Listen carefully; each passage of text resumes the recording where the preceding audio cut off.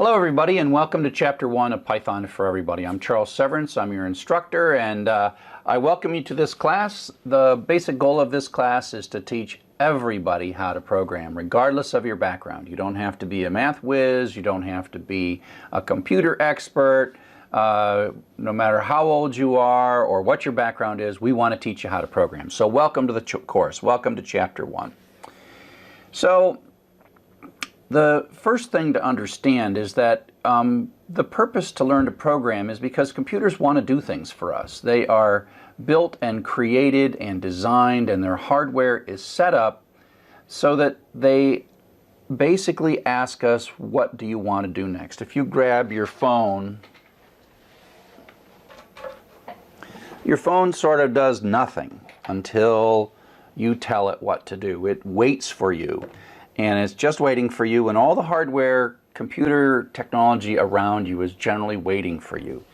And we can use this for useful things. We could play video games. We could have it help navigate for our cars. Someday we might even have self-driving cars. And it's really, in a sense, in my mind, silly if you spend your whole life not really understanding this technology. And I think it's important that we learn to tell these computers what to do rather than just let them increasingly control our lives. And so, as we'll see, computers aren't very smart on their own. We humans are the ones that imbue them with knowledge, but we need to learn to speak their language. It is much easier for us to learn to speak their language than it is for them to learn to speak our language. Although, with these cell phones, we're starting to see little bits where they can begin to understand, but you would be amazed at the 40 or 50 years that it has taken us to understand how to build programs to begin to understand. So I'm bringing you into something where you are going to learn the ways of programming and the ways of the computer, because it's easier to teach you how to program than it is to teach this how to work in your world, even though ultimately the goal is to get this to do work for you.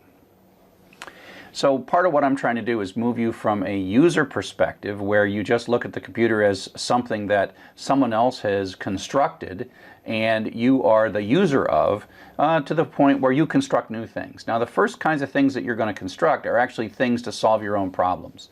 And it's very popular now to work on data, and Python is an excellent programming language for data mining and data analysis, and that's a lot of what we're going to do in this course, although really it's a gateway to all kinds of things like, artificial intelligence or gaming or navigation or mobile applications or entertainment, all kinds of things. But first we have to learn to program. We have to move from using the computer as a tool to using the tools within the computer that allow us to change how the computer sees the world.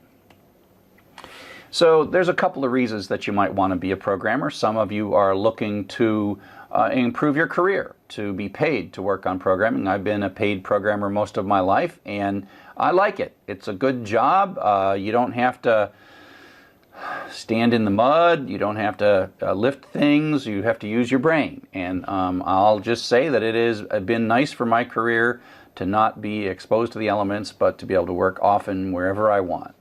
But that's actually our secondary goal. Our first goal is to get you to write programs that solve problems that you have to solve. Maybe you have a job as an accountant or a lawyer or something else, and maybe you run across some data. Maybe there's some system that logs your time and it's not quite giving the report that you want to give. And so you say, could I just grab the log data myself and write a program to do some analysis to say, oh, what's the average this versus that, or the average of some other thing, right?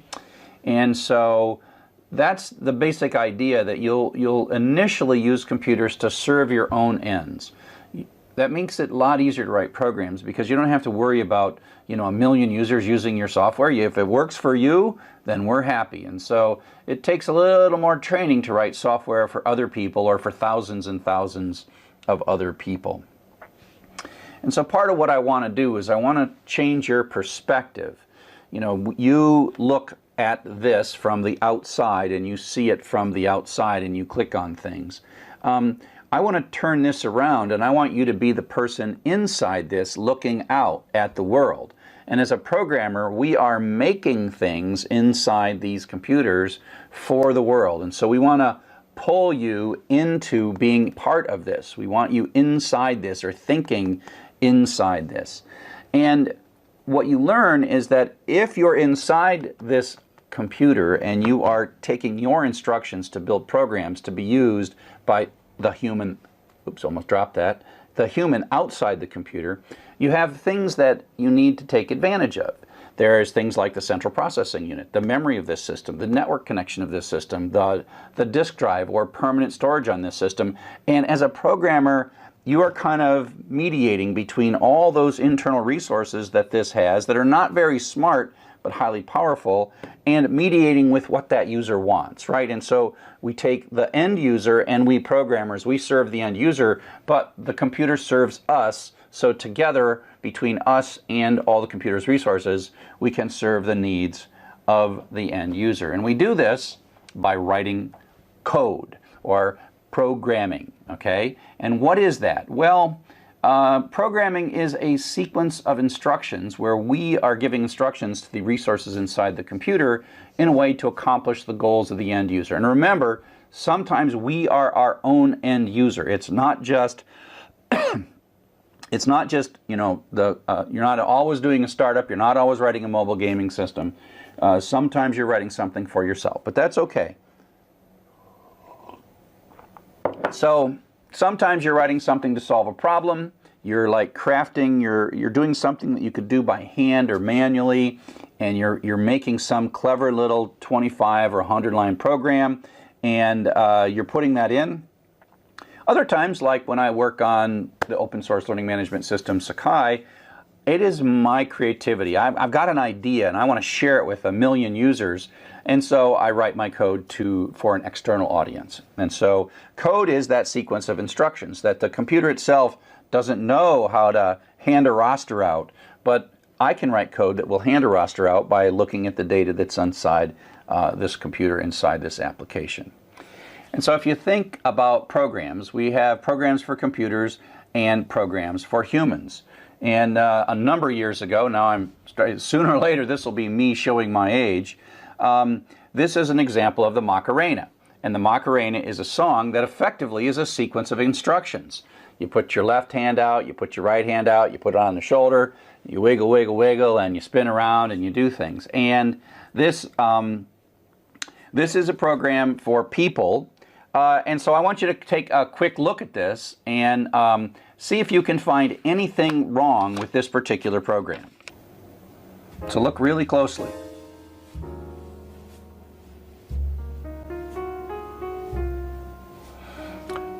So I'll show you.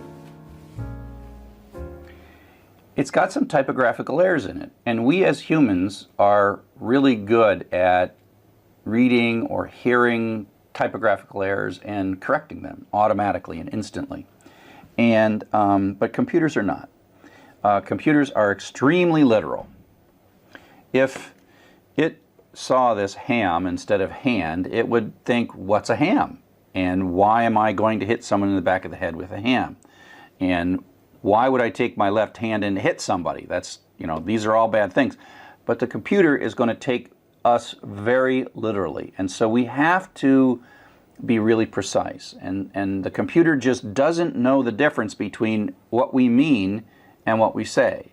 So we have to be very precise. And this is one of the great frustrations that people have when they first start using computers. And so we have to get this right. We have to get these little bits of text exactly the way they are. Computers will blow up with syntax errors, and they seem to make quite a fuss when you make the tiniest of errors, but you'll get used to that. I mean, that's not because you're bad or you're less than awesome. It just means the computers can't compensate when you make small mistakes. And so you got to get used to the fact that the computer is sort of intellectually not as strong as you, and so it gets confused really easy. Even though when it gets confused, it says seemingly mean things to you. So you'll get used to that. Okay, so the first thing I want to do is I want to throw up some text, and I want you to, while this text is up, I want you to count the number of each word in this text and tell me what the most common word is in this text. Okay, so here we go.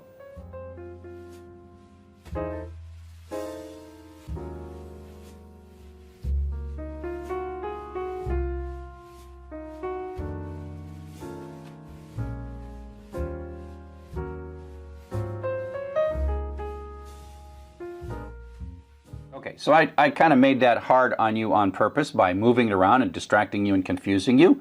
But even if it's not moving at all, it's a little bit, tricky to do. You probably stare at it a couple of times. Your brain is going back and forth and back and forth.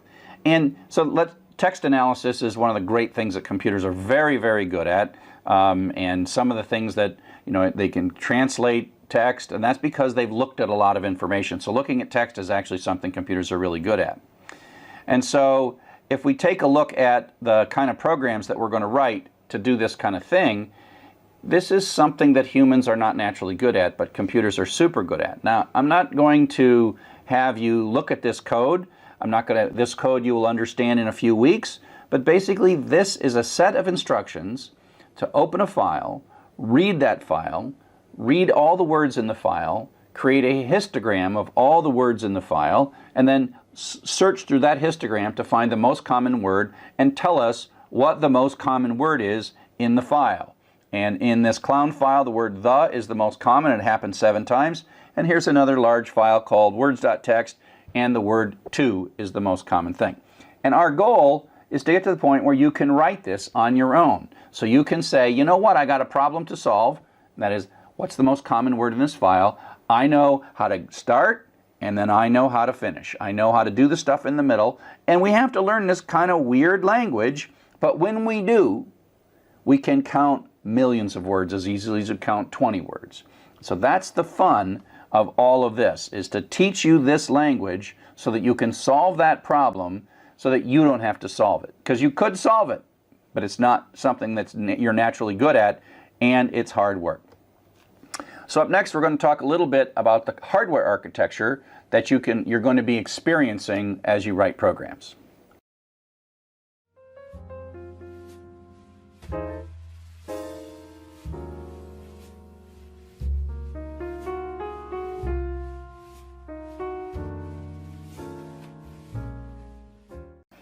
Hello and welcome back to Hardware Architecture. Now you might ask, why do I tell you about hardware architecture?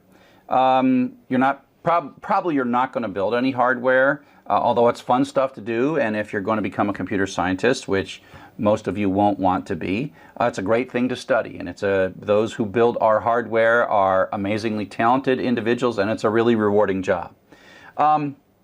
The reason I like talking to you about hardware is because I want to be able to use words at some point and say, oh, secondary storage, or central processing unit, or random access memory, or peripherals, input devices. And I want to be able to say those words, and I want you to be able to understand them. And so I'll start with a little piece of hardware called the Raspberry Pi. And the Raspberry Pi is a cute little single board computer. As we go forward, these things are smaller and smaller and smaller. And the interesting thing is that the architecture of these stays the same, but the number of components drops. So I'm going to start and give you a block diagram of sort of a generic computer and tell you the major parts of it. Now, I'm going to show you some really old hardware, some really new hardware, and then some hardware that is of medium age. And the medium age hardware is probably the easiest one to see. The architecture is the same, okay? And so the basic block diagram is that the brains, if there are brains in computers, which there really aren't, the software is the closest thing computers have to brains, but in hardware, the closest brain the computer has is this, called a microprocessing unit or a central processor unit. And this is designed 3 billion times a second to ask the question, what do you want me to do next? And these little pins on the back are our instructions, like 32 or 64 of these pins. 3 billion times a second, we send an instruction into these things. Now, we can't sit there and talk to it. We can't. And so the instructions we store in what's called the main memory. And this memory is really fast. And the memory sort of feeds this. And so every time the CPU needs a new instruction, it asks the memory where that instruction is. And so the memory feeds the instruction to the CPU does it, says give me another instruction, CPU does it, gives me another instruction, and that is the basic essence of programming. This asks what's next, and this is where your program is stored, or a program you purchased or came with your hardware, where that's all stored, and those are your places. And so you end up inside, your programs end up inside this memory. So then there's so in software you tend to program the CPU. And if you had bought a desktop computer a number of years back, it would have this thing called the motherboard. And the motherboard is called this because it kind of connects all the components together. And so if you buy memory by itself, it does nothing, but it has a place to plug into the motherboard. And if you buy a microprocessor, it has a place to plug into the motherboard.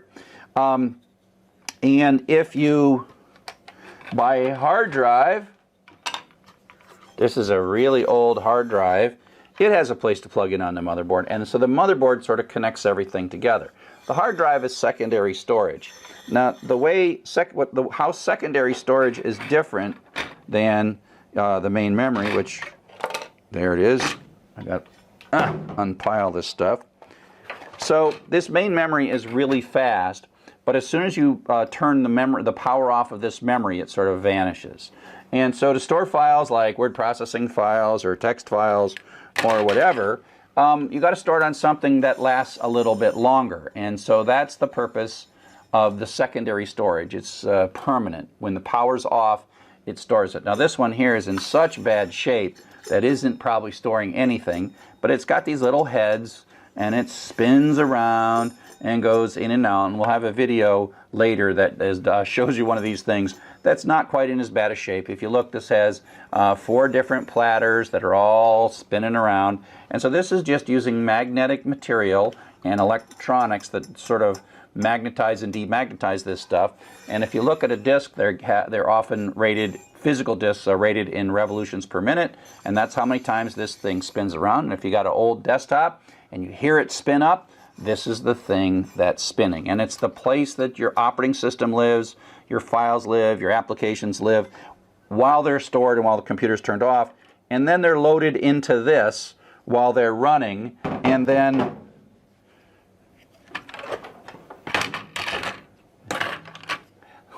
this CPU takes the data from the main memory, and your program runs at 3 billion operations per second.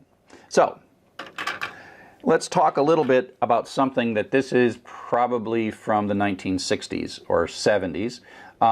This actually has, if you're an electrical person, it has capacitors. Those little silver things are capacitors. These little colored things are resistors, and that's more capacitors. And then there's wires. And wires move everything. And so when you say like this has millions of transistors, oh wait, that isn't a capacitor, that's a transistor. That's a transistor. When you say that this here has etched, and if you look closely at this, go look at a picture of a microprocessor online, you will see that it has millions of these. And so the difference between 1960 and today is this circuitry of capacitors, resistors, and transistors has been microized and put onto this. It's using a photographic process, and they're tinier and tinier and putting more and more on. And if you think going from millions of these to one of these is crazy, the thing that's happening now, and the reason we have whole computers inside our pocket, is that everything, all of this whole thing, CPU, memory, everything, all of it connected, and the storage is being made smaller and smaller. And so this little single board computer called a Raspberry Pi has one thing in it, and it has the main memory, and it has the CPU, it has connections for things like peripherals like keyboards and stuff. Now it doesn't yet have secondary storage on it. The secondary storage gets plugged in right here via USB. And then if you take it one step farther to my phone, it's got the secondary storage built right in. And so, you know, this picture goes from the size of cabinets in the old days all the way down to really tiny.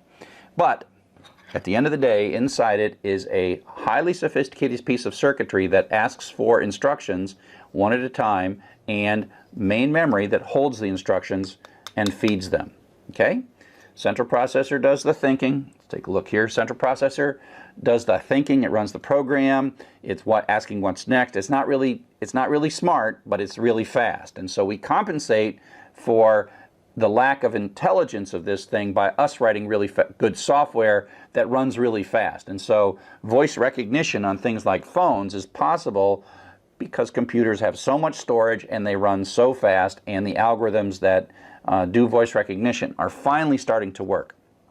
Input devices like keyboards and mice and pens and whatever, they come in. Output devices are like the screens that we see. The main memory is the fast part of the computer that stores all the programs, and the secondary memory is the permanent storage. Increasingly, secondary memory, do I have any USB sticks in here? I don't. Well, increasingly secondary memory is flash RAM or static RAM with no moving parts, and so you, in a few years, you'll not even be able to see secondary memory with moving parts. But that's okay. It's still secondary memory. It's still memory that lasts. And so you, and where your place is in here, is you live in the main memory. This is you. You are here. And so, in a sense, when the CPU asks the question, what next, it is your job to answer that. And you answer that by writing Python code. And so your Python code, you'll write a file in Python code, blah, blah, blah, blah, blah, blah, blah. And then that Python code sort of gets loaded into main memory. There's a magic translation process that happens. And then your code is actually answering this question 3 billion times a second. 3 billion times a second, you're sitting there. But this is you. You're really out here, but you then write a file, and the file's loaded in, and then the file runs. And that's how things are at. And that's your place in the world. Now, what's actually running is not Python code. There is, as I said, a translation process. You write a Python file, and then Python itself translates this into the actual language known by the microprocessor, which is a series of zeros and ones called machine language. Someday I would love to teach you a class on machine language, but for now we're going to teach you Python, and we're going to use Python as a crutch. We don't have to talk machine language, but you could, if you really wanted to, you could know how to write machine language. But I assure you, Python is far easier to learn than machine language. So Python acts as a translator, translates what you're doing into machine language, and then the machine language is what's sent back and forth. But still, even though it's translated to machine language, it's you. It is you answering those questions, and that's what a program is you pre-storing your response to the what next question over and over again. So here's a couple of videos that you can look at on YouTube about a CPU. These CPUs, and it looks very much like this CPU that I've got with me, these CPUs have extremely high heat. When you put this thing, or your computer, on your lap and it starts to heat up, that means it's thinking really, really hard. And so this is a small little old video from a long time ago that shows what happens when you take out the cooling capability of microprocessors and just how hot they can be. And the other video that I have is a hard disk, something like this hard disk that I have, except that it works and they turn the power on. Some of them last for a few seconds, some of them last for a few minutes. It's never I must be allergic to this hard drive. Or maybe it's because there's dust in this hard drive and I keep spinning it and I sneeze. But basically, some of them last for a few seconds, some of them last for a few minutes. It's not a good idea to open them up, but I'm glad somebody opened it up and then did what they did and then recorded it so we can all enjoy what it is that they're capable of doing. Okay? So that's a quick introduction to hardware, mostly so that I can use those words going forward. Now, what we're going to talk about next is communicating in the language Python. That is, writing code and putting it into the computer so that that can execute. Okay?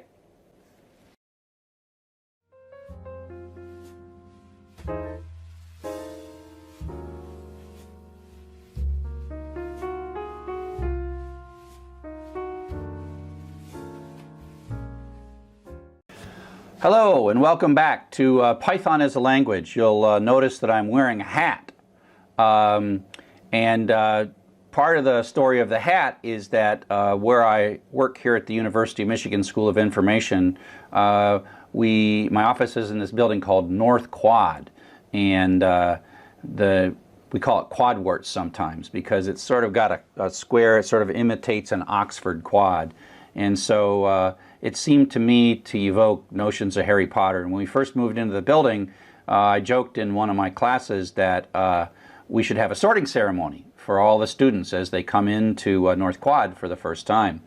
And so that was cool, and I thought that I would belong in Gryffindor, like everyone wants to be in Gryffindor, right? They're the good guys. And my students told me that I couldn't be in Gryffindor, that I had to be in Slytherin. So you'll see me drinking tea throughout the course out of this teacup.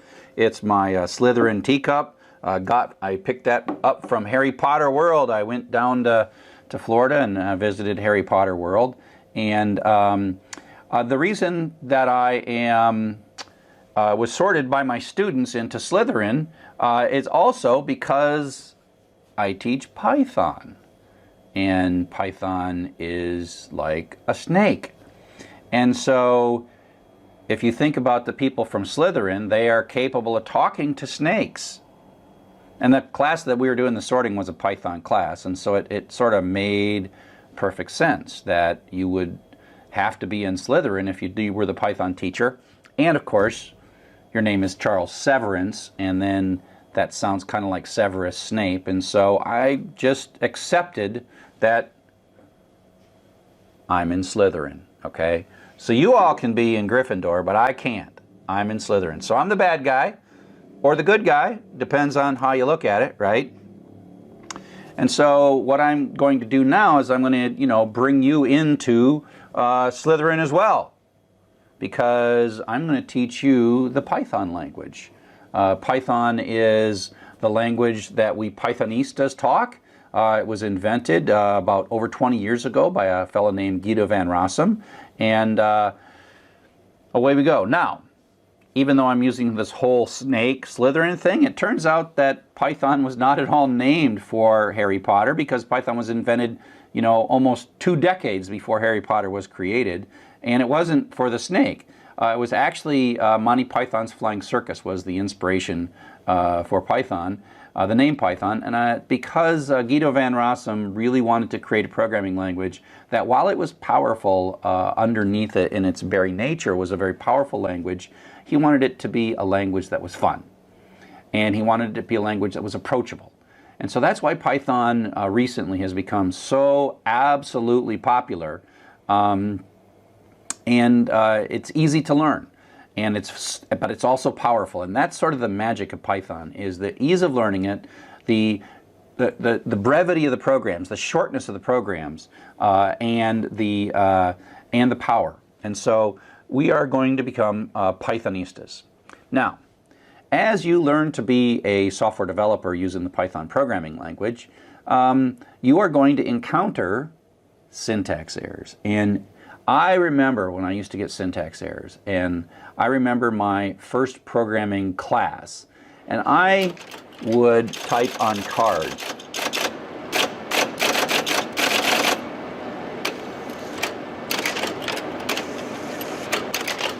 And I would upload those cards to the computer, and the computer would say, "You're not worthy."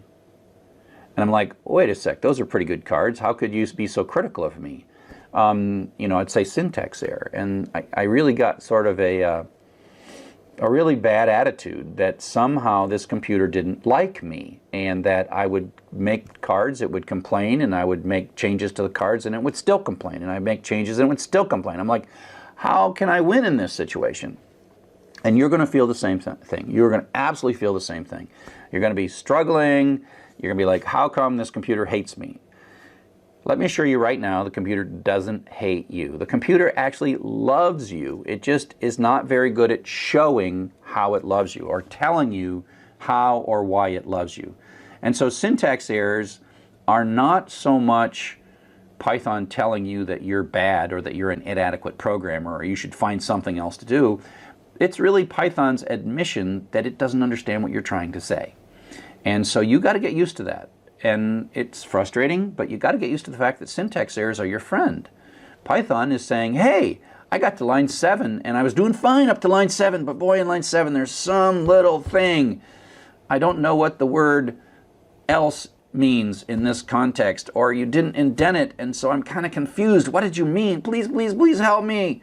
You know, and so it's so much easier for you to learn Python than it is for Python to figure out what you mean when you're writing code. So we have a number of different ways to sort of encode our instructions when we talk to Python. One is we just run Python interactively on our computer. Hopefully by now you've got it installed, and you just type Python at a command prompt. So either a Windows command prompt or a Linux command prompt or a Macintosh command prompt. And I got some examples of how to sort of get this all started, get Python installed, and away you go. Now you'll notice when you run the Python interpreter, the 3 chevron prompt, Python is asking you what next, right? This is you, it's saying, I want to talk to you, I want you to tell me some Python to do. If you know the Python language, you know what to say right here. Now, if you know Python, you can type these languages. You can say, oh, x equals 1, which really means go find a little piece of memory, label it x, and stick 1 in it. Print x is like, go find that thing where you labeled it x and bring me back that number and tell me what I stored in there. Now, why you want to do this, that's a different question. And these are very simple things. It's going to take you a while to get the big picture of why we're doing this. So just trust me that you want to learn these statements, and then later we will successfully turn those into a program. So x equals x plus 1, the third line there. X equals x plus 1 is not as it seems in math. It basically says, hey, go grab the old value of x, add 1 to it, and stick it back in x. That's what that means. So an equal sign really has kind of an arrow to it. And then we say, hey, go look up that x thing that we just did and print that out, and then we're going to say quit. So that's us talking to Python. Now, you can type just about any crazy stuff you want in here, and Python will be unhappy and talk to you. So what we're going to do next is we're going to start talking about the actual language of Python and what it is that we have to say to make Python happy when we're talking to it.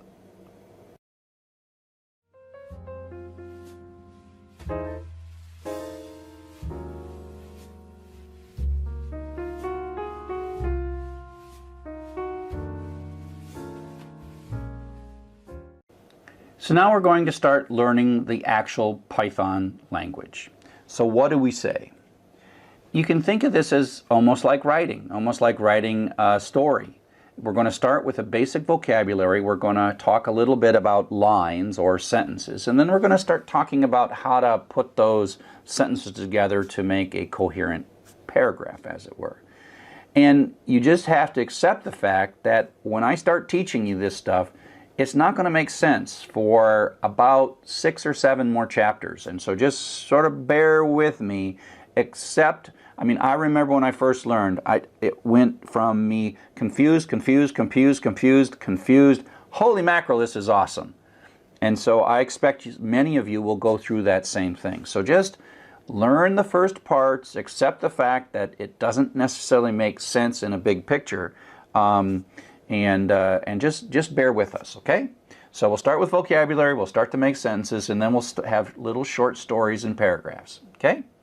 And so this is a short story about how to count the words in Python. It's got a couple of paragraphs, and we are going to look at all of this stuff eventually. So we start with a set of reserved words. And what are reserved words? Well, they're words that Python expects when you use these words that they're going to mean exactly what Python expects to mean. And what it really means is you're not allowed to use them for any other purpose than the purpose that Python wants. It's sort of part of the contract. It's like when you have a dog and you go, what did you think of that television program? And the dog has no idea what you're saying. And then you say, do you want to wait until Saturday to go to the veterinarian? And the dog still doesn't know what you say. And then you go like, how would you like to take a walk? And then the dog goes, walk. I know what that means. And then hits the door, right? And so the way the dog sees you is blah, blah, blah, blah, walk, blah, blah, blah, blah, food, blah, blah, blah, blah, treat, blah, blah, blah, blah, walk. That's kind of how Python looks at these reserved words. When you say class, it goes class. Oh, I know what that means. Now, if I say zap, it's like, oh, zap something that you get to decide, or it's maybe a variable name. So reserved words are simply words that when you use these words in Python, and there's only a few of them, like and or del, or if maybe, pass maybe, in. A lot of these, you won't end up using them. It's just these are reserved for Python and part of the Python vocabulary. This is Python vocabulary. Now, when we move from words to sentences, you see that Python is a series of lines. A Python program is a series of statements. They have an order because the computer wants to know what next, what next, what next. So what next is start at the beginning.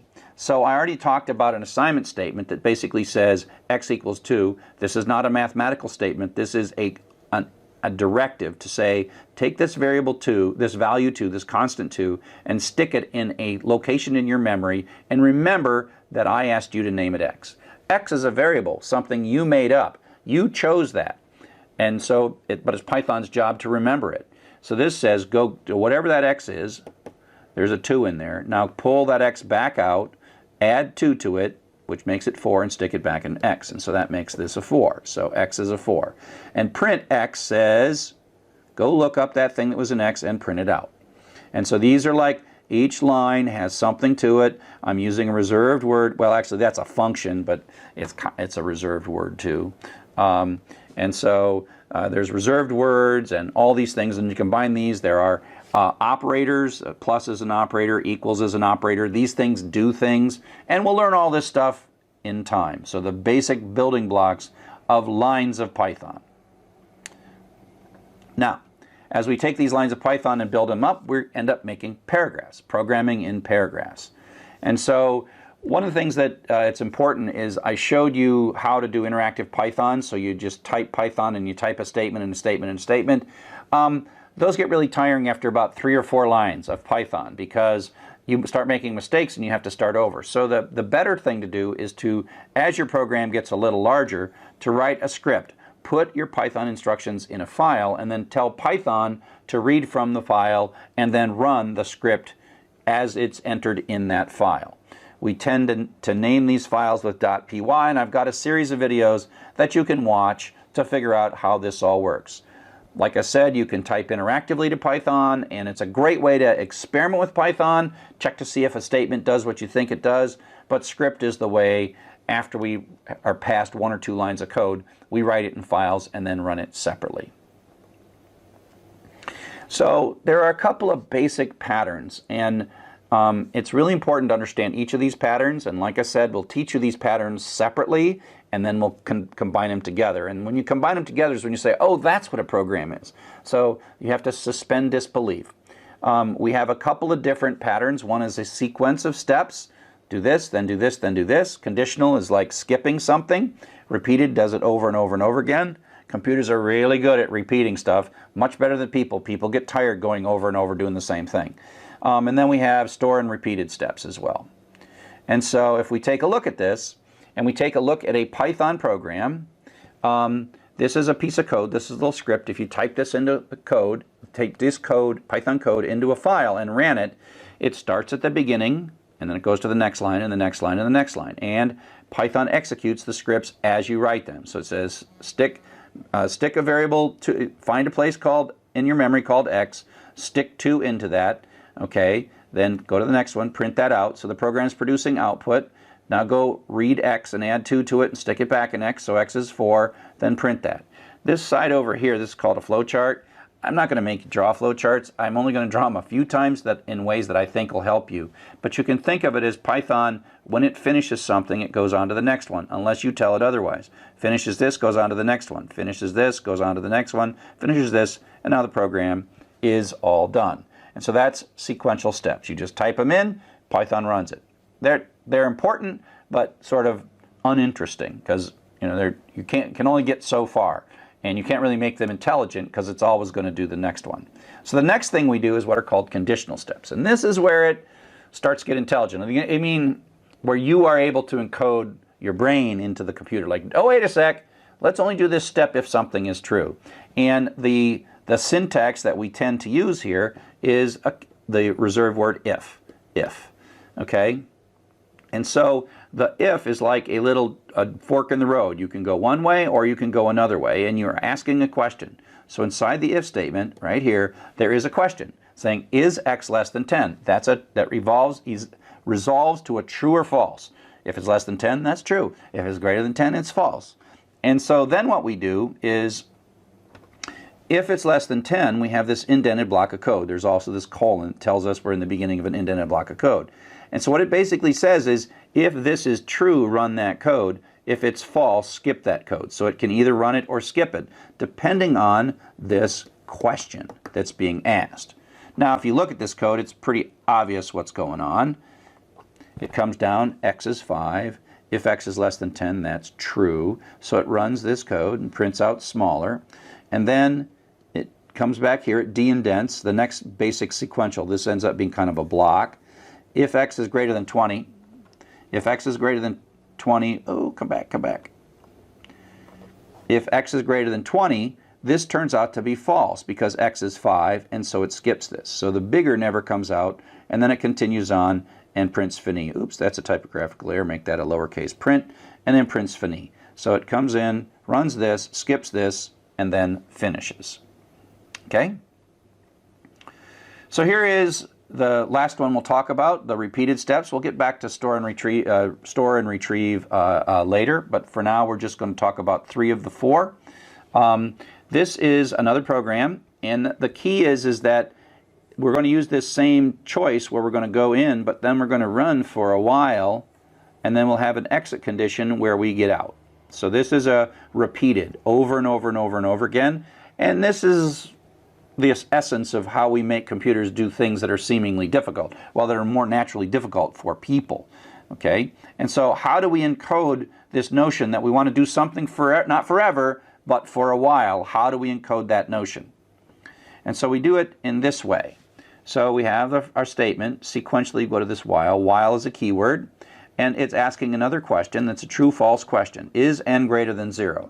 I read this as long as n remains greater than 0, keep doing this indented block. And you have a colon at the end, and then you have 2 lines of code that's indented. So that tells us what the loop is, and then this is now de-indented.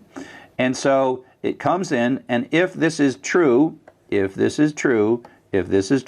runs these 2 lines. Prints out n is 5, and then it says n equals n minus 1, which makes n be 4, and it goes back up, and it goes up and it asks this question again. Is n greater than 0?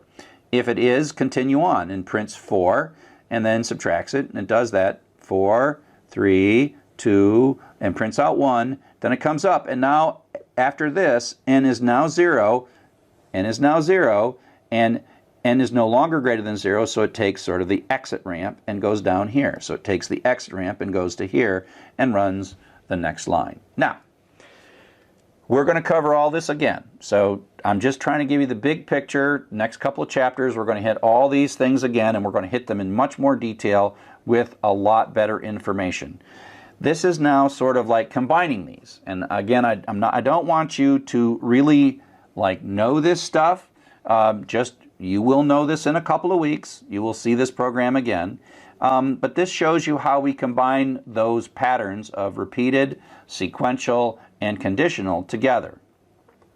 And so this is a bit of sequential code. Comes in here, runs this, which happens to ask for a file name. Then it opens the file. It creates a data structure called a dictionary. This is all sequential. Now the for is another form of loops. So this is going to loop for a while. And then this is within a loop. We can even have 2 indents, and that's another loop. So these are like repeated. And then it goes down to the next sequential bit. Then it does this. Here's another loop that's going to run, and then here's a conditional it's going to run. And then when it's all done, we print out the last thing. And this is, of course, is the program that does, it figures out the most common word and prints that most common word out. And so this is a Python short story. It reads some data. It reads the name of a file. It opens that file. It talks about how to make a histogram. And then it looks through for the most common word. So don't worry too much about this. Over the next couple weeks, we'll fill in the pieces so that you absolutely understand every single line of this code. So, this is a quick overview of Chapter 1. Stick with us. You realize it will be Chapter 7 before this makes too much sense. You really have to trust that you are learning important things and that it all makes sense when we bring it together, like in Chapter 7 in a few weeks.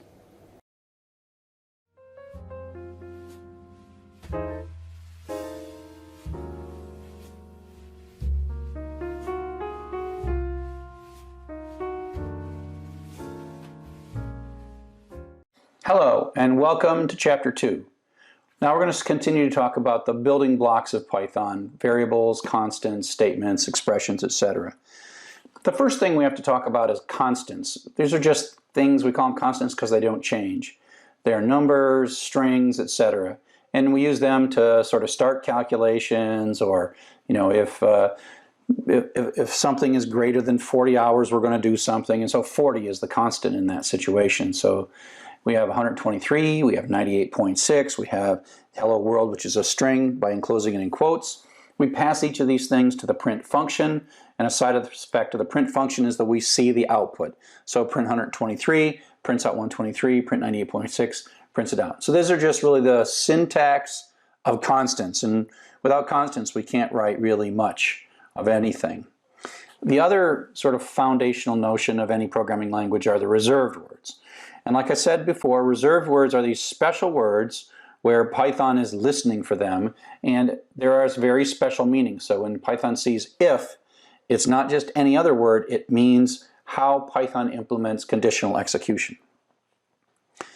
Variables are the third building block, and that is a way that you can ask Python to allocate a piece of memory and then give it a name. And you can put stuff in that.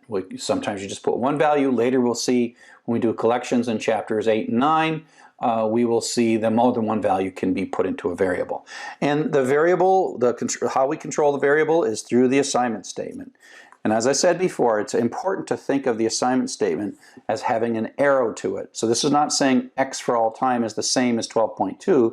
What it's saying is take 12.2, find a place, find some memory in your computer there, Mr. Python, give it a label x, we get to choose the x. That's the variable part. We chose it, right? And then stick 12 in it. And then the same is true for 14. Go find another spot, name it y, and then put a 14 in there. So think of this as an arrow every time you see that equality, the assignment in an assignment statement. Now, these variables hold one value. So now if we have these three statements, these two, and then the third one executes, it says put 100 into x, but that wipes out the old value of 12.2, and it rewrites it with 100. And so we can change the variables. That's another reason that we call them variable. There are some names, some rules for making variable names. You can start with a letter or an underscore. We tend not to, as normal programmers, use underscore. We tend to reserve those for variables that we use to communicate with Python itself. So when we're making up a variable, we tend not to use underscores as the first character. You can have letters and numbers and underscores after the first character, and they're case sensitive, but it's really a bad idea to use case as the only differentiator.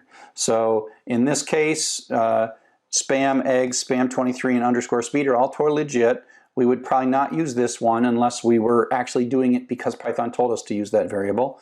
23 spam starts with a number, pound sign starts, and dot is not a legitimate variable character. And spam, capital spam, and all cap spam are different, but this is not something that you want to sort of depend on too much. So that's just the rule names. We tend to start them with a letter and then use letters, numbers, and underscores. Underscores, other than the first character, are generally pretty common, and you'll see those used a lot. Now, when we're choosing variable names, one of the things about variables is we get to choose the name. We get to choose the name x, choose the name y. And so sometimes we like them short, but sometimes we want them descriptive. And the notion that of making variables descriptive is often confusing to beginning students. Sometimes it's really helpful to, if you're going to have a line of text and you name the variable line, that's great, because the next person reading your program says, oh, that must be the line of text. Whereas it also can become misleading that the name of a variable somehow has meaning. So sometimes we'll have even singular variables and plural variables, like friend and friends. And you're like, is plural? Does Python know about singular and plural? And the answer is no. So sometimes we pick variables that make no sense. Sometimes we pick variables that make a lot of sense. This is just something that you as a beginning programmer are going to have to understand, that we can pick anything we want. And so you'll see, I'll try to call attention to this in the first few lectures as we go through. So here's a bit of code with an assignment statement, 2 assignment statements, a multiplication, and a print statement. And you can say, what is this doing? Now, Python is perfectly happy with this code because it assigns it in there. You have said, please go give me this as a label. And then we assign 2 variables, and then we're carefully pulling these 2 variables back out, multiplying them together and sticking them into yet another variable, and then printing that variable out. That seems like, you know, we can figure out what it is. You just have to look really carefully. And a single character mistake, and Python is going to be, you know, pretty unhappy. Okay? So that's one way to write this program. It's hard though, because any of those characters are long variables and they're random stuff. It's not very friendly to anyone who might read your program. Now this looks a little friendlier. It's the same program, because Python just wants a correspondence. You picked A, you picked B, and you picked C, and it's really much easier for us to see what's going on. And so this is, in a way, going from here to here is much friendlier, but we can be even friendlier if we pick mnemonic variable names. So this is not mnemonic, this is short and convenient. This is long and inconvenient. Python is happy with any of these. Here, on the other hand, is another version of the exact same program. And now you think to yourself, oh yeah, now I get it. 35 is the number of hours, $12.50 is the rate, and then we're going to multiply the hours and the rate and come up with the pay, and we're printing out the pay. Now whoever wrote this program is helping us greatly understand what's going on. And that's good. Choosing variable names. Python, again, all 3 of these are the same to Python. Choosing variable names in a way that help your reader understand what's going on is a great thing. The problem is, the danger is, if you read this and you think that somehow Python understands payroll, that if you name a variable hours, that Python knows what hours means. The answer is, Python really doesn't care what you name the variable, as long as what you name it, you use it, right? And so you got to be careful. And so you'll see, I will, when I write my code in these first few weeks, first few lectures, I will sometimes write it with gibberish. I'll sometimes write it with extremely short but meaningless variable names. And sometimes I'll use meaningful variable names. And I'll call your attention to it, and it will get you. You'll start, when you look at this third kind, it has meaningful variables or mnemonic variable names. You'll just instinctively want to give Python more intelligence than it sort of deserves. I guess that's probably the best way to say that. So we've talked about constants, we've talked about reserved words, we talked about variables. And so here we have a sentence, like we've already done some of these things, where we set x equals 2, we retrieve the old value of x and add 2 to it, so that becomes 4, and then we print 4 out. Print is a function that's built in, and we pass in whatever we want to print out. So this parentheses is part of a function call. Okay, so an assignment statement, you have to really get your head around the notion that it has this arrow nature, and that it evaluates this entire right-hand side before we change the left-hand side. And so you can think of this sort of as, at time step 1 it does this, and then at time step 2 it does the copy. And that's how you can have something like x on both sides of an assignment statement. And so if, for example, we have x and x has 0.6 in it, what happens is that it sort of ignores this part right here and evaluates the expression. So it pulls the 0.6, everywhere x appears, it pulls 0.6 out, then it starts running these calculations, and then it has the new value. After all the calculations are done, then and only then is it going to put that back into x. And so it sort of takes that and puts it back into x, and then wipes out the old value, at this point, this has all been taken care of, and it's been reduced down to this 0.93, and so that is what's put in as the new value. So up next, we'll talk a little bit more about making more complex expressions.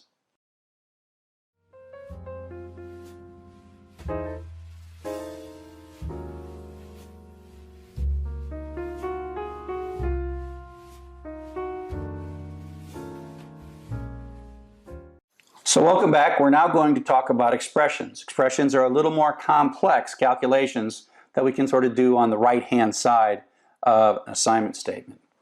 So one of the things about expressions is operators. And the operators in computer programming are often very much the same as the mathematical operators, but we don't have all the fancy characters that we have in mathematics, and so we have to choose what's on the keyboard. And then we really go back to the 1960s and 1970s, and we used what was on the keyboard in the 1960s and the 1970s to make these operators. So plus is addition, minus is subtraction. We don't have a times sign or a dot in the middle, so we use the asterisk as multiplication. Division, we can't put two things over top of each other, so we use slash for division. Raising to the power, because it didn't have little characters back then, is star star, which is raising to the power. And then remainder. Remainder is when you do integer division, it's also called the modulo operator, it's the remainder, not the quotient. And I've got a picture of that coming up. So here's a whole series of little examples of this, right? So we've already seen, the plus, x equals x plus 1. Keep remembering that these assignments are arrows, basically. Arrow, arrow, they have a direction. Multiplication, 440 times 12. Dividing this by, that's division over 1,000, 5.28. Here we're going to put 23 into JJ, and then we're going to do modulo. So that says, take 23, divide it by 5, and give me back the remainder and put it in KK. So this is the expression that evaluates like this. Take 23, divide 5 into 23, 4, remainder 3. The 3 is what comes back up here. Okay, and so that is the remainder. It's also called modulo operator. It turns out that for things like picking a random number and then taking the modulo of 52 as a way to pick a card randomly. So this modulo operator is actually, especially in games and other things, super useful. So that's the various operators. It's important to know which of these operators goes first. That's called operator precedence. Now normally we put parentheses in, like, so if I put the parentheses in here, I'd say this goes first, parenthesis, then this goes first. Oh, actually not that one. Oops, got that one wrong. This happens first, this happens, then this happens. Okay, and so, but it's important for us to be able to know, if there were no parentheses, the order in which these things will happen. So the way things work in terms of operator precedence is parentheses are the most important thing, followed by raising to the power, all else being equal. Multiplication and division are all both equal, and then addition, and then within it's adding left to right. So let's see an example of how this works. And so if we take 1 plus 2 to raise to the 3 power divided by 4 times 5, and we print out what comes out of this. So the way I did this when I was taking exams back many years ago when I was first in computer science is I'd write it all down and I'd look for the highest precedence thing. Now parentheses would make this easy, but exponentiation is the first one. So that means we're going to take this, and that's going to be 8. 2 to the 3rd power, 2 times 2 times 2. 2 cubed is 8. Then what I would do is I rewrite the whole thing with the 8 there. And now I look across and I'm looking for multiplications because the power's been done. The multiplication is what I'm looking for next. And then there is both multiplication and division. They're equal. They're at the same level. And so what happens is they're done left to right. 8 divided by 4 happens before 4 times 5. And so the fact that it's not 4 times 5, but instead 8 times 4 is because of the left to right rule. So then this gets rewritten to be 2. 1 plus 2 times 5. And this one, multiplication, is the top one. So that does this next. 2 times 5 becomes 10. I rewrite it again. And then 1 plus 10, addition, is the lowest thing. And that's how we end up with 11. And so that's how I would do these problems if I ever saw the problem on an exam. And it's a fun problem to put on exams because there is one and only one answer, and every programming class has usually at least one slide about this stuff. So like I said, the rules go top to bottom, parentheses, power, multiplication, addition, and then left to right within it. So we talked about variables and computing values to put inside variables, but the one thing you've kind of also, maybe you noticed it as we go by, is we have different kinds of data. We call it type. Is this of type integer? Is this of type floating point number? Is it of type string? What is going on here? And Python is pretty smart about various kinds of types of data. And so, you know, we're adding 1 plus 4 here, and Python knows as it looks at this that that's an integer and that's an integer, and we'll add it together and make it an integer. So that thing is an integer. We can also use this plus to concatenate two strings. This is hello blank plus there, and plus looks here, says, oh, that's a string and that's a string. So I know what to do with strings. I will concatenate those two things together so it becomes another string that gets assigned into EE, and it's hello space there. The plus doesn't add the space. I added the space by putting it right there. And so these operators are kind of smart in that they kind of know what they're dealing with, and sometimes they will do one thing or another depending on the kinds of values, variables, or constants that they're working with. And so sometimes type can get us in trouble. So here we have EEE, which is hello there because we've concatenated these two strings together. And now we're adding 1. And the problem now is that it looks on one side and says that's a string and that's a number and says, I don't know how to do that. This is another one of those annoying errors that you think that somehow Python doesn't like you, but it just is confused. If you look at these things, traceback always means I quit. It means I stopped, I ran, I'm quitting now because I don't want to go any farther because I've become confused. So your program stops running and you say, here's where I stopped running. Because we're typing interactively, it's always line 1 here. Type it, but if you read carefully and you don't get too stuck on too much stuff, line 1 that tells us something in module type error, can't convert int object to str implicitly. So that's an integer right there, and that's a string, and that's what it's complaining about, that little bit right there. If Python is so grumpy about types, then we should be able to ask it about types. So there turns out that there is, inside Python, a built-in function called type, T-Y-P-E. So we can pass into type. So the syntax is calling a built-in function named type, parenthesis is the parameter that we're passing to it. We're saying, hey, hello, tell me something about the type of the variable EEEE. And so this is a function, the parentheses are part of the function call, and it says, oh, that would be of class string. And then we can pass in a constant and says, hey, what about hello? The string hello, it's like, oh, that's a string too. What about a 1? Well, that's an integer. And so we are asking Python through the type function what the type of either a variable or a constant is. And there are even several types of numbers, and we'll even see Booleans and others like later. Like 1 with no decimal, that's an integer number. 98.6 with a decimal, that's a floating point number. And so, you know, constants can be both integer and floating point.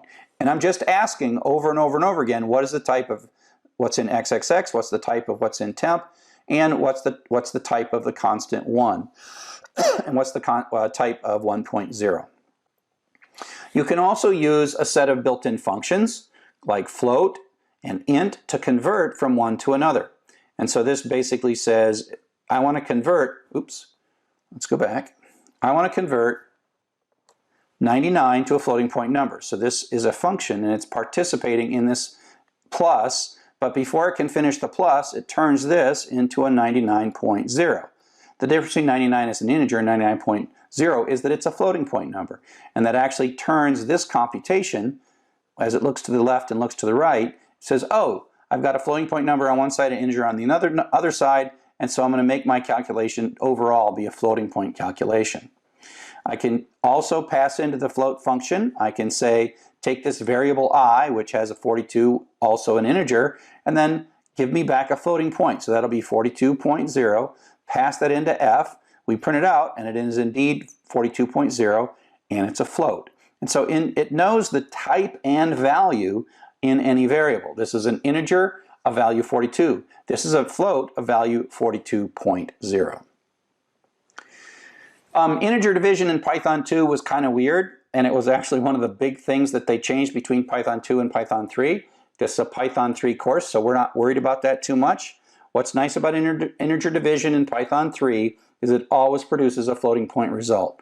And that means that Python 3's division is more predictable and it works more like a calculator. So in this case, I mean, you can go back and look at my Python 2 lectures and see how crazy it was in Python 2. 10 divided by 2 is 5.0. And the weird thing here is these are both integers, but the division forces the result of the calculation to be a floating point number. And this, 10 over 2 could be 5, but 9 over 2 is 4.5. And so that is accurate. In old Python 2, that would give us back 4, which is completely unpredictable and weird. The same with 99 over 100.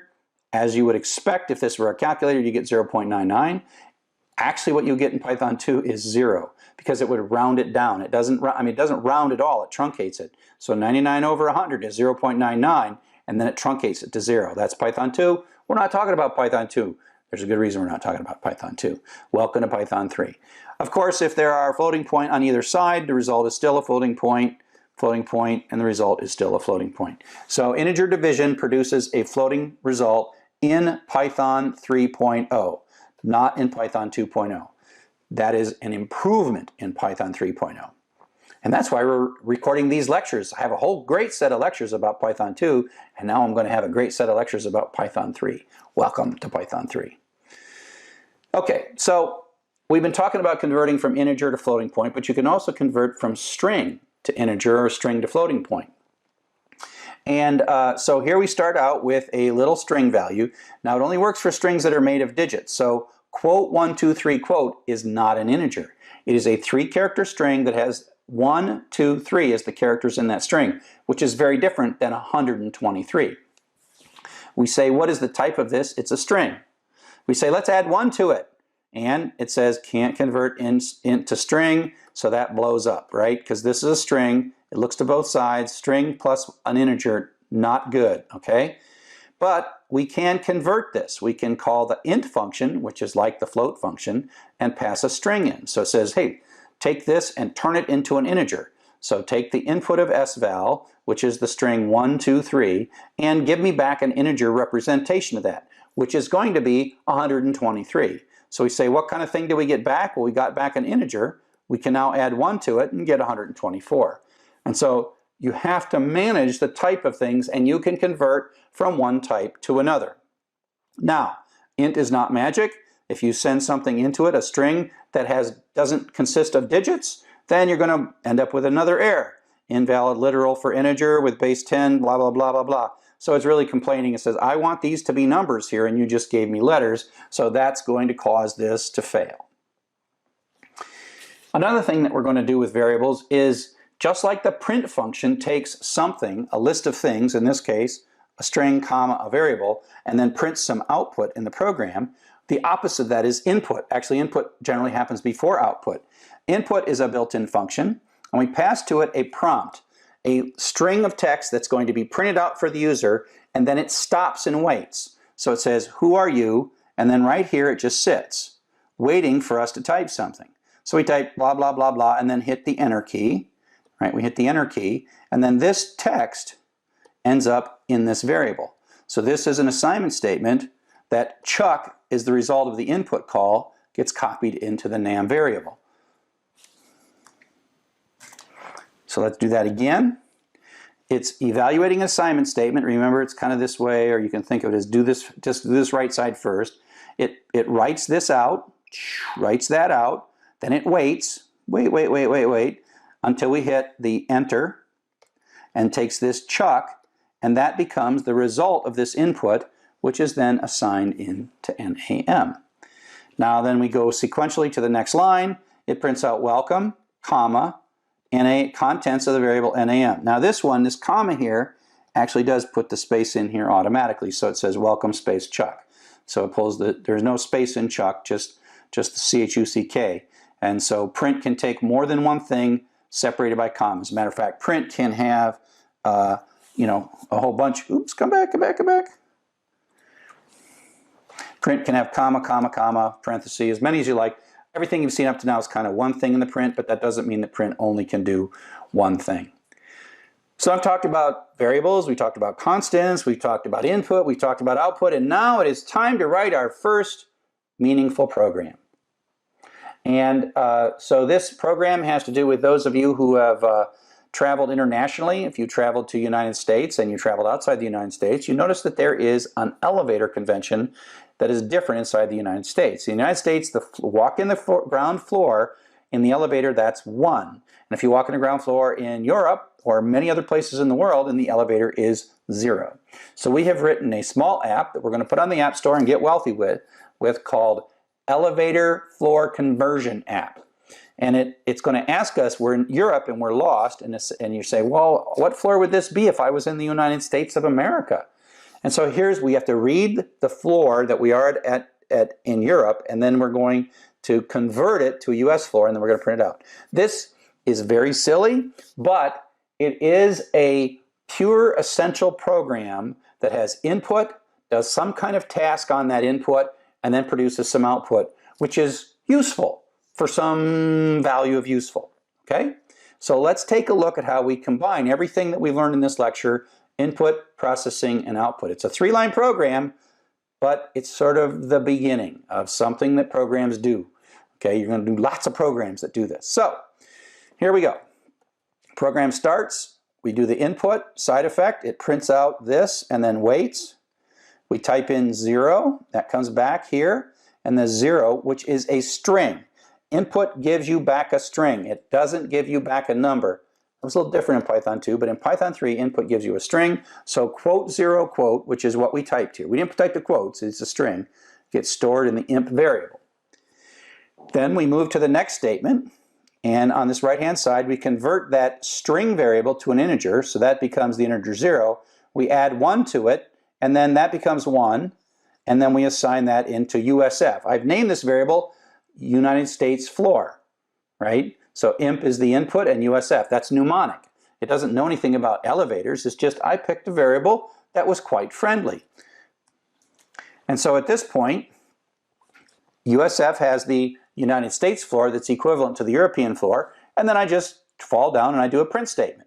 Print out US floor, comma, that's this space right here, and then whatever the contents of the US floor variable is. And you could see that I could write this on 4, and it would say 3. I could write this and say 7, and it would say 6. This is an amazing program. It converts floors in a European numbering scheme. Wait, actually no, I got that wrong. Hang on, let me clear this. I wasn't thinking clearly. I could type in 4 and it would give me back 5. I could type in 6 and it would give me back 7. See, I'm confused. Haven't been in Europe in a couple of months, and so I forgot all about the floors. But that's the idea. Now, this is a super simple program, not super useful, but you get the idea that we're going to pull some data in, we're going to do some intelligent thing. Soon this will be hundreds of lines of code instead of 1 line of code, and then we're going to present the results to our user. Now, another element of most any programming language is what's called a comment. A comment is a way for you to put in a program file some text that's to be ignored by Python or C or whatever language we happen to be using. In Python, comments start with a pound sign. So what you could do is put a pound sign anywhere in a line, and then after the pound sign, Python ignores everything after that pound sign. It can be the first character. So here's our recurring concept that we talk a lot about. We're not going to cover this. Remember what this does. This is counting how many letters. There's 16 thes, and there's in that file there was 6 2s or whatever it was. This is that code. We'll get back to this code. But what we've done here is I've added some comments that are really for human consumption. So this first paragraph is get the name of the file and open it. The second paragraph is count the word frequency. You know, maybe I should have said histogram here. Count the word frequency and assemble a histogram. And then here I'm putting this pound sign in, find the most common word, and then I'm all done, I print the stuff out, right? And so all I'm saying is comments are for people to read. Your next programmer or the person who's going to change your program after you're done with it, and they're nice. And you don't have to use any particularly weird syntax or variable naming conventions. You put a pound sign in and you can write anything you want from that point forward. Okay, so We've talked a little bit about variables and types and mnemonics and how we would choose variable names and how expressions work and the various operators, converting between different types, printing, input, output, and comments. So that just kind of gets us sentences. And coming up next, we'll talk about conditional execution, where we're really starting to move up to paragraphs. So see you in a bit.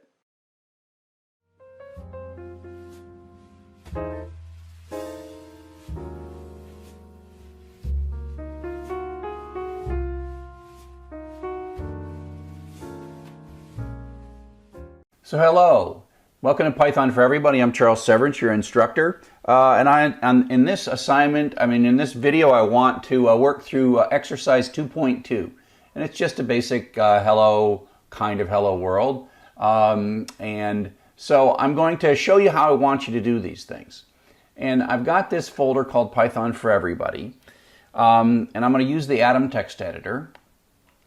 So the whole thing is it's supposed to say, hello, enter your name. There's the last one we did.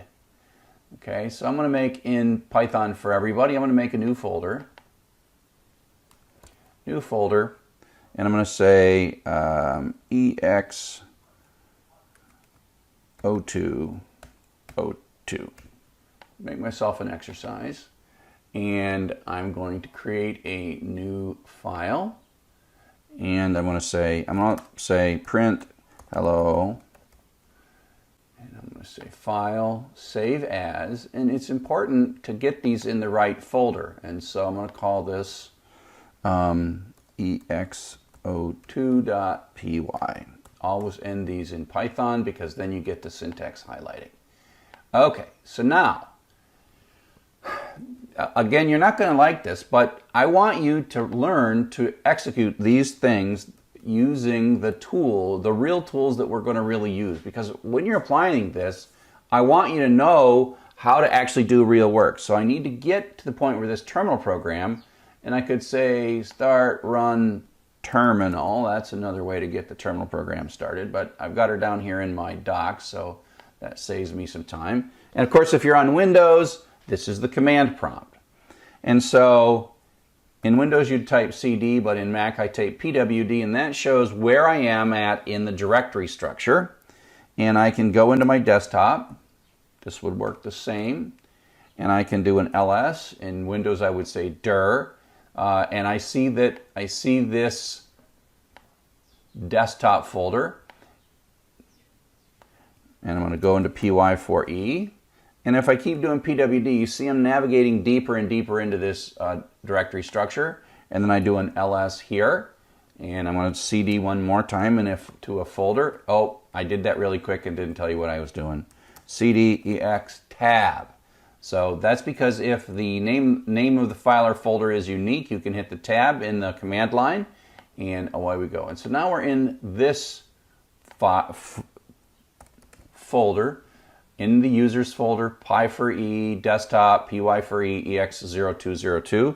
And then if I say ls, and that's what you want to get to. You want to get to where you know where you're at in the folder structure and you know the file that you're going to run. And I've saved this, and so if I say python3 ex02.py, it runs. And now I know that what I'm doing in this screen can be run in this screen. And oh, I did that again. I hit the up arrow and I can run it again. So you'll find that the way you write these programs is you write them here and then write them here and run them here. And again, there are shortcuts and those are crutches and you might like them, but I just want you to learn how to use your computer like a real person uses the computer, because that's when we start dealing with databases and files, and you're going to want to know where you're at on your computer. And so if there's some fancy clicky button thing that says automatically run Python, that's convenient, but I want you to know all this stuff. Okay, enough about, well, probably I'll just keep talking about that all the time. So, now that we've got our problem, write a program that uses input to prompt for their username and welcomes them. So this is pretty simple. Go back to Atom. Come on, Atom. Okay, so we have to have a variable, NZT Later we'll talk about choosing variable names. Right now I'm going to choose a crazy variable name. Input is a function, and then you put a prompt. And that's supposed to be enter your name, colon. And I'm going to put a space in there. So I'm going to save that and just run it for yucks. And there you go. That's one thing you'll get used to, is just typing gibberish really quick. And then we're going to say print, what do we got to say here? Print hello.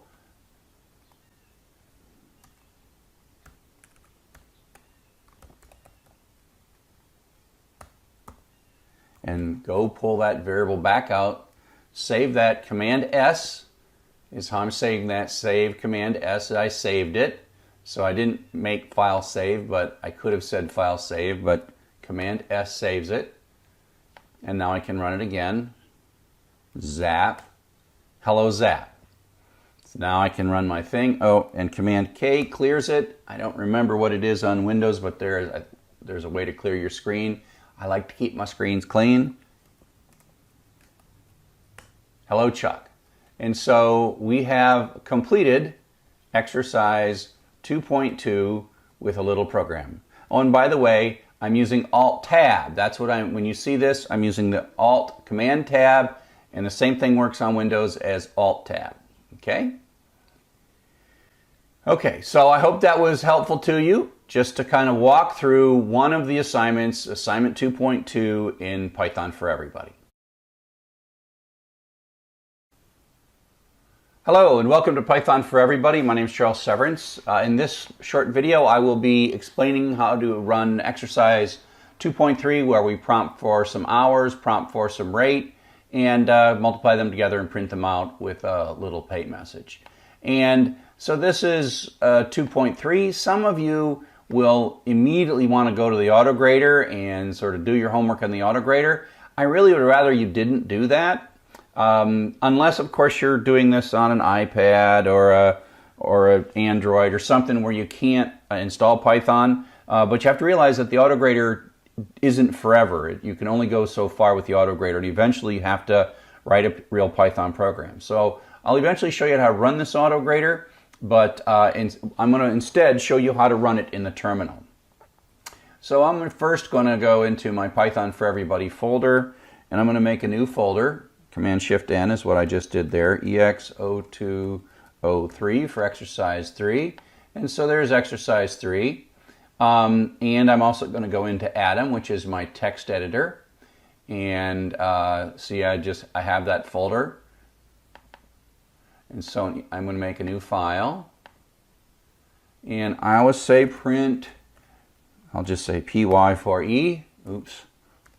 PY for E. And then I'll say file. Save as, and I want to make sure it's in here, and it's going to be EX_02.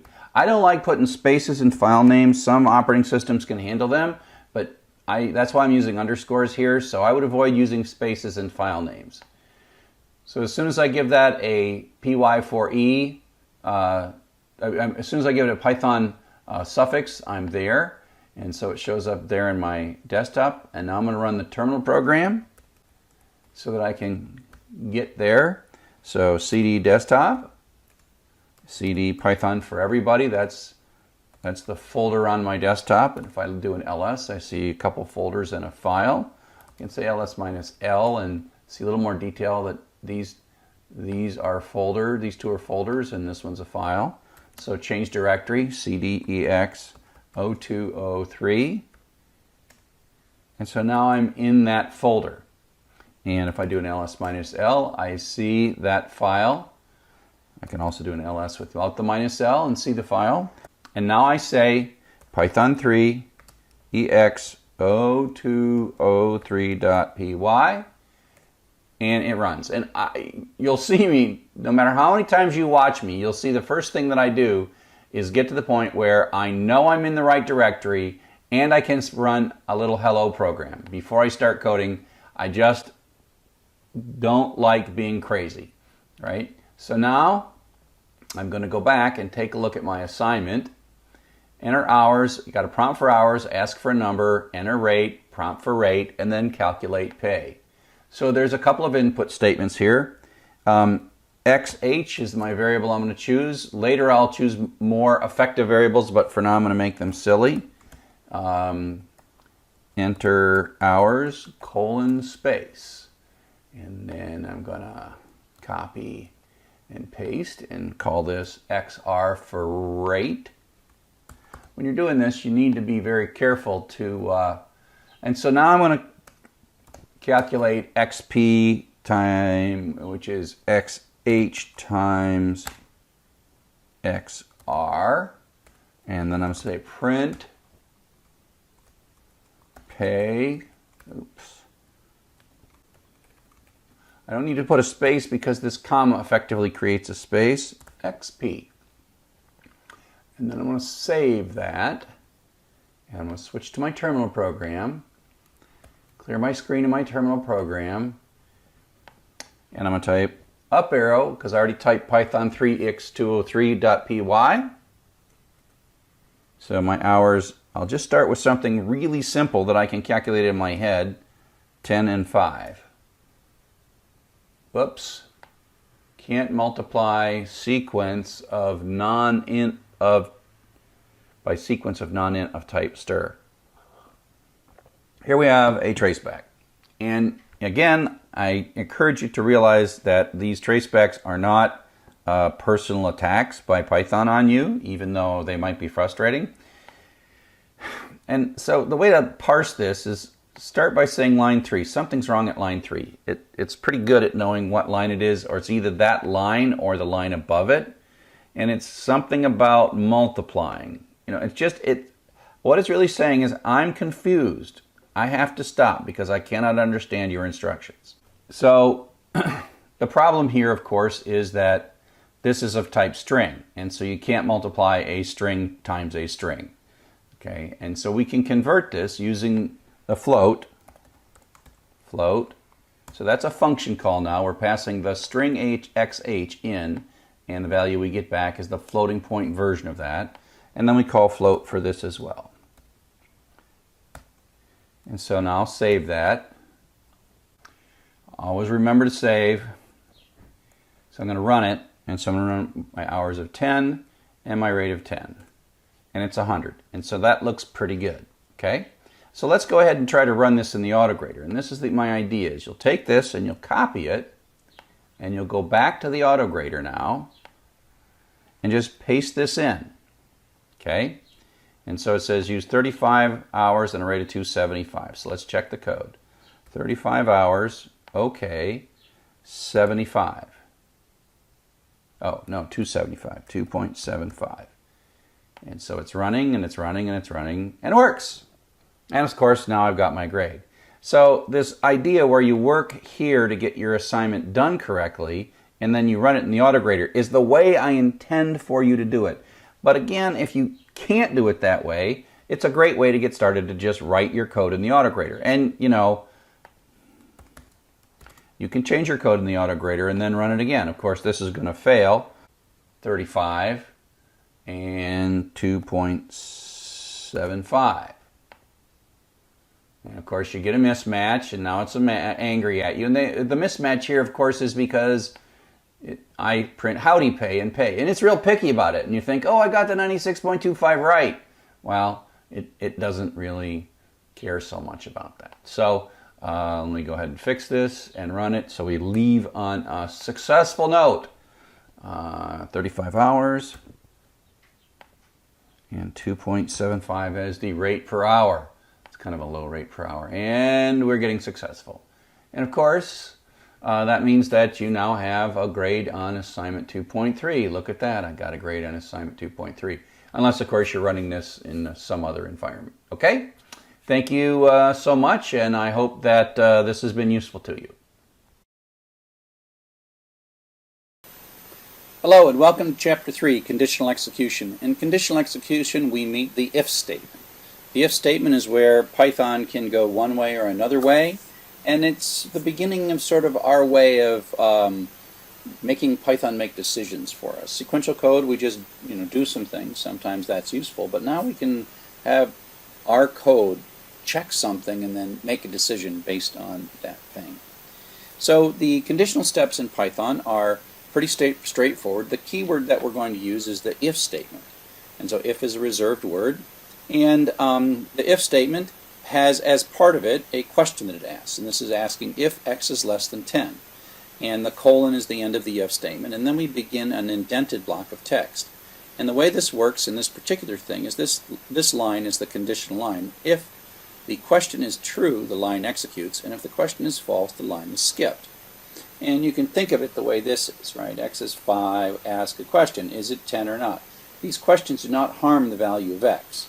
If it is, then we run this code, and then we sort of rejoin here, and then we test this next if, and if that's true, we do this code, and then we do there. But in this case, it's going to be false because x is not less than 20, and so it just continues down here. So if we look at how this works, it runs this line, then it sees this question, it skips that line. So this line does not run, and so smaller prints out and fini prints out. Okay? And so that's the basic idea of an if statement. And the indentation, when we are done with an if statement, we de-indent back, and there's this little block. This is one sort of if statement, and this is another if statement. And these are the two conditional lines that either run or they don't run, depending on the question, the answer to that question. So we have a number of different comparison operators that we can use to ask these true-false questions that say, is this true? So again, we're kind of limited to the keys that were on computer keyboards in 1940s and 1950s, less than or equal to. So we didn't have fancy math characters, so we just concatenated less than and equal to be less than or equal to. This double equals is the asking, is this equal to? And so that's a little tricky. The equal sign is that assignment operator. If I was building a language today from scratch, I would probably make assignment be arrow and the equals question to have an equals. Or I might say, somewhere I would say question equals. But I'm not building this language, so it's not up to me. So this is the question. Double equals is asking the question is equal to. Greater than or equal, greater than, and not equal. So this is the exclamation point is sort of like not equal. So that's sort of not equal. So that's how we do not equal. So if we take a look at some of these in some examples, all of these are going to be true because of the way x is set. If x is equal to 5, that's the question version. That's true or false. It'll execute that. If x is greater than 4, it's going to execute that. If x is greater than or equal to 5, it's going to execute that. Here's kind of a shorthand where if there's only one line in this block, you can kind of pull it up right on the same line after the equals. If x is less than 6, which it is, true, execute that. Then if x is less than or equal to 5, do that. And if x is not equal to 6, do that. Now, like I said, all these questions have been carefully constructed so that they're true, just to kind of show you the syntax of those comparison operators. Now, you don't just have to have a single line of text in the indented block, and this will be something you're going to get used to. So if we indent more than one line, then the conditional code is actually these 3 lines. So the idea is you have an if statement, you come in, you do an indent, and as long as you stay indented, you stay in that if block. If it's false, it just skips all of those. So the way this is going to execute, x is 5, print before 5, is x equal 5, that's the question mark, and that's true. So it's going to run all these, and then come back, and then continue on in the de-indent, so all this stuff is running, right? And then it says x equals 6, well that was false, so that skips all of them. So none of these lines of code run, so these actually don't run, and it says afterwards 6, so that's a mistake. Those don't run right there, okay, because x is not equal 6. Okay? So indentation is an essential part of Python. We use indentation in lots of programming languages, often to kind of demarcate blocks, to show where blocks start and stop. But in Python, it's syntactically correct. You can make an error if your indentation is wrong. After an if, you must indent. and you maintain the indent as long as you want to be in that same if block, and then when you're done with the if block, you reduce the indent. In this rule of indenting, comment lines and blank lines are completely ignored. So we're going to tend to like put 4 spaces. 4 spaces ends up being the normal thing that we do, and you'll see all the code that I write has 4 spaces for each indent. If I go in twice, I use 8 spaces. And we have this instinct of wanting to hit the tab key to move in 4 spaces. Now the problem is that it might look the same on your screen. A tab and 4 spaces might line up the same place depending on how tabs are set. But Python can get confused by that. So we tend to avoid using actual tabs in files. And so most programming text editors, like if you're using Notepad or Text Wrangler, there's a place to set the tabs to say don't put tabs in this document, but every time you hit a tab, move over 4 spaces. And so you hit a tab, but it's like space, space, space, space, space. Now the nice thing about Atom, and this is the text editor we tend to recommend in this class, A, because it works on Windows, Linux, and Mac, but also because it automatically sets this up. As soon as you save your file with a .py extension, you can sort of hit the tab key with impunity, and everything works perfectly. But the key thing here is that Python insists that you get this right, and if you don't get this right, you're going to get indentation errors, and they're just another syntax error. So if you're using something like Text Wrangler or Notepad, hunt around in the preferences and you'll find something about expanding tabs, or maybe how many spaces each tab stop is supposed to be. And so you check these, and what this really is doing is telling your text editor never put an actual tab in the document, but somehow simulate tab stops using spaces. And so here is a bit of code. It's got a nested block, but it gives you this sense that you have to be very explicit when you're reading Python code of whether the indent is the same between 2 lines, the same, increased or decreased. And so every time you increase it, you mean something, and every time you decrease it, you mean something, and literally if it stays the same, you mean something as well. And so if we take a look at this, here we have a line, and the next line has the same indent. This is an if with a colon at the end, so we have to increase the indent, and now we're maintaining it. Okay, so these 2 lines are part of that if, but now we have de-indented. So whether you choose to de-indent this word or whatever, where you do this de-indent affects the scope of how far this if statement lasts, right? It lasts up to, but not including, the line that's de-indented to the same level as the if. Okay, so this is a de-indent. Now we have a blank line, which doesn't matter, and we maintain it. Now we have a for, which we'll learn about in the next chapter, which is a looping structure. Let's do a for runs this 5 times.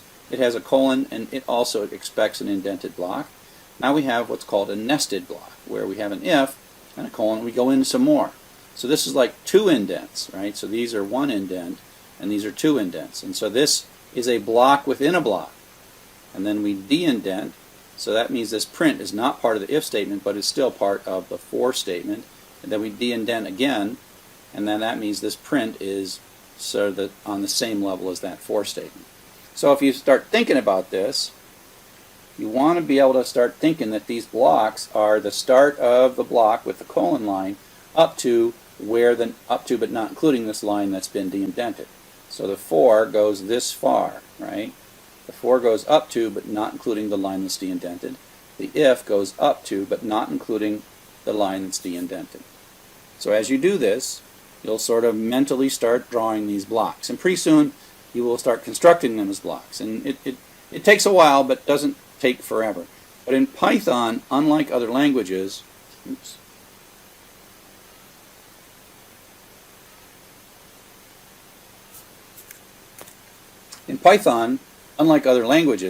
you have this is very important, and it matters, and you can have syntax errors if you get it wrong, because you're really communicating the shape and structure of your code using these indents and de-indents.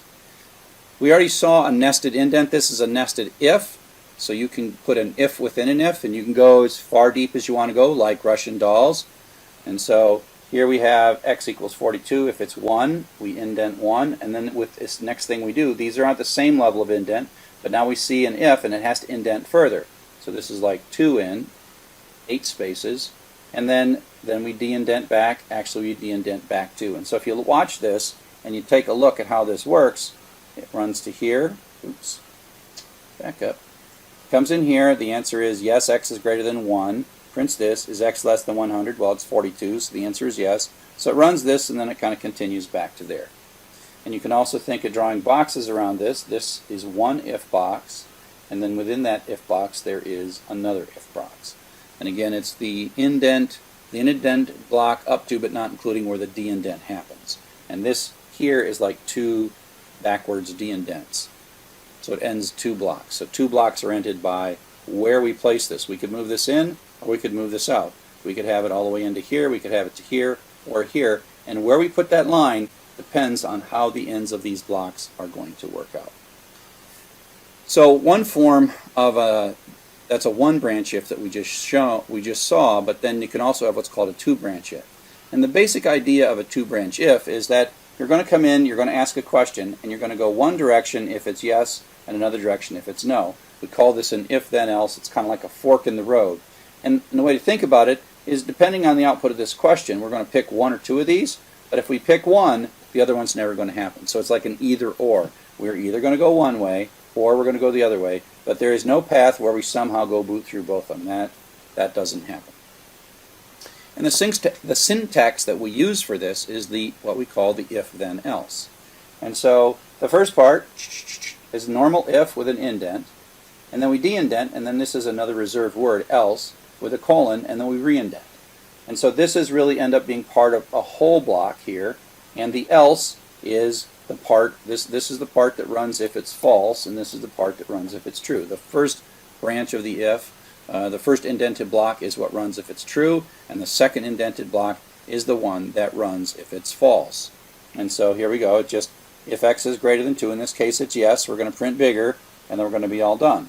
And so we do one, and so this one did run, and this one did not run. So basically with an if then else, one of the two branches is going to run, but there's no case in which both branches run. And again, you sort of draw these blocks around these things mentally, and in this one you sort of take from the if, not the else is really part of the block, up to but not including that print, which is back indented, de-indented back to the same level as the if state. Okay? This Python is actually one of the more elegant languages, even though after a while this indenting, and when you get too far in, it gets a little bit complex. But this is a good way to visualize this with these indents. Coming up next, we're going to talk about some more complex conditional structures.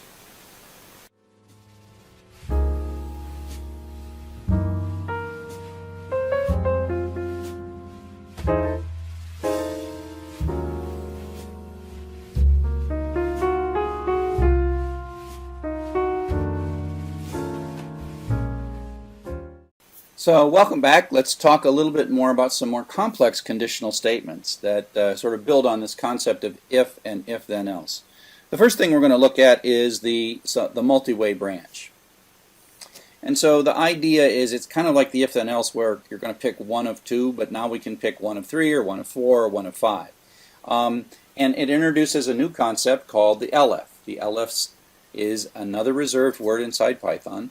And the way it works is, it's probably best to look at this here, where it checks the first one, and if it's a true, then it runs that, and then it's done. It doesn't check them all. It's not like it sees that there are two logical conditions. It actually checks them, the first one, and how you order these matters, as we'll see in a bit. And so if the first one is true, it runs. If the first one is false and the second one is true, it runs this one, and it's done. And if the neither of them are true, it falls through, and there's an else clause that is otherwise, and it runs that. So basically, it's either going to run one and then skip the other two, or it is going to, skip one, skip two, and then run this one. But it only runs in this case one of them. But the important thing is it checks these questions in order, and it doesn't check the second question until it finds that the first. It doesn't check the second question until it knows the first question is false. So if the first question is true, you're done. You're done, and you're done with this. You're done with the whole block at that point. So only one of these three is going to execute in that block. So here's sort of some examples of this. If we, for example, have x equals 0, it's going to come down here, x is less than true, that's true, so it runs this code, and then it skips down to that. And so it's like this, runs that code, and then skips to the end. Okay. On the other hand, if it's 5, then this is false, and it skips that, and it checks this is true, it runs this code, and then it's done, skips to the end. It goes like false, true, run, end. And then if x is like 20, for example, it runs, false, false, run the else clause, and you're done. So skip, oh, else, run that code, and you're done. So in this case, we ran that, and we didn't run that, and we didn't run that. Again, one of them's going to run. They're checked in order. These questions are checked in order, not out of order. It doesn't look ahead. It just checks in the order that you wrote it. You're the one that wrote that order. And so there's a couple of variations on this multi-way. You can have no else. You can have no else, as in this case. And this just means that it might not run any of them. In this case, x is 5, so it's not less than 2, but then it runs this one. But if x was like 50, for example, if x was 50, then this would be false, then it would skip, and this would still be false, and it would skip. And neither of these two would run. So if you don't have an else, you're not guaranteed that one of them is going to run, because else is like the catch-all. If the other ones are all false, then the else is the one that runs. Similarly, you can have many elifs, but this is where it's really important for you to make sure you know what order they're being taken in. So I've got, this, if this is true, it runs, it goes all the way to the bottom. If, this was, if it's false, false, false, true, it runs this one and it's done. If, on the other hand, it looks at it as false, oops, go back. If it runs false, false, false, false, they're all false, then it runs the else. Right? This one has an else, this one didn't have an else. They don't have to have them. The key is you can have more than one of these elifs. Okay? So I got a couple little things. I'll let you pause right now and look at, the question is, are there, looking at the 3 lines or 4 lines of code, x equals something.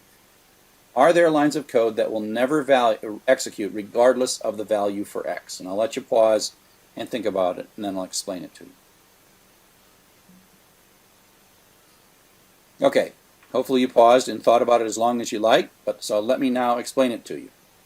So we come in here, and if x is less than or equal to 2, it's going to run this first thing, and if x is greater than or equal to 2, it's going to run this, and if neither of those are true, then it's going to run this. Well, the weird thing is, all numbers are either less than 2 or greater than or equal to 2. I carefully constructed this to the point where it would never run this line of code.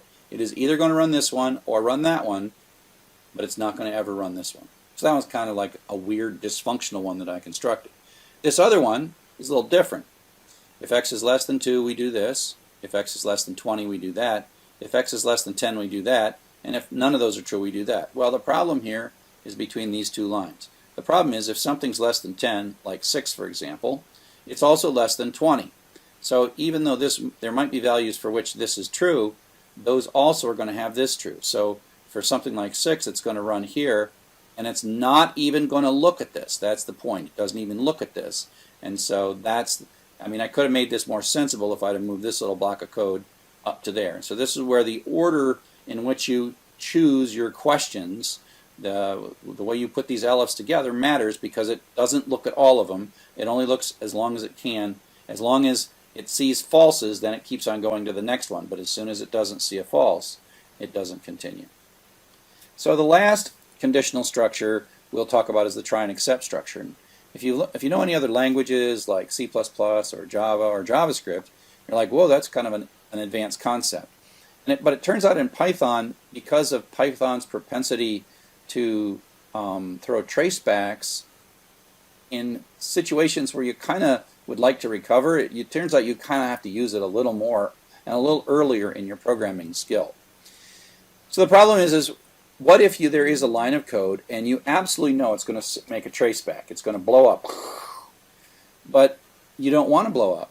I mean, I don't want to have code blow up. If you're using my AutoGrader and you see a traceback in my AutoGrader, that's kind of like, I consider that a failure. I could put an error like, hey, you entered blank data, or you didn't enter a number, but a traceback, that just seems like I'm too lazy as a programmer. So we as programmers are supposed to anticipate parts of our code that are going to blow up potentially based on perhaps the user's input, and then do something about it. And that's what the try and accept are for. It's you take this little dangerous piece of code that might break and might blow up, and you surround it with a try and says this might blow up, and if it fails, run this code down here. Okay, so that's the try, and if you get an exception, the accept is kind of like if you get an exception. And the problem is if you are running code, here's a little bit of code, we put hello Bob in, and then we convert it to an integer, and we know from past experience that this blows up. Right? You can't take hello Bob and convert it to an integer. It's just going to blow up. The problem is, and you know, here we are. It says, oh, you blew up on line 2. That's great. And I'm not very happy with hello Bob and whatever. But the important thing is your program stops. These other lines, they don't, oops, these other lines, they don't exist. Right? It doesn't go any further. Remember the traceback is Python is really confused and I don't know what to do next. So Python is just going to be conservative and stop. So Python stops and your program stops. No matter how much error checking you put down here, it doesn't matter because it's gone. It's all gone. And like I said, we take this kind of personally because the code that you write is like you being put into the computer, giving it instructions. And if the code blows up, well, that sort of wipes you out. You're not in the game anymore. You're not able to do anything. So we want to be able to, especially in these situations where we can anticipate that an error that might happen in the normal course of your program's execution might be something that you want to compensate for. And that's what the try and accept does. So here's a bit of code for the try and accept. And we just have 2 little bits of straight line code. And so we put a string in here that's hello Bob, and then we're going to convert it to an integer. This is the dangerous code. This code in this case with hello Bob is going to do a traceback. And so we say try, and then we indent the dangerous code, and then we add this little accept bit. If it works, the accept is ignored. If this blows up, it runs the accept. So in this code, it's going to come in, it's going to try this. This is going to blow up, but instead of giving a traceback, it's going to say, "Ooh, I've got an available accept. I'm going to run this accept code, and then I'm going to continue on." And so that prints out first -1. So because we set this variable ister to -1, like a little flag telling us that something went wrong. And then we keep on going, and now we have put in 1, 2, 3, the digits 123, the digits 1, 2, 3, and now it's going to work, but we still have it in a try block, and then this one works, it does not blow up, and then it ignores the accept block. So the accept block is only triggered when something goes wrong in the code. It is ignored if something doesn't go wrong. So it's like you bought an insurance policy on this line of code, and when things go wrong, your accept block springs into action and does whatever it is that you want it to do in the case of an error. Okay, so that's a pretty useful thing. You got to be a little bit careful that you don't overuse it, because if you put more than one line inside the try part and one of the lines blows up, it doesn't come back to the try block. And so in this one here, we have kind of a simple, silly one where we set the string. We're worried about some stuff. Well, the print statement's never going to blow up, so it's a bad idea to put it in try except anyways. Then we do this conversion, and that's the dangerous part. And in this one, it's going to blow up. And so then it's going to go to the accept block, and then run the accept block, and then continue. What it doesn't do is somehow go back and finish this. So these lines are gone. So if you look at it like this works. The try starts. Hello. This blows up. It goes to the accept. It runs the accept, and it continues on. Never runs that code. So it's not like you took out an insurance on the whole block. Any of those lines can blow up in the block, but whichever line blows up, that is the last line that's executing in that block. Okay? So you tend to want, in this particular example, you would probably, the print statement would go out there, and this print statement would come down here, and you would only put in your try block the single line of code that you think might blow up, because you kind of know print statements aren't going to blow up. So this is an example that's a more common real-world example where the user is going to type some data. And it's users that get us in trouble. So our program starts by asking the user to enter a number, And we know that this could be dangerous, so we're going to do it. We're going to put the conversion from string to integer in a try block, and we're going to set -1 if that's a failure. And then if it's greater than 0, we'll say nice work, and if it's less than 0, well, not a number. So first time we run this program, out comes enter a number. We type in 42, which is a string. That 42 goes back into roster, runs in here. This runs, it's fine. That becomes a 42 number, so we skip the except block, and ival is greater than 0. We print out nice work, and we skip the else. Okay, so it says nice work. On the other hand, if we run it again, this time, the input says enter a number, and we're silly. We enter the word 42, but in words, 40, F-O-U-R-T-Y. So that's a string, and that goes into roster. And then the execution continues. We run in here, and now this is going to blow up. That's going to blow up. Normally, we would see a traceback right there. There'd be a traceback. But we're not going to because we put this calculation in a try and accept block. It's going to immediately run the accept block, set ival to -1, continue on with the program. See, you are not blown up at this point. And if ival is greater than 0, well, it's -1, so we're going to hit the else clause and print out not a number. So we've done error detection. The user set something that caused a line of our code to kind of blow up, but we put that line in a try and accept block, and so we caught it, and so we dealt with that fact. So in summary, in this, we talked about if statements, we talked about else, we talked about try and accept, how important indentation is to mark blocks where they begin and the end, and an else if, and try accept. So up next, we're going to talk about loops and iteration.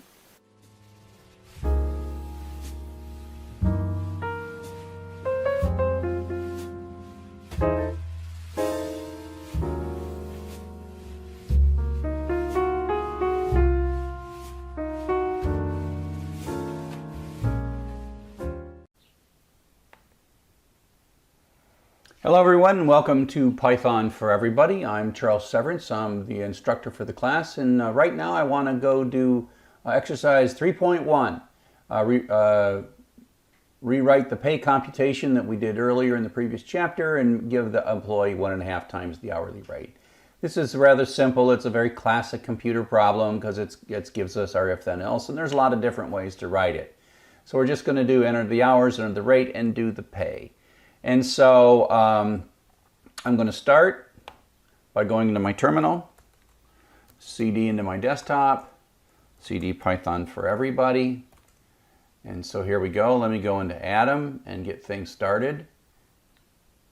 I've already got this folder, this file from the last one, assignment 2.3, and I'm just going to save as. So I'm going to duplicate this file, and I am going to go up to py4e, and then I'm going to make a new folder. I'm going to call that folder ex0301 for exercise 3.1, and then I'm going to call this ex0301.py. Now that's just the same files I had before, and if I do an ls, you'll see I've got the new folder. So I cd into the ex0301 folder. So that's the folder that I'm in, all the way down into this folder, and I do an ls, and I see this file, and so life is good. And I can say Python 3, ex0301py. I'll just put in 1010, so it's 100. Now, the thing is that we're supposed to give time and a half for overtime, and so that means if there's more than 40 hours, 10 and 50, it's not supposed to be 500, it's supposed to be 500 plus half of 10 extra hours, because the 10 extra hours are the 10 above 50, so that should be, I don't know, we'll figure it out. It's easier to run a computer. Okay, so this is the code we've got. So what I'm going to do is change this. I'm going to make a new variable called AR, I'll call it FR, stands for floating point rate, and floating point rate is going to be the float of the string rate. Let me just call this SH for string hours and SR for string rate and SR. So this stands for, my variable is FR for floating point rate, just so I can keep them straight in my head. SH is string hours, and so now I'm going to say floating point hours is equal to float of string hours. And now I can change this, so I just am saying FH times FR. So I split this out. I can even like print FH comma FR. It's perfectly fine when you're writing this to add like, oops, extra print statements just for your own sanity. So now we're going to read the two values. We're going to convert them to floating point numbers. We're going to print those floating point numbers out. We're going to multiply them, and then we're going to have the pays. And then I save it. Always remember to save it, right? So it has this little dot up here. All editors give you something that tells you you didn't save it. And so I always keep saving it, because if you come down here and you run it and it's like it didn't change. Well, that's because you forgot. So let's do our 10 and 50 hours. So we see this extra print statement that came out. That's that extra print statement right there. Let me make this a little smaller, and let's move this over here so we can see it a little better. Yeah, make it a little bigger so we can see a little better. So that print statement's there. And, you know, just for yucks, I'm going to comment that out. And so commenting things out is a good way to keep stuff in that you might want to kind of turn back on. It's a way of thinking about it. I don't want this line to run, but I'm just keeping it here. Comments are usually for users to read, but they're also a way to tell the computer to ignore what we're doing. So, okay, so the problem here is this calculation. That is not time and a half for overtime. So, so the way we're going to solve this is with an if statement. If the floating point hours, FR, is greater than 40, we should, I'll say print overtime, and then else, colon, the if and the else have to line up, print regular. So I'm not going to do anything different. I'm just going to print the words regular and overtime. Okay? And I just save that. I'll do it so fast you'll watch the little blue dot happen and then go away. That's because I hit Command S to save it, because I've done this way too many times. So I'm going to run it. I'm going to say, hours is 10 hours, $10 an hour. It's regular pay. If I do it this way, I can do 50 hours at $10 an hour. That's not good. What did I do wrong? FR is greater than 40. What did I do wrong? It's still saying for 50 hours. Something's wrong here. It's saying it's regular. If FR is greater than... Oh! That's because I just like messed my program up. So look, I called this variable SH and this SR, and then I get the floating point for the hours. But look, I'm checking if the rate, FR, that's the mistake. So it's really, I've got to look for FH. That's a logic error. It's a perfectly fine program. Python's perfectly happy with that. And I was messing up. I kept putting, see, I was typing the rate in. I was just typing it backwards. I was crazy. And again, that can be the kind of mistake that you run into. I mean, I didn't do that on purpose. I did it because I haven't drank enough coffee yet this morning. Hang on, let me get some coffee. I have more coffee. I'm still going to make mistakes. So now, there's no little blue dot, so it should work better now. Python, run it. So 10 hours, $10 is regular pay. Run it. 50 hours, $10. I did it wrong again. I told you what I wanted to change, and then I didn't change it. FH. Oh, I'm like crazy. Again, you can be crazy too. Can you look right at it? I looked right at it. I did the wrong thing. Hooray! It says overtime. And now you notice, I mean, I'm not being silly here where I put this print statement in, and it's so tempting for a programmer to just immediately try to like, bam, finish it. And I don't know why I did it this way. Maybe because I know that I'm flawed and I know that I make dumb mistakes like that. And what can I do? So I was just being really careful there. Now I know, let's just be sure, if it's under 40 hours, it's going to be a regular computation. And I'm going to leave these print statements right in here for a while because whatever. So here's the interesting thing. So I'm just going to indent this because the regular pay is to take the number of the hours times the rate, okay? And now I got to come up with a slightly different pay. XP is equal to, and so there's a couple ways to do this. We can say time and a half can be calculated by saying the rate times the hours. Well, let's do it this way. Let's call it regular. The regular pay is the rate times the hours. FR times FH. And then the overtime pay is equal to now we know that we have more than 40 hours because we couldn't do this in here. So if I say the number of hours that you've worked, FH minus 40.0, that is the number of hours above 40. So if this is 50, then the FH minus 40 is going to be 10. And then I'm going to multiply that times the rate, FR, except you get 1.5 times, right? So your overtime pay is the excess hours times 1.5 times the rate. Actually, no. I see I made a mistake already. The extra overtime pay, because you're going to get all your regular pay, so the 50% or the half is the extra. And see, I'm confused, so I'm just going to print out reg, comma, OTP. And if those numbers are right, I can do XP, which is the pay, is equal to reg plus OTP. See, my program is always, I have to make it a little smaller. Let's make it so you can see the whole thing, right? So I think I got this right.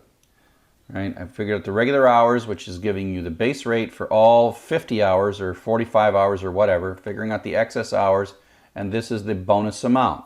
There's lots of different ways that you can calculate this, but in general we have an if statement on this side, and this else is the easy one, and that's 40 hours or less. So if we're doing greater than 40.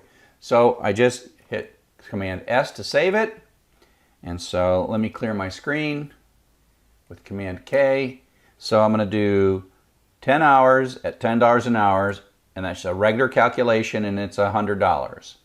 And so if I do 50 hours at $10 an hour, so my regular pay was 50 times 10, and then the excess pay is $5 an hour times the extra 10 hours, which is $50, and so my pay is $550. And so it looks like I've got this calculation right. And so here's the thing. I have been putting these extra print statements in. It's a real common thing for a programmer, and you can look on GitHub and see code that I write, and I just leave these in because, you know, that could be broken. But you're not supposed to print this extra stuff out, and if you do this in the AutoGrader, it's going to complain about these extra things. It's going to consider you broken. And again, so I comment those out to do one final test, and notice the little blue dot, so I have to save it.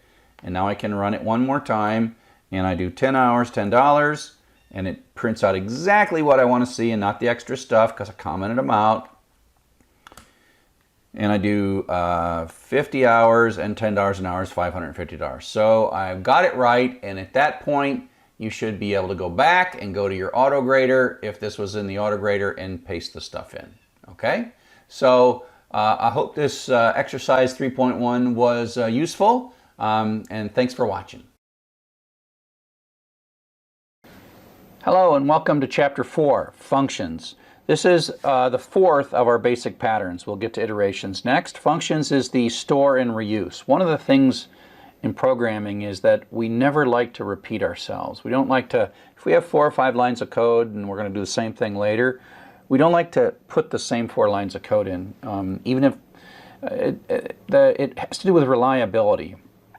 If you find something wrong with those 4 lines of code and you got them 12 different places in your program, then you got to find all 12 places and fix them. So like collect those to one place and then call them and reuse them. And that's the idea of store and reuse. So this is how functions work inside of Python. The first thing we notice is there is a new keyword def that stands for define function. And the def is like an if statement, or we'll see fors and whiles, that they end in a colon, and then they have an indented block, and then the indented block de-indents, and that's the end of the function. And so there's two statements make up this function. The key thing that you have to understand and get used to is this def part is actually not running any code whatsoever. It's actually remembering the code, and that's what I call the store phase. The def creates a bit of code and records it like a macro, although it's much more complex than a macro, and it names it whatever you chose. You gave it a name. We named this one thing. And so it, as a side effect of Python reading or parsing these three lines, it doesn't do anything, but it remembers. These two lines are what you would like to run when you invoke thing. So this is the definition of a function, and this is the invoking of the function. But so this doesn't do anything. So there's no output here from that stuff right there. But then what happens is you invoke it. And this thing looks like it's part of Python, but you in effect have extended Python with your def statement. And so when it sees thing, it goes up and runs your code. And so out comes hello fun. And then it comes back and goes to the next line, does print, so print comes out. And then it goes back and like, oh, this is the reuse part, but we get to reuse it. We define it once and we use it twice. Then it runs this code again and then goes to the next line and it's all done. So this little bit came out twice. And of course this is really simple so that I can fit it on a page, but you get the idea that I don't want to repeat. This might be, 15 to 100 lines of code, and I don't want to type those over and over again. So I say, hey, store these in a name that I choose, and then when I invoke them, bring them back and then run them again. Okay? So that's the basic idea. We actually have already been using functions from the beginning. The print is a function, right? Print is a function. Every time we see print, P-R-I-N-T, parenthesis, and then we have some stuff in here, we are calling the print function. This is the syntax with two little parentheses, is the syntax for functions.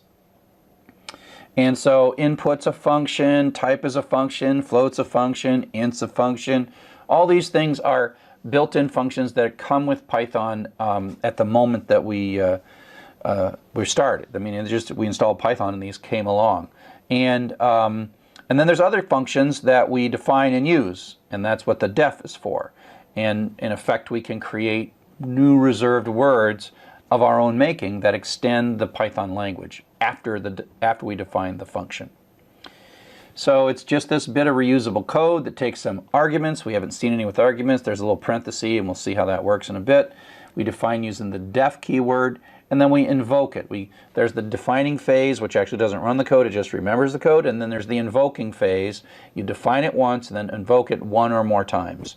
Calling the function or invoking the function, we think of those two things as the same thing. Call, invoke, or just the terms we use. Most people just say call the function, but invoking it is a perhaps more descriptive way to think about it. So here's an example of a function. It is built into Python. It's called the max function. And we can pass some parameters into the max function. So we pass the hello world string. Now, like much of Python, max knows what kind of thing is being passed into it, and it knows that it's looking for the largest character, the lexicographically largest character, and in this case it scans this little, that's inside the max code, it scans through and finds the largest character. So apparently lowercase letters are higher than uppercase letters because in English we get back a W, and so this is what's called the return value. So this is an assignment statement. Let me clear this and start over. So this is an assignment statement, so it has to evaluate this right hand side. And a function call is nothing more than like x plus 1. It's something to evaluate. It runs the function code, passes in this argument, and then this residual value, this is called the return value, we'll look at this in more detail, becomes the result of this little bit in the expression, and there's nothing else. We could have, w plus 1 or something. And then the w is what's stored into big. Okay, so we print big, and big is a variable that has the letter W inside of it. And then we ask what is the smallest, and that finds the blank, and so we get a blank to see this. There's a min function and a max function. Both of these are built in. These are built-in functions. They're always there for us.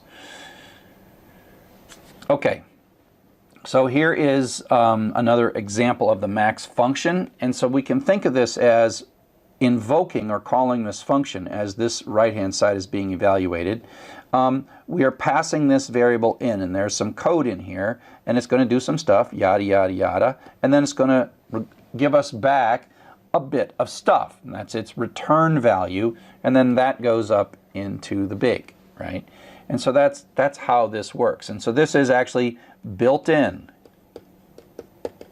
or burnt in, I guess I can't draw.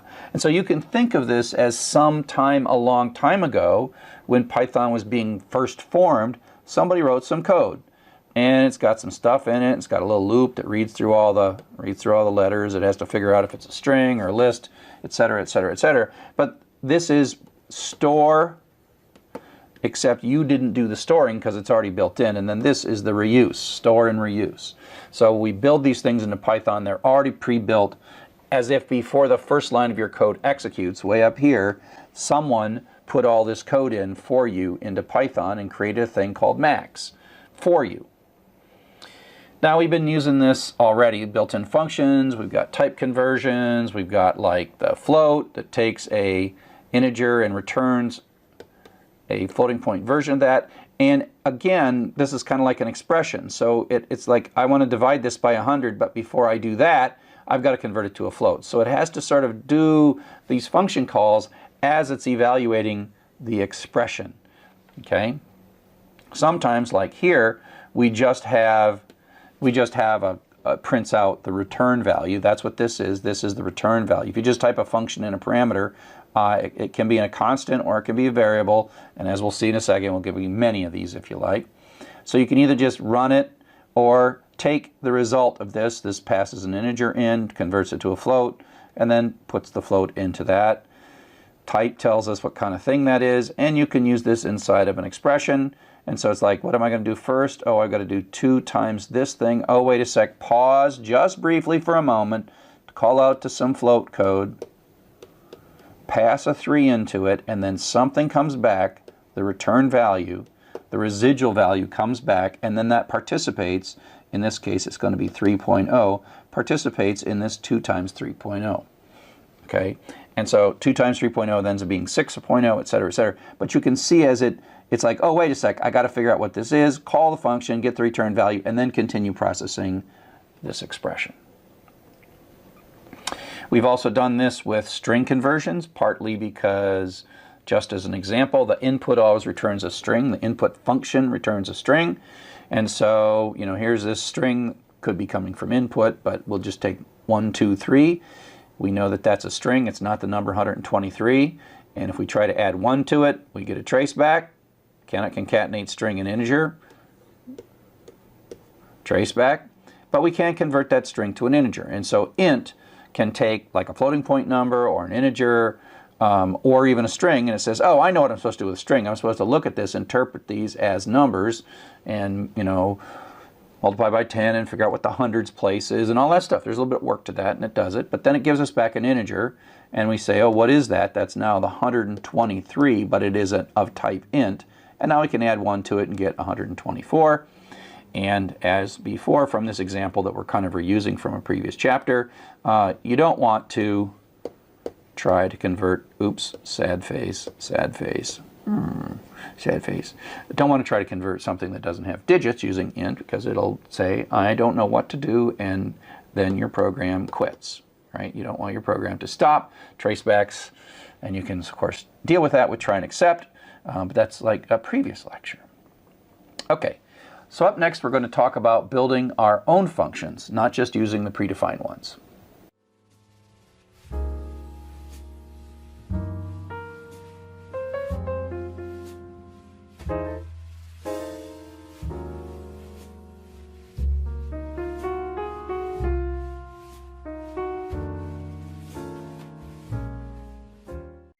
So welcome back. We're going to continue and start talking about building our own functions.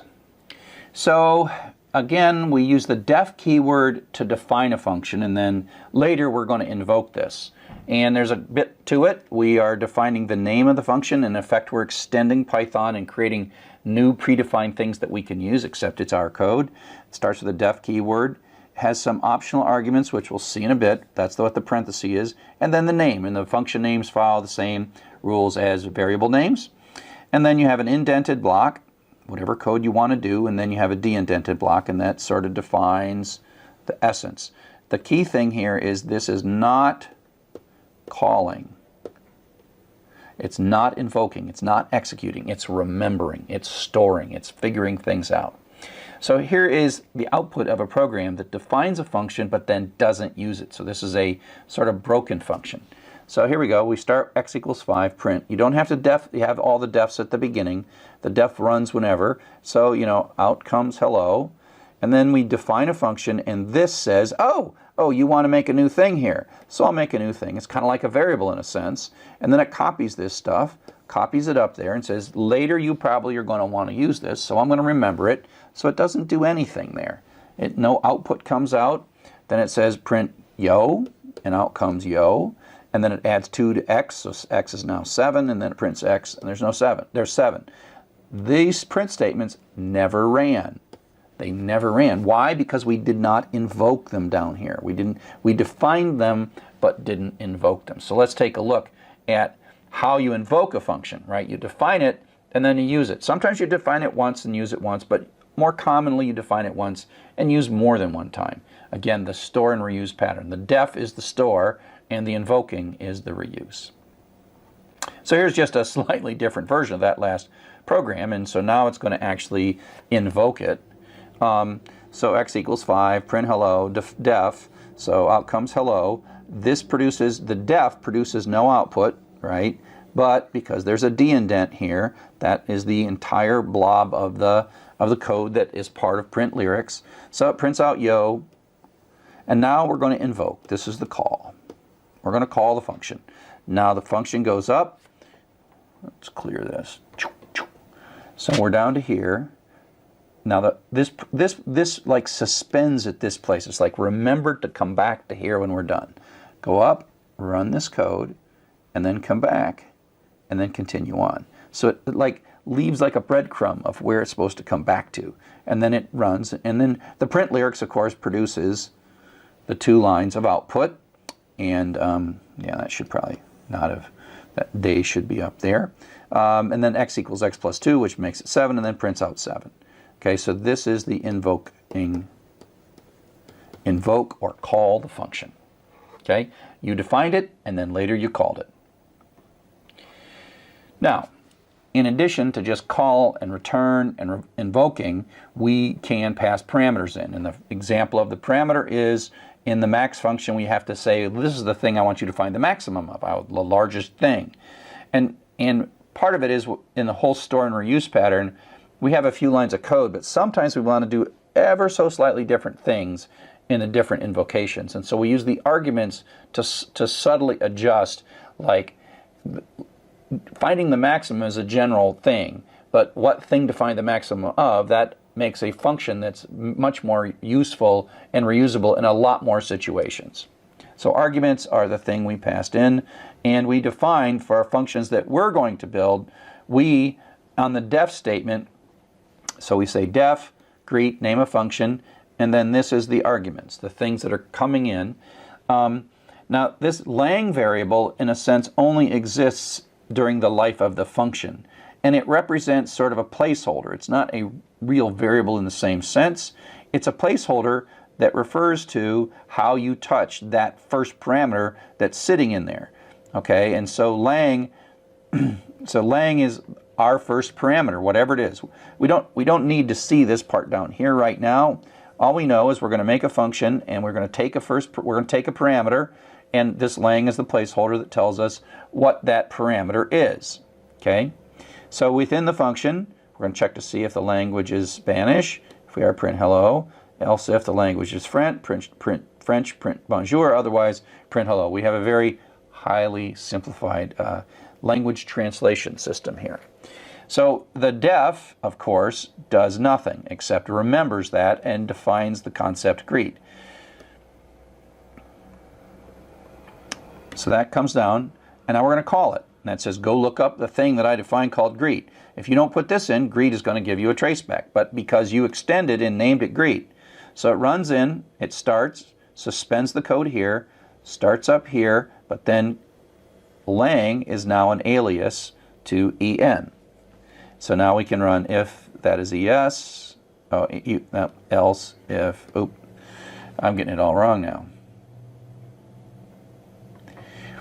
Right, so en comes in as lang, we're coming in the code. If it's not es, it's not fr, else it prints hello, and then it comes back to the next line.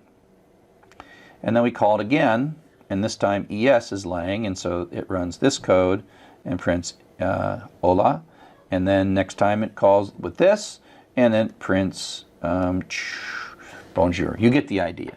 So this is a placeholder so that on the successive calls or invocation of the function, we can get at whatever the programmer put in as that first parameter. And so we are saying in this definition, we are ready to receive a first parameter. Please call us with a parameter, and then we will be able to do something slightly different for the different values. So this is a reusable bit of function that prints hello in 3 different languages, and then we tell it what language at the moment that we're actually invoking it.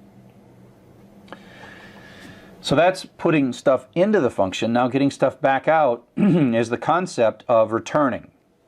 In the return statement is an executable statement that does 2 basic things. The first thing that it does is it finishes. Now this is a one-line function, so that's kind of redundant, but when Python goes into the return statement, it doesn't continue on to the next line. It just returns. That is the end of the invocation of that particular function. But even more importantly, it takes as its parameter. You can say return without a parameter, and it will stop the execution of the function, kind of like a break does for a loop. It's kind of a break for a loop. Get out, we're done. Don't run that next line. Get out. But it also allows the specification of what you want as the residual value in an expression. So we're doing a print, and then we're saying greet. And what's going to show up here is whatever this function does in its return statement.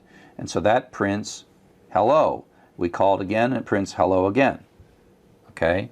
And so basically the return statement is I call this the residual value. It's like what shows up here when the function is all done, and it's the string hello. We call the functions that return values fruitful because they produce something, but you don't have to. You can just say return, or you don't even have to have a return statement. It goes to the last line of the function, and it does a return automatically at the last line of the function. So here's a little bit of a rewrite of our little language program. We are going to create a greeting program. We're going to take the language as the first parameter. And instead of just doing a print statement, which is what we did before, this is now more like a function because it takes some input and produces some output as a return rather than just printing. It's a little tacky for a function to print. And so here we return hola, bonjour, and hello based on the right thing. So now we say print greet en, so it runs the code once, lang is en, and then it runs this code, and the residual value is hello, so it says hello Glenn. And similarly, when it runs this code, it passes es in as lang, it runs through, and it runs this statement. It does. If there was more statements, it wouldn't run them. As soon as this return runs, that says that this bit right here is now HOLA. So hola Sally. And the same with French. Goes in, runs again, out comes the return statement, and then bonjour Michael. So you see how we can control as we're writing the application. We can control as we're writing the function what the residual value that we want to see in whatever expression is calling us. Sometimes we have returns and sometimes we don't have returns. So if you think of the max code that we talked about before, we can kind of see that somewhere inside that max code there's a return, and that's how it communicates the W back to us. So we pass in as argument hello world, it comes in as a parameter, and it's going to loop through this imp somewhere. It's going to loop over and over into imp, and then at some point it's going to figure something out and tell us what it wants to send back to us is a return statement, and so the W comes back and gets assigned into big. You can have more than one parameter, and they're just in order. The first one and the second one, 3 and 5. So 3 becomes A and 5 becomes B, and away we go. So we just use this to add two numbers, and so 3 plus 5 is 8. So you get as many as you like, and the order matters. And if you do things like you tell it you want parameters and you don't give it to them, then that'll become a traceback, and it'll blow up. You can also talk about optional parameters later. So you don't have to have return values, and that means that you simply don't call a return with a value, and return is always implicitly happening as the last line of the function. So that's kind of the basics of how functions operate, but I don't want you to get too excited about writing functions. Some programming classes are like, gotta write a function, gotta write a function. Functions, to be clear, are a very powerful mechanism. And as we write programs, 150, 200,000, 200 lines of code, 1,000 lines of code, 10,000 lines of code, the concept of a function is really important. We would go crazy if we didn't have functions. But if you're only writing 20 lines of code, forcing yourself to write a function is kind of pointless. So don't worry about maybe the lack of urge to use this. We are calling lots of predefined functions, and we will for the next couple of lectures. There will be a time when you go like, oh, I'm sick and tired of repeating myself. Oh yeah, time to write a function. So that's why we don't push functions prematurely. We just want you to know what they are, use them, and at some moment you'll be like, oh, I want to define one. But don't worry about, it might take a while before you really want to define a function. So that kind of summarizes our lecture on functions, and up next we're going to do iterations.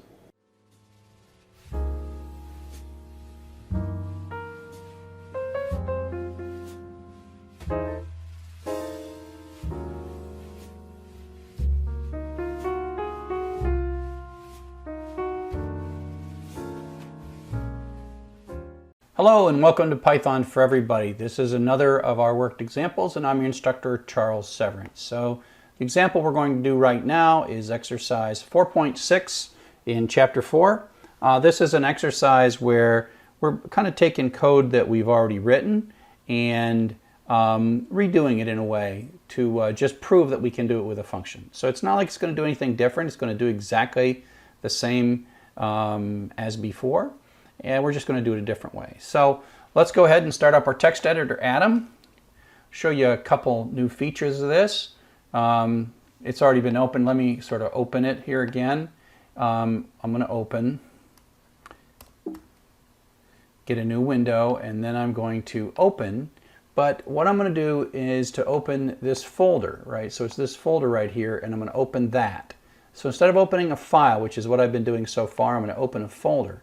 So now you can see all the folders that I have, and they're just exactly the same folders that I've been making under desktop.py4e, and so I can go and look at my previous assignments. The other thing I can do is I can control-click on this and say New Folder, and I can say EX Exercise 04, 06. Again, I like the 04 and the 06 just so things line up when we get to chapters 10 and 11. That's why I'm naming my files this way.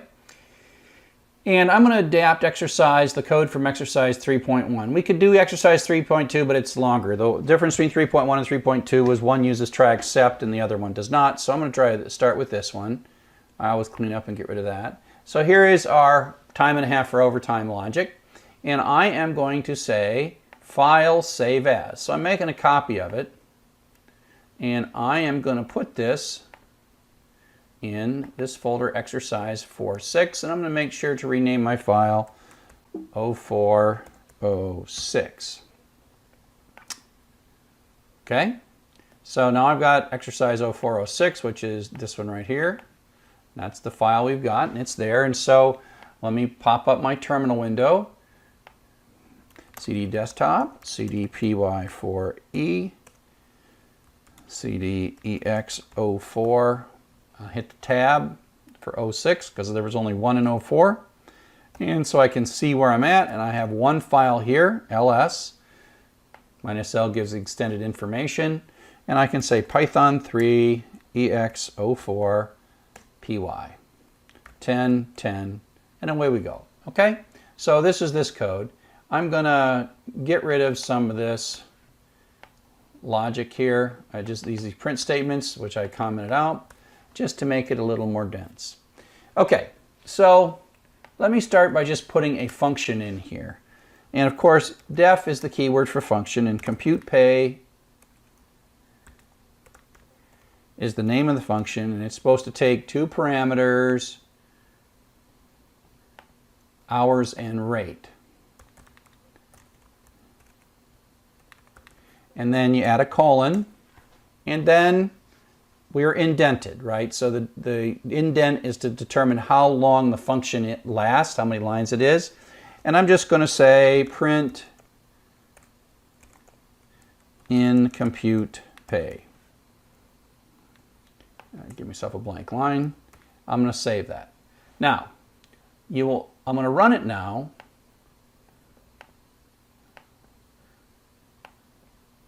I'm going to run it now, and you'll notice something real quick.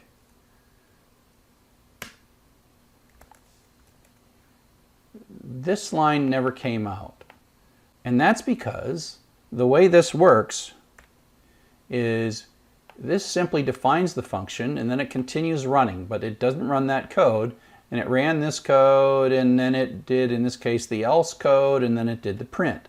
But it never came up and actually ran this code. We have to call the function. Okay, we have to call the function before it's going to actually run. So now let's make a call. Compute pay, and let's pass in our variables that we have in this main code, fh and fr. So that compute pay fh and fr, and then I'm going to print out hours and rate.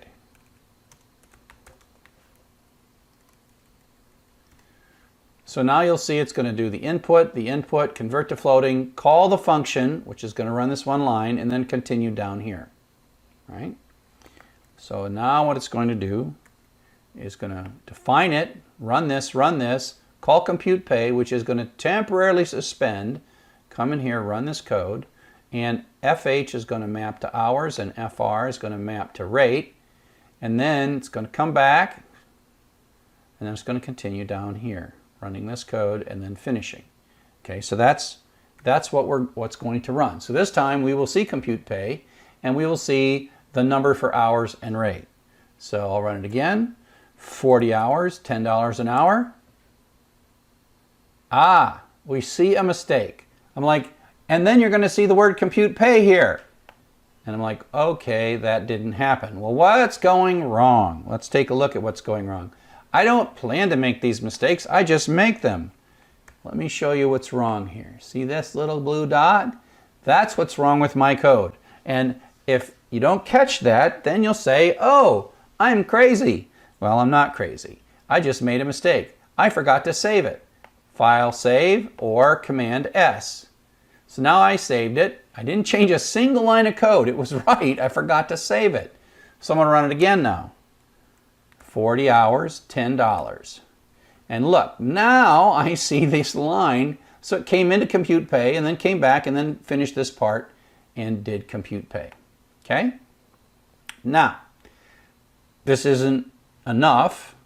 What I need to do is I need to move this code, the actual pay computation. So I'm going to cut that and I'm going to put it in here. But now this variable fh belongs to the main program. It doesn't belong to this code. Now I don't want to use that. So I want to say hours. So I'm taking whatever hours are being passed in and then using rate.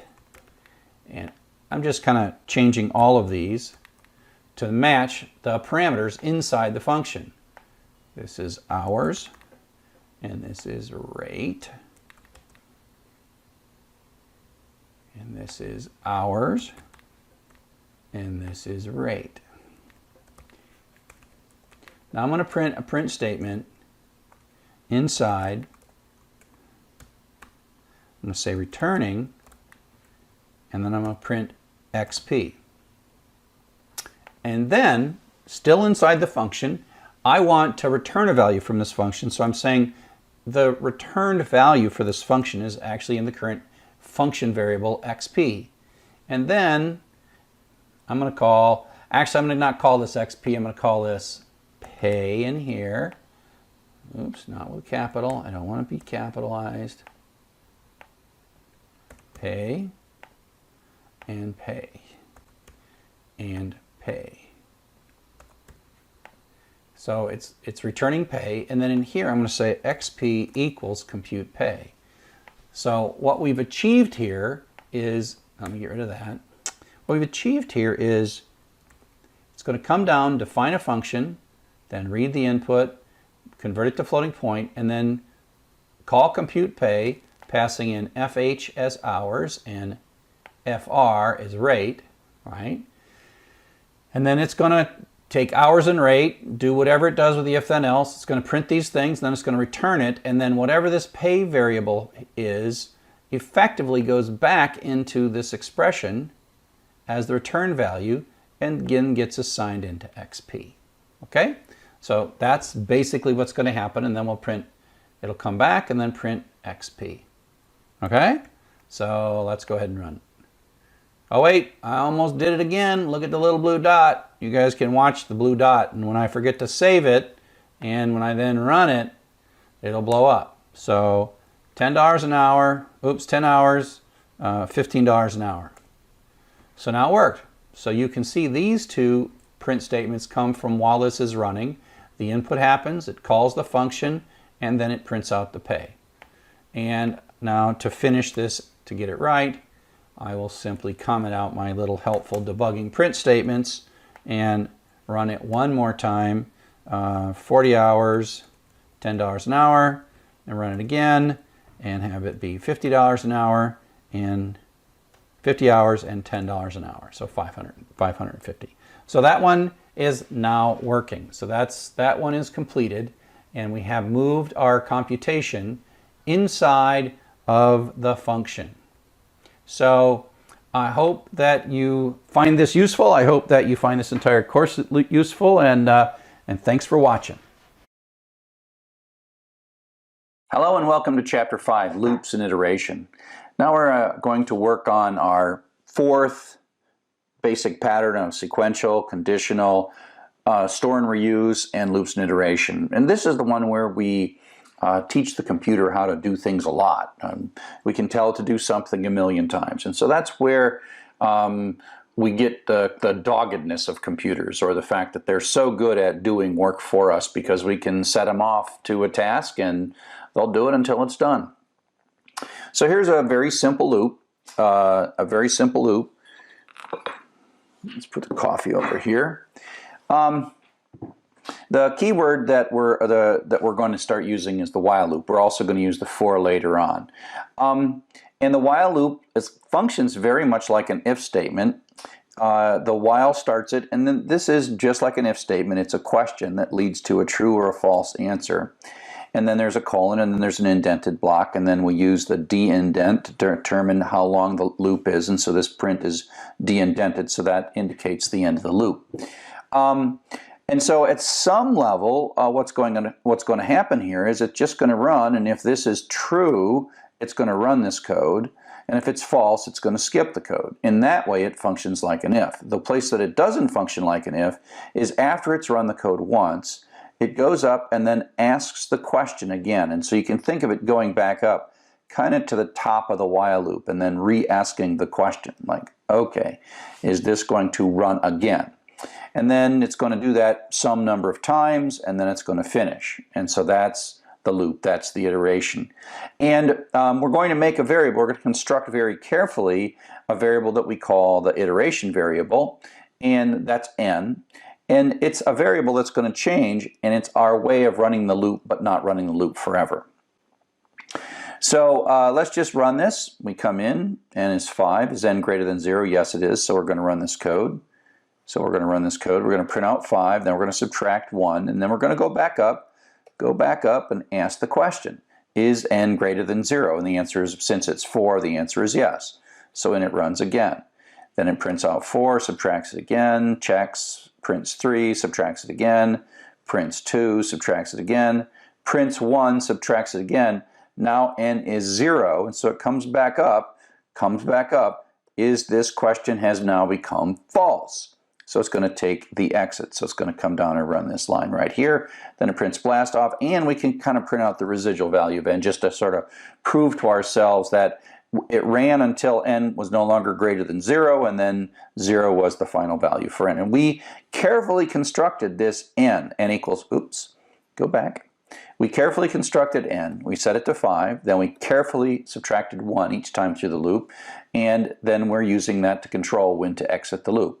And so you could think of this loop as, for now, running 5 times, true, true, true, true, true, and then false finally. So this question was true for a while, and as long as it was true, the loop ran, and then when it turned false, the loop stopped.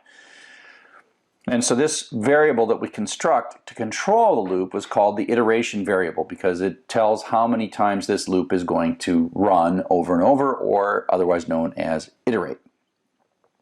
So this is a badly constructed loop with an iteration variable that we didn't do very well. And so if we take a look at this, we start it with n5, and then this is greater than 0, so it's true, so it runs it, and then it runs it again, and n is still greater than 0. So you can pretty much see, because we're not changing n, this is going to be true, true, true, true, dot, dot, dot, dot, forever, true forever. And so this is an infinite loop.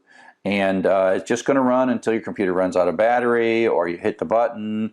This is the kind of thing where you often see your computer spinning like a spinning beach ball, or some other indication that your computer's super busy. It's in some kind of a loop, really tight, and it's running something, and it's using up all of the processing resources of your computer. That's an infinite loop. And so the problem is we did nothing with the iteration variable. Now here's a different loop. And so this one demonstrates a different idea. So in this case, we start out with n is 0, and it comes in here, and is n greater than 0? Question mark, and the answer is false. So it skips it. It doesn't run these lines of code at all. And so this loop doesn't run at all, because it comes in, asks the question, it says no, and then it skips right around it. So never run, never run. And so this actually is, sometimes you write a while loop on purpose like this, not quite as simple as this one, but the idea is this emphasizes that these loops are what we call zero trip. They are not even guaranteed to run once. They're going to run maybe 0 times. And in this respect, it functions exactly like an if statement, right? Meaning the first time through the loop, if it's not true, it's just going to skip right by it. So there's a couple of ways of getting out of loops. In this case, I'm constructing an infinite loop, because remember, the kind of definition of an infinite loop is if this is going to stay true. Well, true is the constant true. So this is going to run forever. And what it's going to do is it's going to prompt with a little arrow, and then let us type and read whatever we type into the variable line. And then if the line is done, we're going to break. Now break is an executable statement, and if you hit the break, it exits the innermost loop out to the place beyond the end of the loop. So when this runs the first time, and we say hello there, line is not done, so it prints it. So it prints out hello there, and then goes up. And then we type in again, we type finished, and so it's not done, so it prints it. So now comes that print statement. And then we type in done, and now this becomes true. And it comes out and runs the code beyond the end of the loop. The key is it doesn't go back. It's like once you've done a break, that loop is done. And so you look at basically, the block that is the loop. So here's kind of the loop block, and then the break goes to the line after the end of the loop block.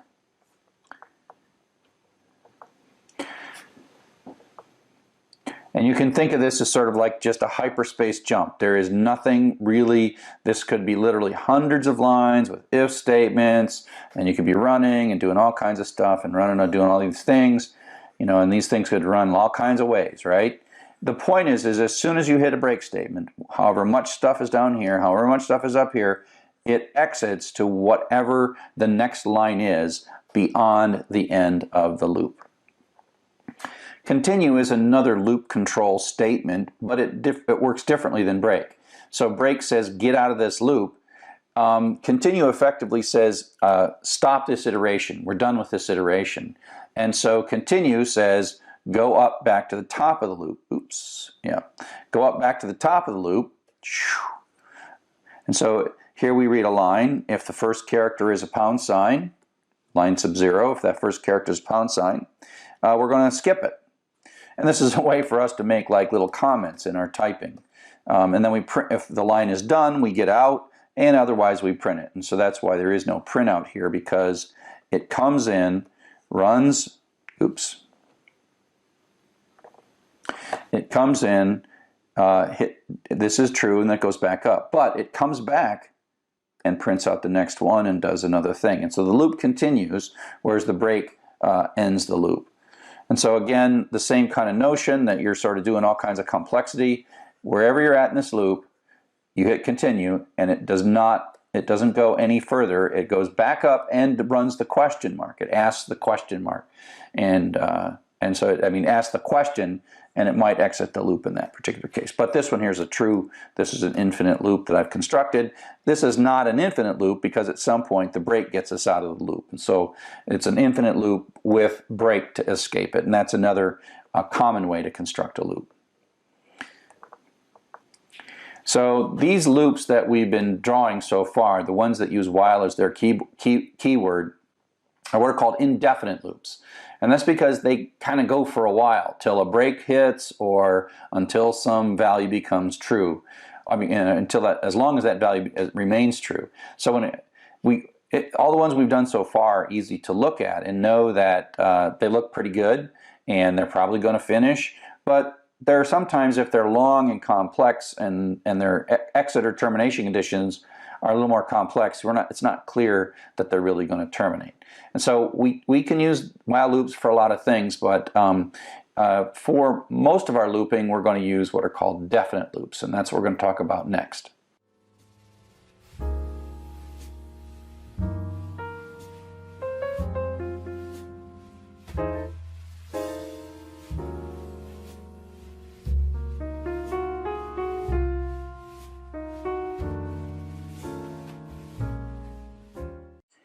So definite loops use the for keyword, and the idea of a definite loop is it's going to loop through some set of things. It might be a set of lines in a file, it might be a set of characters in a string, it might be a set of strings in a list of strings, but whatever it is, it's sort of going to run a finite number of times depending on the thing that it's looping through. And we like this, and it's an easier way to construct it, and we actually don't have to deal with the iteration variable. The for loop includes a mechanism to construct the iteration variable for us. So it's definite loops iterate through the members of a set. So here's a very simple for loop. And so you see the for keyword, and in is also a keyword. And the iteration variable is something we put right here. This I is declared. This I is like an assignment statement. And I is going to take on successive values. So I is going to be 5 the first time through the loop. Then I is going to be 4 the second time through the loop. 3, 2, 1. So I is going to be assigned 5 different times to 5 different values. And then the loop is going to run. It's going to run once with 5, once with 4, once with 3, once with 2, and once with 1. And so this block of code we have contracted, say, execute it 5 times, with these values of I. I is that iteration variable. I is the thing changing through each iteration of the loop. Okay? And so that's why this prints out 5, 4, 3, 2, 1, and then when it's done, it finishes it. And so this is a much more direct syntax for looping 5 times and setting an iteration variable. You kind of all combine it into this one thing, right? All into one thing. So it's quite nice. So you don't have to be going through a list of numbers. There's all kinds of things that we can iterate through with for. And by the way, while I'm sitting here, I named my variable friends, because that's a list of strings, and friend, which is the iteration variable. I'm using singular and plural because it helps you read it Python doesn't understand singular and plural. So just because you say friends doesn't mean Python knows it's a list. Python does know it's a list, but it doesn't know by the name of the variable I've chosen. That's your basic mnemonic variable warning. These are cool variable names, but I don't want you to be confused by them. So you can loop through a variable. So we're going to take this list of 3 strings and stick it in friends. And so friend is going to iterate through that. So the first time through, friend is going to be Joseph. Second time through, it's going to be Glenn. Third time through, it's going to be Sally. And so that just says run this loop, run this code, the indented code, 3 times. Each time the variable friend takes on a successive version of a successive value that's in the friends array. So it says happy birthday Joseph, Glenn, Sally, and then we come out of the loop and we print done. So if we try to draw a picture of what this is really doing, the for loop is actually doing a whole bunch of stuff that we would have to do with maybe separate statements in the while loop. First, it decides how many times to run the loop, so it's answering the done question, which way do we go? And it is also then moving I ahead. It's managing the iteration variable. If you go back to it's initializing it too. If you go back to the while loop, we had n equals 0, while n greater than 0, n equals n minus 1. So we had like 3 lines to control the loop to manage the iteration variable. But with a for loop, we don't have to do that. And so that's all taken care of. And so that basically says, you know, the for loop, by you using a for loop, are we done? No, we have 5 things to work. Well, set out of the first one, run it. We're not done because we got one more. Set it to the second one, third one, fourth one, fifth one, and now we're done. And that is all handled in a single line of code that includes the iteration variable and the set of things through which we are going to iterate through. I really like the word in. It is mathematically, it reminds me of the set theory where you say this is a member of this set, or the for each. Math isn't important here, but if you do know math, the vertical bar means such that, right, is a member of this set, and that kind of stuff, member of this set. I'll erase the math stuff so we don't over math. But it's like, for each of the values in the set 5, 4, 3, 2, 1, run this loop setting the iteration variable I to the members of that set. So in reminds me, for those of us who are math oriented, in reminds me of a really nice concept in mathematics. Okay? Now, you could think of this as sort of this looping structure where the for loop, and this is pretty much how it actually runs inside the computer, right? Where it initializes it, it runs this thing 5 times, and then executes. That's one way to think about it. But you could also think about it in a somewhat more abstract way, and think of it as all we're really doing is we have a contract with Python that says we're supposed to run this code 5 times, and I is supposed to be 5, 4, 3, 2, and 1. So you could imagine this might be what's going on. The for loop sets I to 5, runs our code. The for loop sets I to 4, runs our code. The for loop sets I to 3, runs our code. The for loop sets I to 2, runs our code. For loop sets I to 1, and runs our code. All we know is our code was ran 5 times, and by contract, each successive time, we're get a different value for I, and the value for I is taken from this set. And so this is just one way to think about it, to say to yourself, oh yeah, this is one way to think about it as it's actually, and this is how it really works. But this is also kind of logically the contract that Python is making for us. So up next, we're going to talk about taking this notion of doing something to a lot of items, but accomplishing something with that, and I call these loop idioms.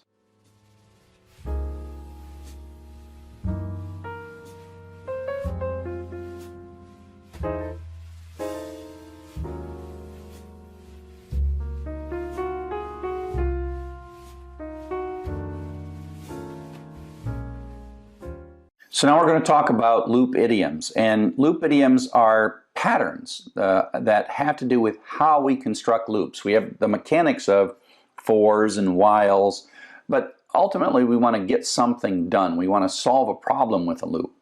And often what we have to do is if we have a set of things, whether it's lines or strings or characters or numbers, we're looking for something like the largest or the smallest, or we want to add them up or something like that.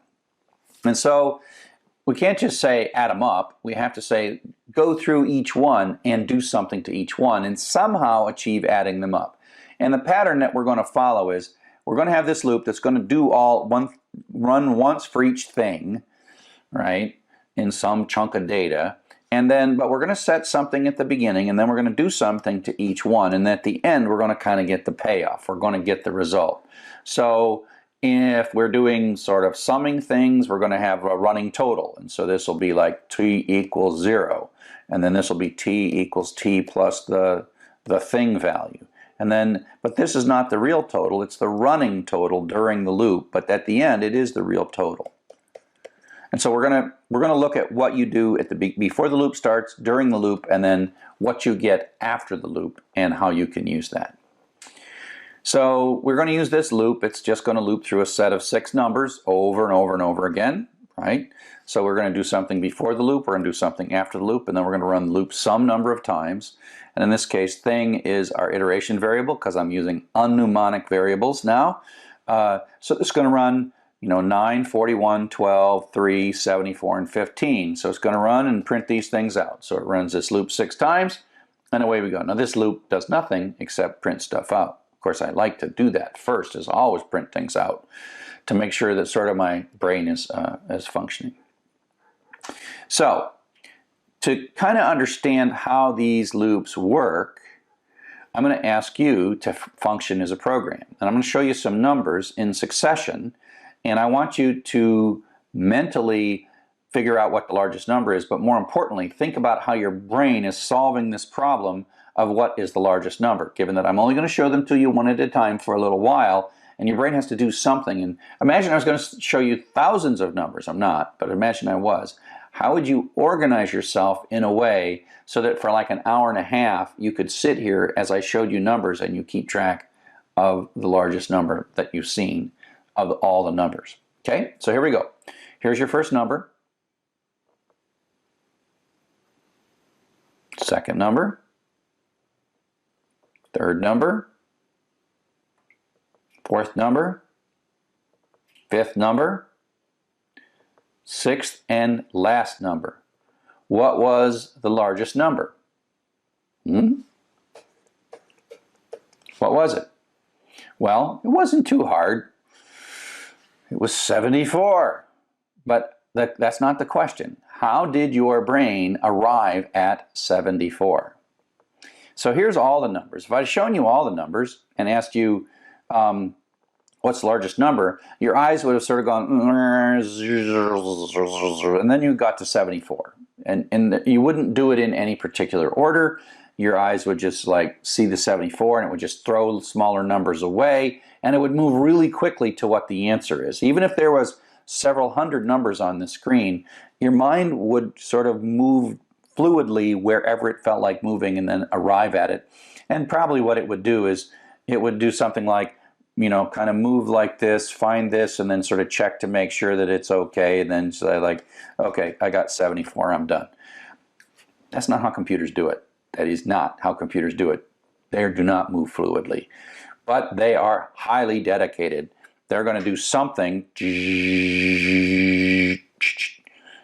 74. But how would you construct a loop to achieve this? So let's take a look. You could create a variable called largest so far. And this is the largest variable, the value that you've seen in the list so far. Now, I haven't shown you any numbers yet, so we'll just set this to -1 to get us started. So now we see 3. And we're like, oh, that's better than -1. It's our first number, so it's probably the largest we've seen so far, right? Great.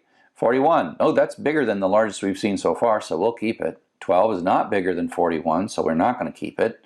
Notice this keeping thing. 9 is not bigger than 41, so there's no point to keeping it. 74 is bigger than 41, so we'll keep it. Is this the largest number? We don't know. We don't know until we're done.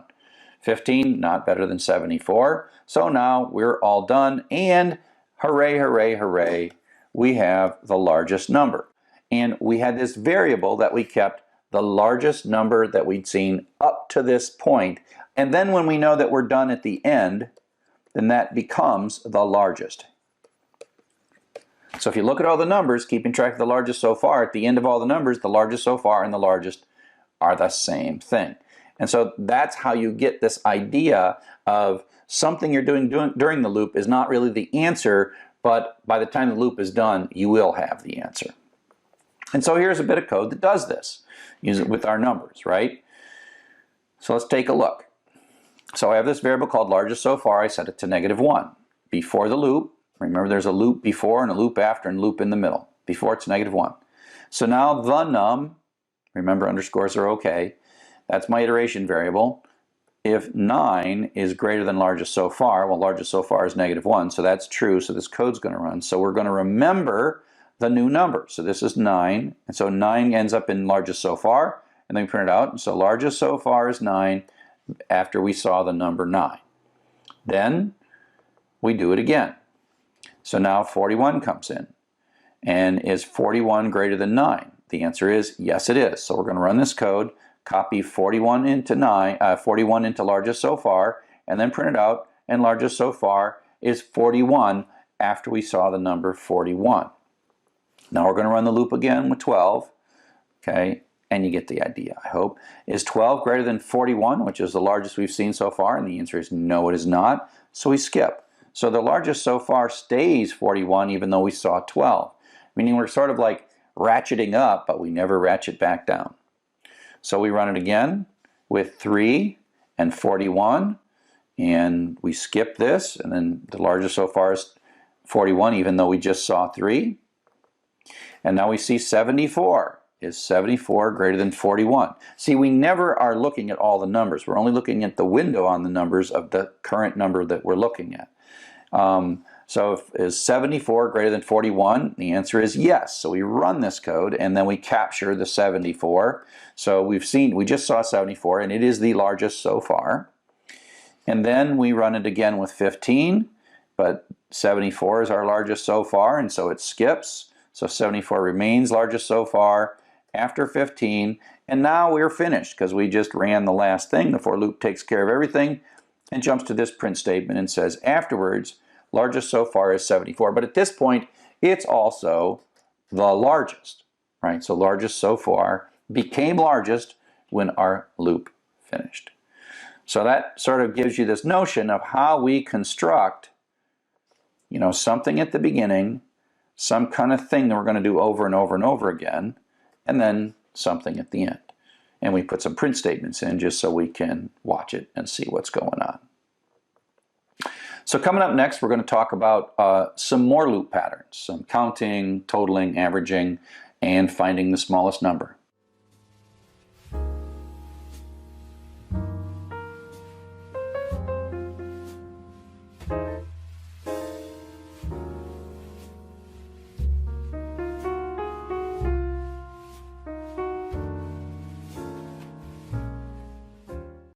So now we're going to look at some more patterns of the different things we can do at the top of the loop, in the middle of the loop, and at the bottom of the loop. And the first one we're going to do is counting. Now we're going to take a look at the number of something, the number of things in our list. Now we could just inspect it and see 6, but you will have for loops like you're reading through a file or scanning through some data. And so the notion of counting, you have to assume that you don't really know, that there's going to be a lot more than just 6. But for now, we're just going to do 6, and we're going to count how many things that we see in this loop. And the pattern is simple. You set a variable, Zork, to 0 at the beginning. We often call this variable count in mnemonic. And now we're going to run this loop 6 times, 1, 2, 3, 4, 5, 6. And each time through, we're just going to add 1 to Zork. So Zork starts at 0, then it goes 1, 2, 3, 4, 5, 6. And we're going to print it out. So, we see the 9 and Zork is 1. See 41, Zork is 2. And Zork is 16 when we see the 15.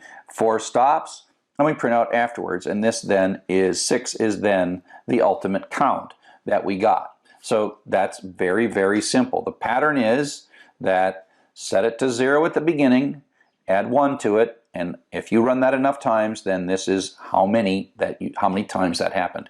And in a sense, it's how many times this line ran, right? Sometimes you put this in an if statement, etc., etc., etc. Okay? Oops. Now, we can do the same thing to get a total. And the way the total works is you compute a running total of the number of the items that you've seen so far, and at the end the running total in effect becomes the total.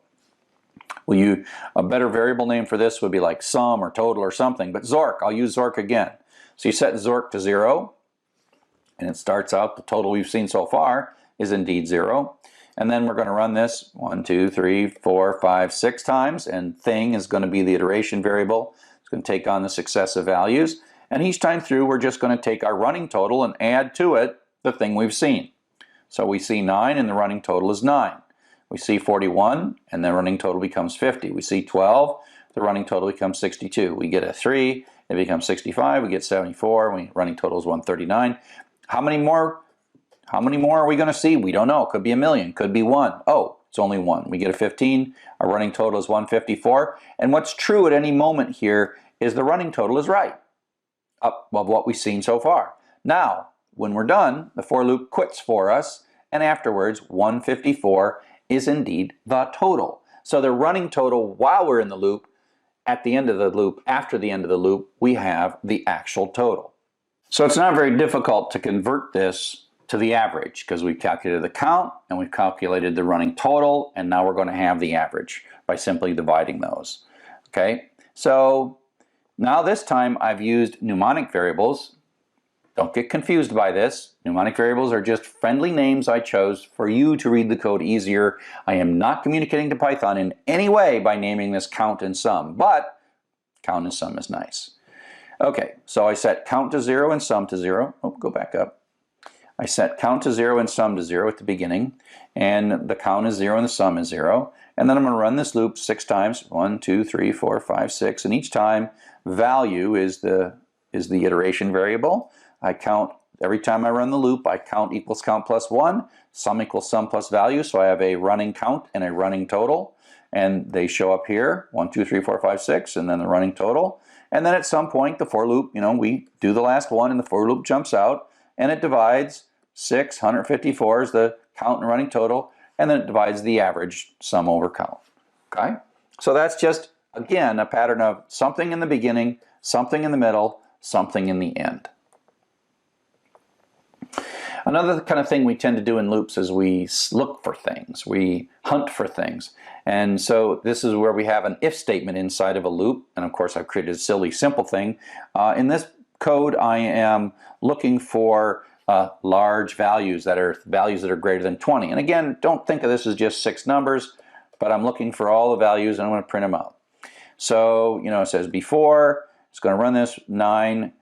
Well, if 9 is greater than 20, it's false, so it goes back up. 41, true, so it prints out 41, then goes back up. 12, false, goes back up. 3, false, goes back up. 74, true, so it runs this, so out comes that little print statement. Goes back up, and then 15 is the last one, and that's false. It goes back up, and the 4 says we're done, and then we do afterwards. And so this is just the notion of having an if statement inside of a for loop, where we're sort of picking or choosing or selecting or looking for something in a large set of things that we're looping through. We can also say, I want to know if a particular value is there. And so we're going to use a Boolean variable. And we've talked about integer variables like 1, 42, and then floating point variables like 98.6, and then string variables like hello world that have quotes in them. This is a fourth type, a kind of variable. It's called a Boolean variable, and it only has 2 values. It has true and false. Matter of fact, these if statements, they return Boolean values. Value equal 3, that is returning a true or a false based on the value of value. There's a mnemonic confusion there, right? But I'm using it. So I'm going to make a variable called found, and that's a decent name for a variable, so don't get hung up on that. And I'm going to initially say found is going to indicate to me whether or not I found a 3 in my list. And I'm going to start before the loop starts, say false, because we haven't found anything yet. So found equals false. And so at the beginning of the loop, found is false. Before the loop starts, found is false. And now we're going to run this loop a bunch of times. 9, is that true? No, skip. 41, is that true? skip. 12, skip. Right? So 9, 41, 12. And found has remained false because we haven't done anything to it. But now in comes a 3. And this becomes true. So it runs this code. So found becomes true. And then we print it. And you'll notice that when we see a 3, we get true. And then it runs again. We get 74. It's still false. 15. It's still false. Run, run, run, quit. And the residual afterwards is true. And in fact, if you didn't know any of this and you don't print that out, all you know is that afterwards we loop through all those things and we know that there was a 3 in there. That's what we're doing. So we searched all of them, we checked for 3s when we found a 3, and you can see basically that, you know, the found remains false until it flips to true, but then there's nothing to set it back to false. There's nothing in this loop that's going to set it back to false. So once it sort of catches the 3, then it remains true for the rest of the loop, and then it just finds its way out.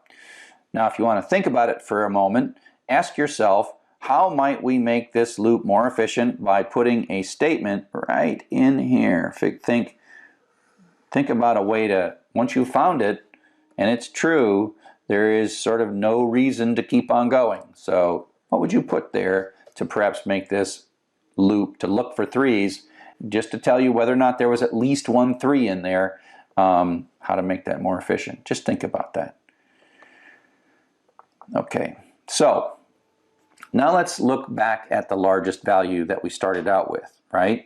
And so if you think about this, let's kind of give it a sort of a rough look here. Largest so far is our kind of like a running total, but it's our hypothesis is the best large number. And we have this if statement that says if the number we just see right now is greater than the largest so far, then capture it, right? Take whatever number we saw and capture it. So when we see 9, it's better, we capture it. We see a 41, it's better, we capture it. We don't capture this, we don't capture this, but we capture the 74, and we don't capture the 15, and that's how we do it. So you could think of this as better. When the number we're looking at is greater than our working hypothesis of the largest, we grab it because it's better. So this line right here is the grab line. Grab it. Okay? So then the question is, how would you modify this code to teach it to find the smallest value in this list of numbers?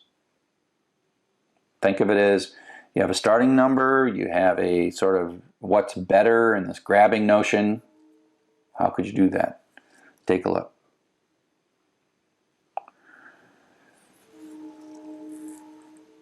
Okay, so let's take a look. So let's do a couple things. Like if you look at this if statement, that's better.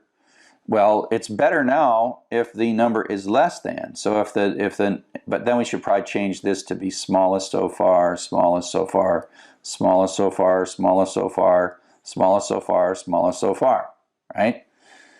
Matter of fact, that's what this is. We've changed the word largest so far to smallest so far, and we've changed the greater than to a less than. Is that going to fix it? I'll give you a second to look at it. Pause if you need. Is that going to fix it? Is that going to find our smallest number? The answer is, of course, no, it's not. So if we run this code, so we set the smallest so far to -1, and it starts out -1. We run it, and it's 9. Is 9 less than -1? No, it's not. So after we see a 9, the smallest so far is -1. Now we're going to run 41. Is 41 less than -1? No, it is not. So the smallest so far is still -1. As a matter of fact, it isn't the smallest so far anymore. Just because we named it smallest so far doesn't mean it is the smallest so far. It didn't work out so well. And so you see that none of these, because they're never less than -1, do anything. And we claim that afterwards the smallest we've seen so far is -1. And that is because, of course, -1 is smaller than any of the numbers that we saw. So how could we fix this? Well, if we started the smallest so far with some like arbitrary big number, then it'd be better. So if we made this 100, whoops, come back. If we made this be like 100, that'd be good, because the first time through, the 9 would be less than 100, so we would capture the 9, and then the rest of the loop would work just fine. But then what if we didn't know that how big these numbers were. As a matter of fact, the largest so far wouldn't have worked if all the numbers were negative. Think about that. We just assumed they were positive, and so we kind of wrote lazy code that assumed all numbers were positive. That might not be a good assumption depending on the numbers that you're dealing with, right? So maybe 100 is a good number to start with, or maybe like 1,000 or 10,000, or like some number with lots of zeros in it. How big should we make this? And the answer is we're kind of solving this problem the wrong way. And the thing we really want to do to solve the problem is to just accept the fact that if we're looking for the smallest number so far, that the right hypothesis is the first number. And if we just knew what that first number was, the 9, because it's the first number, we know that it's both the largest so far and the smallest so far as soon as you see the first number. But we don't know here before the loop starts what that first number is. I mean, you can look at it, but assume this is just data that's coming from somewhere else, and we don't know it until we start reading it.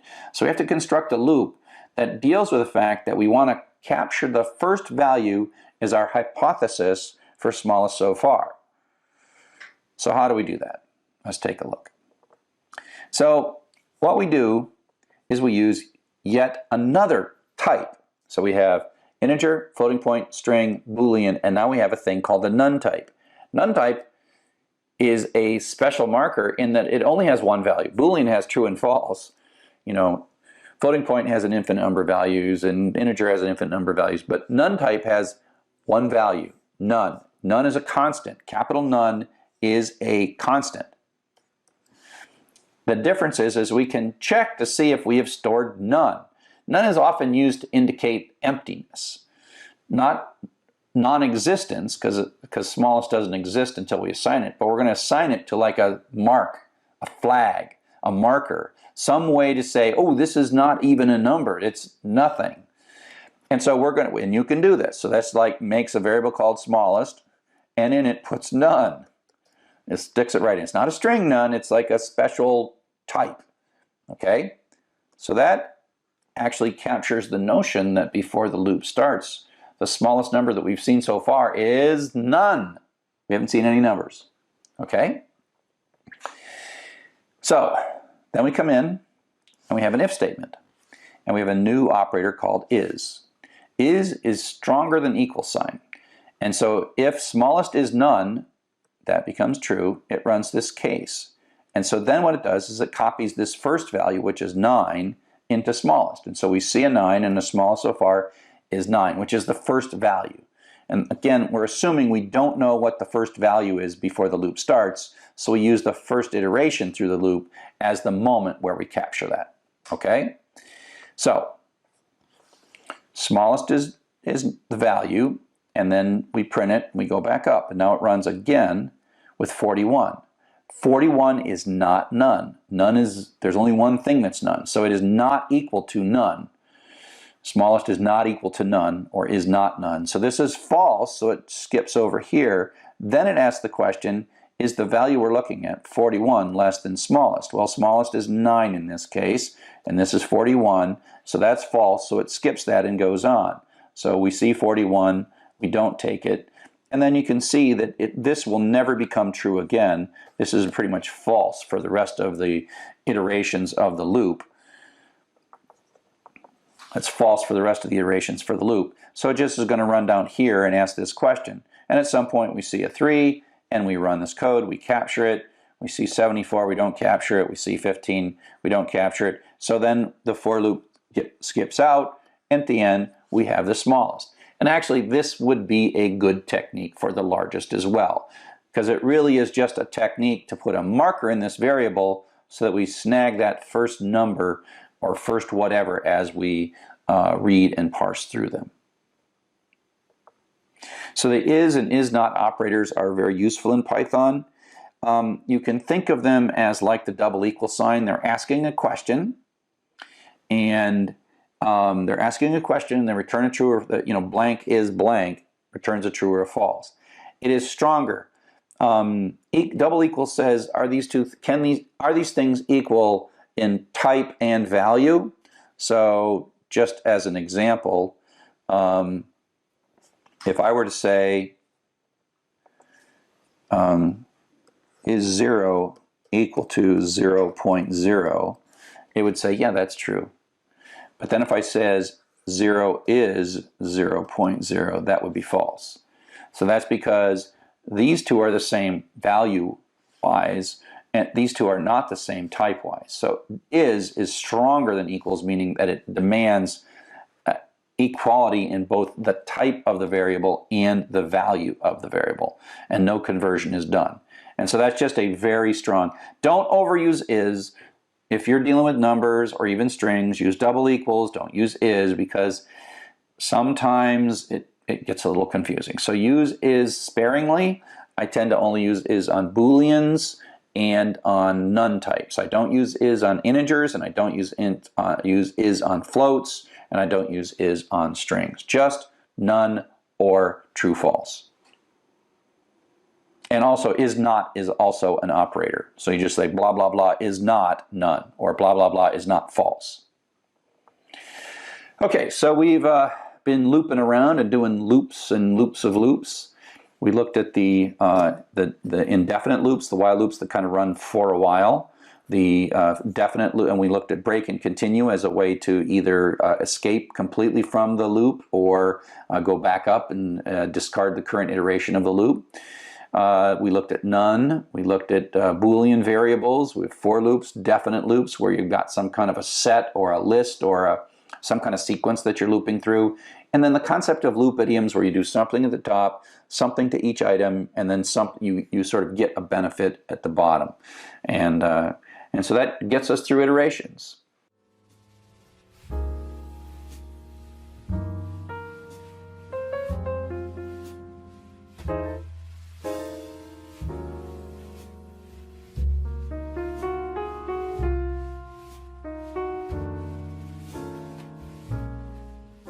Hello and welcome to Python for Everybody. I'm doing a worked example. My name is Charles Severance and I'm the instructor for the class. And the worked example that we're going to work on right now is in Chapter 5 and it is Exercise 1. We're going to repeat asking for a number until the word done is entered, and then we're going to print the total, and then we're going to print the count, and then we're going to print the average at the end. And we're going to enter some numbers, and then we've got to do some error checking. And we're going to keep on going, so we'll ignore this. We'll just say invalid input, and then we're going to ignore it. So I'm going to start from scratch. I'm going to write I'll start my terminal, start some Atom. And so I've opened the py4e folder, and that's kind of cool because now I can do things like say new folder, and say I'd like an exercise 0501, and then go into exercise 0501 and say file, new file, and then say file, save as, and put it in exercise 0501, and then name the file ex0501.py. I'm going to start from scratch on this one instead of adapting another piece of code. I'll say print 5. And I'm going to do this because now I need to get to the point where I'm in the same folder in this terminal window. CD desktop, py4e, ex. I can string these together. And there I am, and I say Python 3, ex, and there I go. Okay, so I'm in good shape. So there's a couple things right now, and we're going to do the total, count, and average. And so this is just a basic pattern where we're going to have, we're going to need a iteration variable for the count. I'll call that num. We start that at 0. And then tot, and I'll start that at 0.0. So that's the running count and the running total. Now we need to write a loop. And I'm going to write this as an infinite loop, while true, with colon, and then I'll indent, and I'll prompt for a string. And remember, input gives us a string, so I'm going to call this sval equals input enter a number, colon, space, I'm going to deal with the try and accept later, but you can just kind of know that the floating point value that we're going to do is sometimes this little bit of code will fail. I'm just going to take the string value here, sval. This input returns us a string, and now I'm going to convert that to a float. I'm going to say print fval, so I can print that out. And then I'm going to do the num equals num plus 1, and tote equals tote plus fval. Now, I do need to deal with the situation where I'm entering the word done. Now, we want to check that before we convert it to a float, because done, well, we can run this. It's an infinite loop, but it'll only run a little bit. It won't cause us too much problem. If I run Python, let me drag this over here, and I go 1, 2, 3, and if I put in something bad, it's running. I don't have a way to get out. But you can see that, you know, it blew up on line 5. It blew up right here on line 5. So what we want to do is we want it to say, you know, 1, 2, 3, done. But we want it to detect that we've typed in done. So here we'll just say if the string value that I got back from input is double equal, quote, done, quote, break. So that basically will break us out. And now print all done. I should be using single quotes here. Too much Java coding. Print all done. Then I'm going to say print, what do I want to print? The total, the num, and then tote, comma num, comma tote over num. Now we've got to be careful because we don't want to divide by 0, but that'll get us sort of a ways. So this is going to run, it's going to read these things, it's going to accumulate here. This is the accumulator pattern. This is a counter pattern where we're adding 1 to a current variable, and accumulator pattern where we're adding a value to it. So now we should be able to see the done. 4, 5, and 6, and then done. And the total of 4 plus 5 plus 6 is 15. The number is 3, and the average is 5. And so that's really good. The all done prints out. I just did that for yucks, and you can see the value that's coming out.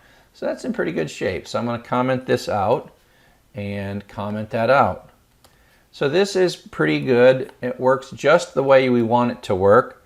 4, 5, 6. But if we do something other than we're done, then we're going to blow up in this float.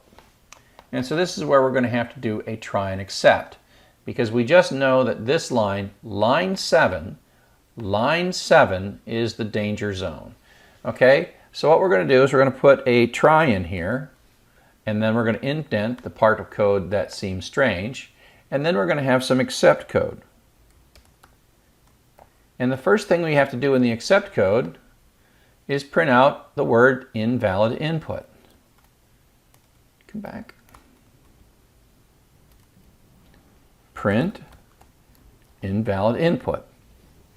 Now, just like in an earlier example, we have to do something here to make sure it doesn't just keep on going, because fval doesn't work. We're not going to see the error message that would be the traceback here on line 9. We're going to run here, but we still don't want to add, because fval will be... so this is where we can use the continue. So in this code, we're using both the break to say if I'm all done break, and if I have a problem, I'll print a message out, and then I'll say continue. So the continue basically says go back up to the top. So that is how, when we see enter some bad data, we print an invalid input, and without adding anything new, you don't really see it here, without adding anything new, you go back up to the top and enter a second thing. So now, if everything is right, I should be able to type bad input. 4, 5, 6, bad input, done. And I have a total of 15 and 3 items, and the average is 5.0. So there we go. That's what we're going to get, and that roughly achieves the same thing. And it's a combination of a loop with a exit mechanism. We have some sanity checking of our input, some making sure that we have some valid input, and we catch it, and we use continue to loop back up to run the next iteration of the loop. And we have an accumulator pattern, and then we can use the accumulated data to print what we want to print. So I hope that this has been useful to you. Exercise 5.1 for Python for Everybody. Hello and welcome to Chapter 6. In this chapter we're going to talk about strings. And Chapter 7 is the payoff chapter. So we, up to this point we're still learning sort of basic building blocks, and actually we're going to write a real program in Chapter 7. So just learn this, and the payoff's in Chapter 7. So we actually been using strings from the very first lecture, because if you print hello world, well, that's a string. And so we've been doing things. This slide here is all review. We use plus to concatenate strings. We use print to print them out. Print's just a function that takes as a parameter something, strings, integers, etc. We can put digits in strings, but we can't add to them. By now you figured this out, but you can use things like ints to convert the strings to integers and then print things out. So, we've been doing this for a while. We've been talking about strings all along. Now today, what we're going to do is going to just get into strings in more detail. We input data with the input function. Input returns us a string. And if we want to input a number, we have to run some kind of conversion, like we have to do an int before we take this data that we read from input, And so there's things that we've got to do, and we've been doing all these things in programs so far. But if we look in a little more detail inside strings, we can index within strings each character. So each character has a separate position and a separate index. And they basically, the letters have positions, and the positions start at 0. And the best way I explain this to remember this is it's the elevators, as we used in one of our examples a long time ago. Elevators in Europe start at 0, and so strings start at 0 as well. Turns out in the old days there's some efficiency with the notion of lists of things starting with 0. These days the efficiency isn't the issue, but there's a certain elegance starting at 0, even though intellectually you might think 1 would be the first character in the string. Might make most sense to be sub 1, but it's not, it's sub 0. But just remember that. And so we have this operator called the index operator, and it's square brackets. So, fruit is a variable that contains the string banana, and then fruit sub 1 is the character that's in position 1. Now that actually is the second character. I'll keep reminding you until I get tired of reminding you. And so that assigns A, the letter A, into the letter A into the variable letter. Of course, that's a badly chosen. It's either a well-chosen variable name or a badly chosen variable name. And the thing that goes inside this can either be a constant or it can be an expression. So this is x equals 3, and then fruit sub x minus 1, well, that means 2, which is position 2, which is an n, and so that gives us an n. So the index is an operator, and you can add this bracket syntax to the end of a string variable. You can't index beyond the length of the string, so if I say zot sub 5, well, there's only 3 characters, which means 0, 1, 2, but sub 5 doesn't work, and of course we get a happy little trace back. So you have to be careful when you're starting to pull stuff out of strings. Although some of the things allow it, some of them don't, and then you'll kind of get used to that. We can ask how long a string is, and so we use the len function. We pass the string variable, and we pass it into len as parameter, and len gives us back the length of the string, not the position. So it's 0 through len minus 1. So it's 0 through length minus 1. So length is just another function that we've been doing functions now for a while. You pass in a parameter, and then len does some work, and out comes 6, and that goes back into x because the function has a residual value. It just happens to be a built-in function.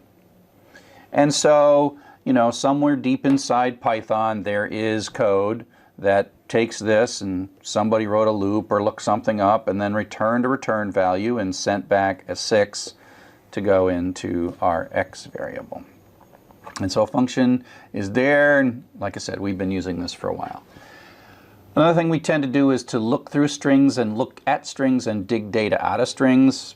Python is excellent for doing sort of these kinds of lookups. And so we can write a simple loop. We can write a for loop that creates some kind of a iteration variable like index.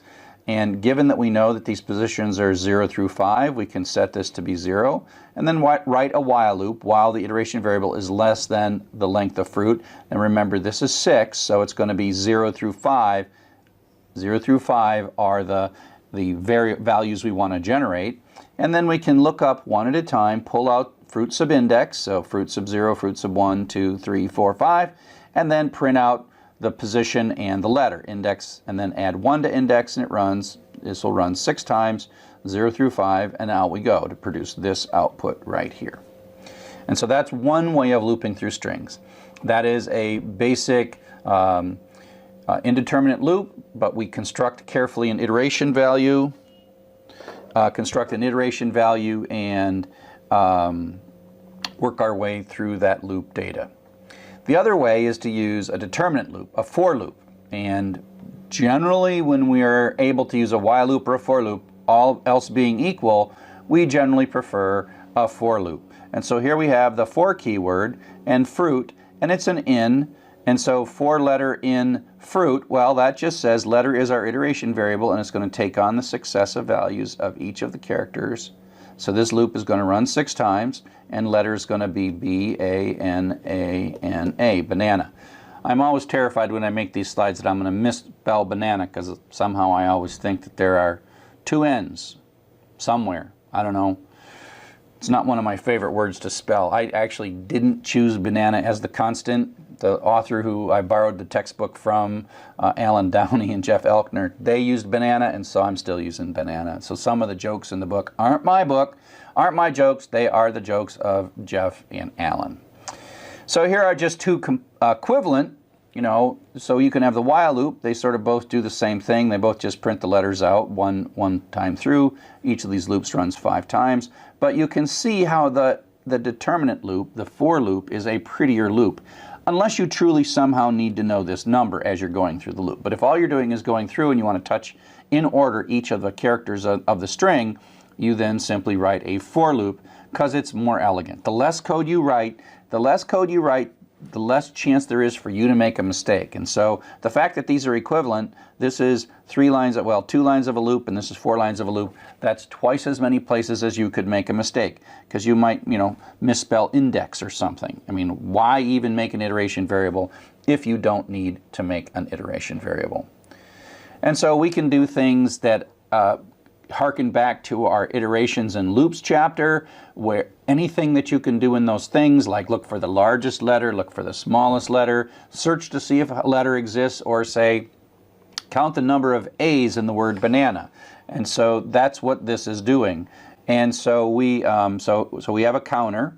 So again, we do something at the top of the loop, we're going to do something in the middle loop, and then we're going to print it out at the bottom. So we start our counter at 0, we're going to loop through all the letters, and then if the letter is A, then count equals count plus 1. This is kind of a pattern in a loop where we're noticing something, and instead of like we did it earlier where we said found equals true, well, we're going to count them this time. So if we have 1, we'll get 1. If we have 0, we get 0. And how many ever there are, but there should be 3 because it's going to run 3 times, and there's 3 A's in banana.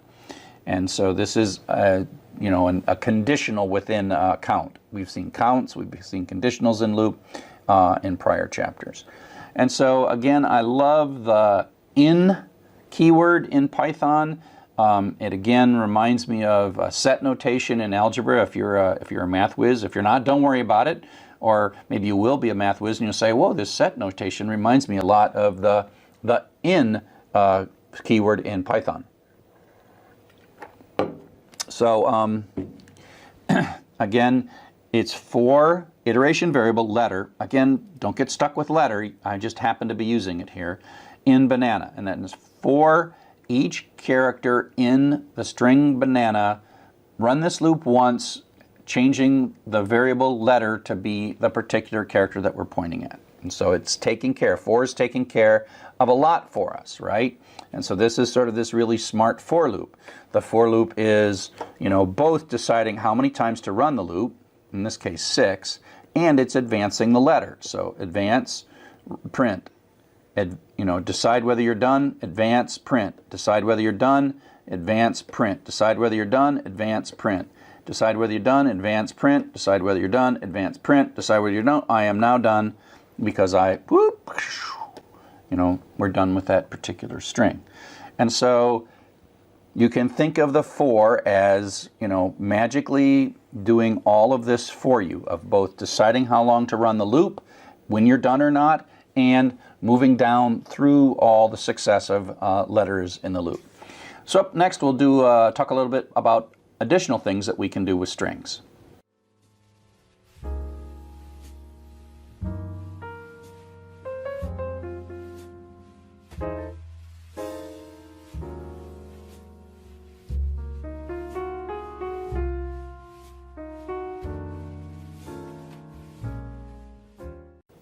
So now we're going to dig into strings a bit, and we've already looked at how you can pull out a single character in a string, and now we're going to look at what we call slicing, and that is pulling chunks of a string out.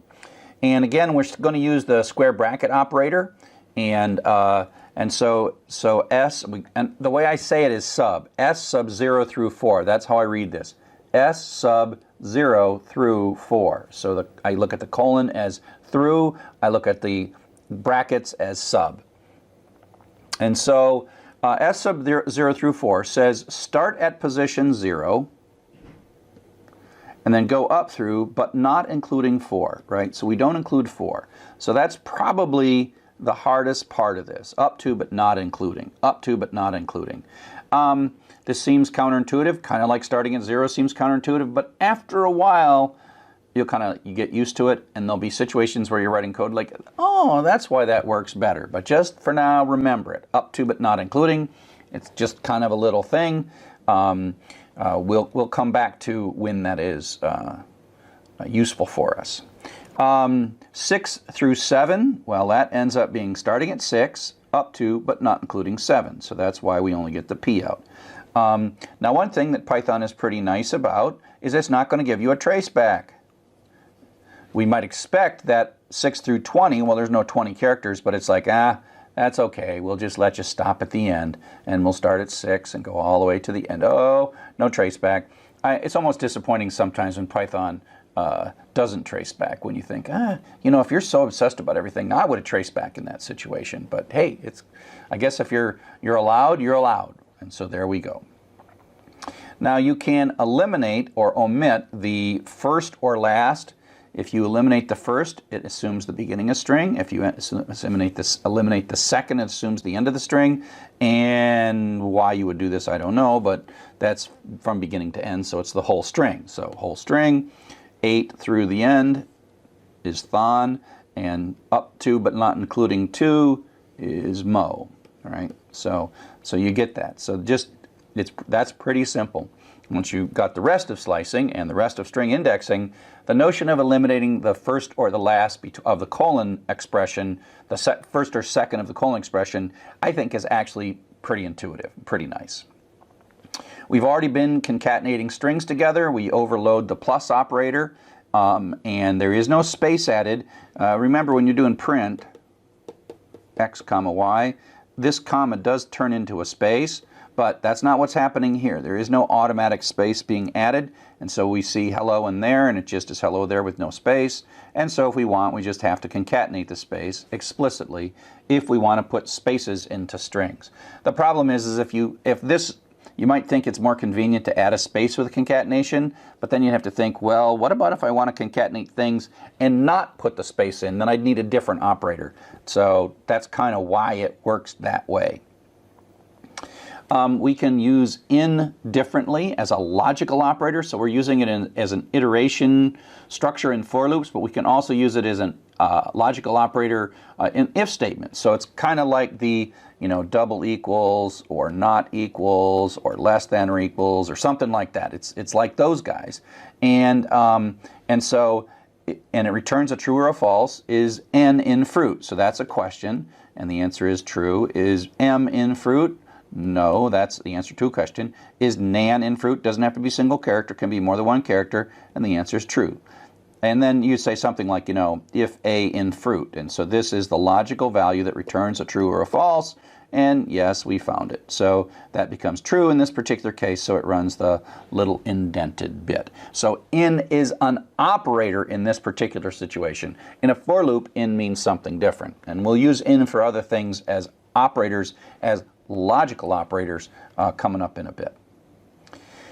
You can compare strings, and this has to do with the character set of your computer, the character set that Python is, but in general, it is lexicographically less than and lexicographically greater than. Uppercase and lowercase are a little weird. I think when we used the max function earlier, the way my computer was set up, uppercase was less than lowercase. But in general, uppercase is less than lowercase. But in general, it's bad to assume case, but there is a deterministic way to sort strings.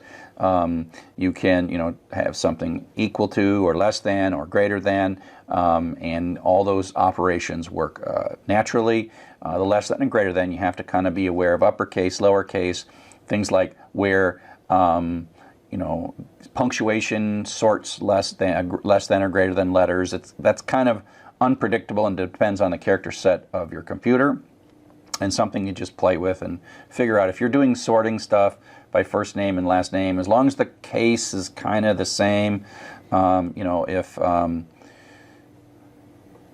if you were sorting Chuck with an uppercase and Glenn, the fact that these uppercases, they'd sort right and these lowercases would sort right, but if you were to subdue instead lowercase Chuck and uppercase Glenn, then that would sort weird. As a matter of fact, the G would come before that. And so case can mess this up, but in general, other than case and special characters and other things, it technically works. It's just hard to kind of predict it. A lot of what we do is use the string library, and so the strings are objects, and we'll talk later about what that really means. And objects have these things we call methods. So a string object has some built-in capabilities, and one of the built-in capabilities that the string object has is, here is a string object, and because greet is a string object, if we said type, we'd see that it was an str. Dot lower says, hey, dear string, make a lowercase version of yourself. It's like calling this function lower and passing greet into it, and then give that back to me. Now, it doesn't actually change greet. It gives me a lowercase copy. So here I have hello Bob with an H and a B uppercase, and what I get back in Zap is hello Bob all lowercase. And note that greet is unchanged. So hello Bob is still there. And you can even call these methods on constants. So this is a string object, quote, hi there, quote, dot lower. That says, call lower on this bit of string and give me back a lowercase version of it. And so it prints out as the residual return value. This is like a function call. A method call is a kind of special form of a function call. It's a function call where you say the thing dot the function name rather than function name passed in as a parameter. Like len, for example, is non-object oriented. Len of x, that's non-object oriented. Object oriented would be x dot something, parenthesis. But so constants are objects as well, and taking the lower gives us back lowercase hi there. And so that's just one of the things that you can do in the string library. These are built into string variables and constants. They're just always there. As soon as you make a string, they're part of it.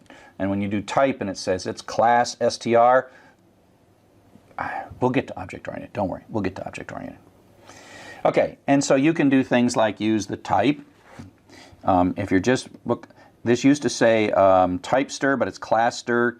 Kind of, this is more of an OO. The word class is an object-oriented concept, but it is a string, and you can use the dir, and of course there's extra stuff up here. And this is showing all the different methods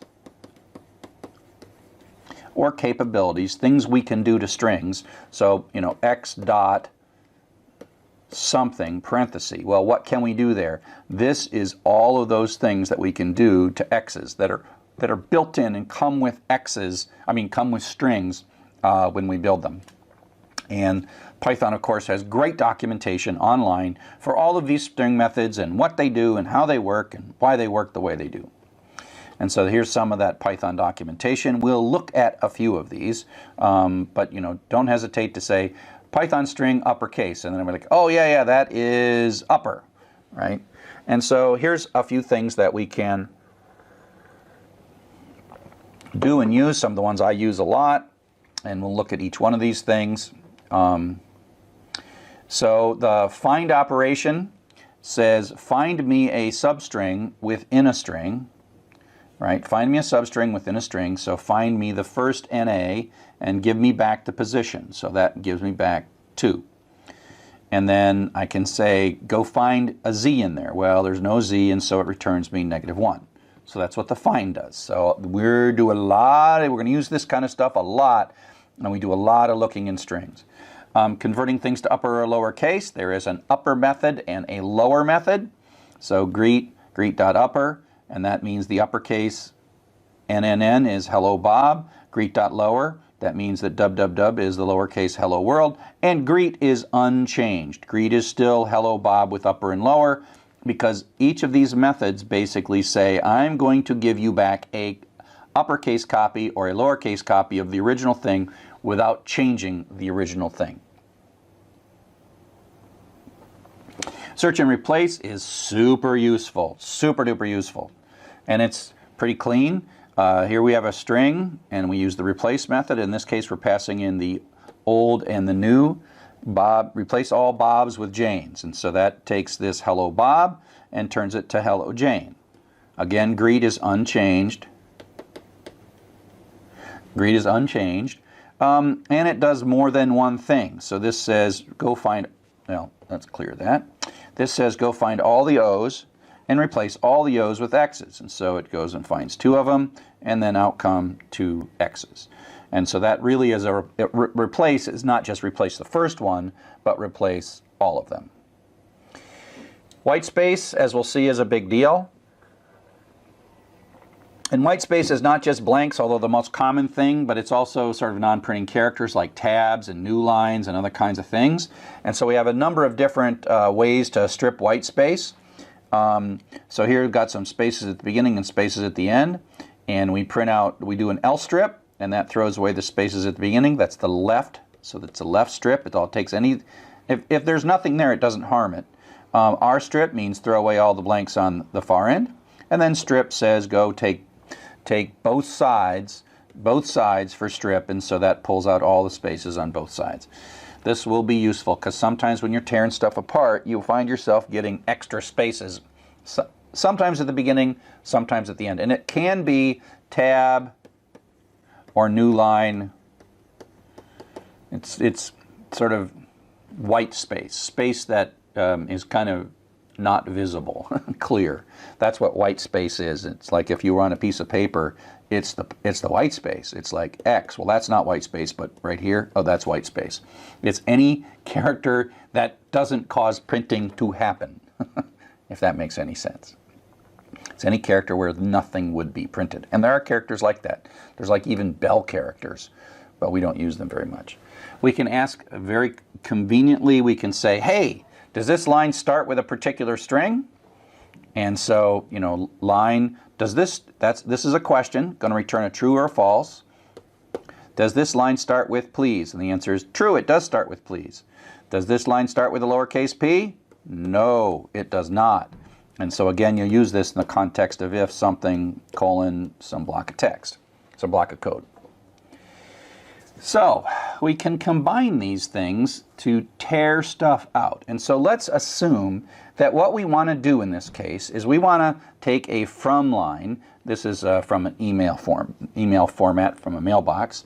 And this has got the from with a space and the person's email, and then @ sign in the school they're from, and a space, and then the rest of the stuff like when this mail was sent. And this is a real mail message from this guy Stephen from the University of Cape Town in South Africa. And it's really Stephen, and this really is the first line of a file that you'll get to know pretty well by the rest of this course. Hi Stephen, we like you. You are the example in my class and have been for a long time. People actually who know Stephen have taken this class and they're like, Stephen, I saw your picture in the class. So if you're ever in Cape Town at the University of Cape Town, say hi to Stephen and tell him that you saw him in the class. But okay, that's neither here nor there. What I really want to do is I want to extract his school from this email line. Okay, so now eventually we will do things like the data will come from files, but this is still chapter 6. So this is the data we're going to search through. And so we can say, hey, let's go find the @ sign. Search up to this position and find the @ sign. So data.find @ sign. And give me back where that's at. That's in position 21. This is position 0. Then what we're going to do is we're going to look for the next space after the @ sign. So we're going to start at the @ sign and tell find to start here and look forward until it finds a space. So data.find, look for a space starting at the position of the @ sign, and then that'll be in position 31. So 31 is what we get in the space position. So now what we have is we have in two variables, we have position, the position of the @ sign and the position of the space after the @ sign. Now what we really want is this bit right here. So we have to go one beyond the @ sign, and we don't want the space. So we say, we're going to use slicing here, data sub at position +1 up to but not including the space. Oh, smiley face, because we didn't have to say space -1 because that is up to but not including. And so we get that little bit right there. So we don't have to say -1 there because this is not actually included. The thing that's at the position of the space is not included. So that's already a little benefit for the up to but not including. And so when we print this variable out, host, we get exactly just the school that Stephen works at and probably went to, as a matter of fact. I don't know if he went there or not. So this is just kind of a note for non-Latin character sets. All programming languages from the 60s on tended to work in what we call the Latin character set, which is the United States and England and Europe, and lots of places use this ABC character set and the special characters. But it's really common to want to use different characters. And so if you're going from Python 2 to Python 3, and we'll talk about this a little later when it matters more. Luckily, we're in Python 3, and so one of the big things about Python 3 is that all the internal strings are Unicode. In Python 2, there was sort of some confusion as you went between strings. And this is just a little bit of code, and so I'm putting in here, some Asian characters. This is Korean, actually. Asian characters into X, and then I say what kind of a thing this is, and that is a string. And then there's this Unicode, and this comes from Python 2. If it's a Unicode operation, it's still a string. Whereas in Python 2, if you put international characters into X, then it was a string, and then there was a separate kind of a constant called a Unicode constant, and it was a different type. And there was ways that you had to mess with these Unicode variables as you did things like read them from files and put them back into files and did other things. So it was much more difficult in Python 2, but we're doing in Python 3, and in Python 3 it natively understands non-Latin character sets, international Asian character sets, Spanish, French character sets.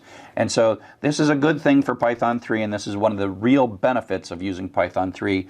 And as we start doing stuff where we're exchanging data with the outside world, this will come into play, and I'll have to show you how to use it.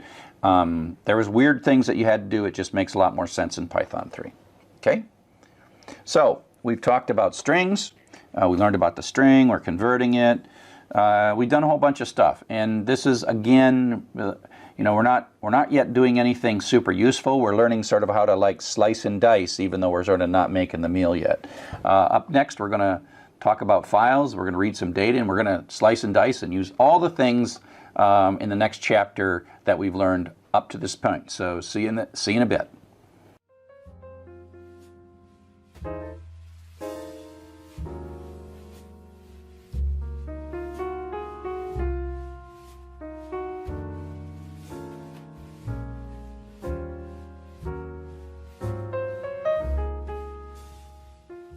Hello and welcome to Python for Everybody. My name is Charles Severance and I'm the author of the book and the teacher of this class. In this particular session we are going to do exercise 6.5 from the textbook. It's an exercise in parsing text strings. And so the basic idea is we're going to see strings of various kinds and various lengths, and we're going to want to extract pieces of them, okay? And so the idea is to somehow get this part out and then convert it to a floating point number. This is a proxy for later things where we're actually reading files or reading stuff off the internet, but parsing strings is an important thing for us to do. Okay? And so let's take a look at a couple of different ways to do this. So let's go ahead and get started. Let's go bring up our Atom, and I've got it open nicely to the right spot here, and I'm going to make a new folder. Hopefully by now you're finding Atom EX0605. Atom, or whatever your programmer editor is sort of a powerful tool. I'll close this one. File, new file. A powerful tool that lets you sort of save a lot of keystrokes, etc., etc. Print exercise 6.5, just for yucks.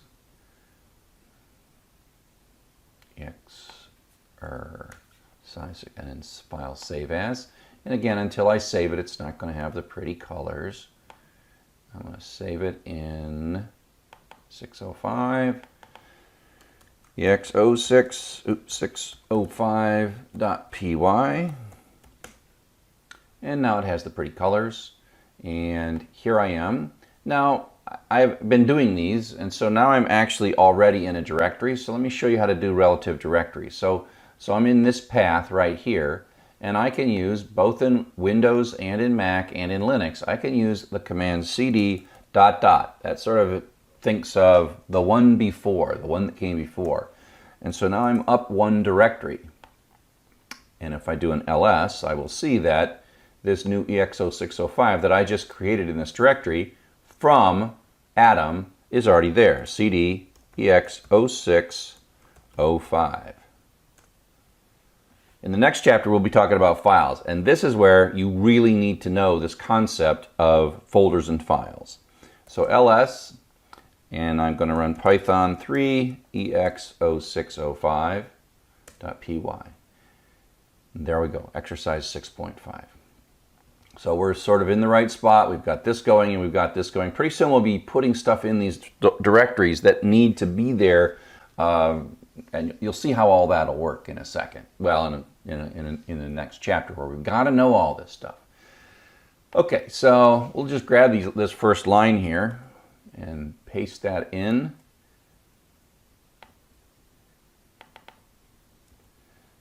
Print stir. So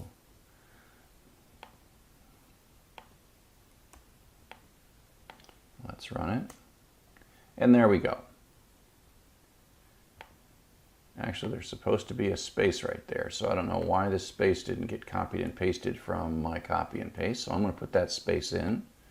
There's supposed to be a space right there, I think, but we'll see. So the key thing is, if you look at the lectures from this section, you can look for things, and you look for a pattern. And so what I'm going to do is I am going to look for a pattern that says find me a colon. Okay, and I'm going to say, where is there a colon equals stir.find and then print out IPOS. So I'm going to say, where in this string is there a colon? That's going to give me the position and offset of that. So that says that the colon is in position 18. Now, it's not always going to be 18. Sometimes these strings will be a little bit different. Okay. So the next thing I can do is I can say a small piece of this string is do stir, and then starting from that position, IPOS through the end of the string. And then we're going to print that out, print out the piece. And when I'm doing string parsing, tearing strings apart, I tend to have a lot of situations where I print over and over and over again. So now let's see if that piece is the right piece. And the answer is it doesn't quite look right, because see, I've got that colon there. And that's because it says start at 18, position 18, wherever that is, and then keep on going. And so I need to do IPOS +1. So let's see, I'll just sort of advance past this little colon character and get into that space. Okay. So let's run it. So now I've got space 08475. And now I can just see it, value equals float of piece, because piece is a string. It's a string, and then I'm going to say print value to see if I got the value right. And let's remember that there's a space here. This might mess up float. I don't think it's going to mess up float, because float's trying to find a floating point number, and it kind of, but let's just see if it works. Let's just see if it works. Okay, so the key is it's in position, the colon is in position 18, the string we pulled out is blank 08475, and the floating point number is 0.8475. So we've sort of solved this. Now, I can clean this up a little bit by making that +2, so I'll just change that to +2, and you'll see how that changes what I'm doing. And so now this here is the string, that one there is the string, this is the actual floating point number. They're the same thing, other than the fact that it's a floating point number and you can add something to it. So I could do something like print, value plus 42.0, and that would actually work, right? So 42 point, and if I did print piece plus 42.0, that will blow up, right? Because piece is a string and 42 is a float, and says can't convert float object to string implicitly. Okay, and so other than sort of taking out this extra stuff,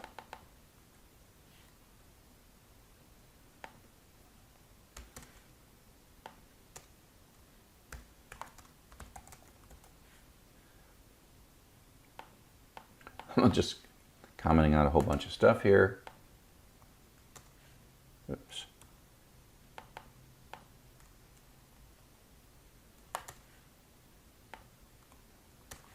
So I take out all those print statements. These 5 lines are the lines to do this particular assignment, where we are tearing apart a string. And in the future, the source, this is just so that we can play with strings, but later we'll be taking this data from all over the place. Finally, we're going to start opening some files, and then later in the course we're going to be opening data from databases. We'll be opening data from the internet, and so there's all kind of sources of data where we get these strings. But for now, we're in chapter 6, and we're only focused on strings. So I hope you found this useful, and coming up soon, we'll be opening files. Hello and welcome to Chapter 7. This is the chapter where it all really starts to pay off. We have been learning bits and pieces and doing little 2 lines, 3 lines, 4 lines of code to learn the basic building blocks of Python and learn some of the syntax and define lots of terms. But now we're actually going to start doing something. So if you look at what we've been doing so far, we're inside this little computer, and you type up, the Python says what next, and you give it its command and it does something, and you do something else and does something, and you do this 3 or 4 times, unless you write a loop, and then it goes like 10, 20 times, and that's it. And then maybe we write a thing that reads something from our keyboard, gives us something back, and then we write something that prints something out. print a few things out. And so we've been pretty much using the keyboard, the screen, the CPU, and the memory. That's kind of where we've been living. And while it's important to talk to the keyboard and the screen, the real world is things like databases that live out here, files that live on our systems, and connecting to the network and reading data from the network. And so that's what we're starting to do right now, is we're starting to be able to work outside kind of our code and create things that are permanent. And so we're going to be talking, initially we're going to work on files. We'll later talk to databases and the network and other stuff, but for now we are talking about files. And so really kind of we're stepping out a little bit and reading things that are permanent and creating things that are permanent. The kinds of files that we're going to talk about mostly are text files, and you can think of these as a sequence of lines in a file that are easily read by Python. You've been making text files all along. Your hello.py, that file's a text file too. You're using a text editor to create that file. You put your Python commands in a file, you run those files, and that's what it is. And so a file can be thought of as a bunch of lines, 1, 2, 3, 4, 5, 6, 7, a blank line here. That's possible. And but the reality is that these are actually just lines, and we have a special character called the new line that we'll talk about in a second. So to read a file, you have to call the open function. And open returns what we call a file handle. Open doesn't actually read the file. Open makes it possible so that you can read the file. So the parameters to open are, it takes one parameter that's required, which is the name of the file. Another parameter that's optional, whether or not to read it or write it. If we're reading the file, it doesn't harm it. You can read it over and over. If you write it, it actually, if there's already data in that file, it truncates it and writes something. And we're not going to really write files, we're mostly going to read them. And so open sort of, you pass it in a file, it gives you back this file handle, and then you have a variable in which you store it. I often call it fhand to be mnemonic. You'll see my code, I use fhand all the time to indicate that that is a file handle. And so if we were to run this in interactive mode, we'll open mbox.txt, and that is a function built into Python, and then it gives us back a handle. It does not give the data. You can kind of see this when we print out the file handle using the print statement. It doesn't print the lines that are in the file. The lines that are in the file are sort of out there. There could be like 10 million lines for all we know, lines in the file. The handle's like a little opening outside of your program, and you can talk to the file by opening it. Then you can read stuff. You could, if you're writing the file, you can write stuff, and then you close the file to shut the handle down. But handle is a thing that allows you to get to the file. It is not the file itself, and it's not the data in the file. It's just a wrapper that kind of allows you. So this, if you print it out, it's like that's the file we opened, we're reading it, and encoding has to do with the different kinds of character sets, which we talked about at the end of the last lecture, that Unicode character set, etc. UTF-8 is a great character set. It's probably the most typical character set that you will run into, although you can have different character sets of files, but most of them are UTF-8. So, of course, this is Python. If you make a mistake and there's a file that doesn't exist, we get a traceback, and it blows up. We'll show you in a second how to deal with that. Now, the new line character is an important part of file reading. And in files, in strings, we can put the new line character in by this \n character. And the \n is the character that indicates that we're supposed to go to another line. Go to a new line. Go to a new line. And so we have, what is this? Well, that's a \n. That's a \n. And so if we print it out, we print it this way, we see that the \n is in there. This is how we type it. We actually type \n to Python to indicate that we're supposed to put that there. But if we do a print statement, it actually interprets the \n, and so the \n causes kind of this movement to the beginning. Now the print actually, at the end of this, adds another \n. So the \n that we put in by putting it into this string is that one, and then print always puts a \n at the end. There's actually a way to override that \n behavior by putting something on the print statement, which we'll talk about later. Now, it's important to note that the \n is one character, right? And so even though this x \ny prints this, and then print adds another new line to go down to here. If you ask how many characters, what is the length of this? Well, it's only 3. That's because that's a character, the \n is a character, and the y is a character. So it's a 3-character string. So the \n is a character like all the rest of the characters, but it's only, we encode it by typing \n. It's called an escape, where the \ is the escape, \n is a way to say new line, because we can't see it. It's a way for us to encode in a string this non-printable character, this invisible character. The white space, it's part of white space. So as we're reading through the file, we can think of it as a sequence of lines, and we can read these a line at a time. We can also read them a character at a time if we want. And so, but it's more common to say read this line, read the next line, read the line after that, etc., etc., etc.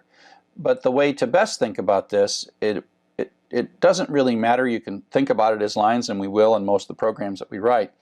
But realize that the way when we see this, when we see it like this, it comes back to the beginning, it comes back to the beginning. There's a character in the file at each of these points to say go back to the beginning. It's like hitting the enter key on your computer.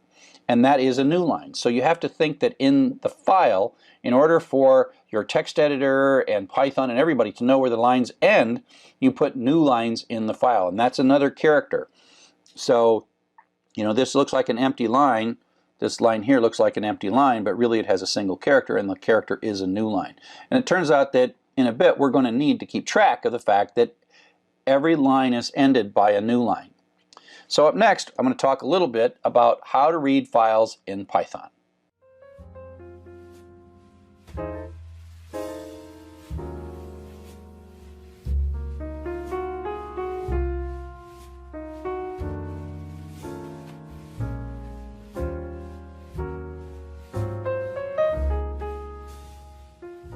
So we're going to find that there's a number of different ways that we can read through the file, but the most common way that we're going to read through the file is to treat it as a sequence of lines, and we're going to use the determinant loop, the for loop, to do this. And so what happens here is we get back this handle that opens the file and gives us back the handle. That handle x file is the variable I just named it x file. That's not the data, but it is a sequence. It is that file handle represents to Python a sequence that we can potentially walk through and then get all the lines. And it's the simplest, most beautiful, elegant way to read all the lines in a file.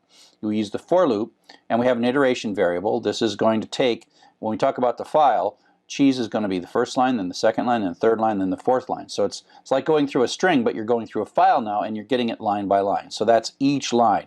I just picked a variable named cheese so you didn't get confused. Later I'll call this line, but Python doesn't know anything special by naming that variable line. Okay, and so this is, it's the for and the in, and so for, I read this as for each line in the file x, the file handle x file. So run this loop one time for every line and then print it out. So it's actually really quite simple. Okay, other languages like C or C++ or other languages, they have to write while loops with end of file conditions and all kinds of things that make this very difficult. But this is one of the prettiest things that Python has. It's a very, very pretty thing. Okay, so let's talk about what we might do. And we're going kind of back to iterations now. What if we wanted to count the number of lines in a file? Well, this is a basic loop counting pattern. So we open the file, and then like in all these loops, we do something to sort of prime the loop to get it started, set a variable count to 0. And I'm going to use the variable line that's going to go through each of the lines in the file, for line in fhand, down the file. And it's going to run this loop once for each line in the file, and the variable line is going to change. But all I'm going to do is add count equals count plus 1. And so that's just like from counters, that's just how you detect. So every time we see a line, we're just going to add 1 to the counter. We're not printing the line, we're not even looking at its data at this point. And then when the line is done, however many times it has to go, out it comes, and we print out line count equals count. And so if we open inbox.txt, this is going to do all this work and then print this line out and say line count is 132,045. So this is a little 5-line program that shows you how to count the lines in a text file using Python. Again, simple and elegant and not too much syntax for you to have to learn. Now it's also possible to read the file as a series of characters all in one go.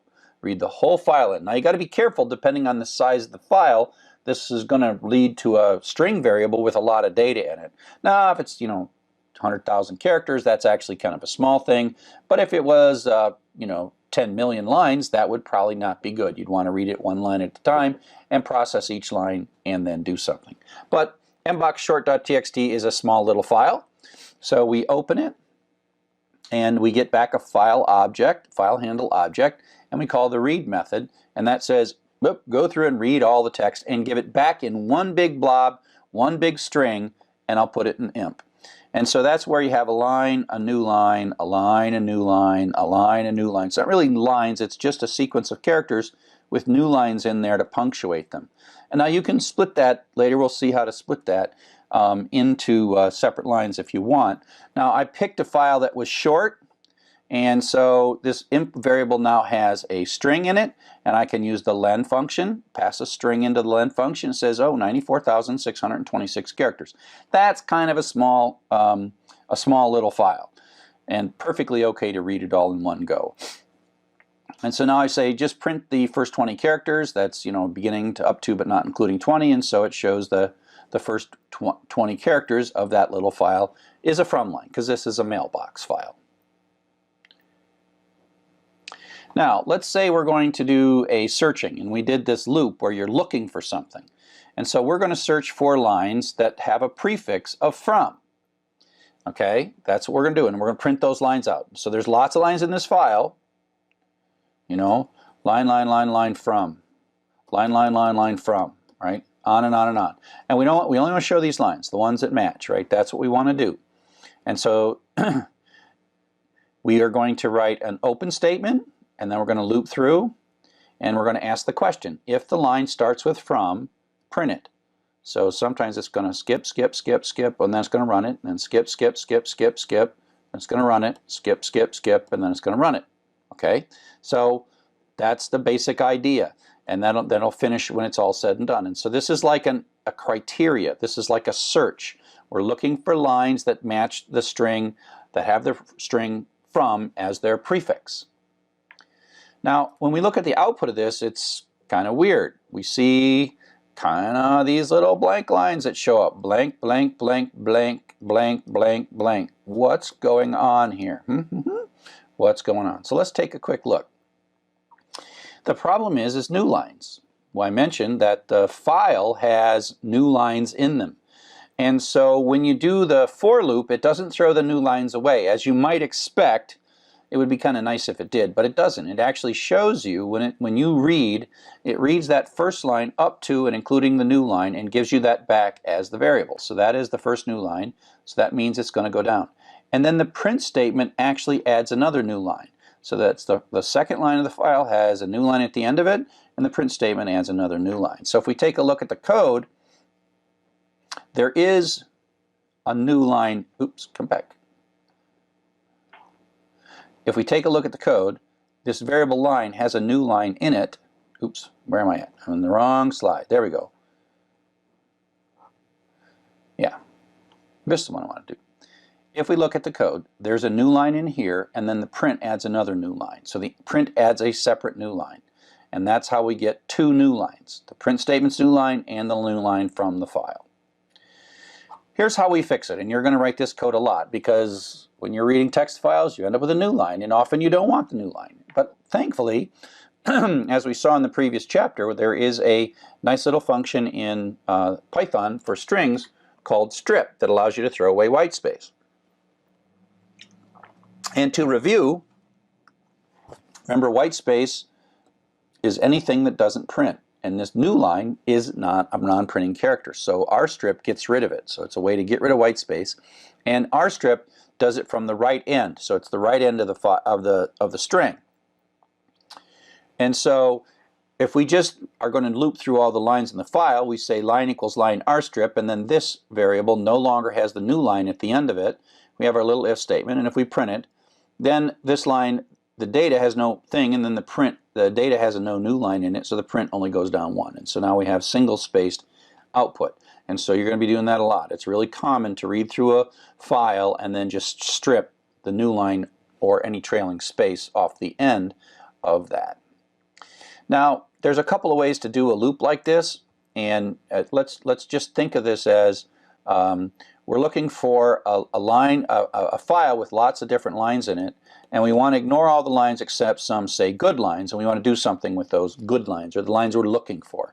Needle in a haystack. This is like searching for a needle in the haystack.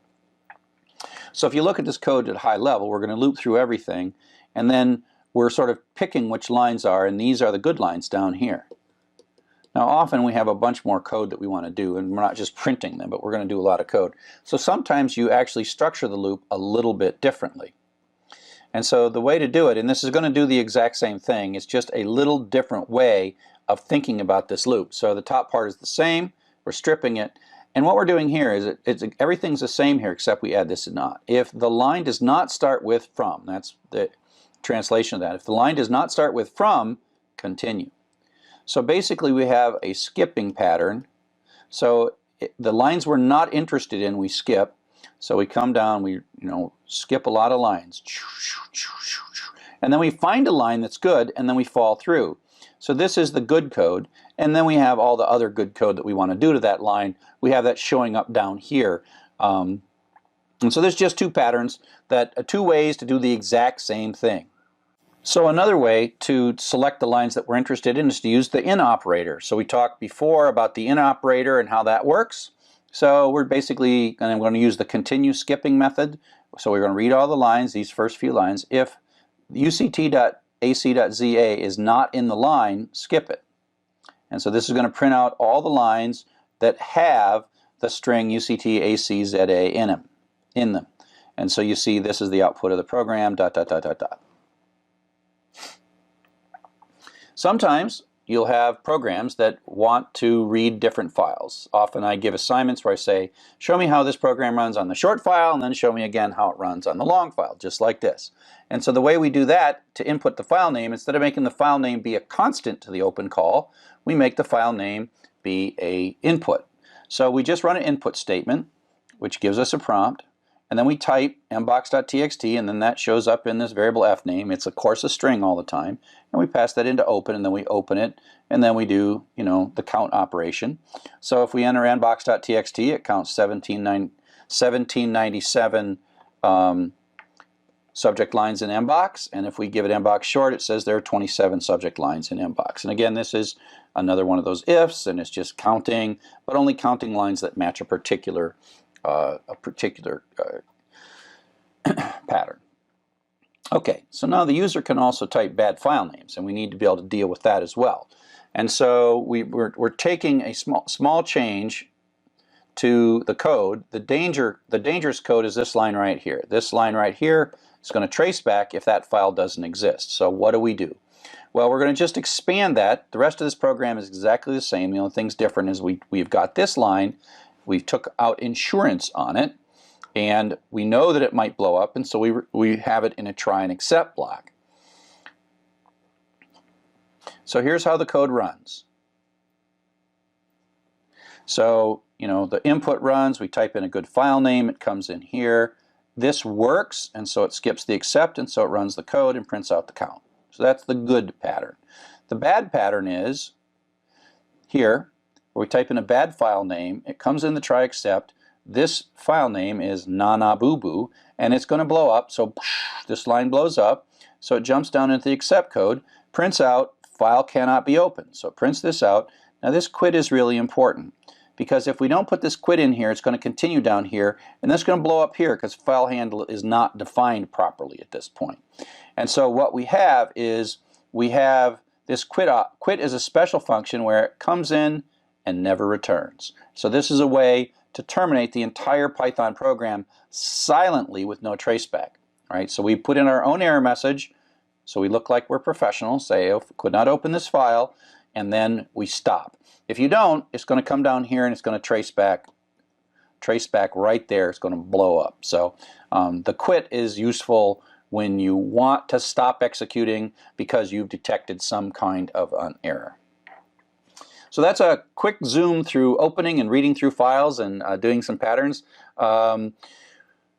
Most of the rest of the programs in this course are going to say open for rstrip look for, and then do something interesting. That's going to be our loop that we're going to do over and over and over again. And now we see how this looping and if and iteration and variables are starting to come together, and you can actually sort of do a program that does something useful. But before we get to too many more programs, we got to switch a little bit, switch gears, and talk up next about data structures, and that is the shape of data. And how we can use more intricate and complex variables to help solve our problems.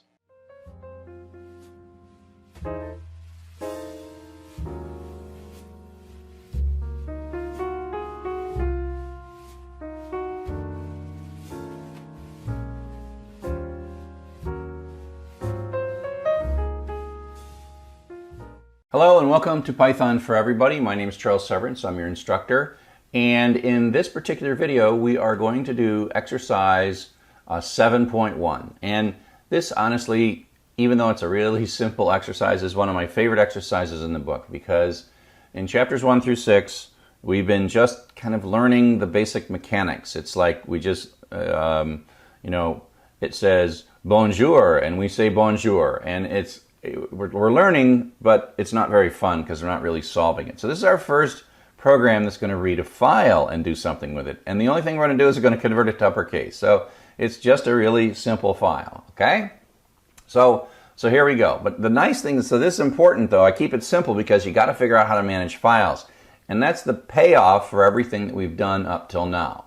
So let's close that one and say File, New Folder, EX0701. Welcome to Files. Here we are in Files. File, New File. And I'm going to say File, Save As, and put it in EX0701. And I'm going to call it, I could probably come up with a better naming convention than these things, but it works for me, and I'm a programmer. So here we have this file.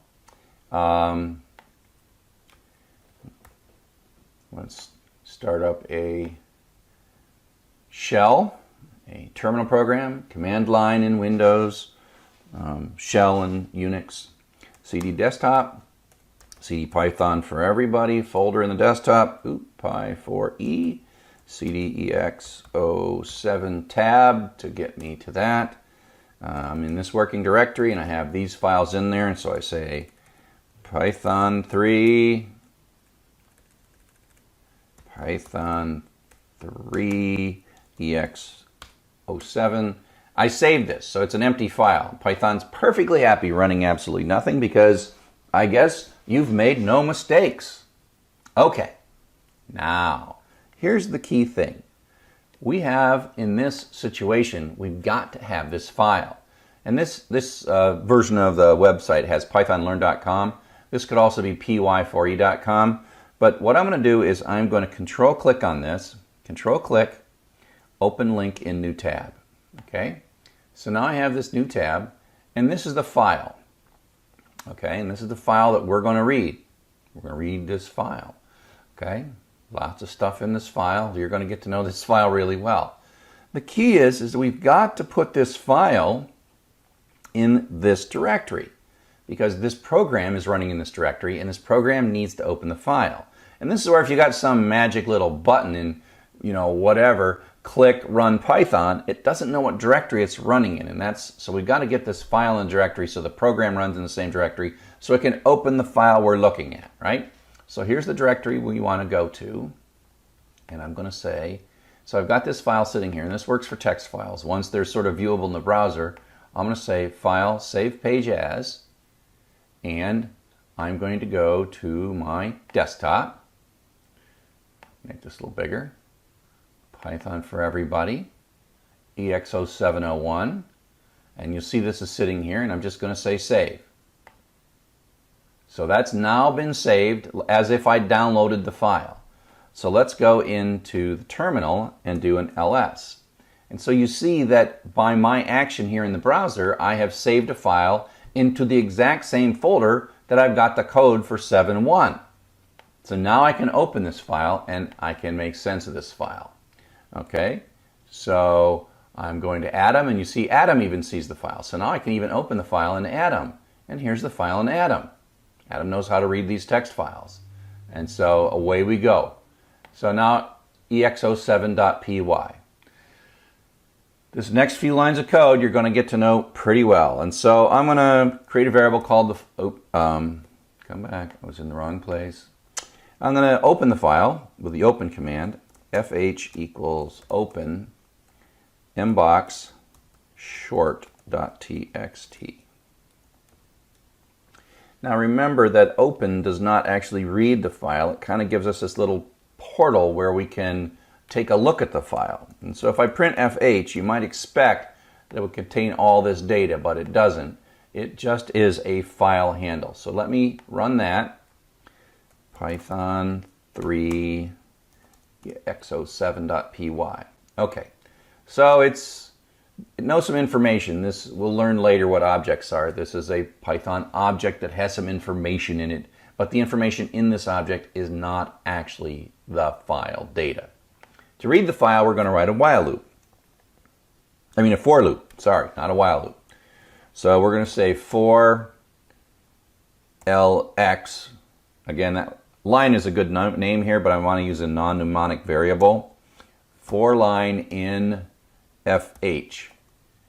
And then I'm just going to say print lx. Okay?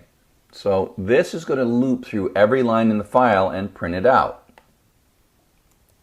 I'm going to have to make this a little bigger now because it's going to be very chatty. So that is just a loop to read through. Maybe make this a little smaller. There we go. Oh boy, oh boy, oh boy. Missing parentheses in call to print. What am I doing wrong here? Well, the problem is I've been using Python 2 for so long that when I'm not drinking enough coffee, then I'm going to talk Python 2. So the right way to do this, so let me just run this in Python. Never mind, I won't run it in Python 2. I'll just fix it because print's colon parentheses in Python 3.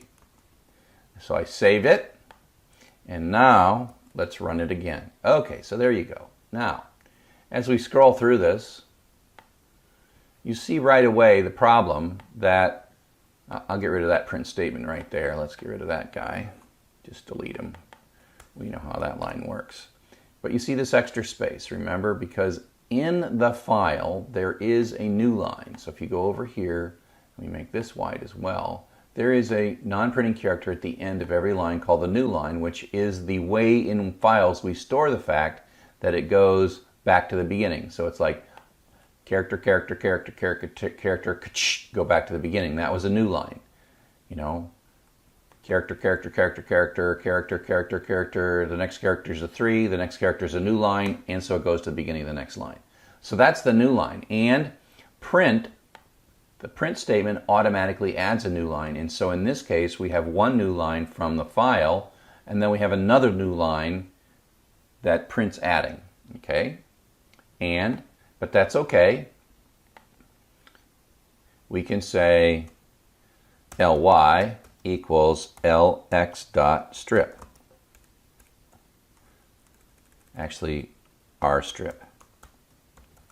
To strip the characters from the right-hand side, the non-printing characters from the right-hand side, and then we'll print out ly.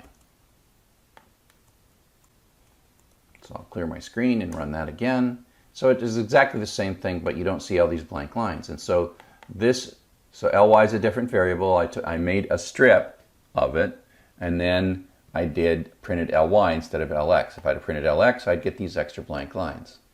And so this is a very common thing. You open a file, you loop through it, through all the lines in the file, and then you throw away the non-printing characters at the end of the line, and then you do something with it. And so right now, we're just printing it. But what we're supposed to do in our assignment is make it uppercase. And so let's just call the upper method to make them all uppercase. See if that works. And there you go. And so now the line has been shouted. There's only one line and everything is fine, right? So it's been shouted, all uppercased. This little syntax here is what's called a method. This is a string variable, and upper is a method within the string variable that returns us an uppercase version of that. And again, that's object-oriented terminology, and we will learn about that in an upcoming chapter. But for now, we just sort of type it and understand it, and later we'll understand better that there's a whole series of things you can do after this dot for a variable in Python. And so there you have the exercise 7.1 for the book Python for Everybody. I hope you found this useful. See you on the net. Hello and welcome to Chapter 8. We're going to talk about lists in this chapter. Up to now, we've been talking about algorithms. Algorithms are the concept in computer science of using the programming language to express the steps that you want the computer to go through to solve the problem. Read some data, convert it to a floating point number, check to see if it's greater than 40, do one thing if it's greater than 40, do another thing if it's not, then print out the result. Or open a file, read everything. If the first line starts with something, do something. If not, skip it, and then add all the things up. Those are steps. Those are a series of steps, and hopefully by now you're getting to the point where you have a good understanding of steps. But there's a whole other side of computer programming, and we call it data structures. And data structures is not the steps, but instead clever ways that you lay out the data, and clever ways that you make sure that the data does what you want it to do. And so that's what we're going to start talking about now. Lists are the first and the simplest data structure. Strings are kind of like data structures, but lists are probably our first real data structure that we're going to think about and design and make use of effectively. But before we talk about what is a collection, we should talk about what is not a collection. So we're familiar with what a variable is. We know that a variable is a little piece of memory that's got a label on it. And then an assignment statement, sticks a 2 into X, and then and then 2 is in this little cupboard. And then it goes to the next line, and then 4 goes into X, and so the 2 goes away and the 4 is there. Now, a key thing is you can't have more than one variable at any given moment, right? And more than one value in a variable. So when we move to collections, collections are more like suitcases. We can put lots of things in them. We have ways of organizing them, and as we go through lists and dictionaries and tuples, we'll see how there are different ways to organize them. And as a matter of fact, we've been talking about lists for a while. Every time we use one of these square bracket syntaxes in earlier programs, we've been working with lists. And so this is technically a 3-item list with 3 strings, got commas here. Joseph is one string, Glenn and Sally are another string. And here's another one that is another thing. And the list is basically, it's a list constant, and it's being assigned into a variable. So this friends variable has 3 things in it. So that's different than what we've been talking about before. So these bracket structures with square brackets are those lists. And so the print is just a print with parentheses to get the print to work. But 12476 is a 3-item integer list. Red, yellow, and blue is a 3-item string list. But it doesn't all have to be integers or strings. Python can handle different things and different kinds of data in different positions in the list. So red, 2498.6, a 3-item list with a string, an integer, and a floating point number. And while we're not going to use this too much for now, this outer list is a 3-item list, and the second item is another list. So this is kind of alluding toward what we'll do when we start talking about data structures, and that is we have a structure and then we have another structure inside of it, and sometimes this can get quite complex. And we're doing this for a reason. This here has no reason, just to show you that it's possible that lists can be made up of lots of things, including other lists. And of course there is also the notion of the empty list. And like I said, I have had to be able to tell you about lists all along. We use them in for loops. We can put lots of things here. We can put file handle here, we can go through the file, we can put a string there, we can go through the characters in the string, and in a list. And the iteration variable then goes through the successive elements of the list, and that's why this prints off y4, 3, 2, 1, and then the loop is done and it prints out blast off. So we've been using them, and we've been actually iterating through lists with for statements all along. So the for statement has been something we use with lists, and when you just need to go iterate through the list and go through every item in order, the for is a great way to do that. So friend is our iteration variable, friends is our list variable, and so that says friend is going to successfully take on the value Joseph, Glenn, and Sally, and print out, Happy New Year, Joseph, Glenn, and Sally. It runs 3 times, once for each of the values, and the iteration variable advances. Now, I do want to make it really clear that the choice of friends and friend singular and plural, is arbitrary and capricious. It happens to be convenient and intuitive that the iteration variable is 1 and the list variable is more than 1.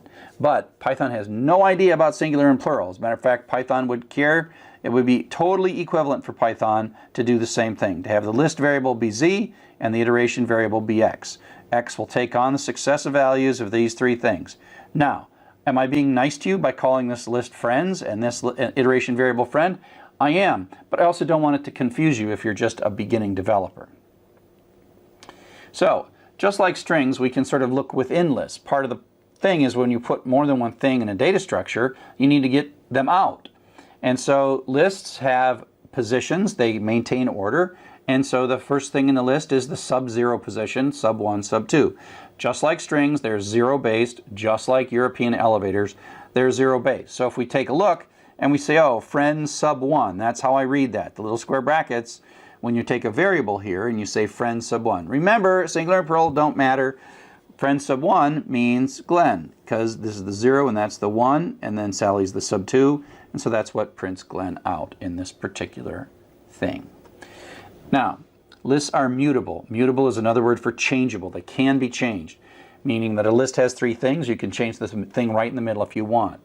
To take a look at what's not mutable, strings are not mutable. So if I take a look at assigning banana into fruit, well, fruit sub-0 is a capital letter B.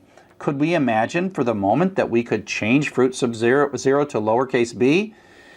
Well, the syntax would be how you would do it if you could do it, but it turns out that strings are not mutable, meaning they're not changeable once you create them. And that's why when we do things like lowercase or uppercase, we take a look at the fruit and we say, give me a lowercase copy of that, and then we take the return value from this and we store that in x, and that's how x becomes a lowercase banana. But fruit is still the original one, so fruit has not changed. Compare and contrast that with a list, though. Here we have a 5-item list, 2, 14, 26, 41, and we're going to do the sub-2 position, and the sub-2 is 0, 1, 2, so that's that one right there, and we're going to assign a 28 into it. So that 28 is going in here, going to wipe that out and put 28 in. So we can do item assignment in lists by putting a bracket syntax on the left-hand side to say, don't just put it in the variable, put it in this position within the variable. So that's what that's doing.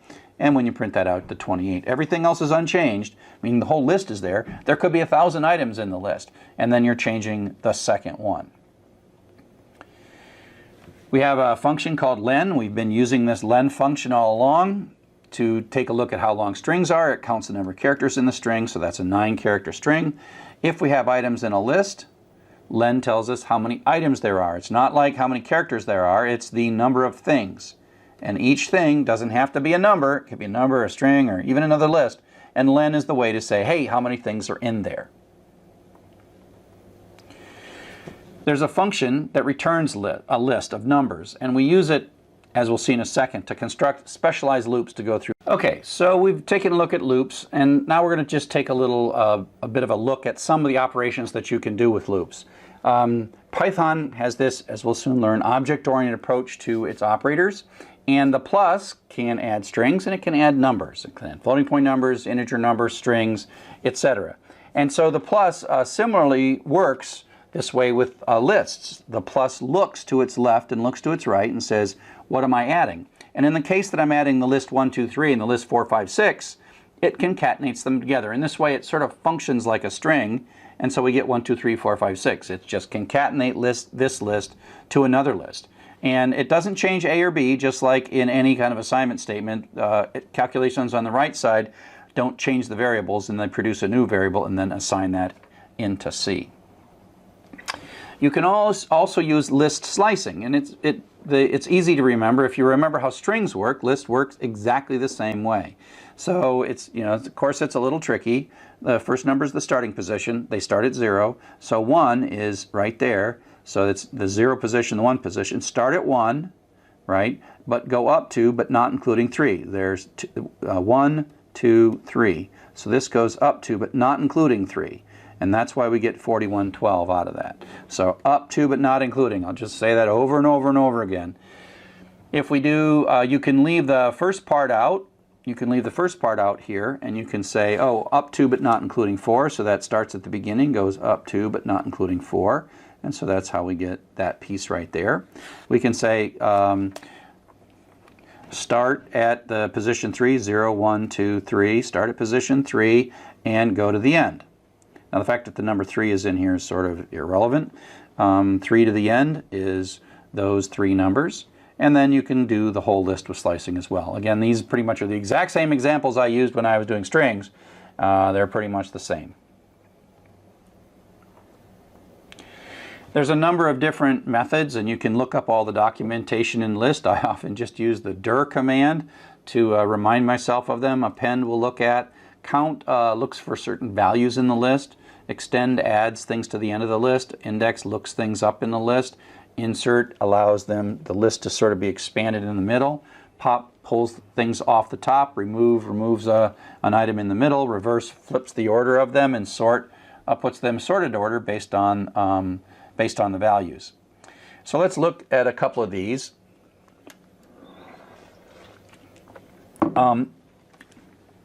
So if we build a list from scratch, we have a way to ask for an empty list. There are a couple of different ways to ask for an empty list. We could use just 2 square brackets next to each other, but this is a form we call the constructor form, where we say, hey Python, make a list. In this case, the word list is like a reserved word to Python. It's really a reserved class, but say list parentheses says make me an empty list, and then assign that list into stuff. So stuff is now it's a list object, it's of type list, but it has nothing in it. And then we can call the append method, stuff.append, and stick book in. And then we say, oh, and that knows how long, the stuff knows how long it is, where the end is, and how to add something to it, and then add a 99 to it, and we print it out, and we got book and 99, reminding ourselves that lists, while they're often the same types of variables, same types of values in the various positions in the list, it doesn't always have to be that way. Then we say, oh, we'll stuff that append cookie. You can keep on going, and then we end up with 3 things and the cookie. We have an in operator. It works pretty much like the in operator in a string. Is 9 in my list? And that's pretty simple, and the answer, of course, is yes, 9 is in my list. Is 15 in my list? Looking through, no, it's not. 15 is not in my list. And then there's the not in operator. You can think of that as kind of like one operator. Is 20 not in the list? And the answer, since it's not there, is true. And so that's a way to just, it's kind of like starts with or in for strings, same kind of stuff. Lists are in order, and they're sortable. And so this is something that we take good advantage of. A lot of what computers want to do is sort stuff. Look all these things up, append them, and then get them sorted. And so there is this method inside of list that's just the sort method. So here we put 3 values in 0, 1, 2 position, 0, 1, and 2, Joseph, Glenn, and Sally. And then we tell the list to sort itself, and then we print it out. Now, this is actually sorted the list in place, which is different than upper and lower, because if you remember, strings are not mutable, but lists are mutable. And so you say, hey, just sort yourself. Okay, and so just sort yourself, and then it sorts it, and then it's in alphabetical order, Glenn, Joseph, and Sally. I happen to be clever. I only put strings in there, and I put my uppercase and lowercase in a very consistent pattern, but the list has changed. And if I look at list sub 1, that is the second item, which is Joseph, that prints out right down there. There's a whole bunch of built-in functions to help manipulate lists. The other things I was showing was sort is a method that's part of lists, but there are other functions that take lists as their arguments. We already talked about the len function, tells you how many items there are. There is, pretty obvious, max. It says go through and find the largest. Min, go through and find the smallest. Sum goes through, adds them all up. And we can say let's do average by taking the sum of all of them and dividing it by the length. And you might think to yourself, oh wow, I wish we'd have known this a few chapters back when we were having to write all those loops to do max, min, sum, largest, smallest, etc. You can kind of think in your mind that inside each one of these functions is a loop that does pretty much what you did in those chapters. And part of the reason we did that back then, even though these things were here, was they're kind of easy loops to understand. And so those are there. And basically there allows two different ways of building loops to do the maximum minimum. Now it's not necessarily all that much easier to to do something using these, because you either can do them the old way or you can make a list and then use these functions. So let's take a look, and I'll just say that these 2 bits of code are doing the exact same thing. And what they are is they're implementing a program that's going to repeatedly ask for numbers until we type the word done, and then it's going to compute the average and tell us what they are. And so using sort of the stuff from the loop chapter, we start with a total variable and a count variable, set them to 0, and then we read a number, we check for done to break out, but then we convert it to a floating point value. And then we say total equals total plus value and count equals count plus 1. And so this is going to run over and over and over again, however many times we're going to do this. And then it's going to pop out, and when it's done, it's going to have this value of total. The running total will become the overall total divided by count, and it'll print the average out. Okay? And so that's kind of how we would have done this before we knew how to do this with lists. Now, let's take a look at the other one. In the other one, we say, let's make an empty list. Remember, this is that constructor syntax that says to Python, make me an empty list and assign the empty list. It has nothing in it, right? But it is a list, has nothing in it, into the variable num list. Now we're going to write another loop. This part here is the same, these 3 lines.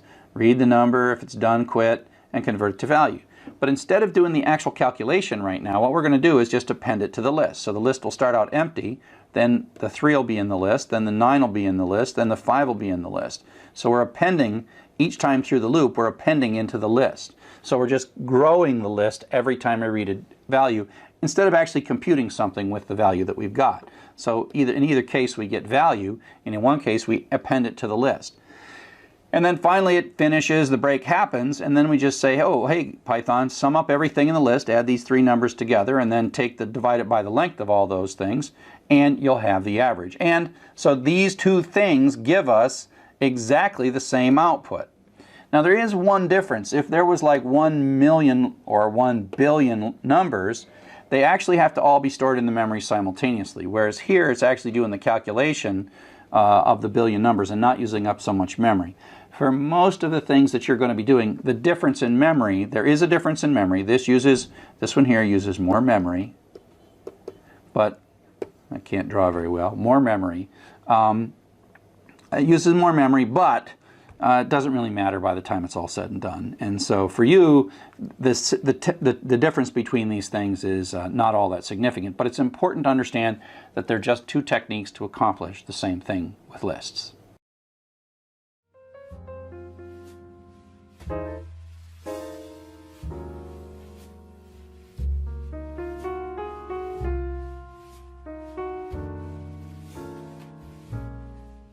So now we're going to wrap up and talk a little bit about how strings and lists are related. They're sort of related in that they both have zero-based things, and we use the square bracket operator to do various things. But there's a lot of situations where we're looking at our data and we're combining the use of lists and strings. So let me show you the first thing, probably the coolest thing. We're going to use it a lot the rest of the class, and that is the split function.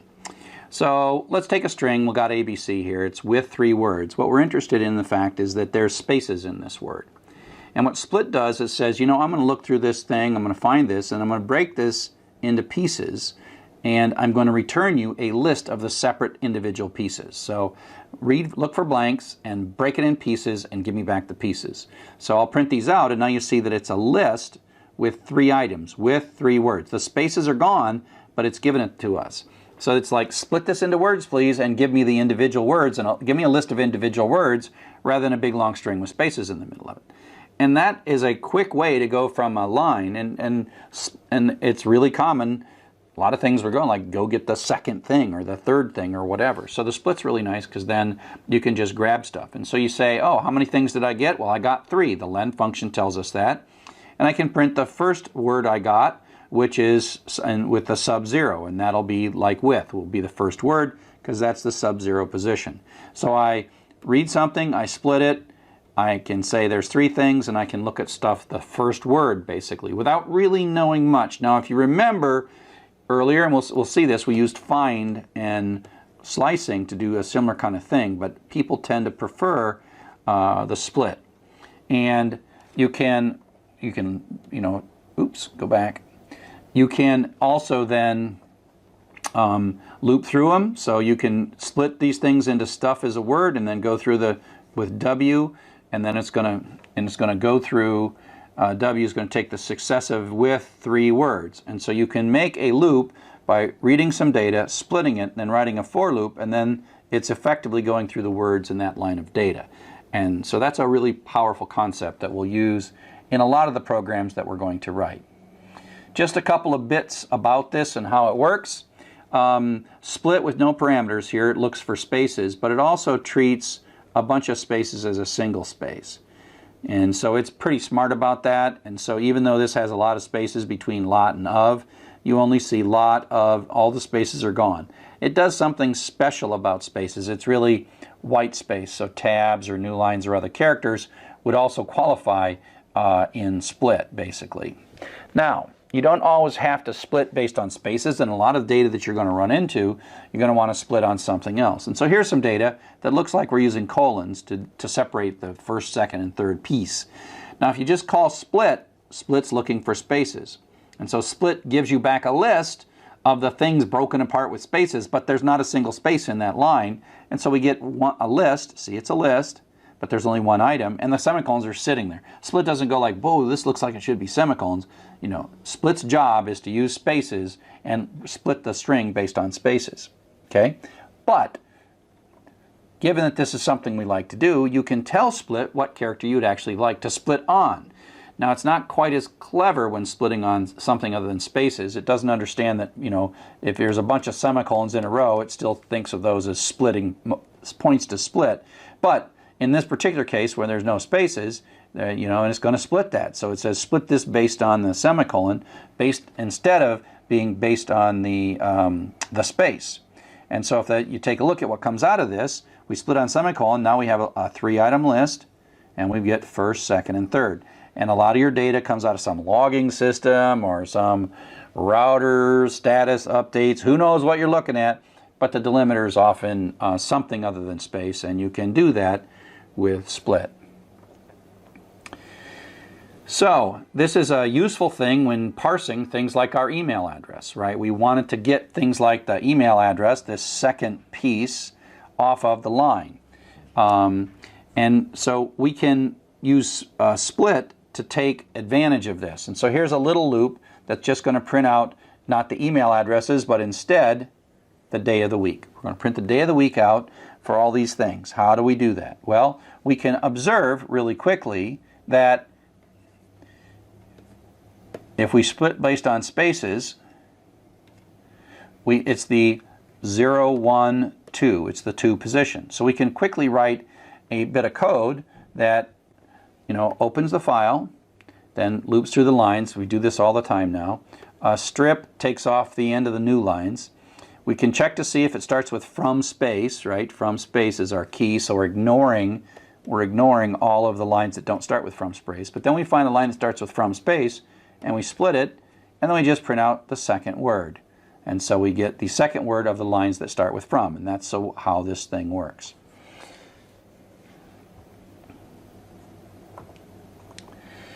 Now, sometimes we want to dig into it deeper, and we will take something, split it, and then split another piece of it again with a different delimiter. And so let's just say that the thing that we want to achieve is getting the part after the @ sign for email addresses. And we did this with, again, find and pose and stuff like that, but you can use split to do this as well.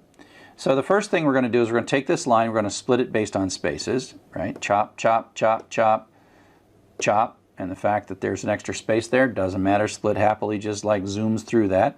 And then words sub 1, 0, 1, 2. Word sub 1 is this email address. So we'll put that in a variable called email. And so email will be a string that's just this. So in 2 lines, we've pulled out this second address into a variable. Then what we're going to do is we're going to re-split that. we're going to take this string we've got and split it based on @ because we know it's an email address. So we get a new set of pieces. The first part is the person's name, and the second part is the host name that their email is hosted on. And then what we can do then is we just happen to know that this is the 0 item and this is the 1 item, so we can get at that. So the interesting thing of going here, if you think back to how we did this before with find and pose and all that stuff, it's really a lot cleaner. And we don't, for me, I can look at this after you understand it, and it's easy for me to understand that it's correct. Whereas that pose stuff, you got to add one and start the second find after. Just remember that. And this is a lot cleaner way. And this is a more typical way of pulling this kind of information out of a line. So in this chapter, we've talked about lists. We've talked about the concept of collections. That's our first data structure. We're not just doing algorithms. We kind of know algorithms now, but now we're going to do data structures. And this chapter and the next 2 chapters are our foundational data structures. And then we'll, like everything, we'll make more complex data structures by composing those data structures together. We've looked at how strings and lists connect together and how split works. And these are all really powerful tools that we're going to use going forward.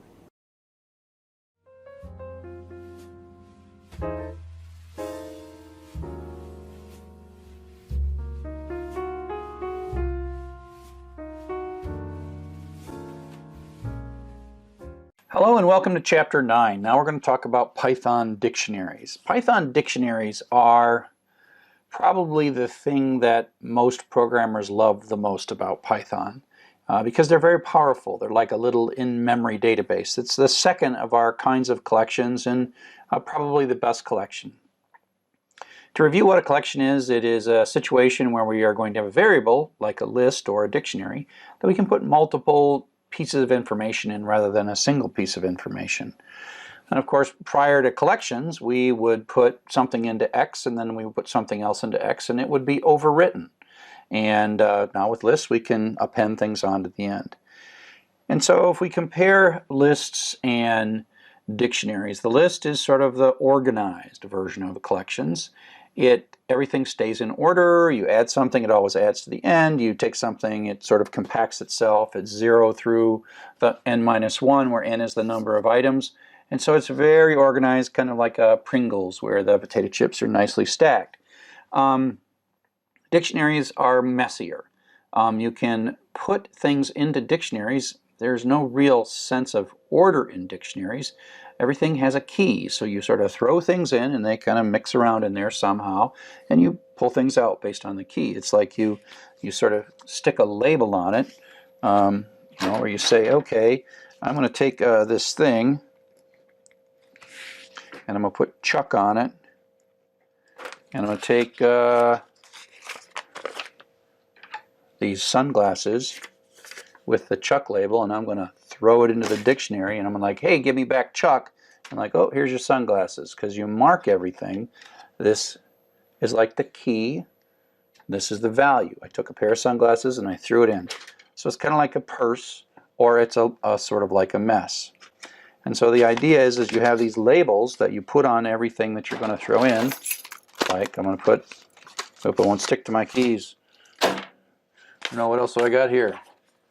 I'm going to stick a label on my pen, a Chuck label, and I'm going to store a pen in my dictionary with the Chuck label. And so it's like having a purse or a bag or a backpack where you have things labeled, and you can throw things in and label them, and you can shout into your bag and say, give me the calculator, or give me the candy, or whatever it is that you have labeled them. You have to come up with the labels, and then you can use the labels to get things back out. And like I said, they're probably the most powerful thing, and they're basically this concept that's generally referred to as associative arrays, which means they're like lists, but they have these keys. And so the associative means the association between a key and a value. Whereas in a list, there's a position in a value, and the position is less powerful and less flexible. Most modern programming languages have this notion of associative arrays. If they don't, they're sort of unpopular, because once you get using them, you're like, whoa, they're so powerful. If you ever find yourself in a language that doesn't have them, you'll you'll freak out. They have different names like property maps or hash maps or property bags, depending on the language you're using, but they all are the same thing. They're key value pairs. So the idea of a dictionary is that, or the idea of any collection is putting more than one thing in, and then the difference is that you have ways of indexing it. So this basically line says, let's make ourselves a dictionary, just like we constructed an empty list. And I want to store 12 into this dictionary, and I want to label it money.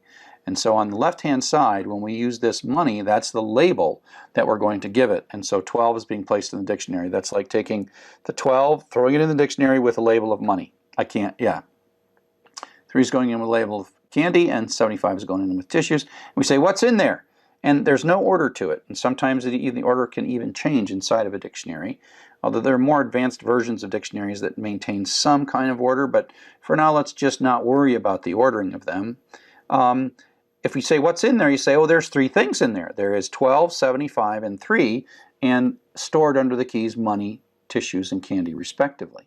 We can ask, using the index operator, what is per sub candy? And that's like saying, hey, give me back candy, and out comes the number 3, which is that. We can update stuff. So we can say, like, go grab the candy version, add 2 to it, make 5, and then store that back into candy. And so now we see that candy has been set up to be 5.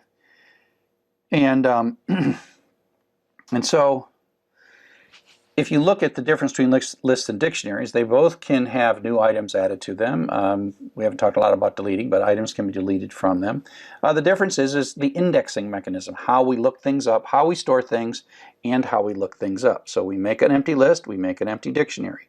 We add 21 to the end, and we add 183 to the end, and we ask it and says, oh, position 0 is 21 and position 1 is 183. We don't see the positions when we print it out because it's sort of implicit.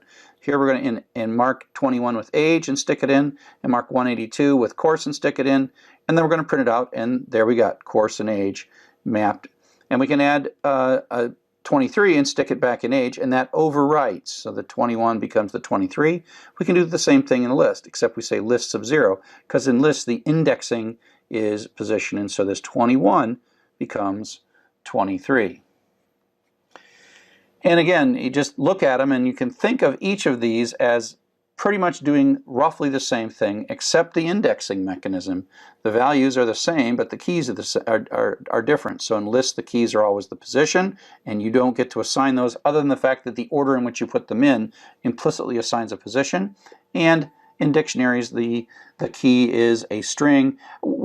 You can actually use other things. I use strings a lot in this lecture, but that's just to kind of keep things simple until you get good at it. You can actually use numbers as the dictionary index, the dictionary keys if you want. But the values are things you put in and manage in those dictionaries. So we can, just like lists, we have dictionary literals. And what's nice about dictionary literals is that they use the exact same syntax as the printout. And so it starts with a curly brace, ends with a curly brace, and then has a series of key colon value, key colon value, key colon value. And this is sort of the associative array bit. We are associating 1 with the key Chuck. We are associating 42 with the key Fred. We're associating Jan and 100. Then we print it out, it kind of looks exactly the same. And so the print statements in Python are nice in that you ask what's in a thing, you show the stuff, and it shows you in the syntax that if you type that into Python, that would be how you do a constant. And if you just say empty array, you see me also do DICT. This is constructor where you say make a new empty dictionary. This is an empty dictionary constant. These two things are pretty much the exact same thing. This is a shortcut to doing this. The empty curly braces is a shortcut to do the construction. So up next we're going to talk about sort of one of the really common applications of dictionaries, and that is counting.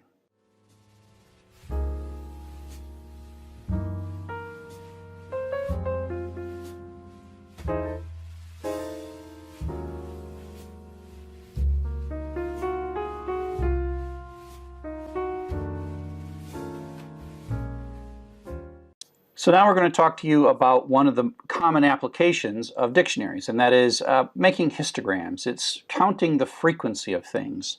And so if you think of a histogram as, it's a little graph, and there is, how many A's, how many B's, and how many C's, and there's a histogram that says, oh, there's this many of that and this many of that. And these are like buckets. These are frequencies, and this is how many times it happens. So a histogram. But we're going to do this thing where we're going to count people's names, and we're going to kind of count how many that we see. But the interesting thing that we're going to solve, just like many of the things in the computer, is we can't just sort of look at the data. We got to look at the data iteratively, one piece of data at a time. So I'm going to give you a little problem. Okay, I'm going to show you a series of names, one at a time, and I want you to count for each name, make a little bucket, and then keep counting how many things for each of the different names. Okay, you'll notice that you have to start with one and then you move across. So just watch this and tell me what's the most common name of the set of names I'm about to show you, and how many do we see?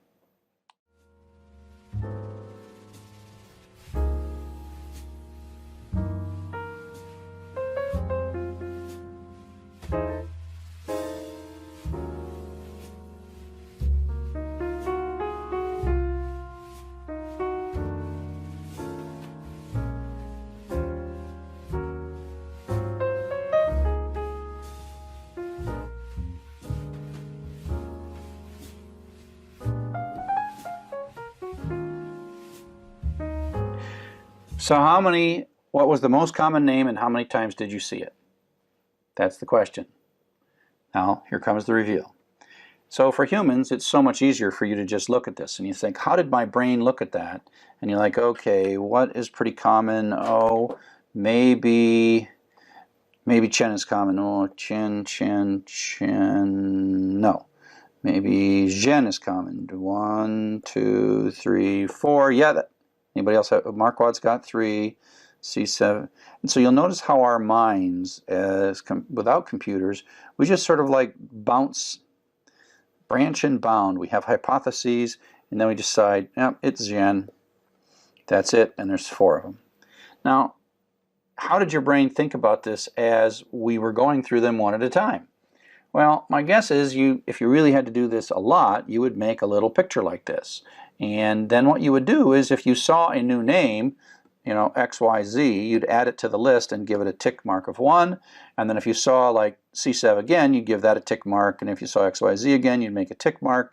And then you'd keep adding to these tick marks, right? And that's how you would do it. And you wouldn't, like many of the things we do in a loop, you wouldn't really know what the most common was until the end. And then you'd sort of take a look at these numbers and you say, okay, that's the most common number. And then you'd be done. But you have to watch them one at a time. You can't just bounce around.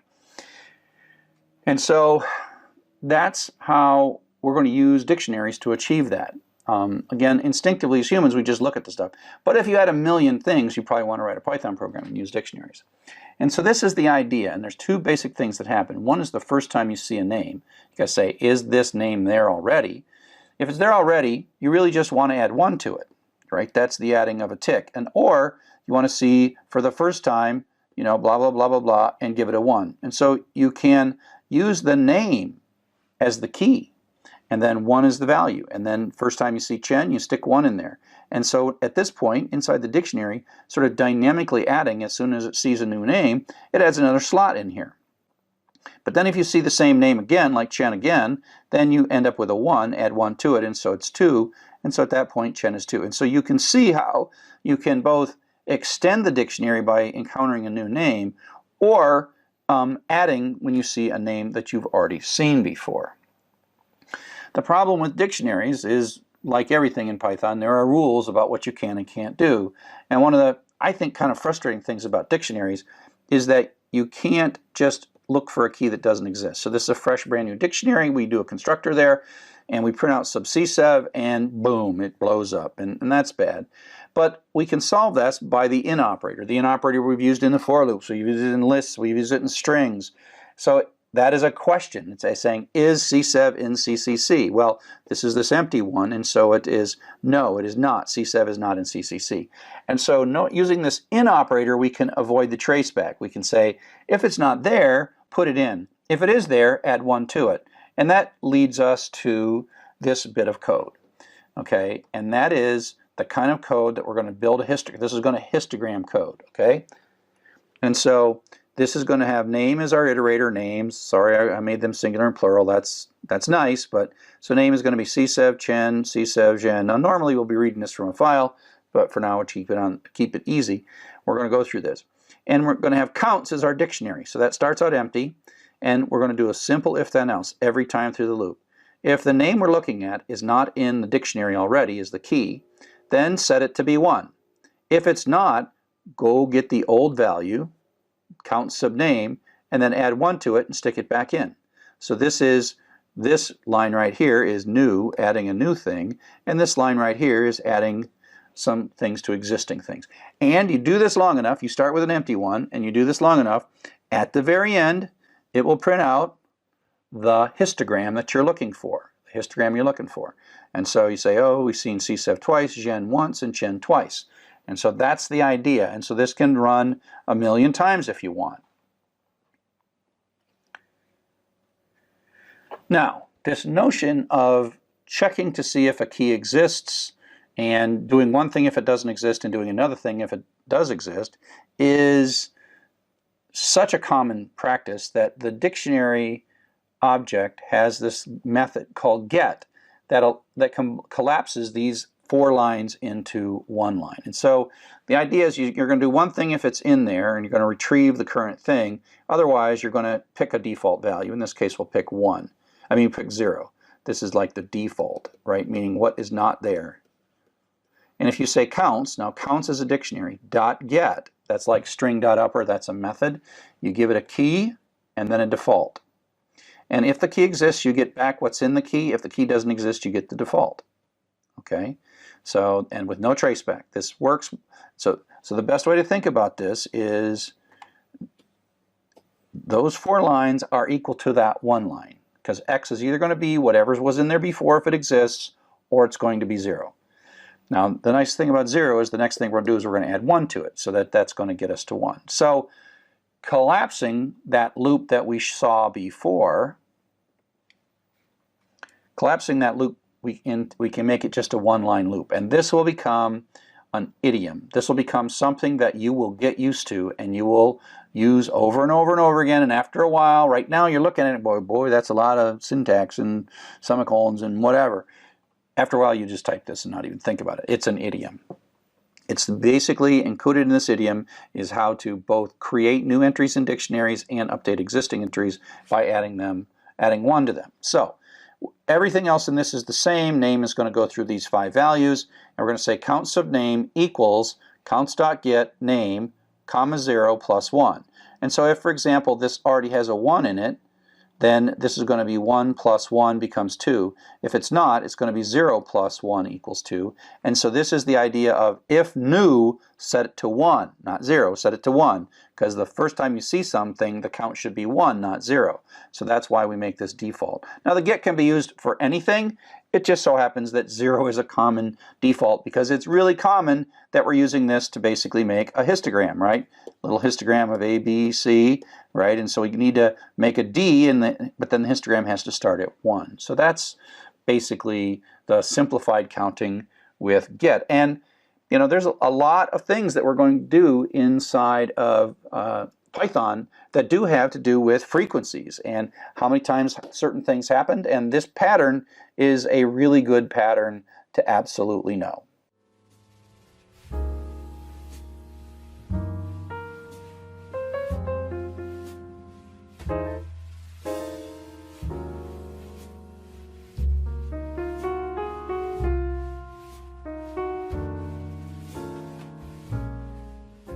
So now what we're going to do is we're going to switch from just looping through strings, but instead loop through files. And it's going to take a little bit of work because we have to open the file, and we'll bring a lot of things together at this point.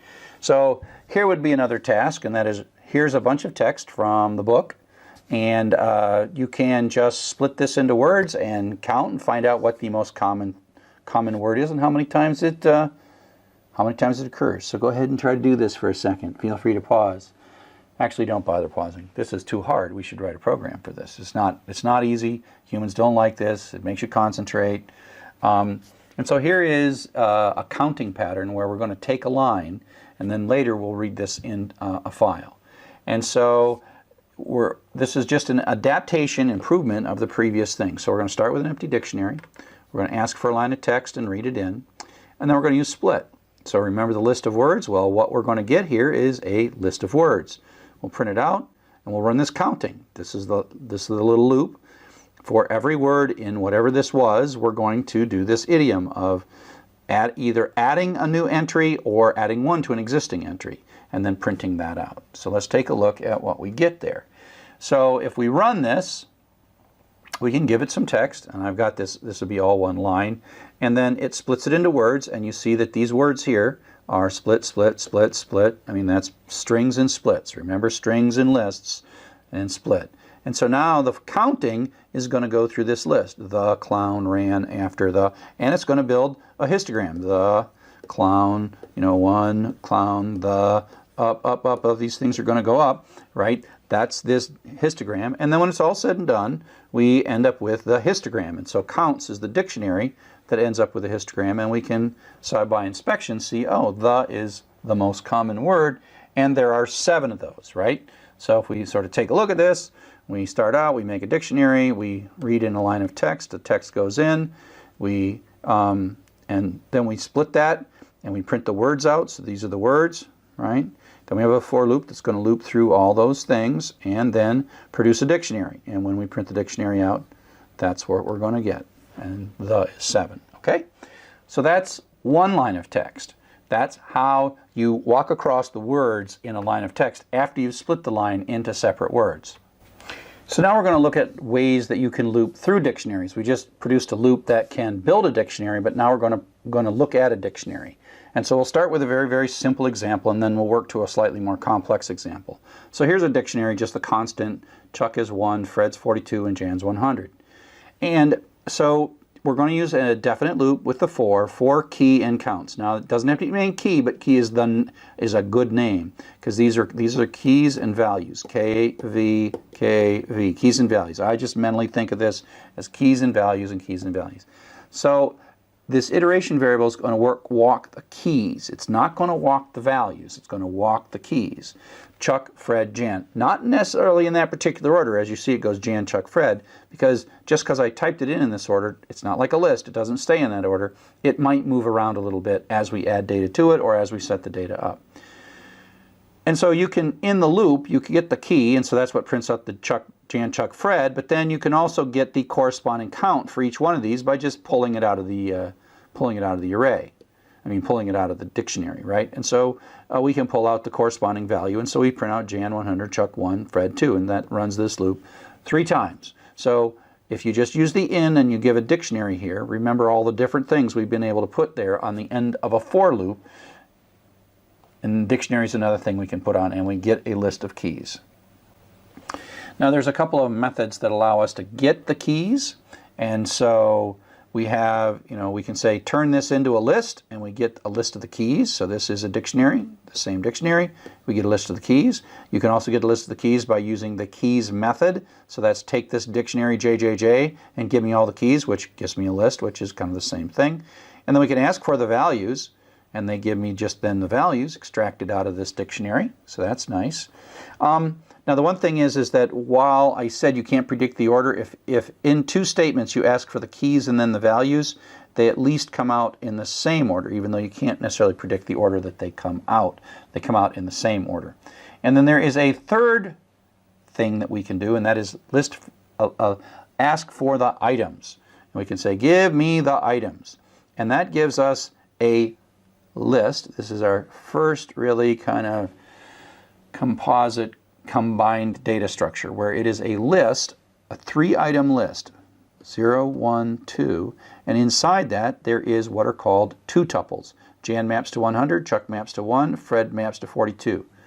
Coming up next, we're going to have a whole chapter on that, and so just take a look at that for the moment, and we will come back to that in some detail later.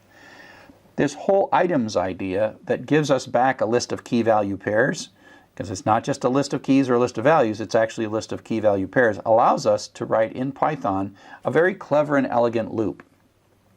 What we can do is actually, this items gives us back each item in the list has a key and a value, and we can actually take two iteration variables. For AA, comma BBB, this is two iteration variables.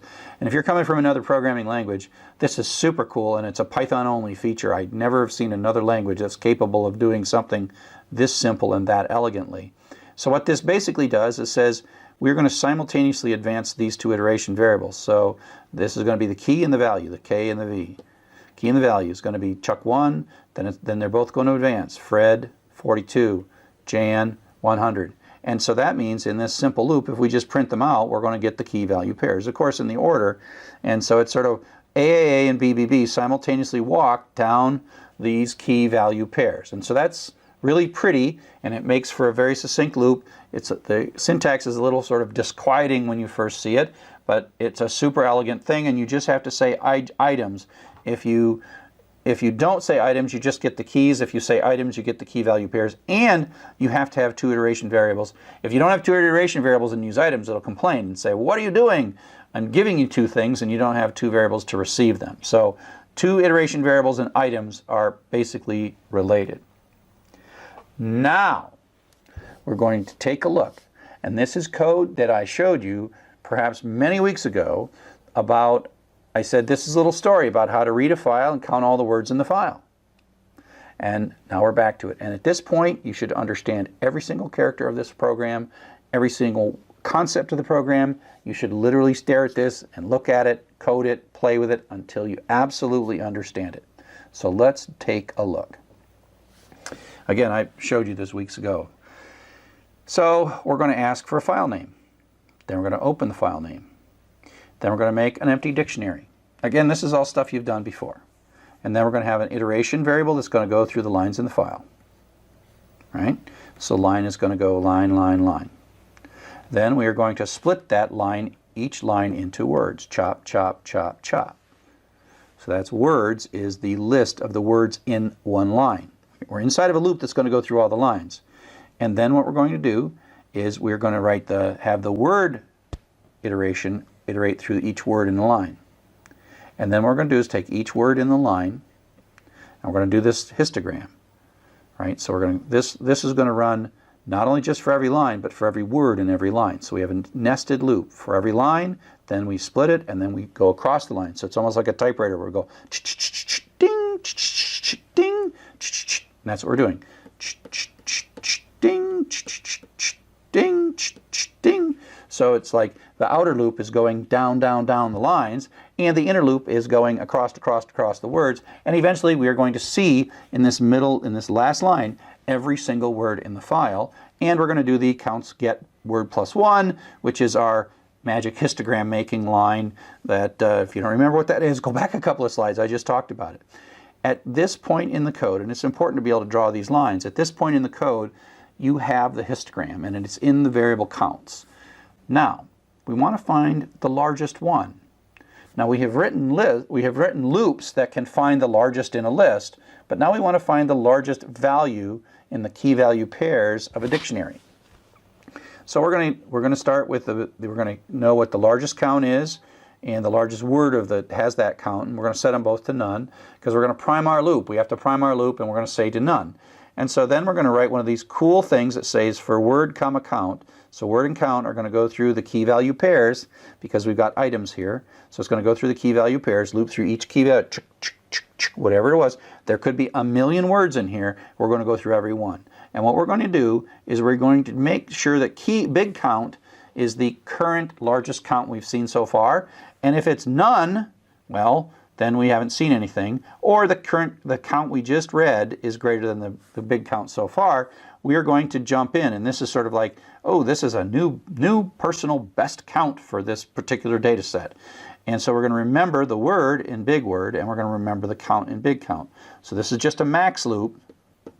It's a maximum loop with the extra thing that we're recording in addition to what count is the largest, what the word that was associated with that count, recording it. So again, this is a starting part of the loop. We're going to do some work, and then when we exit the bottom of this, big word is going to be the word that is the most common, and big count is the number of times. And so if we run a file, we say, oh, in that file, 2 is the most common word, and it's 16 times. If we run the clown file, well, the is the most common word in 7. And so this now and this could have a very large file and give you the most common word. And so that is sort of a really good application of dictionaries. So dictionaries are the most powerful, well, they're the most powerful collection we've seen so far. It is good to see both lists and dictionaries to understand what collections are. They are things inside of Python that can handle more than one item inside of it, and we'll learn about another collection about tuples in a second. Just understand the get method, because that leads to very compact code. Understanding there are various ways to iterate through dictionaries, and so we've learned a lot. But in the next section we will learn even more and put these together and do some sorting and do some other stuff and really start to see the real power of dictionaries.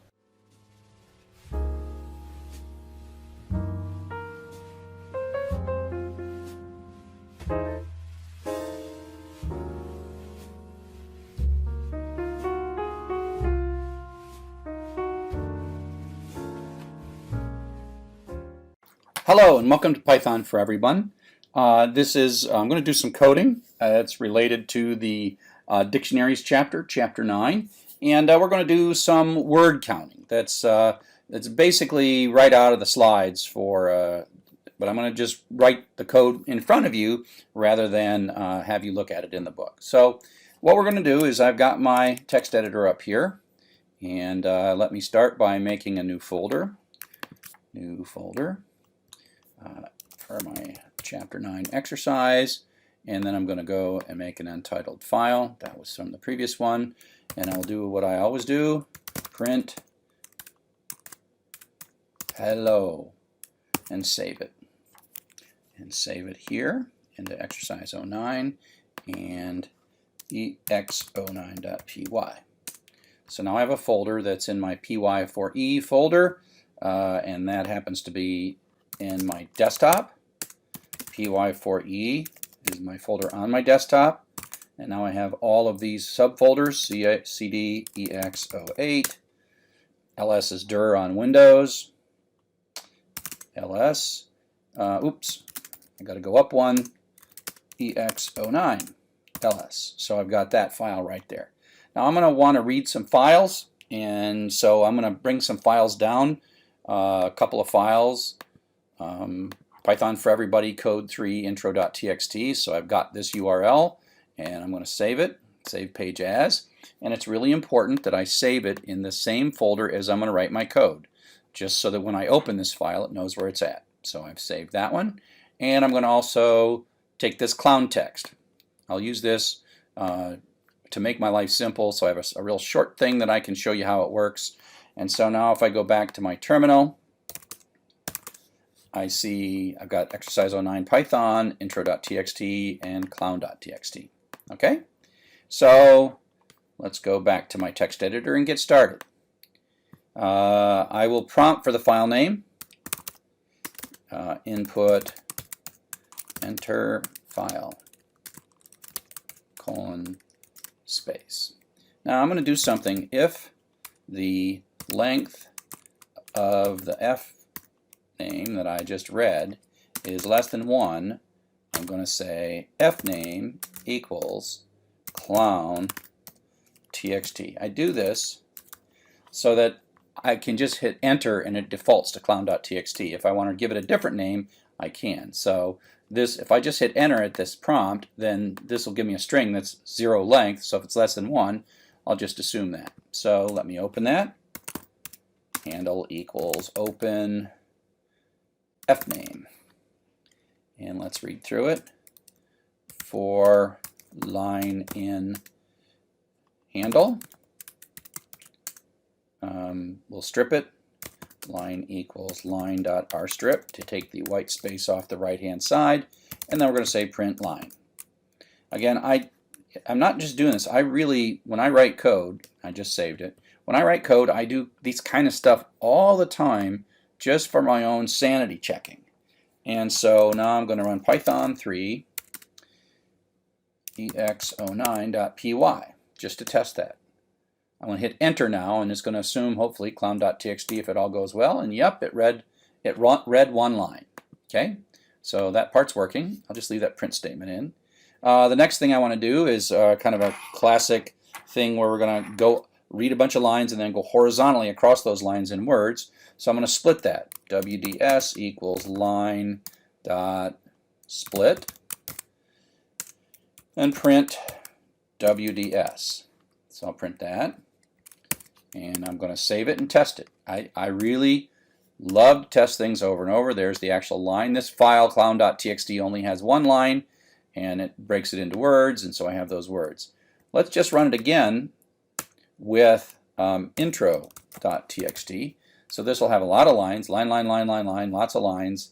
Every line prints out the line and then prints out the words that we split it into. Okay, so now one of the things that I do here is I want to believe, now I sort of can believe everything from here up. Like, oh, it's going to open the file, it's going to read through the lines and going to split them into words. And so then I'll just kind of behind it, I'll just say, okay, I'll just comment that out. Now I need another for loop for W in WDS. Now words is a Python list and has some number of words in it, 0 or 12 or whatever was on the line. And now I'm going to print out the word. Okay, and so now it will go through that horizontally. Now I'll just do clown.txt so that you see I'm not printing the line out. That's the words that have been parsed split from the line. And now we got this loop. Now one of the things that's interesting is just to make sure that you're going through all the words. And I like a print statement here to know that W is going to successively take on literally all the words of this file. So if I comment this print statement out and I run it again, clown.txt, that for loop starting from here is every word in that file, which happens to only be one line. But now if I do the same thing for intro.txt, it's just going to go through the words. And in a sense, by nesting these two loops, we're going to hit all the lines. And that's a lot of stuff, but it hit all of the lines, all the words, and away we go. Okay, so here's where a dictionary comes in. I'm going to make a variable called di for dictionary, and I'm going to say give me a dictionary. Now dict is not something you can choose. That's saying that's defining the type of dictionary. Di is a variable that I chose. Okay, so the key thing to this dictionary is we're going to make a counter, and we're going to use W, the word, absorb, elegant, whatever, and we're going to use that as the index. So the simple thing to do is to say if W is in di, then we can say the dictionary sub the word, which is our key and the key value store of the dictionary, is equal to the value that we had before in that area, d sub W plus 1. And if it's not in there, else di sub W equals 1. And I'm going to print print new. So every time we see a new word, it's going to say new. And I'm going to also then print W and the current value of the counter for W as it's going through. Now notice how far in I'm indented. This is all part of this inner loop. So this is the loop that's going to run every single word. Okay? And I'm going to run this first with clown, so it runs slowly. Okay, so we saw the was new, and the count is 1. Clown is new, count is 1. Ran is new, the count is 1. After is new, the count is 1. Now we saw the again, but now we made the count be 2. Let's print here.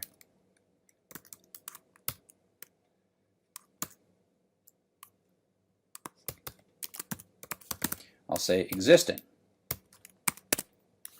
so you can kind of see it. Now in the print, I'm printing this.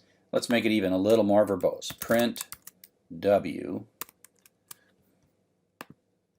and then I will make it so it prints the word before and the count after, and then whether it's existing or new. So we're put a lot of print statements in. Print statements are cheap. Okay, so now we see the word the, it's the first time we see it, and we set it to 1. We see the clown, it's the first time we see it, we set it to 1. We see ran, new, 1. Later on, we see the, it's already in. So existing means it was already in the dictionary. W as a key was already in the dictionary. Okay, and so that's why we added 1 to it. So the old value was 1, and then we added di sub the equals di sub the equals di sub the plus 1. W is the string the, T-H-E. That's what that string is. Okay, and so we've made it all the way through, and you see the in this one line occurred ultimately 7 times. So now I want to print out the contents of this dictionary at the very end of both loops. So I got to de-indent twice, and so that will give us the counts. And so this is what we get when it's all said and done. You know, the happened 7 times, but it just worked through its way through. Okay? So you got that. Now, this is a pretty verbose way of doing this, but I did it sort of the slow way to show that there are 2 situations. If it's already there, you increment it, and if it's not there, you set it to 1, effectively inserting it, right? So you insert it and set it to 1 with this di sub the equals 1. Okay? But let's get a little less verbose here, get rid of some of these print statements because we kind of covered all that.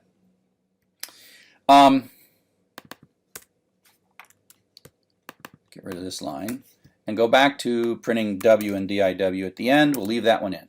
So what I want to do is I want to look at this bit of code right here, this if W in DI else. We do this so much with dictionaries that there is an easy mechanism to do this that combines these 4 lines into a single kind of contraction. And so I'm going to do this. I'm going to print, let's put 2 stars out, then the word and di.get of the word, comma, negative 99. Okay, and so this di.get of the word is the important part. The way it is this is a dictionary. .get says in its first parameter is the key to look up, which is word like the or fell or clown or whatever, and 99 is the default value that we get if the key doesn't exist. So this is in effect an if then else, right? This little di.get w99 negative 99 is, you know, if it's in there, do one thing. If it's not in there, do something else. Okay, so let me show you how this works, and you'll see that the 99 will happen when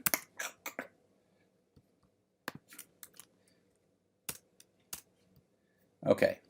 So the first time we see the, get returns 99. Right? So let's move it over here. The first time we see the is not in the dictionary. So this di.get of the word the in the dictionary gives us back the negative 99. Okay, and this still is working, and so the is 1, clown is whatever, but away we go. Okay, let's do it this way. Let me comment this out. Let me comment this one out and run it again so it's a little clearer what's going on. Okay, so the first time we see the is not in the dictionary. The first time we see clown, and we know it's negative 99. But here we asked for it, and the is 1 because we'd seen it before. And so that's just this get mechanism allows us to get the new value, or get a value out if the key exists and specify a default if it's not there. So I'm going to go old count equals di.get w comma 90 comma 0. So instead of using 99 here, I'm going to just get rid of all this. Is what I'm saying is look up in this dictionary. Get is a function that's part of all dictionaries. Look up using the key W, which is the, and if I don't get it, give me back 0. And so I'm going to say print word, comma, old, comma, old count. And now what I can say, whatever the old count is, it's either the value that was in there or 0. And now I can say new count equals old count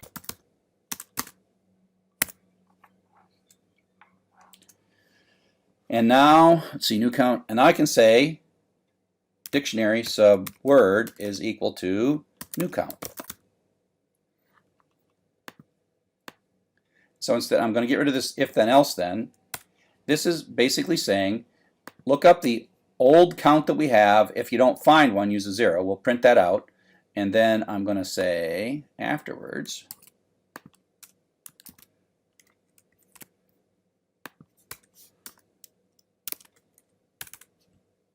I'll print the new count. Now, and so we'll print the old count. Here are some of these blanks. Print the old count.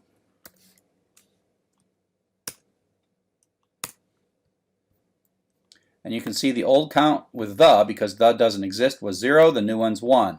Clown's old is 0. New is 1. Clown's old ran, old 0. But now we get to the, its old count was 1, and now its new count is 2. Okay? So by using this get and saying if we don't find it, we'll assume the count is 0. That makes a lot of sense, right? You know, if not there, the count is 0. If the key is not there, the count is 0. Okay, so that's what this line does. If get the value from under the key associated with the key, or give me 0 back, and then I can take that old number and just add 1 to it and then stick it back in. Now this is ultimately not how we tend to do it. Okay, we tend to blend this all into one big long statement. Di sub w equals this part plus 1. Okay, so that says get the old value from this key or 0 and then add 1 to it, because that really combines all of these lines into a single line. Okay, so I'm going to delete them now.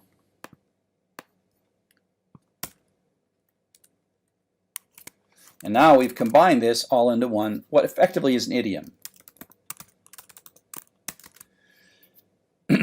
Retrieve,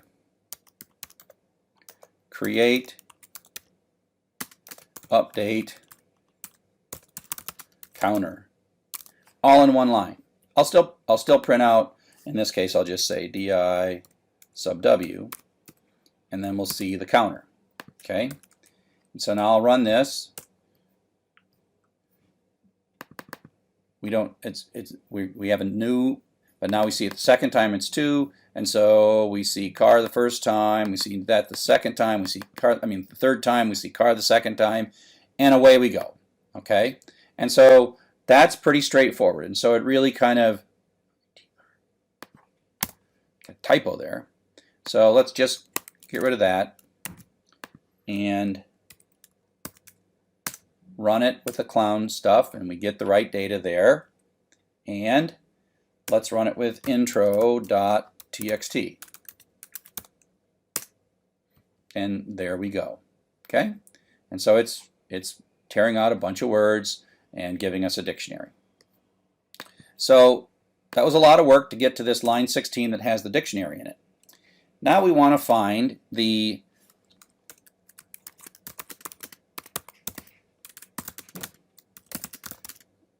most common word. And so we're going to loop through this dictionary, and part of it is like, once we've printed this dictionary out and we verified that it's right, don't worry too much about the code up here, right? Matter of fact, I can take out some of these print statements, and we can kind of trust all this. And so now we're going to work on this.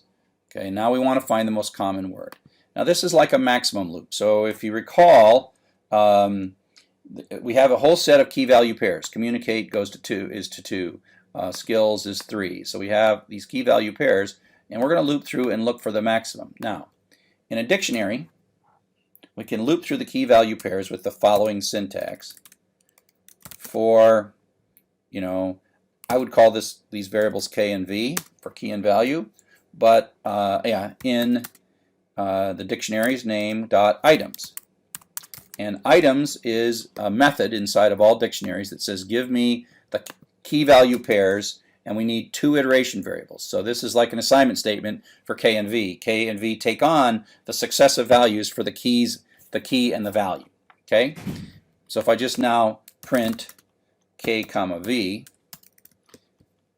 and I'll take this print statement out and then run the code on, oops, what I forgot to, oh, I fell back into my Python 2 days. Need parentheses for my print. So there's clown, and it just prints it out. And it's kind of the same thing, except it's pretty, where we're putting each one on a line. Okay, so the V is the value. So we're looking for the largest value. Oops. So the thing is, we know that the values are always numbers that are greater than 1. So I'm gonna do kind of a quickie maximum loop. Largest equals -1. Now in previous times we've seen that this is a bad assumption, but because we know these are counters that are always positive, it turns out this is not a bad idea. And so I can say if the value is greater than the largest we've seen so far,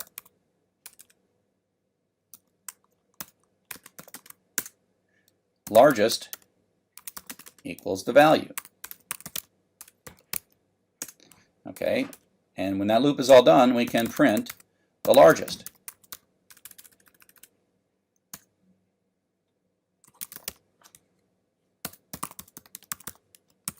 Okay, and so this is just a max loop, and we're using this value. That's the number. The value is the second thing. Oops.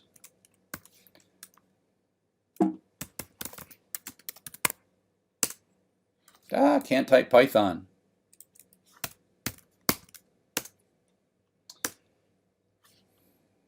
Oh, it's a typo. Yeah, I'm not using value, I'm using V. So largest equals V. Let's try it again. Okay, so we're all done with 7. So these were the things that we were looking for, and it was looking for the maximum, and it just dutifully found 7 was the largest. But we also want to know what the word is. And so what we can say here is we can say the word is none, meaning it's just like we don't know what the word is. And then whenever we catch this new largest number, we say the word equals W. So I like to think of this as capture, remember the word that was largest. Right, that's what I'm doing.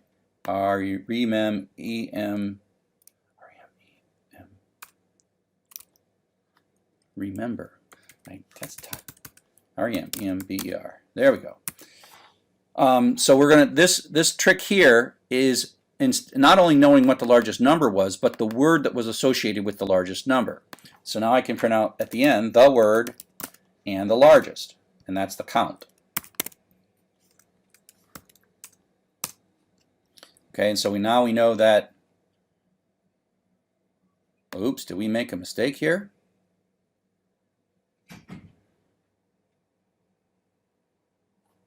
Okay, that does not look good because it says car and 7. If V is greater than the largest, oh, it's not W. I used a really bad variable. See, that's the whole value there. There we go. It's K, which is the key. Key. I was going to say, that was quite the bug.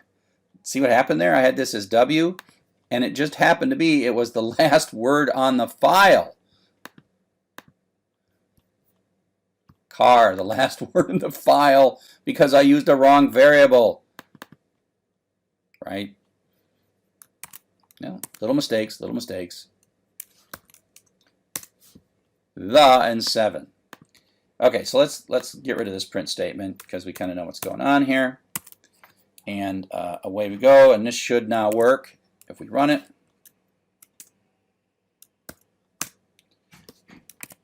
We can even get rid of the word done here. There we go, the 7. Now, the cool thing about this is this code runs just as easily with one line of code or the intro of the book, intro.txt, and not surprisingly, still the most common word in the introduction.txt. I seem to like that word, and it's 226 times. Okay, and so that is the basic pattern of reading some. This is just a word loop. Now sometimes there would be some, checking to see if the line is the one you're interested in, maybe tearing apart the line, but it's at the end of the day, this idiom of starting a dictionary. Now it's a common problem to know where to start the dictionary. You want to accumulate the numbers for the whole file, so you don't want to put it in between line 6 and line 7. Okay, so I hope that particular thing helps a little bit, helps you understand dictionaries. Hello and welcome to Chapter 10. Now we're going to talk about our third kind of collection called tuples. But tuples are really a lot like lists. There's not too much to them. They're really kind of reductionist version of lists. So they function very much like lists in that they have things, and the difference is there are no square braces. There is a parenthesis, round brace or whatever, and they have positions 0, 1, and 2, just like a list. And you can look things up, x sub 2. So x sub 2 is actually the third element here, and so that prints out Joseph. You can assign, make a tuple here. This is the constant syntax for a tuple, and print that out, and the print statement shows you that this is a tuple, not a list, by showing you round parentheses. And a whole bunch of functions that work with lists work the same way with tuples. You can put a tuple at the end of an in statement in a for, as you might expect, and then it iterates through the tuples. Tuples maintain order, so it prints out 1, 9, and 2. So literally this bit of code here could be identical whether it was a list or a tuple. It really would do the exact same thing. The difference between tuples are that they are immutable. Once you create the tuple, you can only sort of assign a tuple, but you can't modify it. You can modify a list. So if we take a look at a list here, we make a list that's 987, and we say x sub 2 equals 6, well, that just means this 7 becomes a 6, and that's just natural, meaning we can reassign slots. We can delete things, we can insert things, we can mutate them, we can change them, so they're changeable. Right? They're changeable. But if we try to do that same thing with a string, so we say y equals ABC, and we know that this is position 0, 1, and 2, but if we try to say, let's change the C to a D by saying y sub 2 equals D, that is not allowed. And it says it doesn't support item assignment, and this little bracket, x sub 2, is what they call item assignment inside of Python. And so if we do the same thing then with a 3-element tuple, put that in Z, and we try to change this slot to be a 0, it's going to blow up because it's the exact same thing. And that has to do with the fact that once this assignment is made, this is not modifiable. Now, it turns out that the reason it's not modifiable is for efficiency. They take up less storage, they are quicker to access, and they're really designed internally behind the scenes in ways we don't really need to understand. They're just more efficient than lists. If all you want to do is store a list and look at it and then throw it away, you probably should use a tuple instead.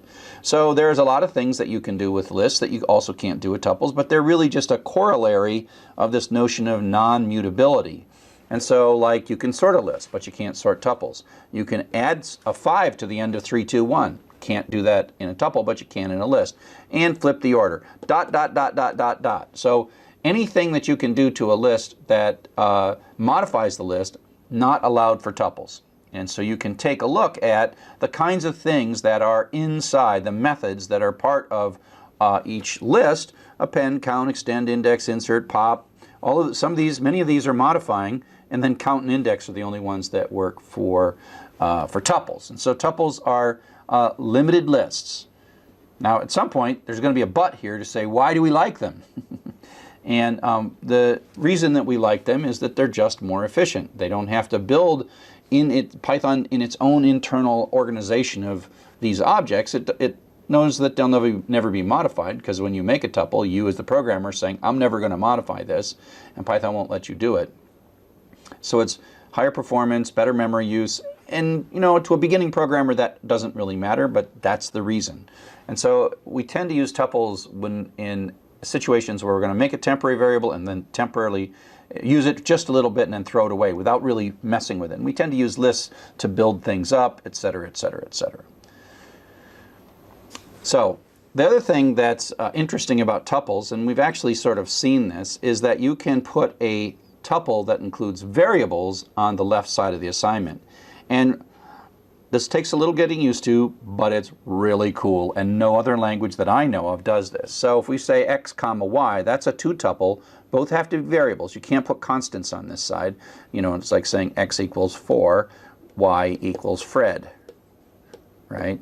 So what happens is you can put a tuple on the far side of an assignment statement, and the 4 goes to x, and the Fred goes to y. And you say, what's in y? Well, y is indeed Fred. And so this is like two assignment statements. Now, the way I've got this syntax, I would probably do, you know, two separate statements, just not to show off that I know how to do tuples. You know, and so you can, here's another one, and they just move correspondingly. If you don't have 2 here, and you do have 2 here, well, if you have 3 here, or 2 here and 3 here, and you don't match the number there, you get in some trouble. Now, if you just say x equals tuple, then that is the tuple in the list. But this is just a simple, straight 99 value going into A. So you can put tuples as the left-hand side, and you can even do things like return a tuple from functions. That's a real nice Python feature that I like a lot. Tuples are also related to dictionaries, as we've seen in the previous chapter. So here we make a little dictionary. We make an empty dictionary by constructing an empty dictionary, stick it in D. So D is sort of like this place that can hold key value pairs. And we put CSEV, and there's a 2 in there, and Chen Wen, and there's a 4 in there. So we have this, you know, associative mapping between CSEV and 2 and Chen Wen and 4, all stuff we know. And now we say, hey, we're going to loop through the key value pairs here, and we've seen this syntax before, k comma v. So this is a tuple. So you can think of this as each one of these things is going to get assigned into this tuple, which means the key ends up in, and the first one's the key and the second one's value. I use the variable key kv all the time in code that I write, just for my own sanity. So kv are going to iterate successively through the successive keys and values in that. So this is going to run twice, and k is going to be CSEV 2 and Chen Wen 4. The order just happened to stay the same. And so if you say what is in one of these things, you can actually take d items, the items method within that dictionary, and say, hey, give me back, give that to me back, and then print tups. And this is, it's a special kind of a class, but really ultimately it is a list of tuples. You know, this is 2. This is the 0, and this is the 2, the 1, the first and the second. And then within each thing you get, you have a 2-tuple. And so, in a sense, this k and v are iterating through those things when we're putting d items here and d items there. One nice thing about tuples is that they're comparable. They're comparable in the same way that strings are comparable, meaning that they're compared from left to right, with the leftmost or 0 tuple being the most significant. And it doesn't compare any further than it has to if it's asking less than. So if it's looking at, say, this first tuple, it starts at the left and says, okay, ask the question, tell me true or false. Is 0 less than 5? The answer is true. And so the answer to this overall expression is true, and it doesn't even compare those two numbers, those second and third number. They don't compare them. If, on the other hand, we're asking is this less than that, it only looks at the first one and asks if it can answer the question. And the answer is, well, they're both 0. And so I can't answer the question, so I have to go to the second one, second pair, and 1 is less than 3, and so that means this is true. And it does not check this. Even though 20 million is bigger than 4, it doesn't matter, because these are the numbers that cause the true to happen. And the same is true if you do this with strings. Again, we start the first one, so Jones, Sally, well, that's the same, so we don't know the answer yet. And so Sally, Sam, well, okay, S, oh, they're the same. A, they're the same. O, L, and M. L is less than M, so, so the actual letter that makes the difference here is the L and the M, and leads to us being true.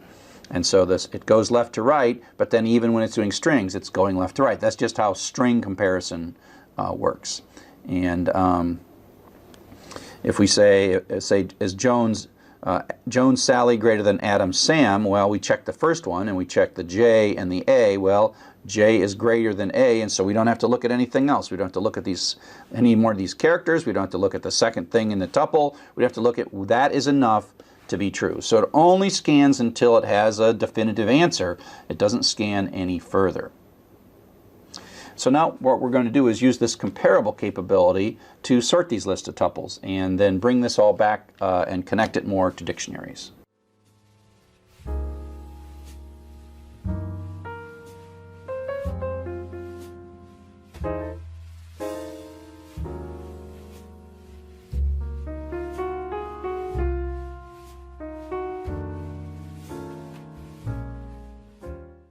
So now we can take advantage of the notion of comparing tuples and use sorting. And so what we're going to produce is a list of tuples, and then we're going to sort them, right?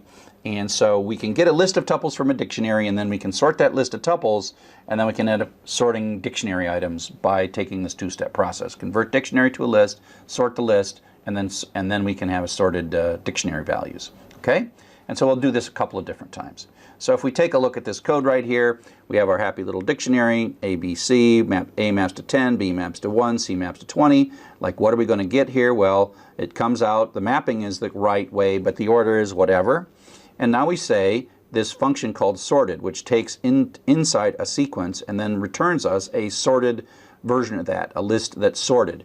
And so it says sort D items. So it's basically going to take this list and compare the A's and the C's and the B's, and because it's a dictionary and all the keys are unique, there's never going to be equality, so it really is going to just sort this by keys and never get to looking at the values. You could construct a list that had duplicate, you could make a list of tuples that had duplicates in the first, like we did before, but given that this coming from a dictionary, the first thing is going to always be unique and distinct. And so if we say sorted D of items, that we're passing this stuff into sorted. Sorted is going to go around, move stuff around, and then give us back a sorted version, sorted in ascending order based on key, without looking at the value. And so that's a way to see dictionaries sorted by key, is just say sorted of D sub items. And sorted is a function, and so it just fixed stuff. And so this is the kind of loop that you're going to write to do that.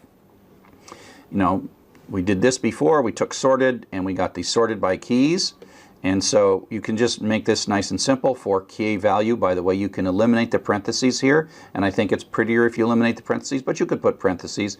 This is still a tuple without the parentheses. For key and value in sorted, so that says go through D items, but before I go through them, please sort them. So that means K is going to go through A, B, and C deterministically every single time it's going to go. And of course, value is going to go through the corresponding values. So now we can print this out nicely, sorted by key. And that's a real nice, succinct little way to say that. I mean, again, these are one of the kind of things that people really like about Python, is that you can do pretty powerful things with easy to understand. I mean, you might have seen this for the first time, but ultimately you look at that eventually and you'll be like, oh yeah, I see exactly what that's doing. Easy, not hard at all. So, but let's say we're looking for the most common word, which we have been for weeks and weeks and weeks now. And so we want to sort by values, not key. So this is an example of where we're going to construct a data structure. We're going to imagine a data structure, and then we're going to write code to construct the data structure, and then that's going to make our problem easy. So this is an example of using cleverly constructed data structures to do this. And the data structure that we're going to create is a list of tuples where the value is first and the key is second. So you can just with items get key value. I want value key. So let's take a look at this code. Take your time and get it right. So KV goes in C items. Well, that is unsorted and going to go through whatever A, B, and C in whatever order. And we're going to make a new list. So this is a data structure that we're creating temporarily. And what we're going to do is, this is a list, and we are going to append to that list a tuple. So this is going to be a list of tuples. Except we're not going to append them in key value order. We're going to flip them and append the first part of the tuple is going to be the value and the second part is going to be the key. So we end up with this. This is sort of our temporary data structure that we have constructed to make our job really easy. So this ends up being 10A, 22C, 1B. Now we just kind of flipped them. We took this order and then we flipped them around. And so now we have this nice little list sitting in memory in a variable. And that's really simple.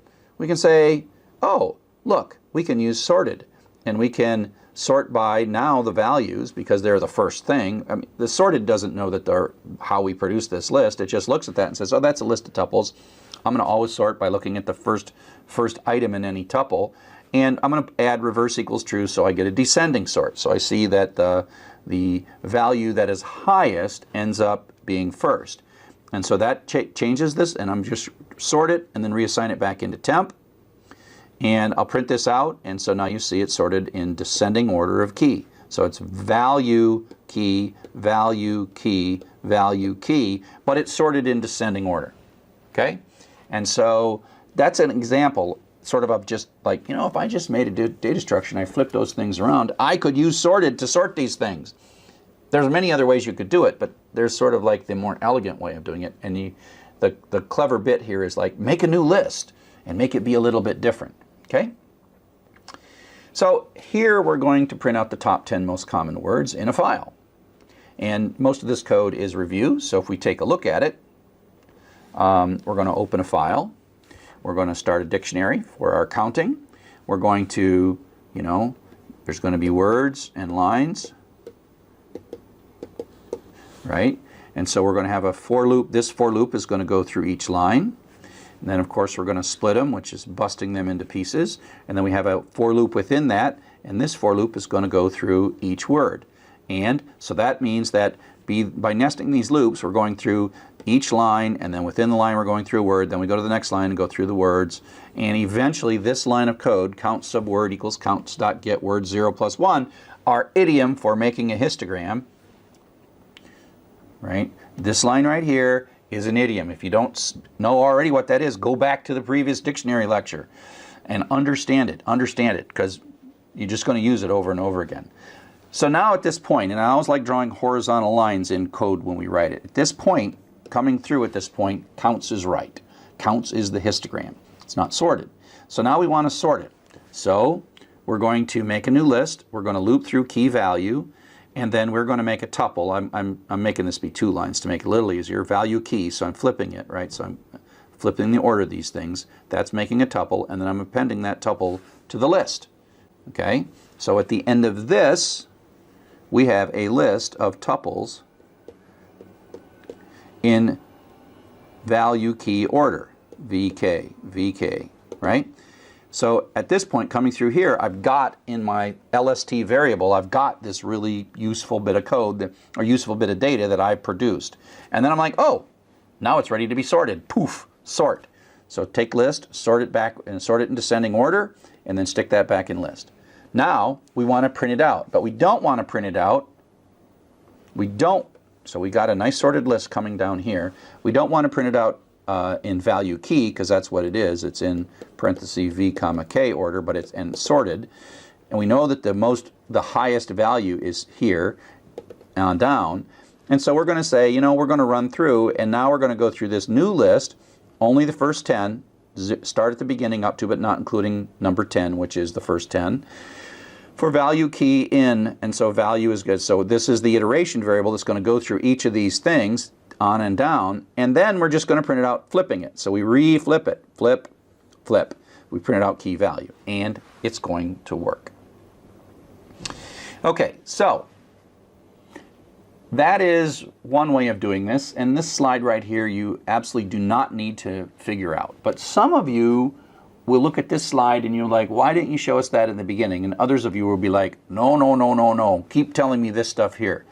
So I don't know exactly the term for this, but this is a very procedural. This is a classic algorithms and data structures approach to solving this problem.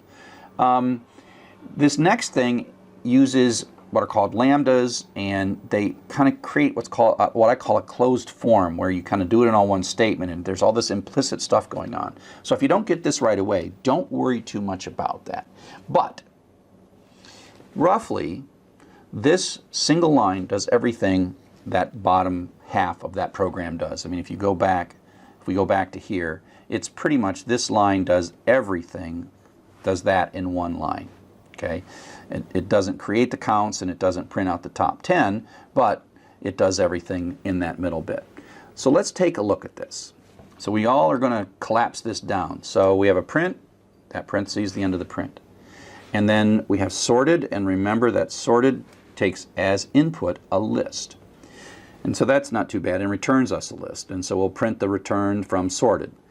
And then this is the funny part. The fun part, funny part. This is called list comprehension. And we have square brackets and we say to Python, this is a list.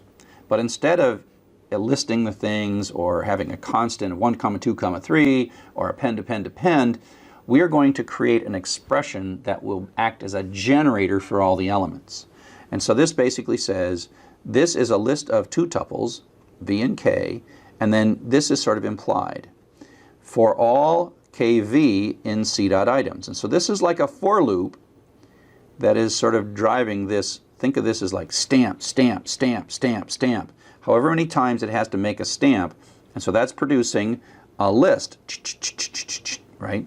It just manufactures this list. And then that list is sort of manufactured in the moment. There's no stop, it's not put in a variable. Python makes that list according to the stamping pattern that you've told it to stamp out this list, and then it passes that stamped out list without even storing it in a variable into sorted. Sorted moves the list around because it is just a list of tuples, and then gives us back the sorted list. And so I didn't put reverse equals true on here, but you see that this is sorted in ascending order now by key. And I did that all in one little statement.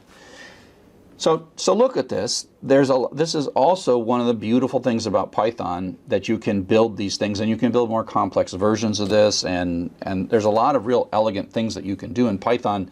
They're really succinct. You should be careful because in the beginning I think this is easier to understand, even though after a while you're like, wait a sec, why am I putting all these extra lines in? Because this is not so hard to understand, but at some point, you will want to master this more powerful and more succinct version of Python that expresses it in terms of what the data you want to see rather than the steps you want to take.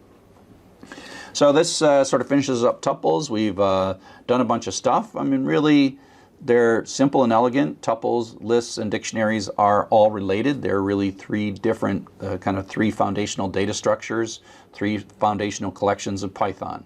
And we combine those in a lot of different ways.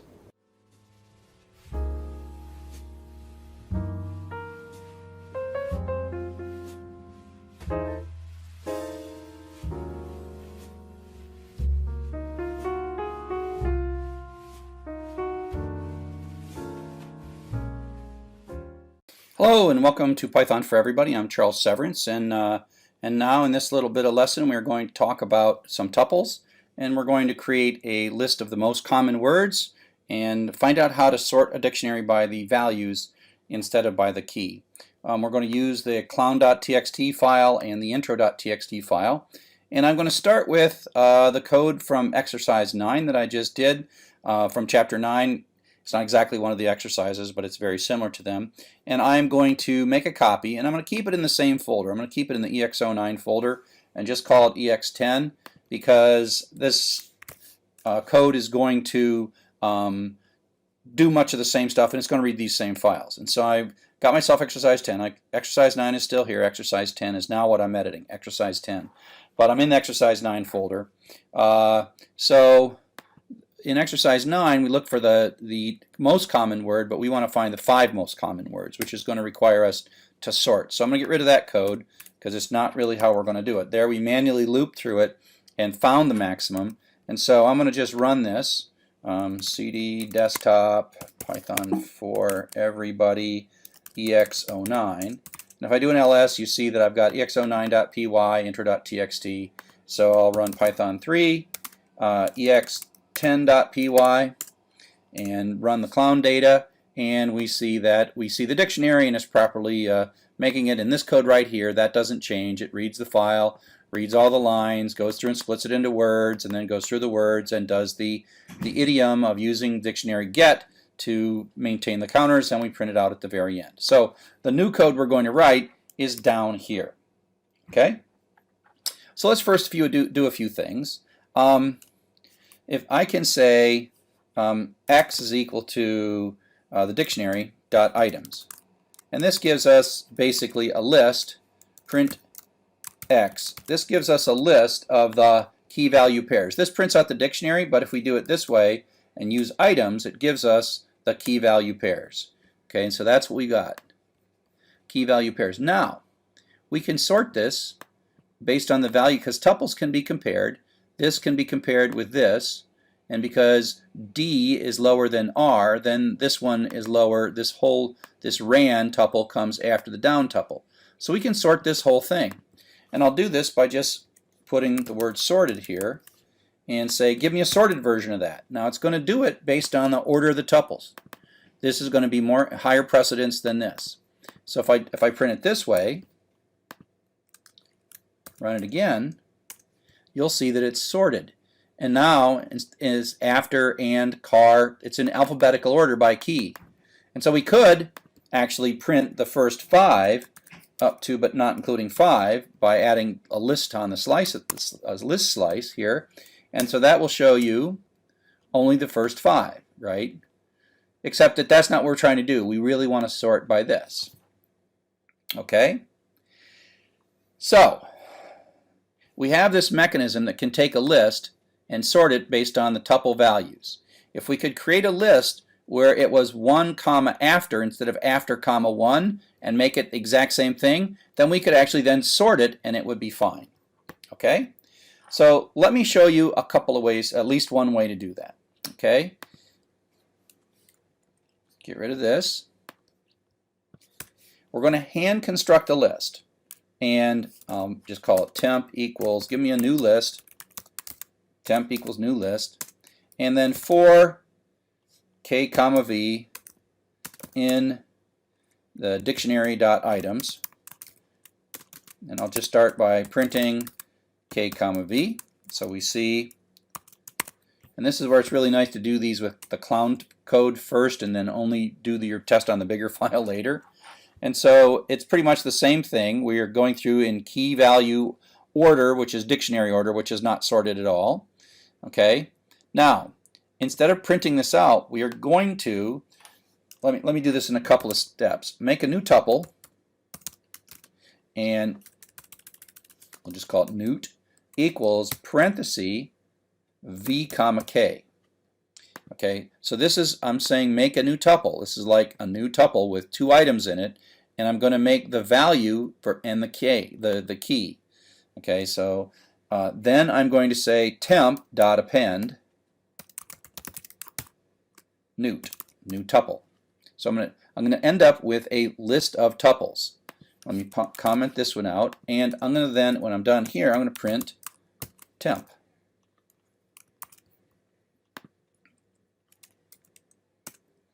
So if I run clown.txt, you see what happens in temp.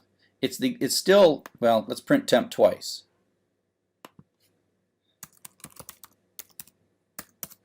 I mean, it's not sorted, it's flipped. Let's print it. Well, that's okay. That's the flipped one. Okay, so it's flipped. And all we did is we made it, instead of car comma 3, it's 3 comma car. But now we have a list. Okay? So now it's flipped, and now we can sort that. We can say temp equals sorted temp. So it says takes temp and sort it and give it back to me. And now I'm going to say print sorted comma temp.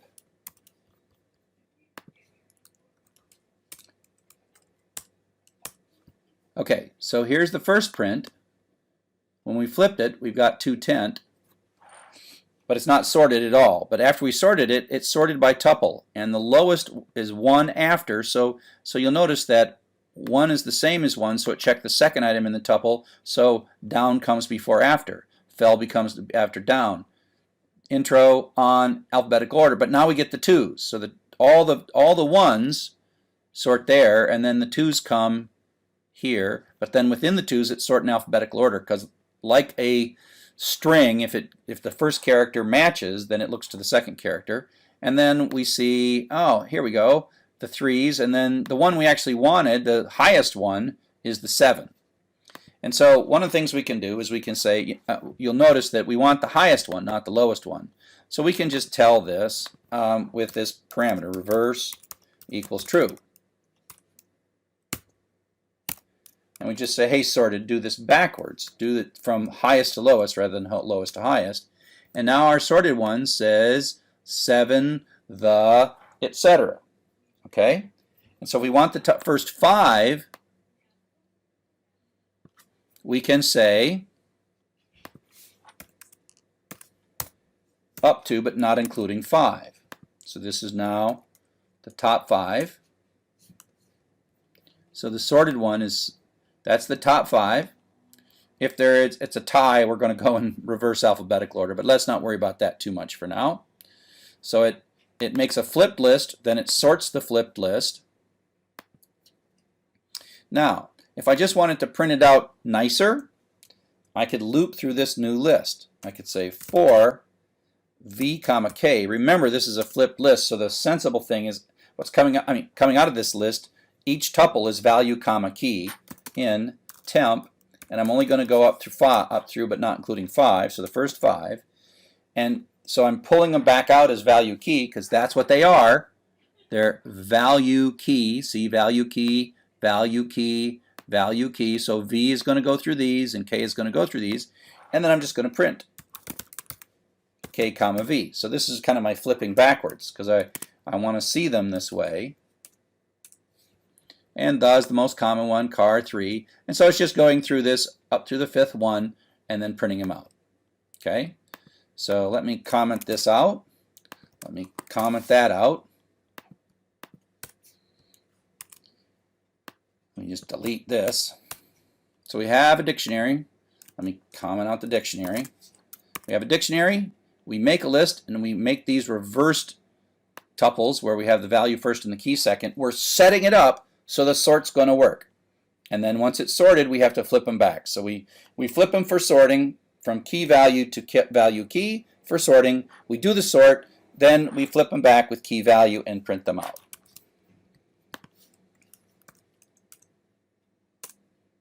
And it works fine. So let's try our big file, intro.txt, and there you go. Those are the 5 most common words in intro.txt. So you might ask yourself, why did we use tuples? We could have really used lists for this, but tuples are more efficient than lists, and you notice that we weren't going to modify. We did modify the temp list. It's a list of tuples, but the tuples within the list we weren't going to modify. And so we tend not to make lists if we can get away with using tuples. And so that's why we made this this flipped tuple thing. Okay? So I hope that was useful to you. Hope to see you on the net. Hello and welcome to Chapter 11, Regular Expressions. The fun thing about this chapter is, unlike all the rest of the chapters, you sort of had to really understand every single thing in chapters 1 through 11 built on one another, 1 through 10 built on one another, but you can really get along without using Chapter 11. It's not a really required topic, but it's a fun topic and an interesting topic. So you can relax a little bit and realize that you may or may not like regular expressions, and if you don't like them, that's okay. You don't have to use them. You can go for your whole life without using regular expressions. The idea of a regular expression is that you come up with a language. It's a little character-based programming language where you can do smart searching, basically. Smart searching, and as you'll see in a bit, was smart extraction, and it's really almost programmable wildcard expressions. There's no looping, but there is looping, and there's all this implicit thing, and you say, look for patterns that look like this, and then you get back things that match those patterns. You know, we do searching for everything. We're looking through large blocks of text, say, go find me everything that has the word Python in it or something like that. So that's just such a common thing to do, and regular expressions are a very structured way to go about searching for information. They're very powerful, but they're also very cryptic, and you may not like them, but they're a lot of fun actually once you understand them. Learning how to program them takes a while. Writing good regular expression programs requires some try it, play with it, check it, try it, check it, try it, check it. But once you get them, they're really quite cool. It's a very old programming language. You know, it comes almost from the 1960s. The concept of, it's a theory of computing where they were trying to come up with theory of languages, and regular expressions was one form of languages that computers could understand. And so it has some fun old words. And one of the advantages of knowing regular expressions is that you're kind of a cool person. You can take a quick look at this XKCD that sort of captures the devil may care awesome power that regular expressions do. And while we're at it, you know, while we're talking about awesome, I do want to take this moment and show you my awesome tattoos. And so you may not know this, but I got a couple tattoos here. Here's the first tattoo. This is where I went to got my PhD, and this is my University of Michigan faculty member position. I got PhD in engineering, and I teach in a school of information and library science. And then I have this other tattoo, and this tattoo is what I call the Ring of Compliance. I work on learning management systems and educational technology and standards, and there's this standard called Learning Tools Interoperability, which if you're using this course and doing the AutoGrader, it uses Learning Tools Interoperability to integrate into whatever learning management system you happen to be using. And one of those learning management systems is the open source learning management system that I helped write called Sakai, and these are the rest of the major vendors. And the idea of that tattoo was that I would put the tattoo of every vendor that would comply with Learning Tools Interoperability. And so you'll notice Coursera. I helped Coursera put Learning Tools Interoperability in, and so the AutoGraders integrate into Coursera or Blackboard or Canvas or Sakai or Moodle or half a dozen other things. So it's just like a cool techno thing, just like regular expressions. So I've got a URL here for Regular Expression Quick Guide. You might want to print this out so that you can look at it even while you're watching this lecture, because it's a little programming language, except that it's character-based, not line-based, and not keyword-based. It has certain active characters that the character means something versus the character represents the character itself. And so the regular expressions is not part of the base Python, but it's distributed with Python, so you have to put an import RE at the top to say that's really saying pull in the regular expression library. And there is a couple of functions inside that, re.search, which is kind of like a really smart version of the find method inside of strings, and re.findAll, which is kind of like taking and stamping your way through a loop, through a string, and finding all of the things that match a particular pattern and then extracting those. And we'll talk about both of these in this lecture. So here's a really simple piece of code where I'm just going to sort of show you sort of before and after. So here's a thing where we're looking for lines that begin with from : and so we open a file, we loop through the whole file, we strip off the lines text, and then we say if line.find from is greater than or equal to 0, then we print it. It gives you -1 if it's not found, and so reads all the lines, and once in a while it'll print it out, reads all the lines, once in a while print it out. So that's kind of like a needle in a haystack. To use regular expressions to do that, we have to import the regular expression library. These lines are the same. We're going to loop through, we're going to strip. And now we're going to say if re.search. The way to say this is within the library regular expressions, go find the search function and search for the string from in the string line. Okay, so this is the line to search, whereas here it was more object-oriented where we say line.find. Here we say re.search and we pass in line as parameter. These two things are equivalent, which means most of the time it's going to run, and once in a while it'll hit a line and it'll print that out, and then it'll finish the whole thing. So that is taking and doing what we would do with the find operation with regular expressions. Now, searching with regular expressions has these special characters, and so here we have the same basic code, except now we're saying if line starts with from. So we're not using find anymore. And that way we're only going to get that thing in the first position, not like blah, blah, blah, blah from : We don't want that to match. We only want it to match here at the beginning of the line. And so that's what we use line starts with. So it's going to do the same thing and find lines that have the prefix and print those out and then be done. Now in regular expression search, we don't, in a sense, change the method. We have a certain number of things we can do with strings based on what they've built in. But in regular expression, we actually can turn this first parameter into code. And so what's happening here is the caret, if you go back to the little cheat sheet, caret means this is the beginning of line. It's a virtual character that matches the beginning of line. It's like from that starts at the beginning. So from at the beginning does match and from in the middle does not match by putting that little caret there.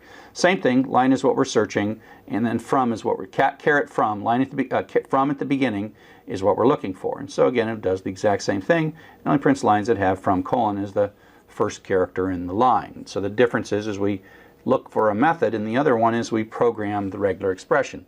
So we're going to run out of methods in the string class long before we run out of things that we can do with regular expressions. And so a couple other special characters, that caret matches the beginning of the line, so caret matches the beginning of the line. This capital X matches itself. Dot is a wildcard that matches any character, and then some of the characters in regular expressions modify the immediately preceding character.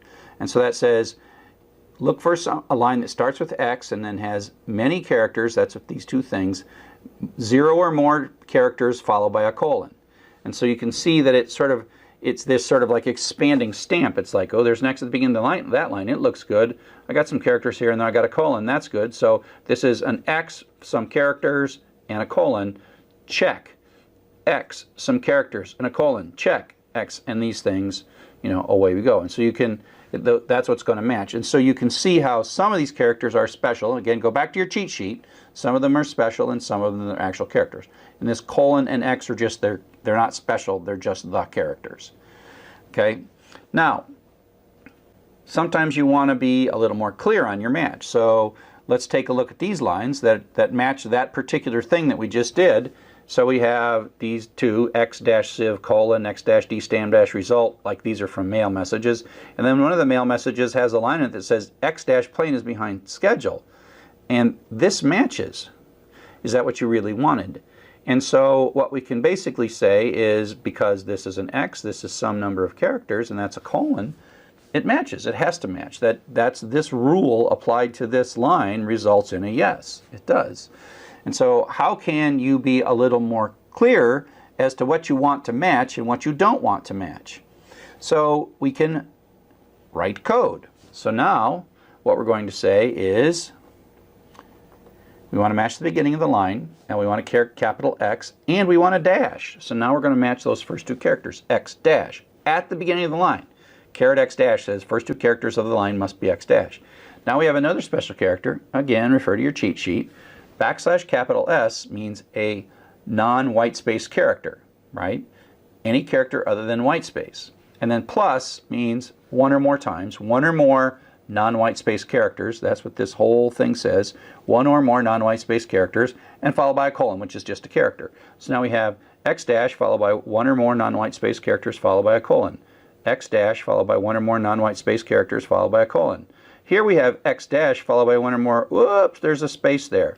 And so this doesn't match. Even though there's a colon there, it means that between the dash and the colon, you can only have some number of non-white space characters. So this is a no, it does not match.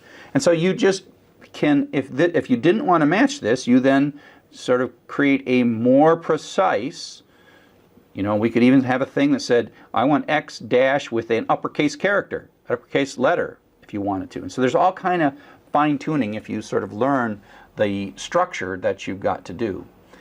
And so that's kind of the matching, where you're taking a whole line and taking this template and deciding if the template anywhere in that line matches.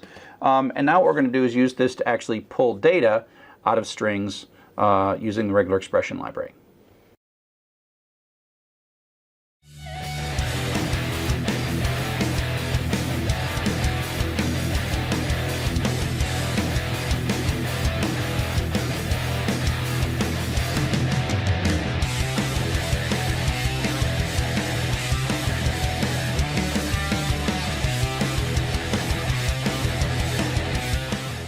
So now we're going to move from merely matching to matching and extracting. So we're going to say, hey, I would like to not only have you take this template, this little pattern, the string pattern, regular expression pattern, run it across the line. I want you to give me all the ones that match, and I want a list of those. And that's what we're going to use the find all. So search gives a true false. Find all gives a list of all the strings that match.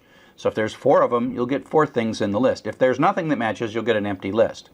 So let's take a look at what we got going here. So instead of calling search we call find all. We still pass in the string that we're looking through, and then we have our little template pattern. And this is a new bit of regular expression.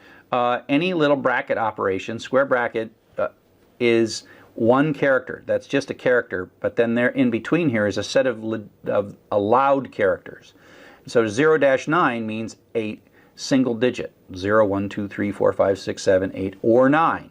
But that's really one character. And then we have, so that's one character. And then when the plus applies to that, which means if we look at this whole thing says one or more digits. That's the code we write in a regular expression that says one or more digits. And we're just going to use that in our regular expression by itself. So we're going to look for any string that's one or more digits and pull it out and give it back to me. So it's going to look. So that's my little template. Stamp, stamp, stamp, stamp. Oh, got it. Stamp, stamp, stamp, stamp, stamp, stamp, stamp, stamp, stamp, stamp. Oh, got it. Stamp, stamp, stamp, stamp. Got it. So what we get back after we ask find all to find all of the one or more digit strings is 2, 9, and 42. So it actually parsed it, it split it, it found all these things and said, I found them all for you, and here they are, 2, 19, and 42. So it's a list of 3 strings because that's how many it found. Now it might have found none, and we would have got an empty list at that point, but it found some. Okay, so just as an example, you know, we did this thing, we get 2, 19, and 42, but if I said this, that basically is an uppercase vowel, A, E, I, O, or U, so that's one letter, and that's one or more. So it's saying, you know, something like A would match, E, I would match, O would match. But if you look now, it's saying, okay, I'm looking for one or more, minimum one or more uppercase. A, E, I, O, U is a set of characters, one or more uppercase letters. And so it's like, look, do you find, oh, there's an uppercase, but it's an M. No, no, no, no uppercase, no uppercase, no uppercase, no uppercase. Found nothing, did not find anything, and so it gives us back an empty list. And so it's like, find all the things that match this, and the answer is none matched. Here's your list of nothing. Okay, and so you have to check. That's how you have to check even if you got something, because it's not going to return you false. It returns you a list with no items in it. Now, the way it works, like I said, it sort of is taking this template and stamping it across the line, stamping across the characters. Now, there's a behavior that might not be intuitive you at the very beginning, but the notion of what we call greedy matching, and that is when it can match more than one possible string, overlapping string, it chooses the largest overlap of the overlapping strings. And so the easiest way is to show this with an example. And we're saying, I want something that starts with an F with one or more characters and ends with a colon. So that's my little stamp, that's my template. So starts with an F, good, that's good. One or more characters, da da da da da, have a colon. So that could be from colon. That would match. But look, I've got another colon here, and this is just continuing on with one or more characters and this. So the question is, do we get this or do we get this part, right? And the answer is, with greedy matching, is we get the larger of the two. Okay? And so what you get back is somewhat counterintuitive. You get the whole thing as the match, from colon using the. We could have got from colon, but the reason it picks this is this one's longer. So anytime it has a choice, it picks the longer one. And that's what greedy is, meaning it'd probably be better described as larger or tending toward the longest string or something like that. So you can, of course, suppress this behavior. Like everything in programming regular expressions, you simply add another character. And so now it's going to say, I would like to start with letter F, any character, one or more times, and then this question mark, this is still one little thing, non-greedy. Okay? And so that just says do it not greedy, which just means that it prefers the shorter of the strings. And so now it could still match this string or this string, but because it's been told to not be greedy, it chooses this string instead, and that's the string that we get. And so that's the not greedy, and you just add the question mark after the asterisk. So it's usually an asterisk question mark or a plus question mark, though that's a two thing. That's 0 or more characters non-greedy, and that's 1 or more characters non-greedy. Actually, most of the time, it seems to me that the non-greedy would be the more reasonable default, but that's not how it is. Greedy is the default and non-greedy is optional. Now, we can play some more with this stuff, okay? And so let's take a look at this little example where we have a non-blank characters, \S, one or more of those non-blank characters, followed by an @ sign, and then again one or more non-blank characters. So this is looking for strings that have an @ sign with non-blank characters on both sides. This is an example of where it sort of comes to this @ and it goes this way, and it does it in a greedy manner. If you told it to not be greedy, it would give you these 3 characters. But we're telling it to go greedy, so it goes all the way to here and stops at this blank, and then stops at this blank. And so that's a nice little thing. Find the @ signs, go to the first blank, and pull that stuff out. And so that, with one little match, you pulled this thing out. Now, of course, we've done that before with other techniques. So that's just another way to pull stuff out. Now, if we get this whole thing, but what if that's not exactly what we wanted? We can tell, we can give it a matching string that's different than the extracting string by adding parentheses. And so here's another example where we basically say, this is our string. We want to match from at the beginning, followed by a space, followed by, ignore the parentheses for the minute, one or more non-blank characters, followed by an @ sign, followed by one or more non-blank characters. So this is also going to, if there's no from, it's not going to be looking for that, right? So it demands the from is here, so it matches that, and the space is demanded as well. And then it says, oh, non-blank characters, great. I got an @ sign, great. Non-blank characters, oops, stop there. And so this is what's going to match. Now the key is that we don't actually want that back in our extraction. What we really want back in our extraction is this part right here. So what we do is we put parentheses in. Parentheses are code, they're code in the regular expression world. Parentheses say start your extraction and end your extraction. And so when you do this with a parenthesis, when you do it, without a parenthesis, you get the whole from, right? Without a parenthesis. Oh wait, no, okay, that doesn't have the from in it. So, but if you do that with the parenthesis, you match the from, but you only get this bit to come out as well. So you can add this to make the matching part more precise, but without changing what you get returned, and you specify what you want to get returned with the parentheses. So next I want to show you just a couple of different ways to use these newfound skills.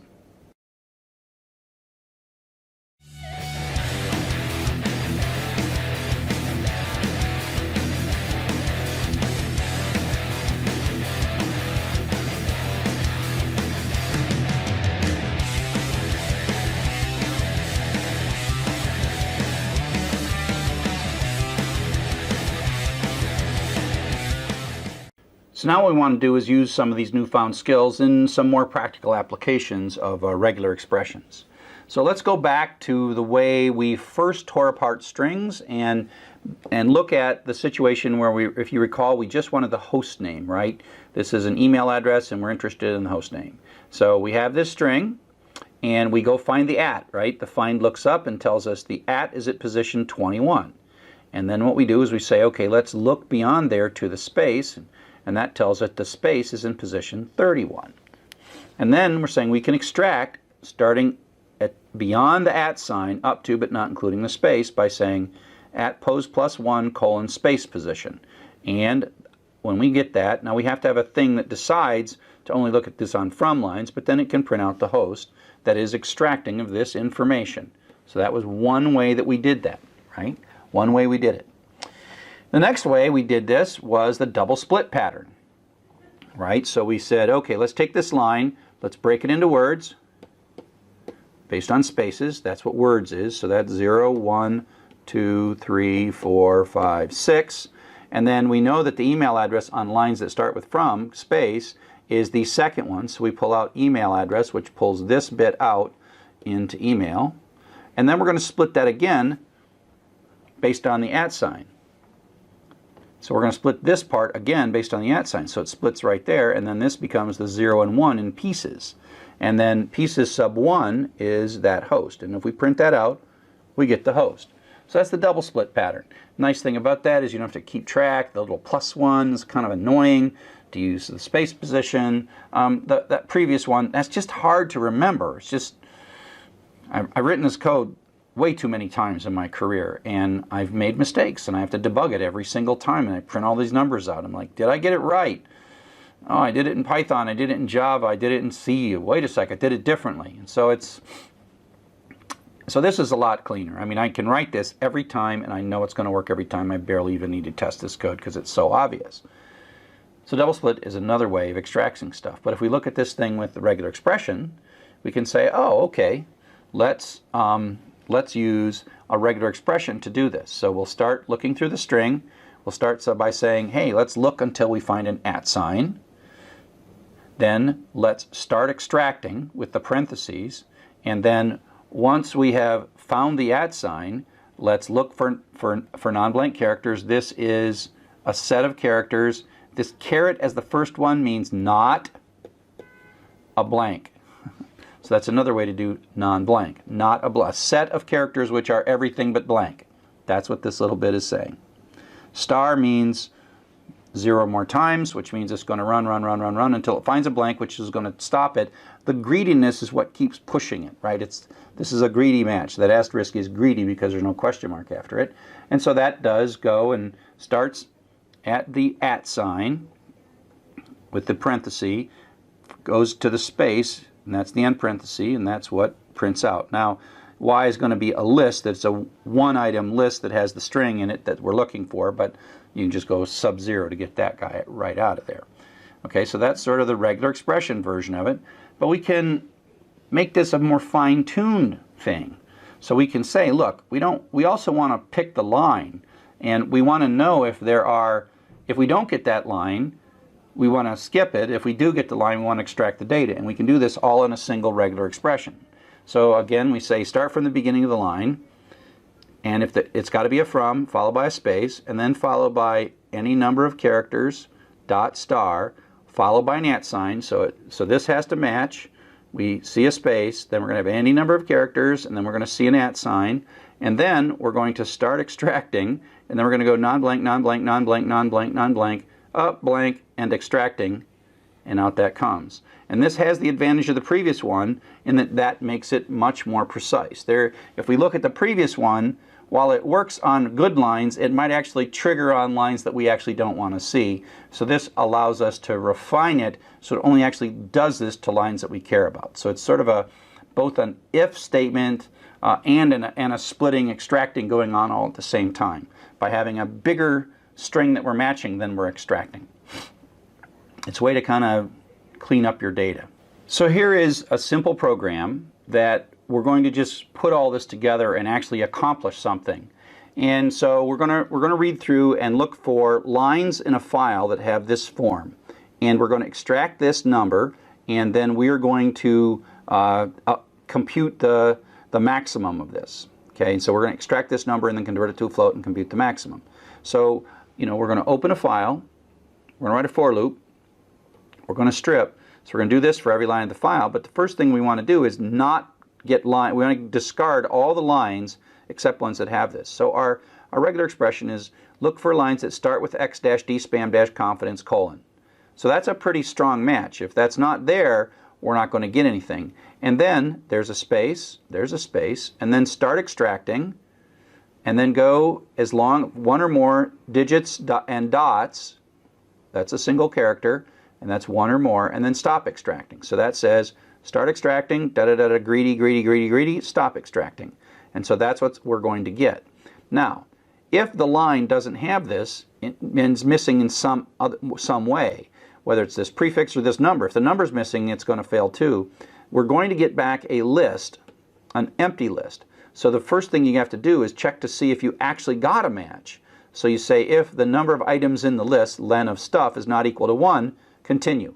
And so this is the skip all the lines that don't match. Skip. So there could be thousands of lines that don't match. But then when this match hits, it's going to come down and fall through, right? So that most of the lines will skip up, but then when we actually get one, and we know instantly that we've got one, and stuff sub-0, because that's what we extracted, is this number. And we can take the floating point of it, we append it to our list. We made a list to store them. That runs, the list grows, and then we just say what was the largest one.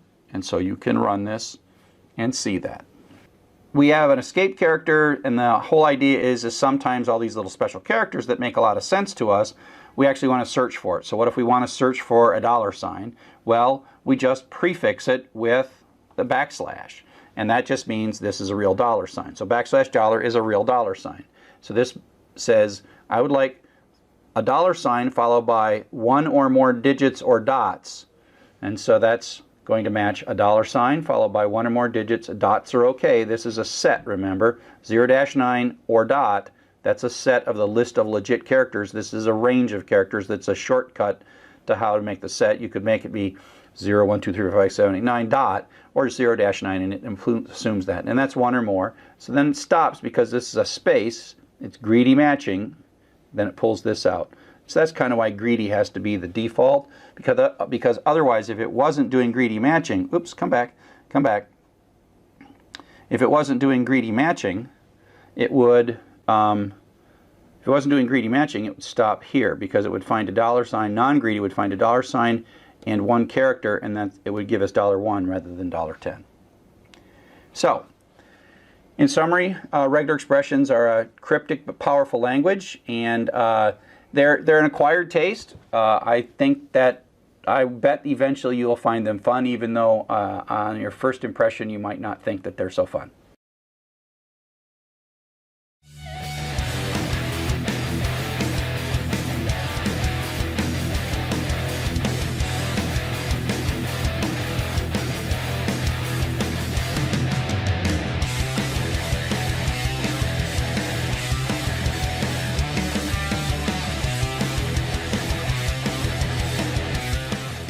Welcome to Networked Programs. This is Chapter 12. Now we're going to learn a little bit about how we talk to resources on the network using Python. Now, this is a really quick introduction to how the network really works. I have a whole book that I wrote. It's also translated into Spanish on how the network works, starting at the very lowest layer, packets and everything, right on up. And it's actually really easy to read. I wrote it for a high school audience. It's a short book and pretty easy to read. So if you read that book, you will understand that there is this layered architecture, the TCP architecture that sort of runs our network. At the lowest layer, that on one side here, this is your computer and this is a server computer. And if you sort of want a web page, it goes across the network, does this like 15 or 20 times, then it goes up into the server, reads the data, and then the data comes back, 15, 20 hops for the packets, and then it's shown to you as what you see. And so that's how it works, and there's these layers that we're not going to talk about in this section, but I talk about in that book. The layers of the link layer, which talk about how to get over one hop, the internet layer, which talks about how to construct, say, 15 or so hops to get packets back and forth. That's the sort of lower level bits. We're going to start at what we call the transport layer, and that's the layer where your computer sort of assumes that it can make a phone call to another computer, another process running on a program on this computer, talks to a program on this computer, and then it kind of comes back. Okay, and so we're gonna leave this alone. We're going to ignore it. We're going to assume that there's this nice reliable pipe that's going from point A to point B, and what are we going to do with the pipe? But if you're interested, take a look at the book. So we're going to start with a pipe, some kind of a connection. We have two processes, process, and we have some kind of a connection between them. And it is a connection that we can both use to talk and to listen. In nerd terms, we call these things sockets, and that is one process running on one computer, another process running on one computer, another second computer connected through the internet somehow, and one computer speaks into that socket and it comes out, and the other computer returns something and it comes. And so this is a bidirectional protocol of data, which is a series of, in effect, data phone calls between applications. So the application might be on your side, this might be your browser, Chrome, Firefox, Internet Explorer. On the other side, this is a web server.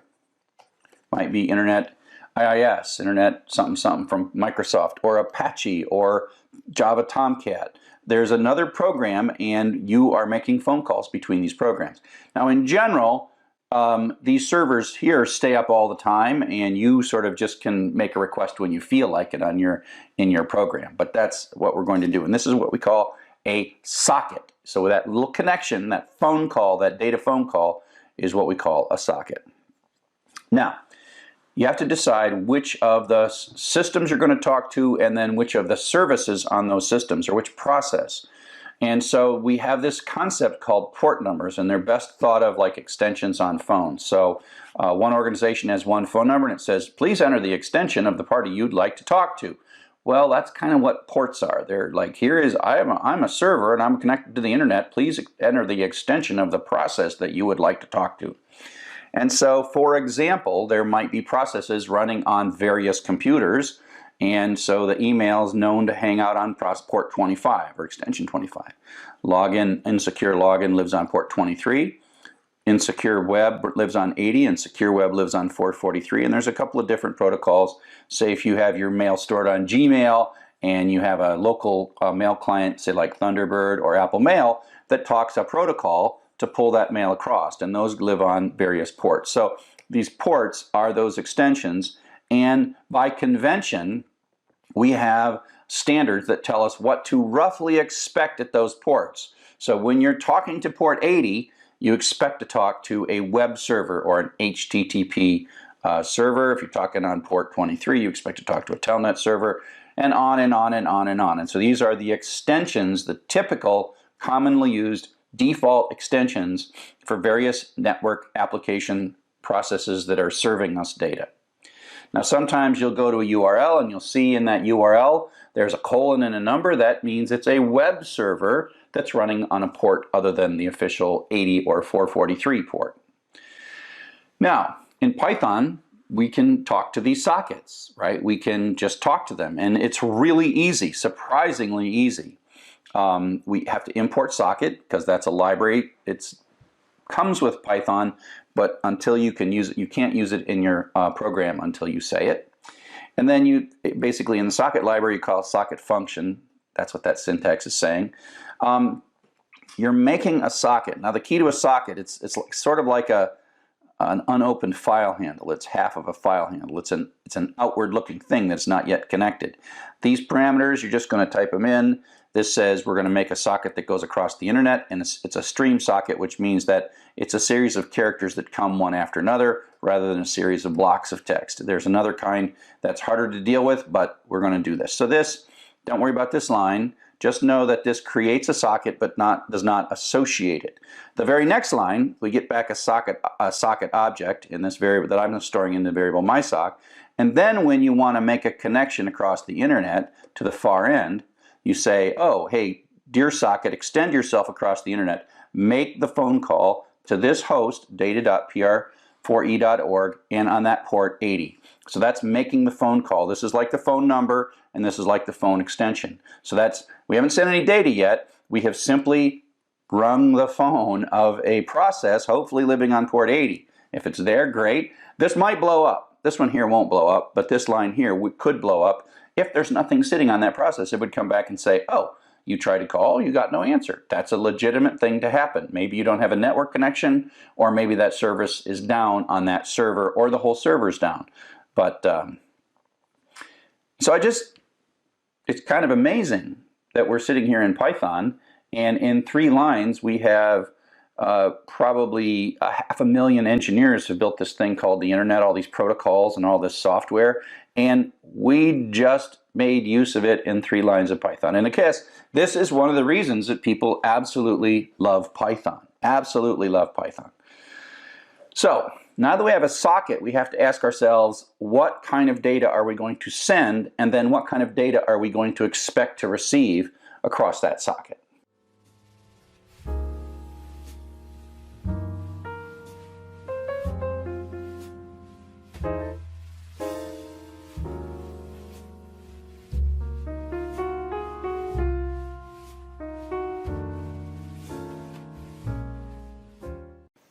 So now we have a socket. We are going to talk about what we're going to do with it, right? So the socket basically functions at this level. Your application is saying, make me a socket, which is sort of this endpoint, and then the connect actually connects to an application on the far side. And there's a port involved, so that might be port 80. And this is the far host, and that could be www.py4e.org or data.py4e.org. Okay, and so the socket is solving this, and the question then is, what are we going to send and what are we going to expect to get back? And that's what we call the application protocol. So we know that these two have made a phone call. And it's no different than making the phone call and saying, you know, hello, right? And everyone knows that when the phone rings and you pick it up, you're supposed to say hello. And that's part of our protocol. So who talks first, right? So the dominant protocol that we use in this section is the HTTP protocol. The key is hypertext transfer protocol. It's dominant. It's really easy to use. That's why I use it as an example. But realize that there are many others like mail and file transfer and remote login and all kinds of other protocols. Each is a different application protocol. They all use sort of sockets at their lower level. But then on top of that, they layer the rules of the road for retrieving hypertext web pages. And we have used these for all kinds of other things. So the protocol, like I said, is like who answers the phone first, what do they say, what happens if the person doesn't answer right, can you hear me now, those kinds of things. And it's a real simple thing, and all you really need to do is so that both sides can agree, you have to write a thing that's like the rules in the middle and say, okay, everybody, as long as we all do this, we'll be fine. It's as simple as picking on which side of the road the cars can drive on. It works fine no matter which side, but if each car randomly picked, it would be really kind of a mess. So if you look at the typical URL, and this is one of the things that the web innovators in 1980 really invented that was wonderful, and it seems second nature today, but in 1990 it was rather revolutionary in that these uniform resource locators included in themselves a protocol, the host to connect to, and the document to retrieve.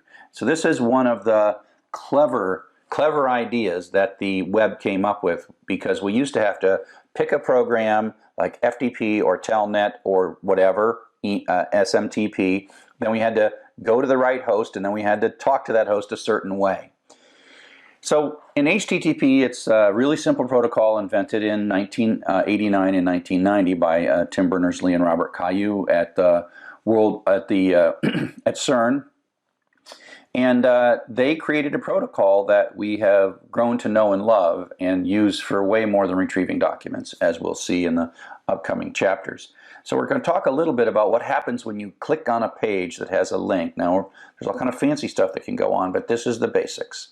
And so let's just imagine for the moment you are sitting looking at a web page, drchuck.com/page1, and inside that there is a hyperlink. It is a indication that says when you clicked on this page, go to a different page. And in that you see the name of the page that you're supposed to go to. So we click on this link, and that is a browser. This is an application, this is a process or an app that's running on your computer. This is the browser, okay? And when the browser sees the click inside your computer, then the browser makes a connection to port 80 on the web server, drchuck.com, and sends the request. This request that it sends is precisely specified by a standard, which we will see in a second. Then the web server does some magic work. Oops, let's go back. Then the web server does some magic work in here, reads some files, runs some code, does whatever, constructs an answer to our phone call, and sends it back. And it sends, in this case, back a web page in the format of HTML, the hypertext markup language, which is different than HTTP, which is the protocol that we're exchanging. HTML is the format of the document we're getting back. And in this has an anchor tag, href, and the end of anchor tag, and some highlighted text. And now your browser gets this back and then renders it according to the rules of HTML and CSS and JavaScript, etc., parses it, and then makes a pretty web page. And this web page happens to have a link back to the first page, and if you click there, it will do this over and over and over again. And that is the request response cycle. And that's governed by a series of internet standards. These are standards that were built from the 60s, 70s, 80s, and 90s and continue to this day by a group called the Internet Engineering Task Force, or IETF. The documents they produce are called RFCs, which stands for Request for Comments. The RFC, the word RFC is kind of like a sort of joke, as it were. They're trying to be kind of funny in that. Funny is not the right word. It's ironic in that they're trying to say, even some of the protocols of the internet that we've used for several decades, they're always interested in improvements, and that's what the RFC stands for, and they're all named RFC-whatever. And if we were going to cruise around, we could find some various RFCs, and this is RFC 2616. It might have been revised since then, but this is like a document, and this is what they look like. Hypertext Transfer Protocol version 1. And so you're reading this document, you're going to write a browser, and you want to talk to the application protocol that is HTTP. This is one of many documents that helps define what HTTP is. So if you look down and said, oh, here's what a request looks like. This is how I'm going to get a document from the server. And you keep reading and you keep reading, and it says you're supposed to have the request method with a space, with the request URI, the request method with a space, with a URI with a space, the HTTP version, and the carriage return the line feed. That's what it's saying. And so it looks kind of like this, right? We say get the document followed by a space. There's got to be one space. You do two spaces, and it's going to be quite frustrating, okay? And so this is an example that you can run on a number of on Linux operating systems and Macintosh operating systems with no changes. If you install Telnet on your Windows box, you should be able to run something like this as well. So Telnet is a program that we used in the old days. It used to be how we logged into servers, but because it doesn't encrypt your data back and forth, we don't use it anymore. But it basically is a program that can open a socket to a host on a port. And I'm saying Telnet to this host on port 80. And at this point, I am connected, and whatever I type on my keyboard is going to be sent to that server. Now, if you're doing this, you probably want to cut and paste this really fast, because if you take too long, most web servers will be like, you're a human. I don't want to talk to humans. I want to talk to programs. So remember to type this fast enough, and then you have to hit Enter twice. So you have to have a blank line here. Just type this exactly as it's shown, and then you will get back the server. If you do it right, the server, and the server is properly configured, the server will give you back some headers. And this is metadata about the document you're going to get. For example, it's saying it's got text/HTML, which means that the remaining stuff is going to be in HTML, hypertext markup language. It has a blank line, and then the actual document, and then the connection is closed. And so if you do this, you can set this up in a way that you can run this on your own computer and in effect hack through the back door a web server. Now, you can't hack the secure web servers, and mail servers used to be easy to hack, but they're harder to hack now because they challenge you for information. But part of the reason I'm so obsessed with the command line is this is how real hackers work, and they know how to talk some of these protocols more directly. And so we think of this beautiful, sophisticated application talking to some other thing, and it's all pretty, and we got wonderful clicky buttons and nice usability. But the reality is, like in the Matrix Reloaded here, the kinds of things that really talented hackers are doing use command lines, and they really know what's going on, and that's how they do it. They understand what's going on better than the developers of the computers that are trying to be resistant to the hacking. So I come from a long line of using the command line, and that's why I encourage you to use the command line in this course. So the next thing we're going to do is we're going to go up into the application layer, and instead of typing those commands by hand, we're going to actually send them from Python and write a very simple Python web browser.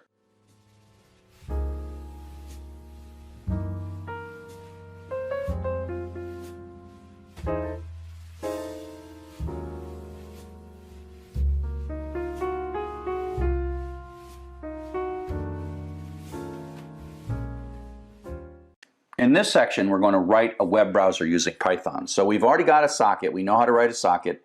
In the previous section, we played with the protocol and used Telnet to do it by hand, and now we're going to do it in Python. And what you're going to find is it's not that hard. So here we go. So the first three lines of this program, import socket, make the socket. Remember, the socket isn't really got the connection. So when you make the socket, again, we're going to make a stream-based socket, and it's suitable for going across the internet. The connection, it's like ring, phone call, connect to data.pr4e.org and port 80. And so that basically says extend the socket across and connect to a web server. And so there's got to be a piece of software running, and this will blow up if the software is not running. Okay? So then, now we've got a phone. We've made a phone call. Now, whether or not the remote side says hello or not is up to the application protocol. And in this case, the web servers say nothing, and they wait for you to talk first. So we're the web browser in this case, and so we're going to talk first. And we know what, because we read the documentation, we know that we're going to send get blah, blah, blah, blah, blah, blah, blah, blah, blah, blah, space, blah, blah, blah, blah, blah, HT1, and then 2 new lines. Return, return. Remember, you had to have a blank line. We'll talk a little bit about this encode. It's preparing the data to go across the internet. And then we say send it. And so this basically takes that little string and sends it across the network. And then this piece of software is waiting for it. And then the software goes and reads a file or does some other stuff. And then it starts sending us data back, which we can then choose to receive. So now I write a real simple loop. We're going to receive these things 512 characters at a time. So we're going to loop through, receiving 512 each time. And if we get 0 characters, that means it's end of the stream. The stream is closed. And if you look at the little example from the previous one, you saw connection closed. When the connection is closed, we get an indication that it is because we ask for some data and we get 0 data. Otherwise, if there might be more data, this will wait. If the network is slow, you'll see, if you do a print statement in here, you will see that this will pause from time to time on a really slow network. If your network is fast, it'll just go blank and it'll be so fast it won't matter. But this is how we go. So this is basically until the entire socket, until the socket is closed, we're going to read this data. And because this data is coming from the outside world, we have to decode it before we print it. And then when we're all done, we break out of here and we close the socket. So literally, that is an entire web browser written in 10 lines of Python. And again, this is why everybody loves Python. So this is what this program will show if you run. The get is sent. It looks exactly like doing it by hand. You get some headers.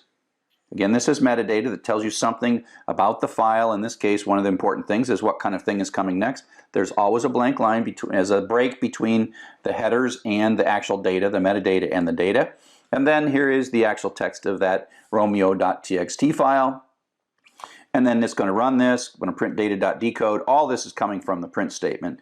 If you were going to parse this, you have to know that you're going to read the headers up to a blank line. The blank line is your indication as a software developer that the headers have stopped and the actual text begins, and you know the syntax. This actually could be a JPEG or PNG or some kind of image, right? And this data would here look like blah. So if you type this and you change that code to actually go retrieve a JPEG URL, gibberish will come out, okay? And so that's exactly what you will see. And so now you have built a very simple web browser. Next, I want to talk a little bit about what happens when characters transition from outside your computer, from inside the computer in strings, out across these sockets to servers and then back.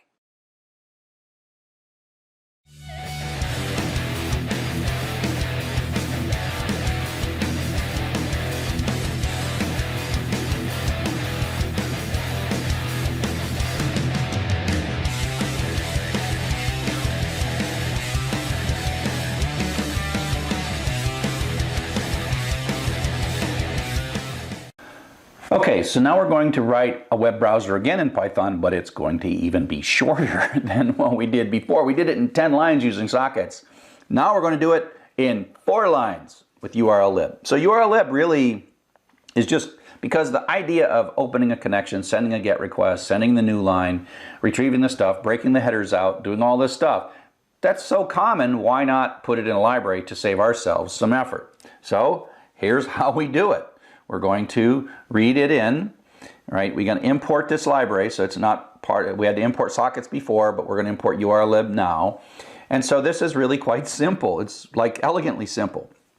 You say URLlib, that's a library, that's a part of a module within the library, and this is a function. So let's call URL open, and then give it the URL. Now that's a string which it's going to encode automatically for us. So it's taking care of all kind of pretty things for us. It does the get, it does the encode. Look back at that previous code. That's kind of what URLlib is doing for us. Okay. Now what URLlib also does is it makes the connection, encodes the get request, and then it actually retrieves, at this moment, it retrieves all the headers and keeps them for you for later. You can get the headers, but we're not going to see the headers. And it returns to you an object that looks pretty much like a file handle, because you can put this in the for clause after the in. Now it's going to run that loop one time for every line of this file. And so the lines we're going to get back are bytes, and so we have to say decode. It doesn't do that for us automatically. We are going to have to decode them, and that's because we might need to decode them with a particular character set here. And then we're going to do our strip, and we're going to just print this out. So that's like open a file, read through it, and print it. This is open a URL, read through, and print it. And that's as simple as it is. And so that's what happens. This is romeo.txt, and it prints out. Now the thing to notice is that there are no headers here. The headers have been sort of consumed in the URL open. Again, there is a way to say, hey, give me my headers, but for now, this is just going to eat the headers and keep them, and then you get to read all the data, and the loop runs, and this loop runs 4 times, and out come the 4 lines. You can go ahead and run this one. It's super easy. I mean, literally super easy. And if you can do anything you want. I mean, treat it like a file. You just have to remember to do the decode bit when you treat it like a file. And so that code import it. We're going to open it. We're going to make a dictionary. We're going to loop through. We're going to split it. We have to add the decode just to make sure, because that line is bytes, not string. And then we're going to go, our words.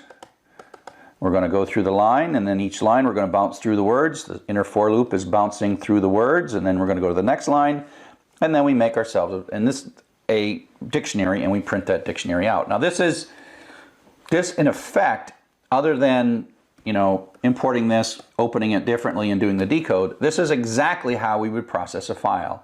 And so by using URLlib, you really sort of reduce the complexity of retrieving and reading network resources to the same complexity of reading and dealing with a file locally on your hard drive, which is kind of pretty. So one of the things then we can do is read web pages. That was a text file, but you can get HTML. And so here's how you read a web page. And it's the same kind of code. We open a URL. This one happens to have HTML in it, and we read through it, and out comes the HTML. Remember that the headers are there, but they've been eaten by URL open for us. And now we could write a browser that would parse these less thans and greater thans and make links, etc., etc., etc. So if you can come up with ways to find these links, you could actually write a bit of code that would then have a loop that would go up and open a new one. Pull out the links, open a new one. Pull out the links, open a new one. And so you could make a thing that would retrieve you could write a program that would retrieve a page, find the links in the page, and then retrieve those links. And we'll actually do that before the end of the class. And so Python is a very popular language at Google, and I wonder if I think it's a pretty safe bet that the first crawler that they wrote to crawl the web, to build the index, was Python, because literally that's all it takes to read web pages and pull those web pages into your web crawler database.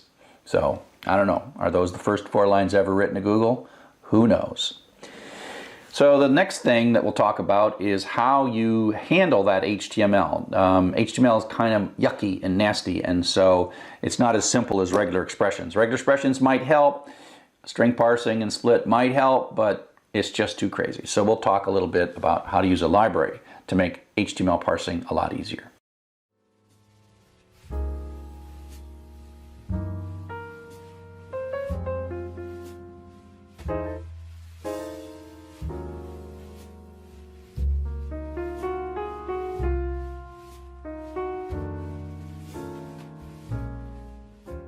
So now we're going to talk about what you would do with a web page once you've retrieved it in a Python program. Call this web scraping.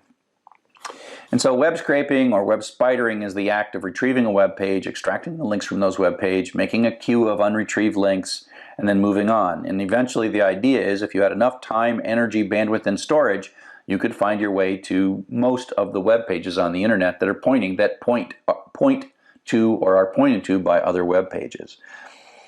And so you might have all kinds of reasons to scrape data. You might have a blog that you posted. You might have, who knows, maybe you put some data in a system. Maybe the system's being shut down because it's being retired. You can do all kinds of things. You could write a little thing. I was talking to somebody who wrote a thing to retrieve something and check, and then send a text when something changed. All kinds of stuff. Or you might make yourself a search engine. But be careful. Not all websites are happy about you using a robot to retrieve their content. Some of the websites, as we'll see, demand that you log in and they track what you do, and if they think you're doing something bad, they will shut your account off. Other websites will track what you're doing without you logging in, but then shut your address off.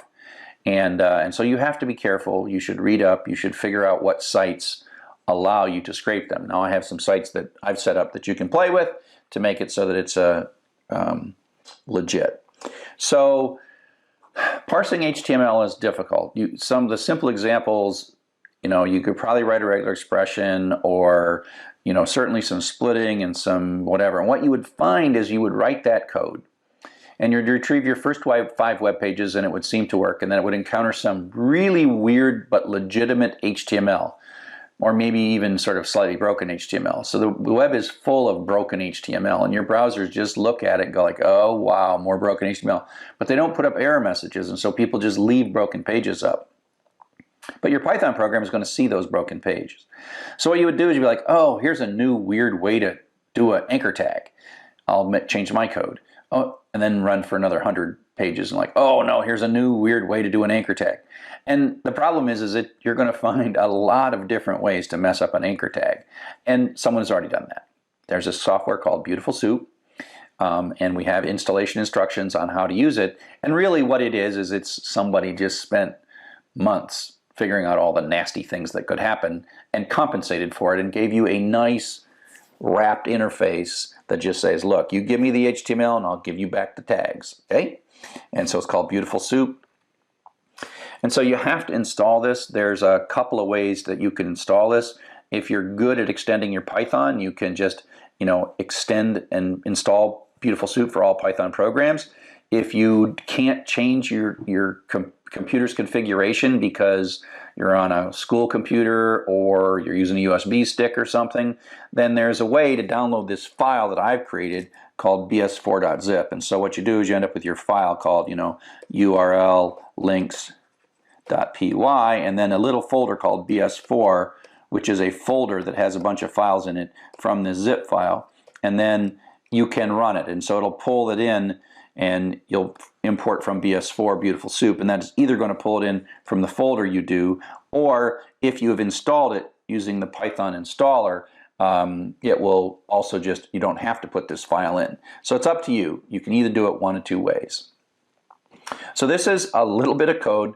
Now Beautiful Soup is a complex library, and so just because this looks easy, doing things in Beautiful Soup, you might have to actually read a bit more to figure it out. But we're going to just read this. We're going to import Beautiful Soup. We're going to ask for a URL right here. We're going to take that URL. We're going to open it. URL open. They give the URL and read the whole thing. That means we're not writing a loop. We've read the whole thing. That's okay as long as you know that the file's not so large. And then we're going to pass the data we got back. And this is going to be bytes, but Beautiful Soup knows all about bytes and all about UTF-8, and it figures that out. And you just say, hey, take that stuff I just got and tear it apart using HTML and give me back an object, a soup object. Now the soup object is something that you can run queries against. So it parses it, it deals with all the imperfections and inconsistencies in this HTML byte array. And it fixes that and gives that back. And so there's various things you can do, and you got to go look at the Beautiful Soup documentation. It could be a whole class on Beautiful Soup. So here's a thing you can do is this object, you can sort of call it like a function and say, hey, give me back the anchor tags. And anchor tags, of course, are the tags that say href equals blah, blah, blah /a. So all of this is an anchor tag. And then we're going to loop through the tags because there could be more than one of those anchor tags in the file. And then we're going to pull out that href. And that's what this does. We're going to loop through all the tags and print out the href. So if you tell it to go to drchuck.com, it will show you the one external link in drchuck.com. And so I've got an assignment that sort of goes into that in some more detail. But this chapter has been a whole bunch of interesting stuff. We started with the TCP/IP model and talked about sockets that are phone calls between computers, and then how applications protocols are developed to say what we say on those phone calls. And we've explored then the HTTP protocol, which is probably the most likely thing you're going to see. And then we played with all this in Python and saw that Python is really good at this. You can write extremely simple and small programs to do some extremely complex and powerful things. And again, that's why people like Python, is because it makes the complex simple.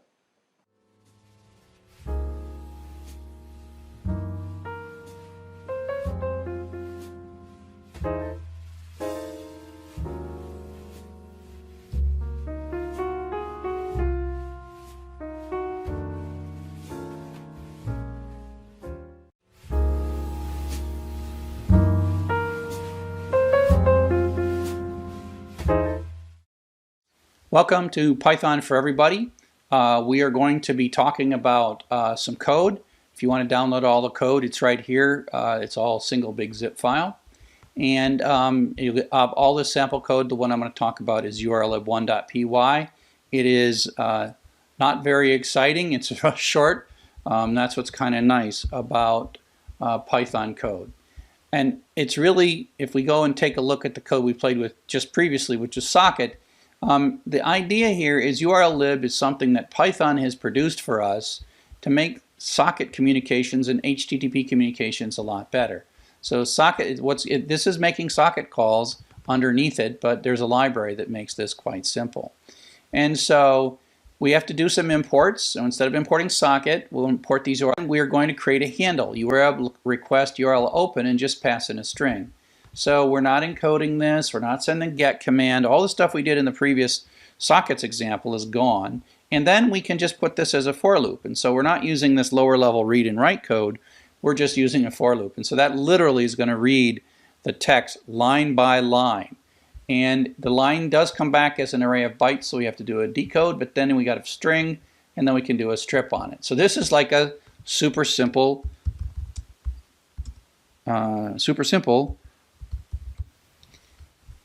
So there we go. Now the interesting thing is you also don't see the headers. We just read the contents. Now it turns out in urllib, and we'll see this in later more complex application, you can get the headers if you want. You can get various other things. So that's urllib, a simple urllib tool.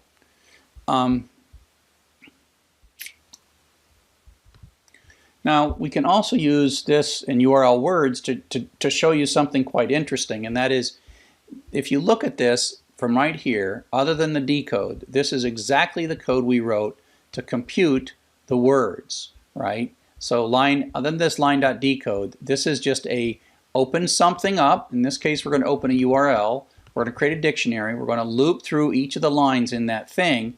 We're going to decode them and then split them. So once you do line.decode, this is now a legitimate internal Python string. We split it, we run through the words, and run the counts. And so this is exactly like code that we did before to run counts. And so Python 3 URL words. And so that gives us a dictionary, which is the word frequency. And we could do all kinds of crazy stuff in here, you know, with sorting and all the kinds of things.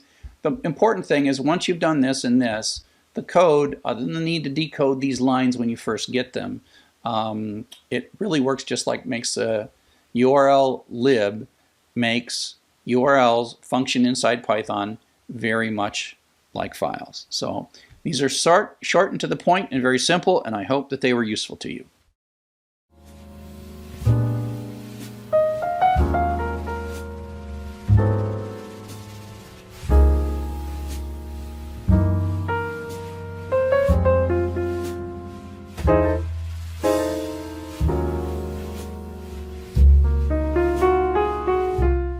Hello and welcome to Python Objects. I'm Charles Severance, and we're well on our way to getting through all this material in the Python. So this lecture is in a weird place. I even debated where to put it in the book. I don't really want to teach you how to write a lot of object-oriented programming, but we're going to start using objects, and I want to be able to use the terminology. And so as much as anything, this lecture is about terminology and understanding the words, things like methods and method signatures and variables and inheritance. And so think of this as a terminology lecture rather than a learn how to program or learn how to use this. It's not something you're going to figure out right away. And there'll come a time when you as a programmer really want to start using object-oriented programming. It's really a powerful and wonderful technique, but I think it's too early as a beginning programmer to really say, oh, let's write a bunch of objects. So just relax and enjoy and learn this material and think of it as sort of a theoretical thing rather than, you know, a how to program thing. And so part of this is we're going to start reading data structures, and I mean data on how to use all these libraries, etc. And we're going to see the word objects, right? And then we're going to start hearing them. And I want you to be able to read the Python documentation so that you understand what's going on. And so, you know, the word object should make sense to you, even though you're not going to write a lot of object-oriented programming. And so page upon page upon page, database stuff, which we're going to talk about soon, is uses objects all over the place. And the beautiful soup uses objects. We've kind of been using them, and I've been waving my hands, and I use the word method without defining it. But now it's really time to define it and go to it. So I want to review from the very beginning what we think of as a program. So the classic program, my favorite little minimum program, is our little elevator floor converter, which converts from European elevator floors to United States elevator floors. And the key to this is that it's input, processing, and output. And this is a good way to model any program. And in that process, we've got variables, and we've got logic, we've got algorithms, we've got loops that we write, we've got all kinds of things. And we construct a series of steps to achieve some goal. In object-oriented, and frankly, you've been using object-oriented all along, the program has lots of objects, and we're sort of putting stuff into these objects, taking stuff out of one object and putting it into another object. And you've actually been doing this all along. As soon as you're looking at dictionaries and lists, you're doing objects. And so an object is quite a little thing. It's sort of its own little space inside of a program that contains code and data. And so we're working together. All these objects are now working together. It's a bit of self-contained code and data. And it is one way to take a very complex problem and make it easier by breaking it into separate things that can be engineered and developed separately. So you've been using string objects, or maybe you'd use Beautiful Soup or something. These are powerful capabilities, and if you had to look at all of them, it's just, hey, here's a thing, use this object, it'll do these things for you, and there's lots of details inside of it.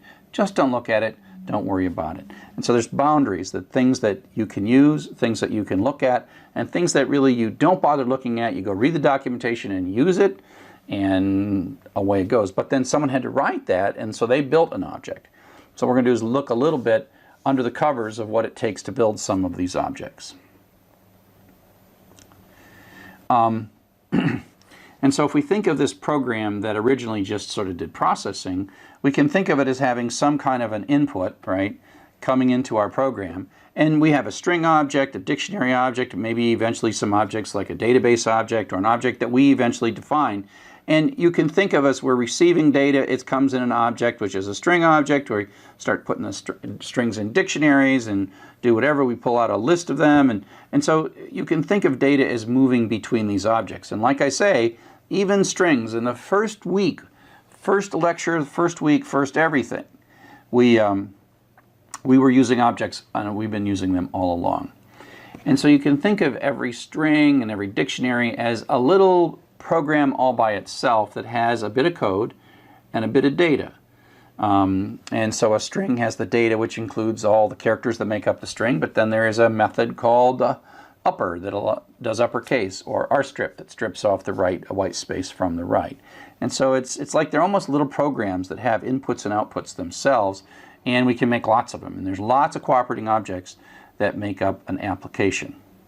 And one of the nice things about the object-oriented pattern is that they form boundaries, and within the boundary, if you're inside the object, you can say, look, I'm going to build you a string object or a database object or a beautiful soup object, and I'm going to build this capability and I'm going to give it to you in the form of an interface, and I'm not really going to care how you use it. And so we have this sort of visibility wall where I'm going to make an object and I'm going to let you use it, and the maker of the object doesn't necessarily have to know every single thing about the use of that object.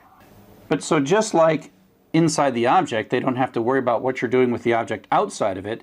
When you're outside the object, you don't have to worry about what's going on inside of it. We, as the user of the object, we talk to its interface and we get things from it and give things to it and use functionality within that object, but we don't have to look inside of this. We can just say, oh, it's a nice little magical thing. We read the documentation, we read a web page, and it told us to do this, this, and this, and away you go. And so it is sort of this isolation boundary that works both for the programmer who's writing the object and the programmer who's using the object. And so it's a very nice pattern, and so you'll see how we're going to build code and we're going to group it together, and then we're going to be using it sort of as a big blob of stuff. So some definitions in this space, words that I want you to understand. When we're going to create one of these things, one of these objects, instances, that has some data. Okay, so now that we've gotten through the definitions, let's work into some sample code. But hey, look at this. We've got ourselves a cookie cutter and some cookies. So remember that a class is a template. It's not the actual thing. An object is an instance of a class. So you have to take the class and do something to make the object. And actually you can see here's some other classes. There's clearly a sort of a snowflake class and a gingerbread man class. That's an object, object, object. Somewhere out here there is a snowflake class and a gingerbread class, but we got a snowman object and a snowman object and a snowman class. So class is the template, object is the instance. So here's a bit of Python code. So let's take a look at what we got here. Class is a new reserved word, kind of like def. We have the name of the class. That is a name that we choose. That's the name by which we'll refer to this class for the rest of this program. And it has a colon at the end of it, and which means it starts an indented block, which ends when we de-indent. Inside the class, there are generally two things. There is some data, and this just looks like an assignment statement. Now we're going to talk a little bit about object lifecycle. And what we mean by object lifecycle is the act of creating and destroying these objects. And I've been using this term constructor already. And so when we declare a variable, whether it's a string or a dictionary or a party animal, there we create them and then they're discarded, and there's all this dynamic memory that comes and goes. And we, as the writers of objects, have the ability to insert ourselves at the moment of object creation and at the moment of object destruction. And we make special functions that we call the constructor, the object constructor, or the class constructor, and the destructor. And we don't actually explicitly call them, they're called automatically by Python on our behalf. And so the constructor is what's more commonly used. It's used to set up any initial values of variables if necessary, et cetera, et cetera. Destructors we'll cover them, but they're used very rarely. So here's a bit of code that we've got. It's our party animal, and a lot of it is the same as what we've been doing so far. So we have this variable x, and the constructor has a special name, underscore, underscore, init, underscore. Again, we pass in the instance of the object, self. And in this one, all we're going to do is print out that you're constructed. And here's this code that we've had before. And now we have underscore, underscore, del, and then we pass in self. And we'll just print out that we're being destructed and what the current value of x is for that particular instance. So let's go ahead and run this. And so again, this doesn't really do any code up to here. That just defines party animal, but this is the constructing of it. And basically that says, oh, and it really kind of creates these variables, and then it also runs the constructor. And so in this case, this line right here is causing the IAmConstructed message to come out. Then we do AN party, and that says, 1 and 2. And here's an interesting thing. We're actually going to destroy this variable by throwing away, AN no longer points at that object. AN is going to point to 42. So we're going to sort of overwrite AN and put 42 in it. And at that point, Python's like, oh, this whole little object that I just created, somewhere it's out here, it's vaporizing it and throwing it away. And so before this line completes, it actually calls our destructor on our behalf, and so that message comes out. So we are allowed, as the builder of these objects, to add these little chunks of code that says, I want to be involved at the moment this object is created, and I want to be involved at the moment that this object is destroyed. Now, in this last line, AN is no longer a party animal. AN is now an integer. It's got a 42 in it. It's gone. It's been created, it was used, and then it was destroyed. Okay? So you got to be careful. If you overwrite something, you can sort of throw the object away. So the constructor is a special block of code that's called when the object is created to set the object up. So we can create lots of instances. Everything we've done so far is we make a class and then we create one instance, one object.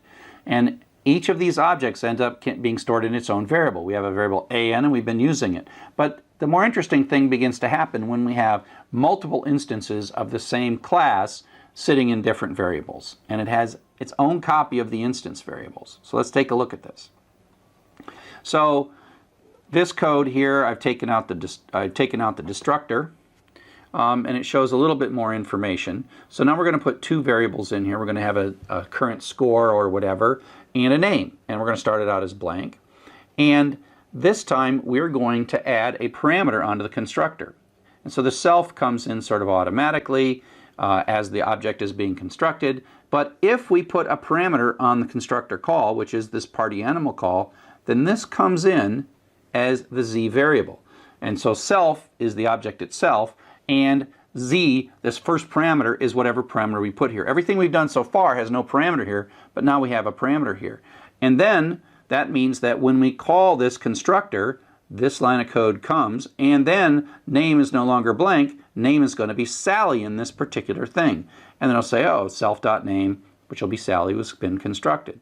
And so then we have this, and that object is now constructed, and then we put it in the variable S. And then we call the party method on that, and we construct a different one. And so this time it calls, and Z is Jim, and we basically have another copy of this. And so this is how it's going to look, right? As it runs down here, when this is called, it makes one instance and stores that in the variable S. And there's a variable X in there, there's a name in there, there's an init method and party, and that's all in here, right? All that stuff is in here. And now we say, let's make, and that's going to have Sally in there. All right, Sally in there. And then we're going to do another constructor, and so it's going to make a whole new thing, and it's going to store that in J, and this one's going to have Jim in it. S party, then this turns into a 1, and then we're going to call J party. That turns that into a 1, and then S party will cause this to be a 2. Okay, and so what happens is we have now two objects, one in the variable S and one in the variable J, and they have separate copies of their instance variables. These are the instance variables or the object fields or whatever, but they're the variables. But the key is that every time we do a new construction, it duplicates this, and there's another copy of it. So there's an X within S. So S.X is this variable, and J.X is that variable. Okay?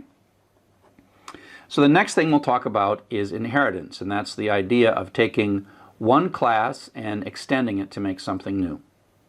So the last topic we'll talk about here in object orientation is the notion of inheritance. And this is a form of code reuse, and it's one of the more advanced aspects of object-oriented programming. So just kind of understand what it is at a high level, and then you know where to come back to when you need to learn a bit more about inheritance. So the idea is, instead of making a new class from scratch, we actually make a new class by starting with an existing class. We are extending it, or another word for this is subclassing.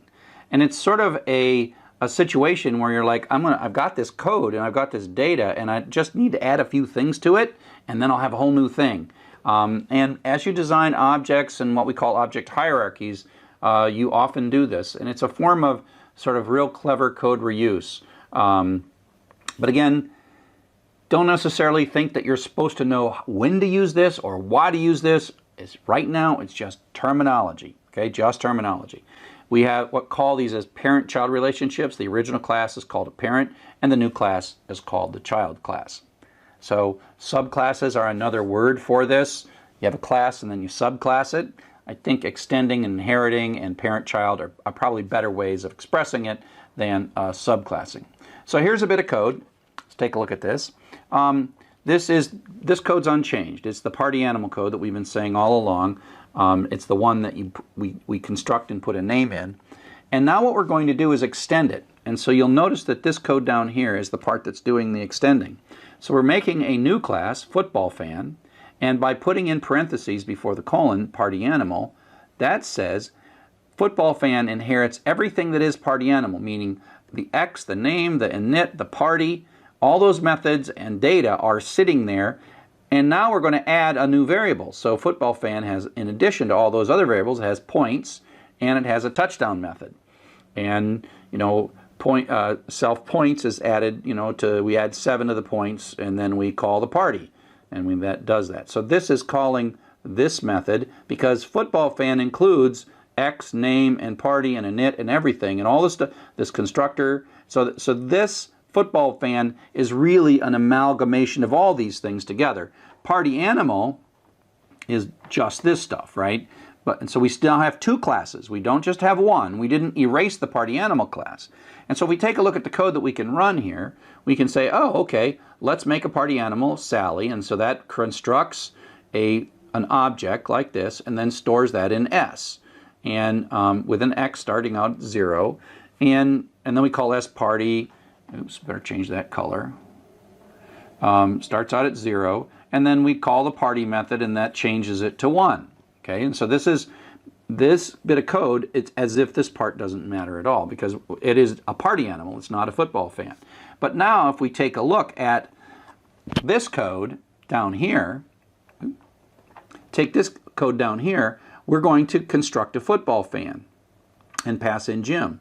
But football fan has no underscore init, so that actually uses the underscore init from party animal because we extended party animal to make football fan. So we inherited all of the good that was in there.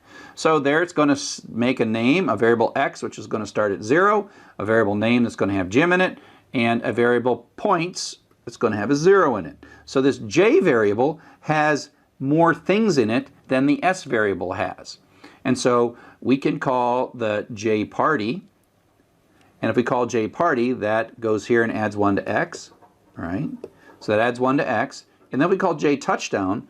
Well, that comes down in here and adds 7 to the points, right? And then calls party within us. And so self.party is the current object, i.e. self and J are the same thing, right? Self.party, and then it goes up here and passes self in, and it adds 1 to the X, in this case of this J variable. So this becomes 2.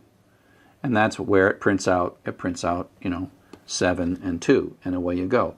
And so it's a way for you to kind of take all this stuff and stuff it into a class by making a new class and just add the extending bits, the bits that are in addition to the other stuff. So like I said, inheritance is a powerful and wonderful concept. It's a form of excellent form of reuse, but basically the whole purpose of this lecture was so that I could in the future just use these words and you would understand them as compared to, I just want to say method. And I've been saying method all along, and it's high time that I defined it. So let's just review one last time. Class is a template.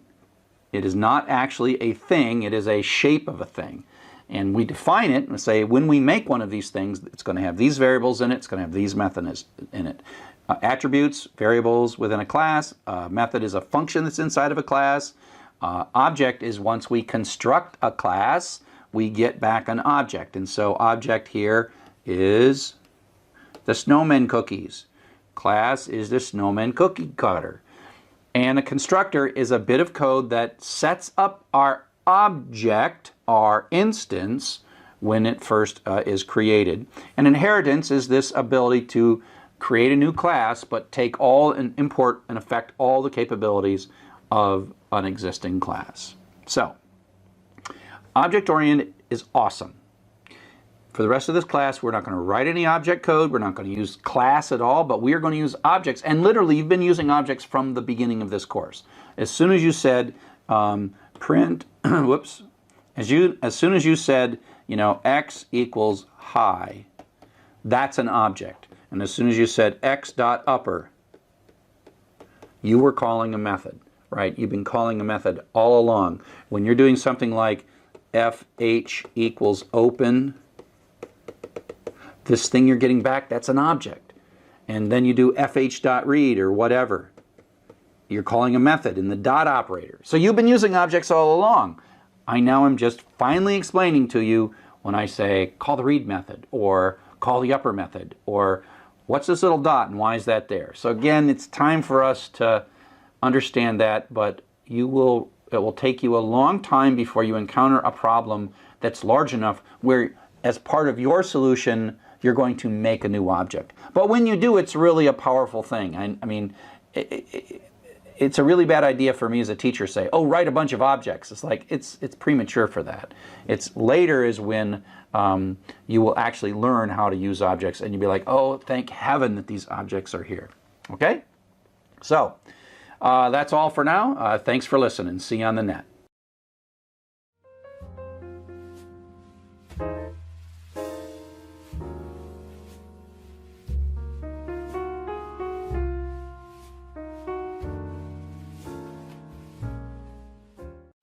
So now we're going to take a look at how we deal with more than one table, multiple tables, because the real power of SQL and the power of database performance has to do with when you start connecting tables together. If you go back to that original mathematics, it models data at the intersections between the row and the columns. And these intersections are the magical bits. And so breaking an application to use multiple tables is an art form. It takes a while. There are some simple basic things that you can learn and we'll teach you here. And so it's not too hard to learn the basics, but then it's much more complex to be super skilled at it. And in general, advanced databases, in my mind, it's hard to teach advanced databases because they're always so contextually grounded. Something like a Twitter or Google, the databases are so specialized. By the time you make everyone can do small to medium-sized databases using the basic techniques, but at some point, once you escape medium-sized databases, you end up in these sort of narrow things and optimize each database very separately. And so I just tell people, learn the basics really, really well, write programs, and then go do real work.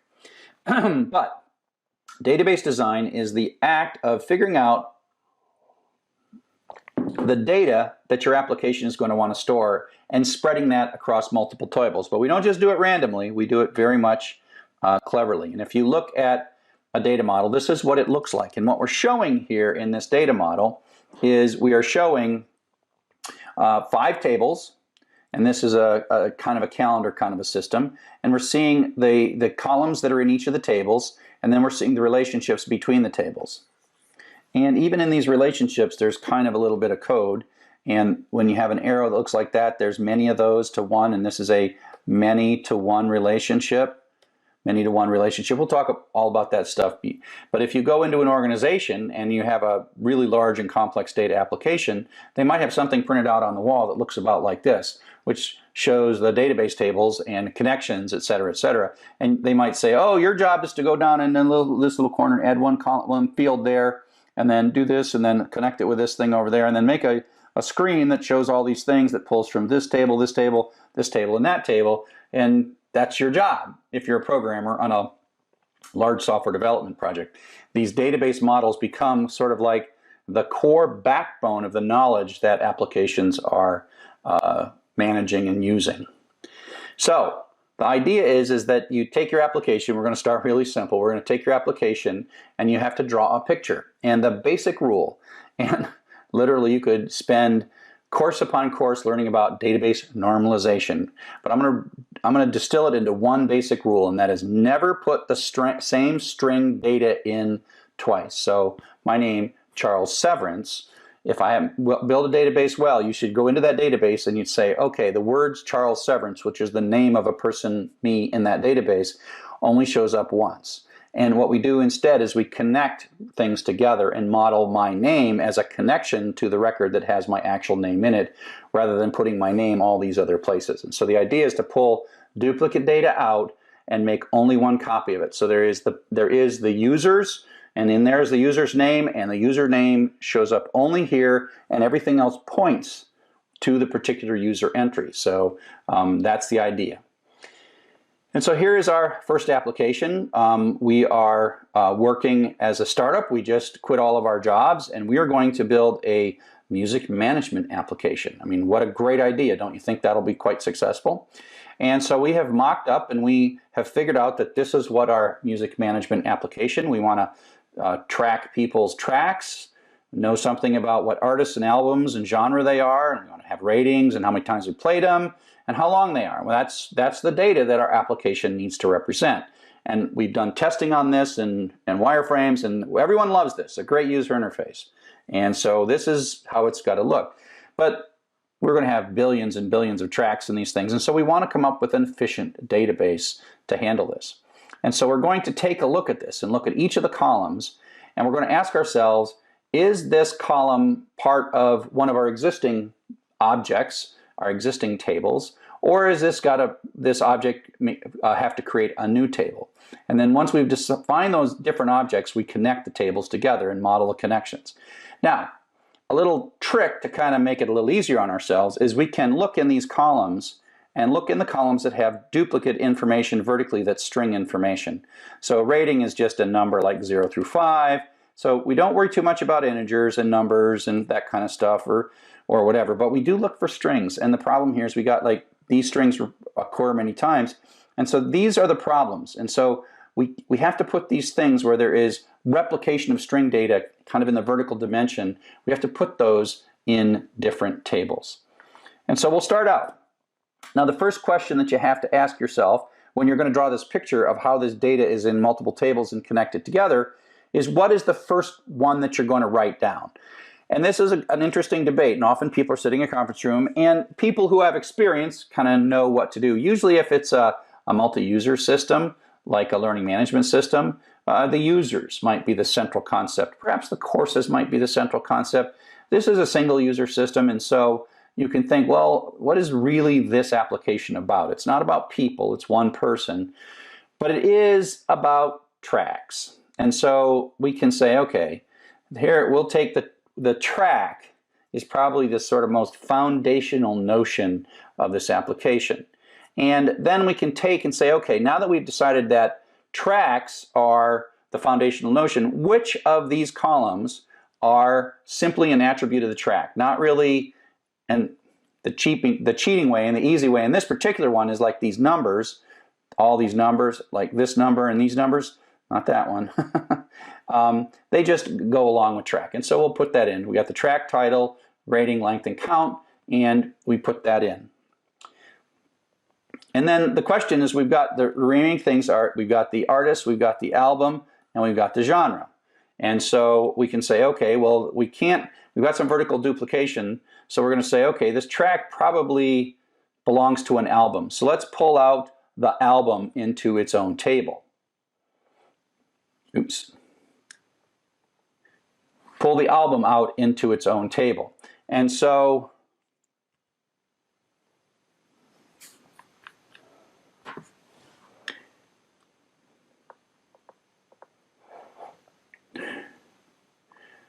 pull the album out into its own table.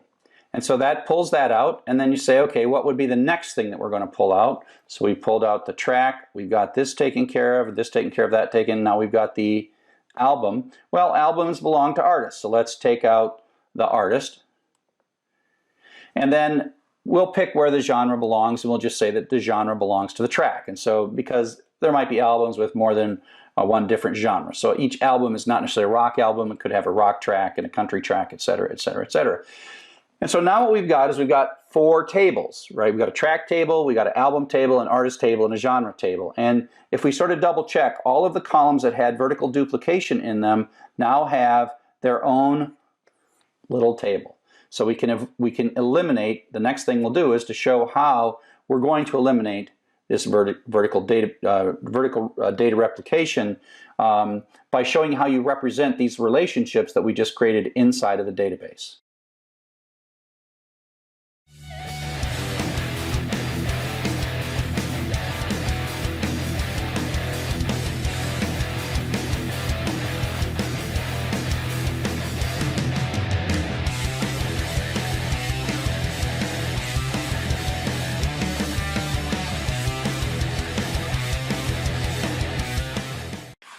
So now we're going to make a database. We're going to use SQLite Browser. Hopefully you've downloaded it so you can follow along.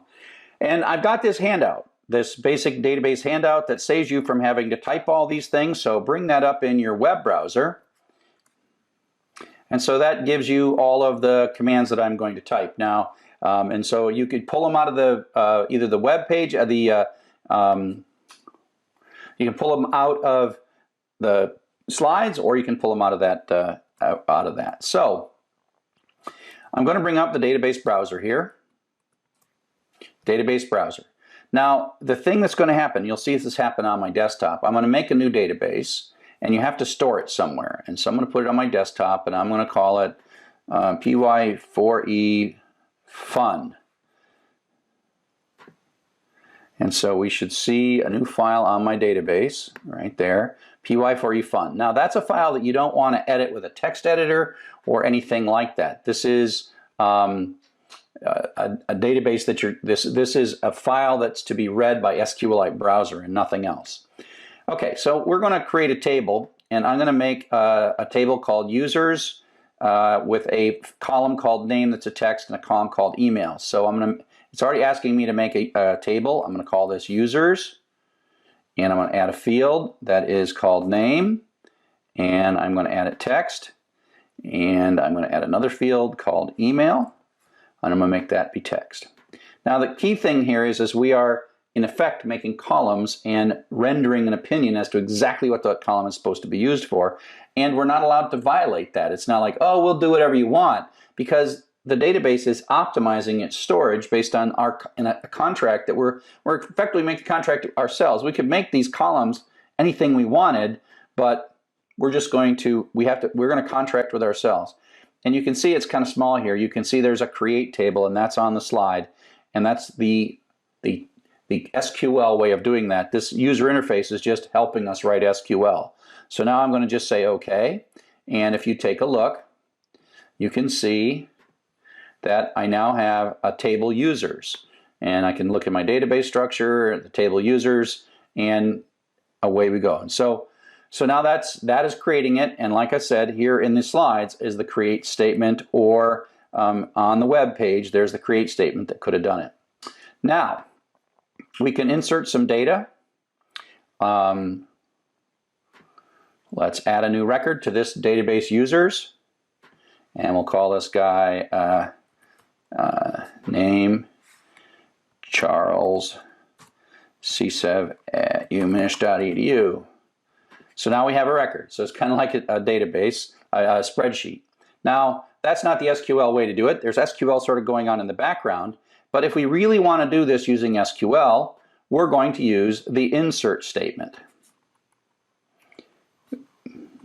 And the insert statement looks like this. The SQL syntax sometimes has extra words. Insert into is actually two SQL keywords.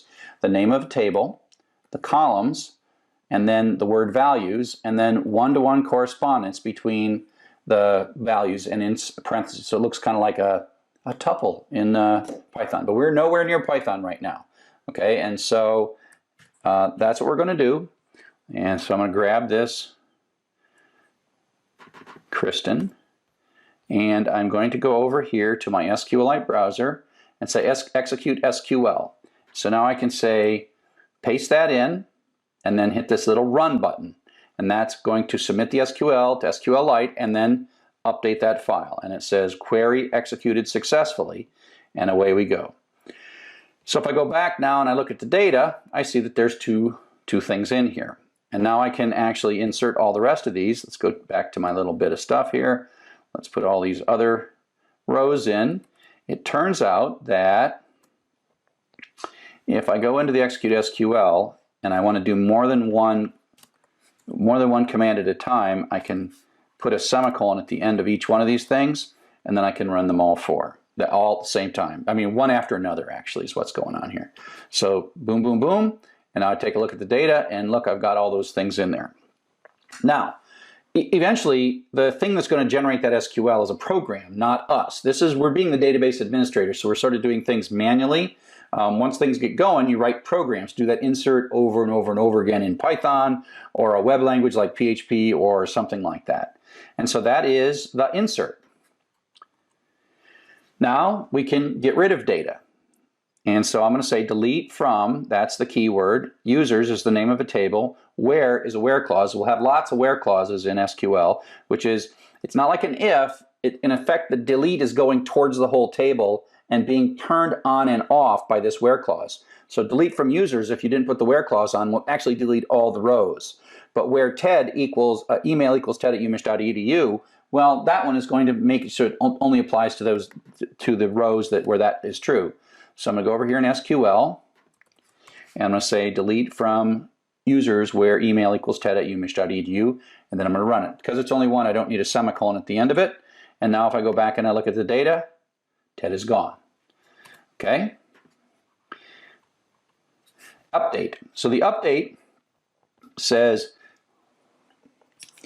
updates keyword, users is the name of the table, set is a keyword, and then this is column equals new value, and then a where clause. Again, this update, if we didn't have a where clause, would change every row in the table.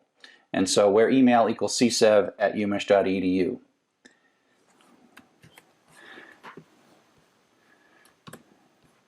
Oh, I got to change that because I already got the name to be Charles. So you see the name is already Charles. So I'll just execute here.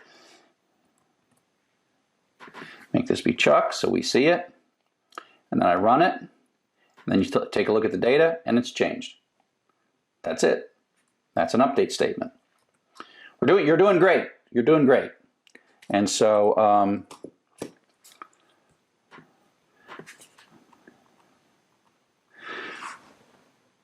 the next thing we're going to do is we're going to take a look at how we retrieve data. Now this is the select statement, select star. You have a list of columns, and star means all columns. From is a keyword, and then the name of a table. So this select star from users is the kind of thing you type all the time. As a matter of fact, it's what SQLite Browser is doing internally to cause this to happen, but we can do it by hand by saying select star from users and then run it. And so then we get a little record set that is those 4 records that are sitting there. We can also throw a where clause on the end of it. So we say select star from users where email equals csev@umich.edu, and that, again, the select star from users goes at the whole table, and the where clause goes at the whole table and then filters out all of the things except one record. So the where clause is send it to the table, but then filter based on whatever, and so it only shows us that. Okay, we're cruising right along here. You can also put an order by clause on there. So we can say select star from users, order by email, so that's a column. Select star from users, order by email. And so that orders by email. Or we can change it to name, and we can say descending. So that's the name in descending order. Sorting and selecting are good things that databases are really good at. So this is the summary of what I've told you. I said the databases do create, read, update, and delete, CRUD. And we've done all those things, except we did create, delete, update, read. That's what we did. And that's the summary of SQL. And so you might be saying, why did I take so long to learn such a simple and elegant and beautiful language? Because it's not really exciting. It's a extremely simple language that's very predictable.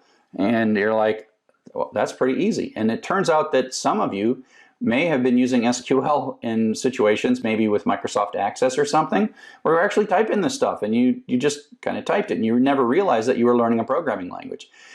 That's why I like SQL, and that's a very declarative language and it's very straightforward. It's much harder to learn. It's much easier to learn SQL than it is to learn Python, because in Python you have to figure out how loops work and how iteration variables work, and you'll notice there's none of that. And so but the key is we've only started to understand the power. That's the simple ability to move around and update data and read data randomly using these simple sets of commands. But up next, we're going to look at how you do this with data models and relationships and really multiple tables.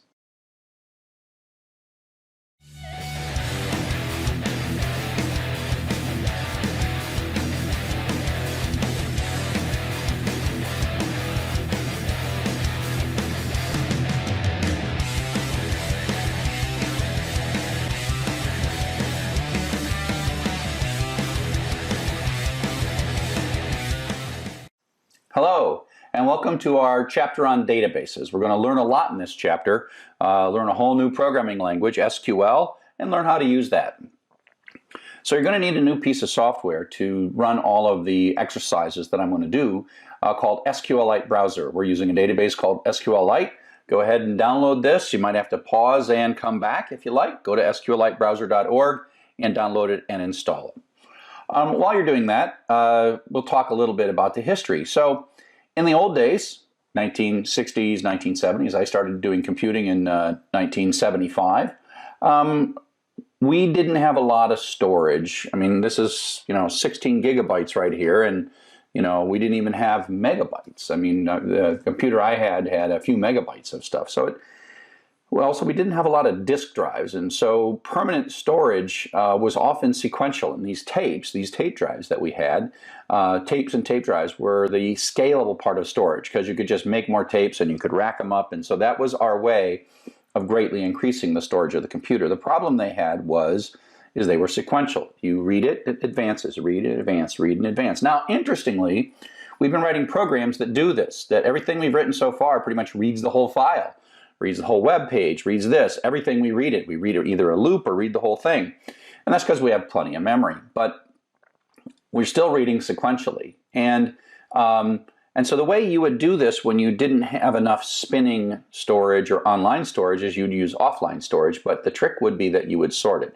So let's imagine that you're a bank and you have a bunch of accounts, only a few of which are active on any day, and you have a tape that has, in account number order from low to high, the prior balance, last night's balance of every one of your bank accounts, and then you do all the transactions and you record how much money was taken in or out for each account number, and then you sort those transactions. And then what you do is what we call a sequential master update, and that is you would write a program that would read the first transaction and hold on to it.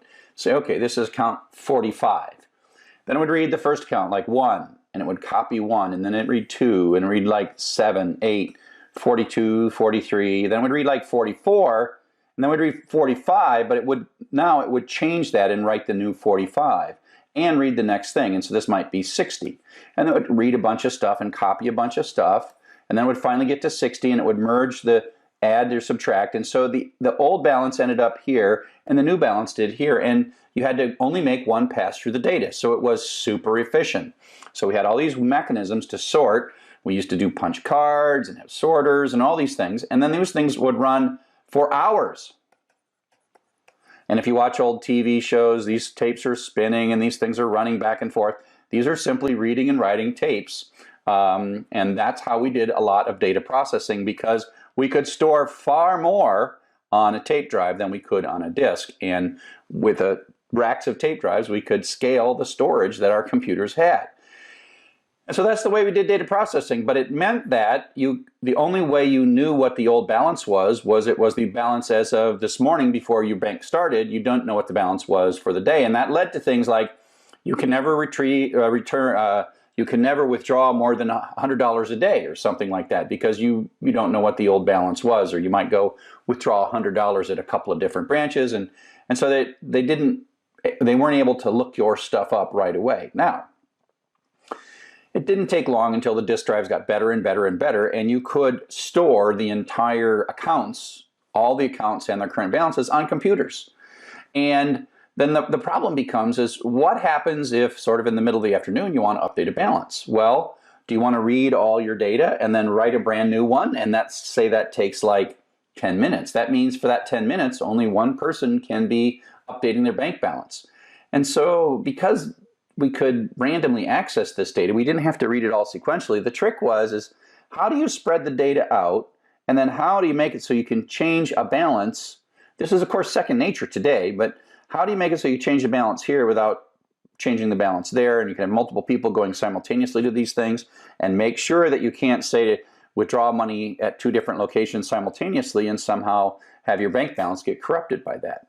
So there's a lot of debate on how to do that. And in early days, we just did sequential master update. But increasingly, we wanted to make better use of the random nature of our computers and our storage. And so that's what led to databases. Databases are the science of how you make use of rotating random access data, permanent data, in a way that allows you to read, modify, and update that simultaneously from many different locations and yet keep the data completely consistent. And so this led to a study of a thing called relational databases. And relational databases are not the only databases that happened. We had many other kinds of databases, and there was a debate. And I remember in the 70s and the 80s, there was folks that says, oh, no, there you could do index sequential. That's the way to do it. And relational databases weren't all that popular the first time that I saw them. I didn't like relational databases. But relational databases had an inherent advantage because they were based on some really powerful mathematics. And the interesting thing is early on, the relational databases were slower, but eventually they figured out how to sort of bring all the cleverness to bear to make relational databases fast. And so relational databases are a pretty advanced technology, and there are companies like Oracle that are very, very wealthy, and their primary product for many, many years was nothing more than a clever database product, a clever piece of software that was really good at solving this problem. And that's how important this problem was to computing. If you read about databases, you're going to see 2 sets of terminology. One set of terminology comes from the mathematical background and has to do with the underlying math. Things like relations, tuples, and attributes. That's kind of like the fancy math version of it. And programmers kind of think of them as rows and columns inside of a table. And so if you look at sort of fancy theory, you'll see words that look like this, and they're just full of this and the connection. Now, all this is important and true, and if you really want to get good, you sort of begin to understand the nature that we model data at connections rather than at sort of intersection points, rather than just modeling data as a flat file the way we do.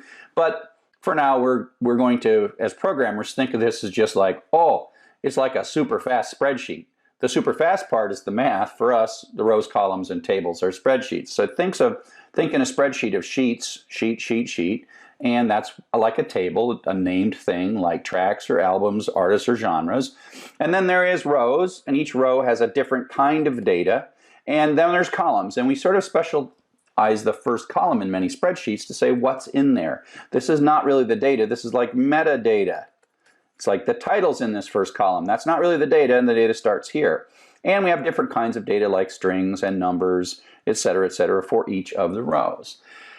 And literally, you can get away with this as sort of about 80% of databases is just a really super cool spreadsheet. But under the covers, it is far more powerful than that. So one of the early arguments that happened was, again, what the programming model for this was. And a lot of folks wanted a programming model that reflected how the data was actually stored. The notion of structured query language came about in a way to express what you wanted to happen and allow that to be sort of a very abstract expression. Select all records that meet this criteria, not read. And so structured query language is not a procedural language. It is a imperative language where you're simply saying what you want, and then somebody writes the loop. The database actually does the loop, but it's a way for you to avoid actually writing the loop. Now that turns out to be the power of databases, because the cleverness in how to write the loop is a way that you would probably never figure out how to be most supremely optimal when it comes to writing the loop, as you'll see toward the end of joining many tables together and selecting and throwing array and getting down a count or whatever. Someone has figured out how to do that really, really well. So the idea was, is you would express, you know, we're going to create some data, we're going to retrieve some data, we're going to insert and delete it. Create, read, CRUD, C-R-U-D. Create, read, update, and delete, CRUD. And so that's what this does. It's a language that does this very simply.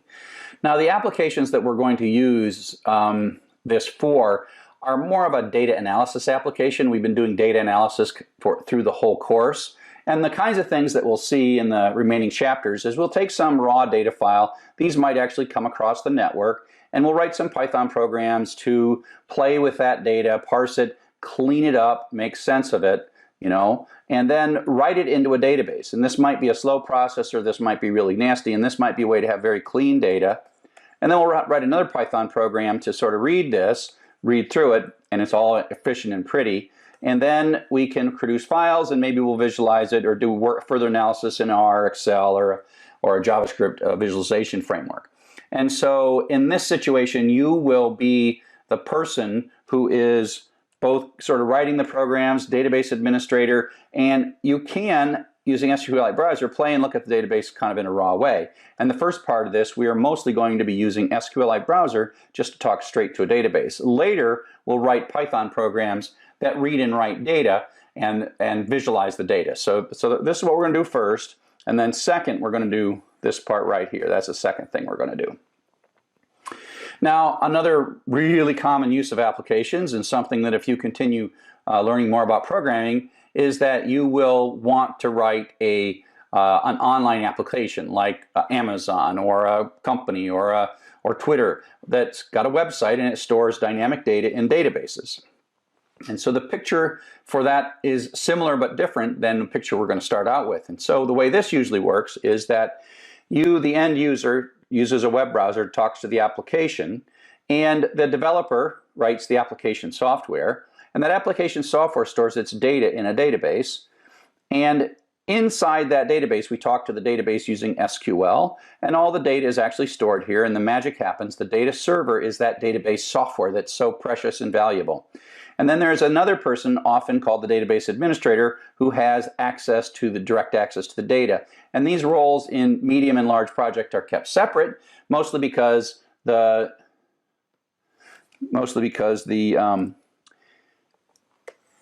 production, while it's running and live, the developer leaves the data alone and works on, say, the next version of the software. And then the developer has a test version of the application that they run on their computer where they're doing all that stuff. And so this database administrator is a role in a large project where we have to run production and keep production careful, keep production in good shape. So the database administrator has this responsibility for the production aspects of the data, and you may be working in a situation where you're not actually controlling the data. The database server is on different computers, you have little special access, and you write programs to sort of read the data, and so the database administrator is the person who is asked by the organization to administer that data. The data that we develop, and we'll do this in the second part of these lectures, conforms to a data model. That's the metadata. Is this an integer? Is this a string? You know, how many columns is this? And the data model turns out to be very, very important, and there's a lot of science to building an effective data model that leads to really good performance. And it's a collaborative activity between the application developers and the database administrator to make it so it's efficient, runs in production, etc., etc., etc. There's a lot of products out there that you may encounter.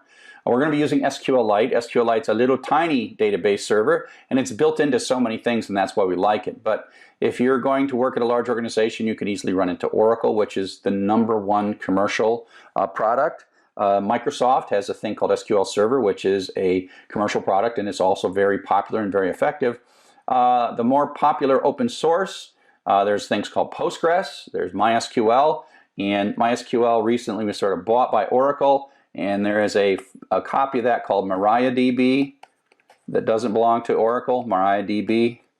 And so most of the SQL that we're going to learn is common across these database systems because SQL is a standard, but then there are parts that weren't part of the original standard where each database vendor has done things a little bit different. But there is a core common subset that does the basic create, read, update, and delete operations. So SQLite is a very popular. You probably have it in your cell phone 10, 12 times. Your web browser has a database engine in it. Your car has a few databases in it. And so SQLite is what's called an embedded database system. Python comes built in with it. You just import SQLite 3 and away you go. And so it's a very, very popular because it's free, it's open source, and it's such a tiny little piece of software that you just include it in other pieces of software and use it to solve the data management problems of those pieces of software. Like your browser might use SQLite to store your bookmarks. Now you think, oh, there's only how many bookmarks can you have? But what if you need it to be fast? And what if there's like people that have 10,000 bookmarks? There probably are. Do you still want it fast? Do you want to be able to search? And so you get all that by using a database like SQLite. And so again, we're going to encourage you to download the SQLite browser so you can follow along with what we're going to do coming up next. And so here is the SQLite browser. Here's what it looks like. And it's just a desktop application. And coming up next, we'll start playing with this desktop application and see how it works.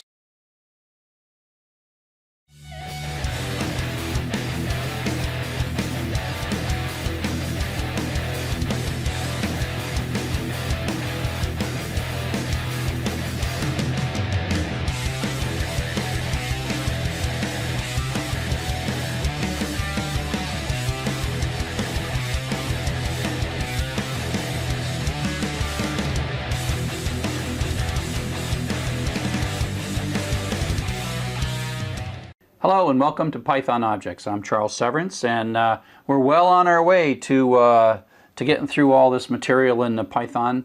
So this lecture is in a weird place. I even debated where to put it in the book.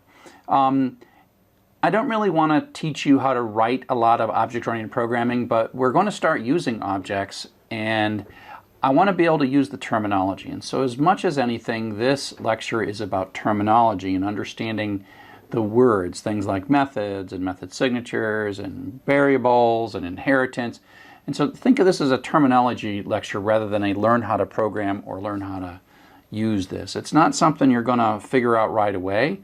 And there'll come a time when you as a programmer really want to start using object-oriented programming. It's really a powerful and wonderful technique, but I think it's too early as a beginning programmer to really say, oh, let's write a bunch of objects. So just relax and enjoy and learn this material and think of it as sort of a theoretical thing rather than, a how to program thing.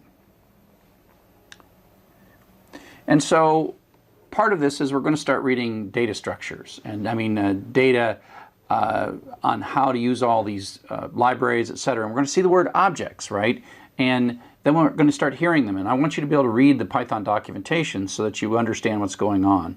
And so, the word object should make sense to you, even though you're not going to write a lot of object-oriented programming. And so page upon page upon page, database stuff, which we're going to talk about soon, is uses objects all over the place. And the beautiful soup uses objects.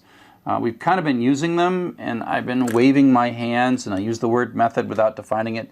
But now it's really time to define it and go to it. So I want to review from the very beginning what we think of as a program. So the classic program, my favorite little minimum program, is our little elevator floor converter, which converts from European elevator floors to United States elevator floors. And the key to this is that it's input, processing, and output. And this is a good way to model any program. And in that process, we've got variables, and we've got logic, we've got algorithms, we've got loops that we write, we've got all kinds of things. And we construct a series of steps to achieve some goal.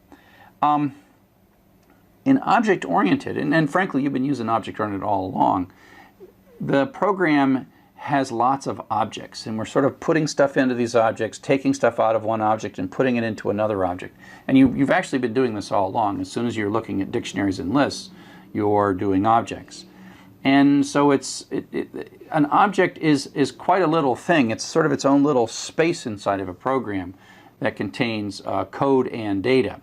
And so we're working together. All these objects are now working together. It's a bit of self-contained code and data, and it is one way to take a very complex problem and make it easier by breaking it into separate things that can be engineered and developed separately. So you've been using string objects, or maybe you'd use Beautiful Soup or something. These are powerful capabilities, and if you had to look at all of them, it's just, hey, here's a thing, use this object, it'll do these things for you, and there's lots of details inside of it. Just don't look at it, don't worry about it. And so there's boundaries, the things that you can use, things that you can look at, and things that really you don't bother looking at. You go read the documentation and use it, and away it goes. But then someone had to write that, and so they built an object. So what we're going to do is look a little bit under the covers of what it takes to build some of these objects. And so if we think of this program that originally just sort of did processing, we can think of it as having some kind of an input, right, coming into our program. And we have a string object, a dictionary object, maybe eventually some objects like a database object or an object that we eventually define. And you can think of as we're receiving data, it comes in an object, which is a string object, where we start putting the strings in dictionaries and do whatever. We pull out a list of them. And so you can think of data as moving between these objects. And like I say, even strings in the first week, first lecture, first week, first everything, we were using objects, and we've been using them all along. And so you can think of every string and every dictionary as a little program all by itself that has a bit of code and a bit of data. And so a string has the data, which includes all the characters that make up the string, but then there is a method called upper that does uppercase, or rstrip that strips off the right, a white space from the right. And so it's like they're almost little programs that have inputs and outputs themselves, and we can make lots of them. And there's lots of cooperating objects that make up an application.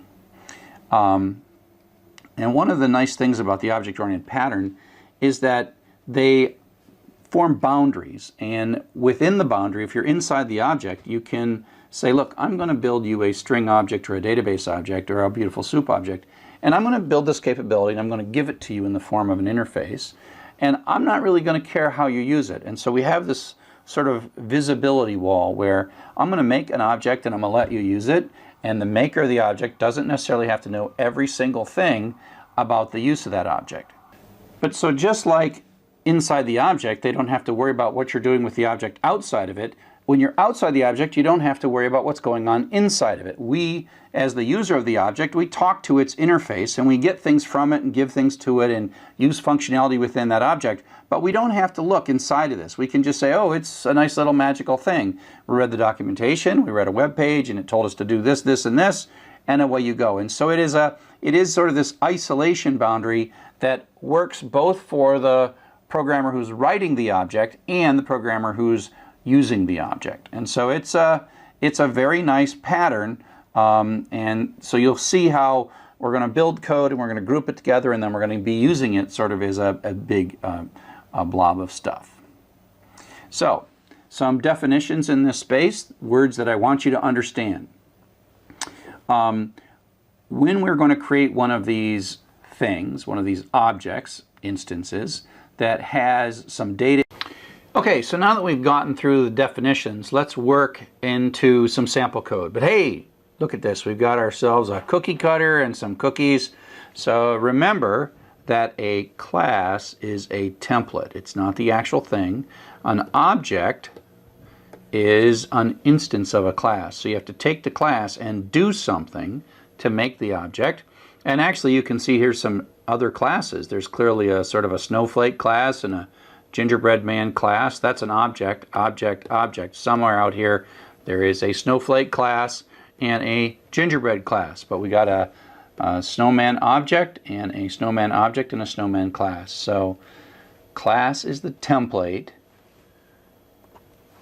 object is the instance. So here's a bit of Python code. So let's take a look at what we got here. Class is a new reserved word, kind of like def. We have the name of the class. That is a name that we choose. That's the name by which we'll refer to this class for the rest of this program. And it has a colon at the end of it, and which means it starts an indented block, which ends when we de-indent. Inside the class, there are generally two things. There is some data, and this just looks like an assignment statement. Now we're going to talk a little bit about object lifecycle. And what we mean by object lifecycle is the act of creating and destroying these objects. And I've been using this term constructor already. And so when we declare a variable, whether it's a string or a dictionary or a party animal, there we create them and then they're discarded, and there's all this dynamic memory that comes and goes.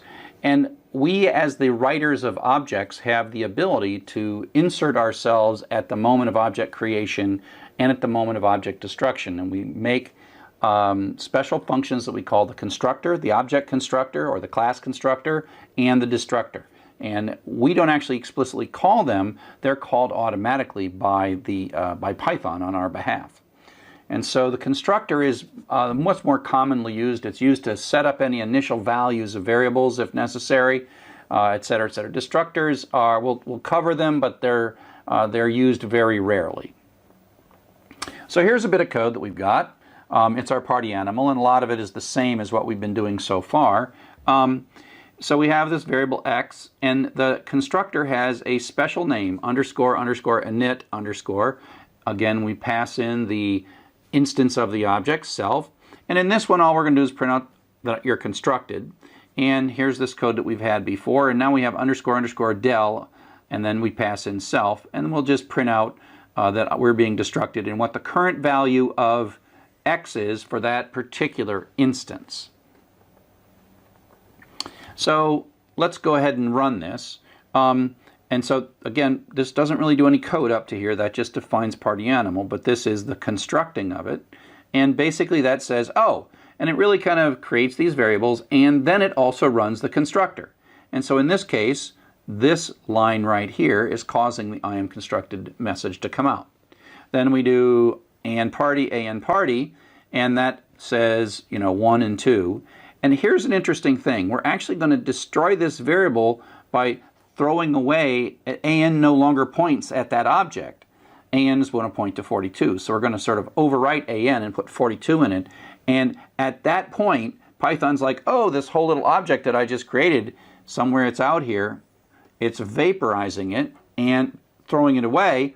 And so before this line completes, it actually calls our destructor on our behalf. And so that message comes out. So we are allowed, as the builder of these objects, to add these little chunks of code that says, I want to be involved at the moment this object is created, and I want to be involved at the moment that this object is destroyed. Now, in this last line, an is no longer a party animal. An is now an integer. It's got a 42 in it. It's gone. It's been created, it was used, and then it was destroyed. Okay? So you got to be careful. If you overwrite something, you can sort of throw the object away. So the constructor is a special block of code that's called when the object is created to set the object up. So we can create lots of instances. Everything we've done so far is we make a class and then we create one instance, one object. And each of these objects ends up being stored in its own variable. We have a variable an and we've been using it. But the more interesting thing begins to happen when we have multiple instances of the same class sitting in different variables. And it has its own copy of the instance variables. So let's take a look at this. So this code here, I've taken out the destructor, and it shows a little bit more information. So now we're going to put two variables in here. We're going to have a current score or whatever, and a name. And we're going to start it out as blank. And this time we're going to add a parameter onto the constructor. And so the self comes in sort of automatically as the object is being constructed. But if we put a parameter on the constructor call, which is this party animal call, then this comes in as the z variable. And so self is the object itself, and z, this first parameter, is whatever parameter we put here. Everything we've done so far has no parameter here, but now we have a parameter here. And then that means that when we call this constructor, this line of code comes, and then name is no longer blank, name is going to be Sally in this particular thing. And then I'll say, oh, self.name, which will be Sally, has been constructed. And so then we have this, and that object is now constructed, and then we put it in the variable s. And then we call the party method on that, and we construct a different one. And so this time it calls, and z is Jim, and we basically have a another copy of this. And so this is how it's going to look, right? As it runs down here, when this is called, it makes one instance and stores that in the variable s. And there's a variable x in there, there's a name in there, there's an init method in party, and that's all in here, right? All that stuff is in here. And now we say, let's make, and that's going to have Sally in there. All right, Sally in there. And then we're going to do another constructor, and so it's going to make a whole new thing, and it's going to store that in J, and this one's going to have Jim in it. On S party, then this turns into a 1, and then we're going to call J party. That turns that into a 1, and then S party will cause this to be a 2.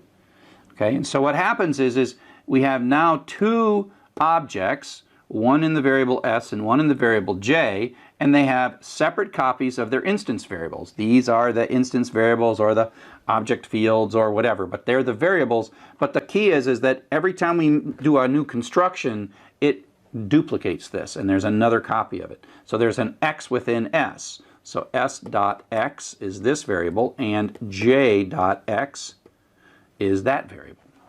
Okay? So the next thing we'll talk about is inheritance, and that's the idea of taking one class and extending it to make something new. So the last topic we'll talk about here in object orientation is the notion of inheritance. And this is a form of code reuse, and it's one of the more advanced aspects of object-oriented programming. So just kind of understand what it is at a high level, and then you know where to come back to when you need to learn a bit more about inheritance. So the idea is, instead of making a new class from scratch, we actually make a new class by starting with an existing class. We are extending it, or another word for this is subclassing. And it's sort of a situation where you're like, I've got this code and I've got this data, and I just need to add a few things to it, and then I'll have a whole new thing. And as you design objects and what we call object hierarchies, you often do this, and it's a form of sort of real clever code reuse. But again, don't necessarily think that you're supposed to know when to use this or why to use this. Right now, it's just terminology, okay? Just terminology. We have what call these as parent-child relationships. The original class is called a parent, and the new class is called the child class. So subclasses are another word for this. You have a class and then you subclass it. I think extending, inheriting, and parent-child are probably better ways of expressing it than subclassing. So here's a bit of code. Let's take a look at this. This code's unchanged. It's the party animal code that we've been saying all along. It's the one that we construct and put a name in. And now what we're going to do is extend it. And so you'll notice that this code down here is the part that's doing the extending. So we're making a new class, football fan, and by putting in parentheses before the colon, party animal, that says football fan inherits everything that is party animal, meaning the X, the name, the init, the party, all those methods and data are sitting there. And now we're going to add a new variable. So football fan has, in addition to all those other variables, it has points, and it has a touchdown method. And, you know, self points is added, you know, we add 7 to the points, and then we call the party, and that does that. So this is calling this method because football fan includes X, name, and party, and init, and everything, and all this stuff, this constructor. So this football fan is really an amalgamation of all these things together. Party animal is just this stuff, right? And so we still have two classes. We don't just have one. We didn't erase the party animal class. And so if we take a look at the code that we can run here, we can say, oh, okay, let's make a party animal, Sally, and so that constructs an object like this and then stores that in S, and with an X starting out at 0, and then we call S party. Oops, better change that color. Starts out at 0, and then we call the party method, and that changes it to 1. Okay, and so this bit of code, it's as if this part doesn't matter at all because it is a party animal, it's not a football fan. But now if we take a look at this code down here, take this code down here, we're going to construct a football fan and pass in Jim. But football fan has no underscore init, so that actually uses the underscore init from party animal because we extended party animal to make football fan. So we inherited all of the good that was in there. So there it's going to make a name, a variable x, which is going to start at 0, a variable name that's going to have Jim in it, and a variable points that's going to have a 0 in it. So this j variable has more things in it than the s variable has. And so we can call the j party, and if we call j party, that goes here and adds 1 to x, right? So that adds 1 to x. And then we call j touchdown. Well, that comes down in here and adds 7 to the points, right? And then calls party within us. And so self.party is the current object, i.e. self and j are the same thing, right? Self.party. And then it goes up here and passes self in, and it adds 1 to the x, in this case of this j variable. So this becomes 2. And that's where it prints out, you know, 7 and 2, and away you go. And so it's a way for you to kind of take all this stuff and stuff it into a class by making a new class and just add the extending bits, the bits that are in addition to the other stuff. So like I said, inheritance is a powerful and wonderful concept. It's a form of, excellent form of reuse, but basically the whole purpose of this lecture was so that I could in the future just use these words and you would understand them, as compared to, I just want to say method. And I've been saying method all along, and it's high time that I defined it. So let's just review one last time. Class is a template. It is not actually a thing, it is a shape of a thing. And we define it and say when we make one of these things, it's going to have these variables in it, it's going to have these methods in it. Attributes, variables within a class. Method is a function that's inside of a class. Object is once we construct a class, we get back an object. And so object here is the snowman cookies. Class is the snowman cookie cutter. And a constructor is a bit of code that sets up our object, our instance, when it first is created. And inheritance is this ability to create a new class, but take all and import and affect all the capabilities of an existing class. So, object-oriented is awesome. For the rest of this class, we're not going to write any object code, we're not going to use class at all, but we are going to use objects. And literally, you've been using objects from the beginning of this course. As soon as you said print, whoops, as soon as you said, you know, x equals high, that's an object. And as soon as you said x.upper, you were calling a method, right? You've been calling a method all along. When you're doing something like fh equals open, this thing you're getting back, that's an object. And then you do fh.read or whatever. You're calling a method in the dot operator. So you've been using objects all along. I now am just finally explaining to you when I say call the read method or call the upper method, or what's this little dot and why is that there? So again, it's time for us to understand that, but it will take you a long time before you encounter a problem that's large enough where as part of your solution, you're going to make a new object. But when you do, it's really a powerful thing. I mean, it's a really bad idea for me as a teacher to say, oh, write a bunch of objects. It's like, it's premature for that. It's later is when you will actually learn how to use objects and you'll be like, oh, thank heaven that these objects are here. Okay? So, that's all for now. Thanks for listening. See you on the net.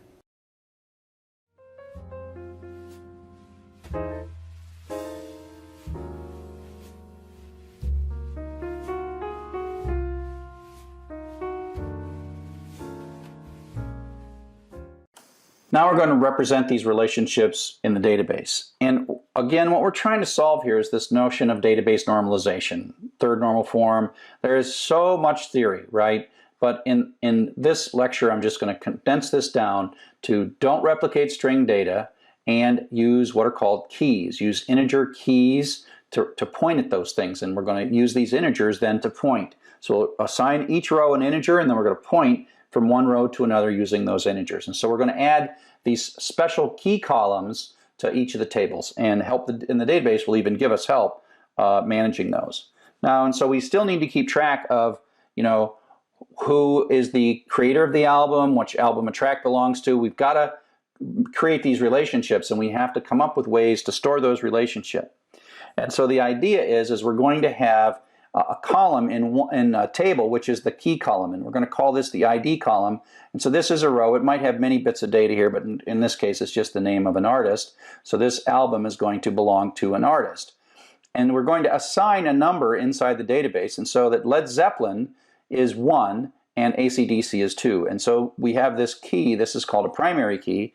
And then later, when we want to say that the Who Made Who album really was done by AC/DC, we put the number 2 in. And so the difference here is, instead of saying AC/DC in this record, we just put the number 2 once we've established this number. So we assign keys, and then we have these pointers that point back. And so that's how we model a relationship with these small integer numbers. And so there are 3 basic kind of keys that we use. One is the primary key, and that is that little ID column that is just a number. But once we give Led Zeppelin the number 1, Led Zeppelin is the number, has got the key 1 for the rest of that database. The logical key is the text area that we use that you might look up. So the title of the band or the title of the album, that's the logical key. And then the foreign key is one of these keys that is really pointing to the primary key of another row. So that's called a foreign key. And you might think that you want to use something like an email address as the primary key for a user table or something like that. The logical key should always be separate, and there should always be a primary key, that integer number. Because things like logical keys do change. People do get new email addresses, and if you've got that email address as a foreign key pointing all over the place, it doesn't work out so well. And so that's why you use these small integer numbers that have no meaning outside. So sometimes if you're on a system and you see a URL and you see some number like 422,016, you're like, oh, that turns out to probably be my primary key in their database. So sometimes you can look in a URL and you can see these primary keys in the URL, but they don't mean anything outside of that particular system. So like I said, a foreign key is a key that is really pointing at a row in a different table. And so we have the album has a primary key for it, but the artist underscore ID points to a row in the artist table, as we will soon see. I have a naming convention, and in my naming convention on this lecture, I use ID for the primary key, and then artist underscore ID, I use uppercase for the table names, and then artist underscore ID says this is a key, this is just a key that points to the ID key of the artist table. And so that's what I do. So you'll see in all my stuff I'll use that. It's a convention. It's not something SQL forces you to do, but you will find when you go to organizations and work on their databases, these conventions are very important so I can do something and you can understand the rules in which I created it. Some of these, you'll find this used by some people, you'll find completely different conventions, and that'll be okay. Whatever convention your organization uses, learn that convention. So now we're going to talk about how we put these keys in and then how we actually make the connections from one row to another row. So now that we know what a primary key, logical key, and foreign key are, we're going to actually start putting these together and creating tables that have these kind of values in them. So when we were done, we drew this picture that was sort of a logical model of how our data would be spread across 4 tables and how those tables are connected. Now we have to take this and we have to map it in a way that leads to the columns and the needed columns in each of our database tables.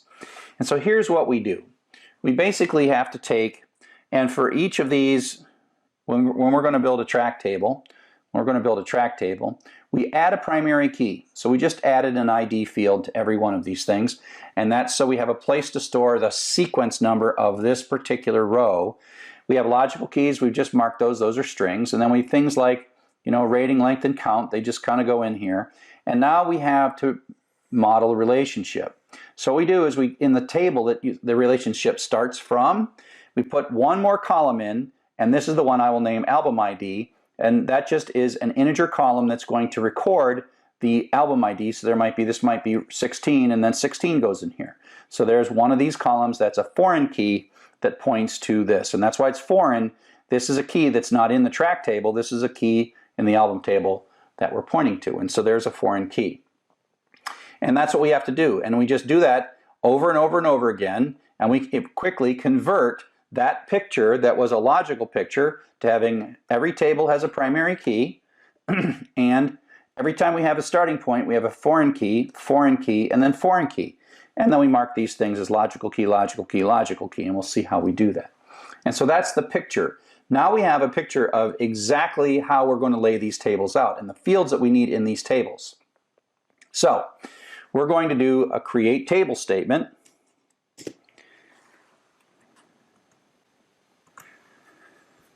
And I've got this create table statement sitting there. And so this one's going to be a little bit different. We're going to say create table artist, and the ID field is integer, and we're going to add all of this stuff. This is adding to the column to tell it additional stuff. It's a primary key, which means we're going to use it to look up a lot. It's automatically incremented, which means the database is actually going to provide this number for us as we insert records. It's not allowed to be null, it's not allowed to be empty, and it's supposed to be unique. And then it's going to have, the artist is going to have a name column, a name column that's just text. So let's do that. We already have our users, and this is, now we're going to do a create table in this SQL, and you can do that. That's okay, that's totally fine. And we have to get this right, and we say away we go. And so now if I take a look at database structure, I've got a users table as well as that users table we were playing with before, and this artist table. Let me go ahead and delete this users table just to say goodbye. Okay, so now we have the artist table, and we take a look, and it's got an ID, and it knows all about this stuff. Okay? So that created the table. We're going to keep doing this. The next thing that we're going to show here is we're going to show the foreign key, right? So artist ID is just an integer. In some database languages like MySQL and Oracle, you would put more stuff here to say this is a foreign key, blah, blah, blah. But in SQLite, we keep it simple and just say that is an integer column, that's a foreign key. The album table has a primary key and a foreign key, and then the title.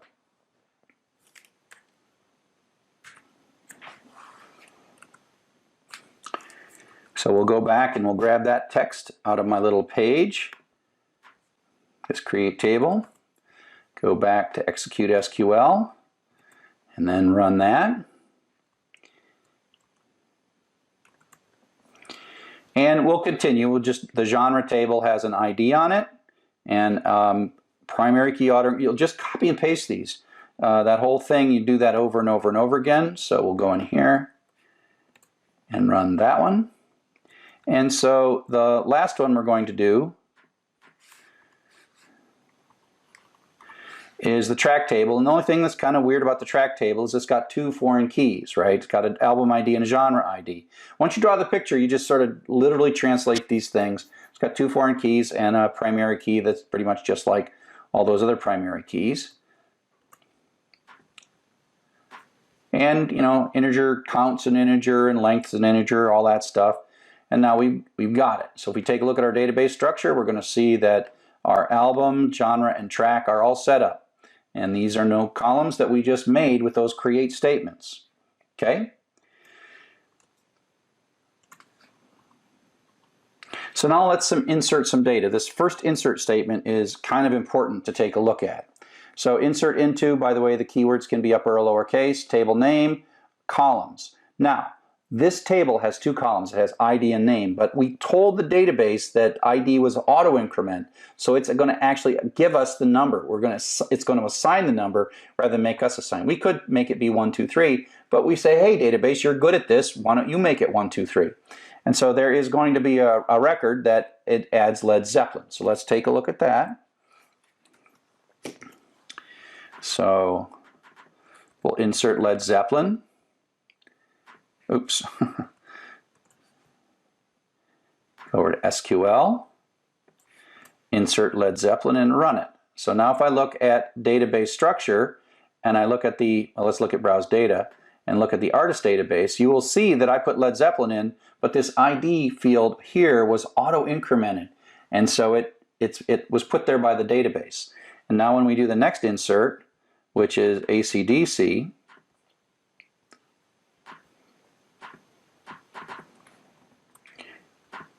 and we take a look at the data, we'll see that AC/DC is 2. Now, if you're writing this in a program, if you're going to write this in a program, you can get these numbers back from the database in your program, but I'm not writing this in a program, so I have to remember that 1 is Zeppelin, and 2 is AC/DC. So I'm going to keep myself a little cheat sheet here to remember that. Because everywhere else in the program that we want to say Led Zeppelin, I got to say 1 now, because the artist ID of 1 means Led Zeppelin in those rows. And so now we're going to go back and we're going to take a look at the next one. And now we're going to put the genre in. If you think about it, we're working from the leaves out, where the track will be the last table that will update, because we have to define the keys for things like rock and metal and Led Zeppelin and all those other things. And again, even though the genre table has 2 columns, ID and name, we're only going to specify the name and let the database assign the value. So I'm going to insert both of these and use the semicolon trick. Put a semicolon here and a semicolon there. And run that. And so if I take a look at my browse data and I look at the genre, it's assigned 1 to rock and 2 to metal. And I'm going to write that down. 1 rock, 2 metal. I should have done something like rock and country, because I can't even tell the difference between rock and metal, but whatever. That's my musical skill is not what's at issue in this class.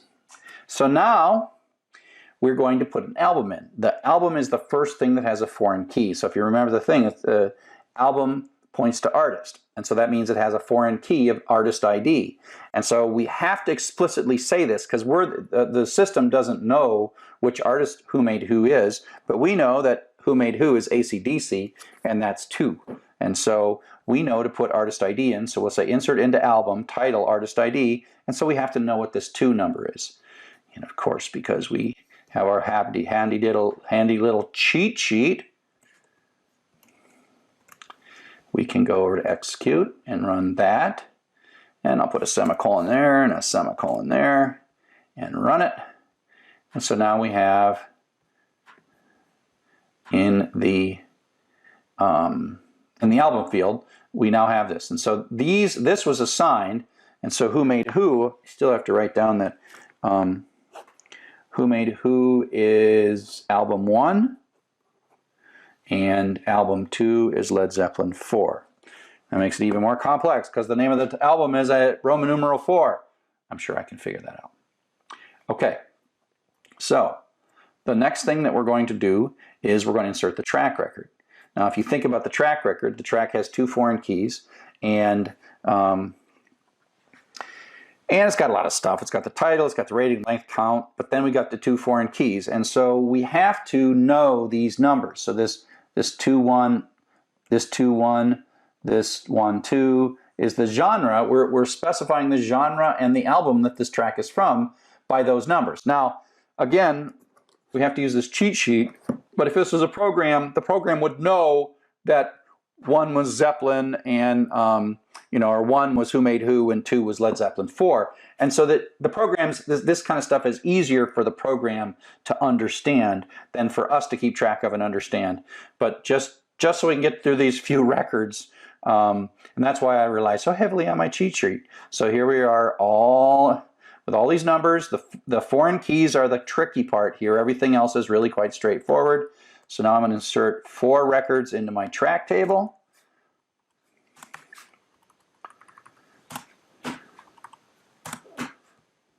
And then run that.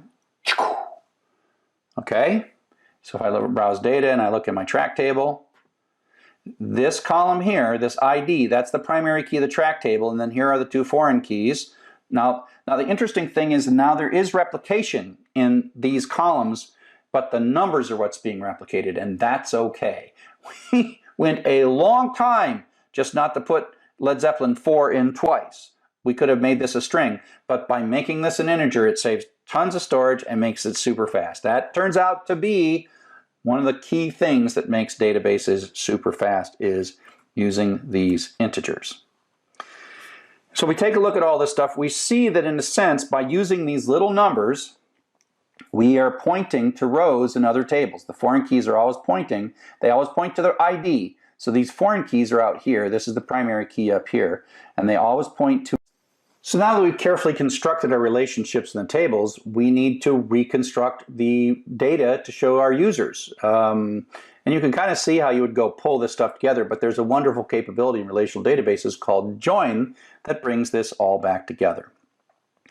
And so we have done this for efficiency of storage, efficiency of scanning, etc., but we do need to traverse these foreign keys at times, and the database software will do this for us automatically. So the join operation basically is a way to specify in a select statement that you want to pull data out of more than one table, and then specifying using what's called the on clause exactly how you want that data pulled out. And so here we go. We already have a table, an album table to the artist table, and the foreign key, and we want to, in effect, pull data from both the album and the artist, the album title and the artist name, and we want to show that. And so we're going to say select, which is the same select statement. Here's a little different syntax. This is the list of fields. This is table.field. So it's the album title and the artist dot name, comma there, from the album. And I always start with where the little arrow starts from, album joined with. So that is going to walk down this connection from album to artist, album joined with artist, don't say with, I just say it, on, and then this is the conditions upon which that join is going to happen. When the album's artist ID, which is this column here, album's artist ID matches, think of that as is equal to or matches the artist's ID. And so it only connects the rows here when there is a match between these two tables. And so if we look at this and we see that you know, this one matches this one and this one matches that one, and so it's the join connects conditionally, and it connects when the on clause is satisfied. And so when this whole join runs, this is what we get. So you select all this stuff. Now this is an abstraction. Are you writing a loop? Are you doing two nested loops? How are you exactly bringing all this data together? We don't care about that, because that's the beauty of SQL. That's the beauty of how we do this in a database. So now if we can just run this command. So let's grab this command. Select track title, genre name from track, join genre, that exact query. Case of keywords doesn't matter. And we go over here and we run this as SQL, and we run it. We get, oops, I got too far. Let's do this one. So let's do that one there. Select artist name. I have to add that one to my little cheat sheet. The next time you see the cheat sheet, it'll be right. So the title, so this is coming from one table and that's coming from another table. Okay? And so that's one. So here is something we can do that gives us a little more detail on that. We can say, so this is where the connection, and so you can think of the join as sort of spreading one table and connecting it to the other table. And so what we're going to show here is it's exactly the same. The only thing we're going to do is we're going to add these two columns so you can see where the match happens. And so this is one table, this is another table, and these are the kind of columns in common, even though they're not. They're the columns that match. This is where the on clause is happening, right? We have taken this table joined with this table on these two things connecting with each other. So you can almost, in some language, some variants of SQL, this would even be a where clause. So you connect these two rows, but only connect them when those two numbers match. So you can see, I mean, if we run this, I'll just run this.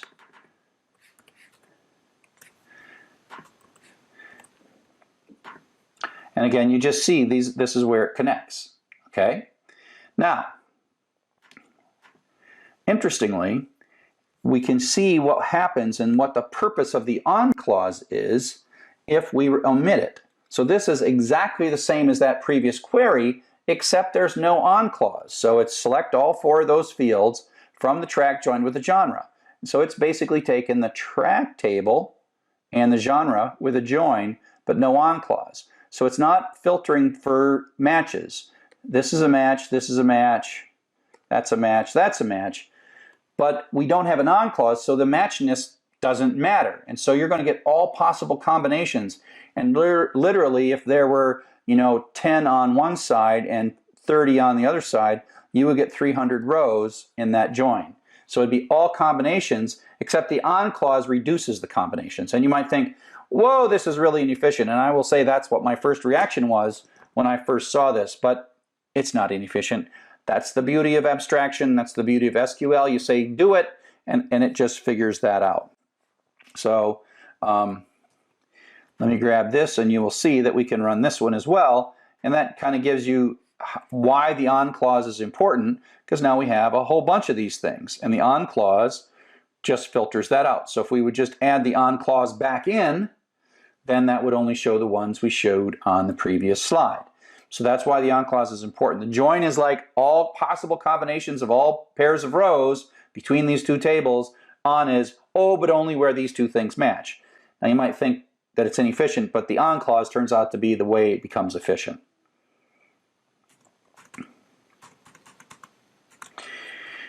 Okay.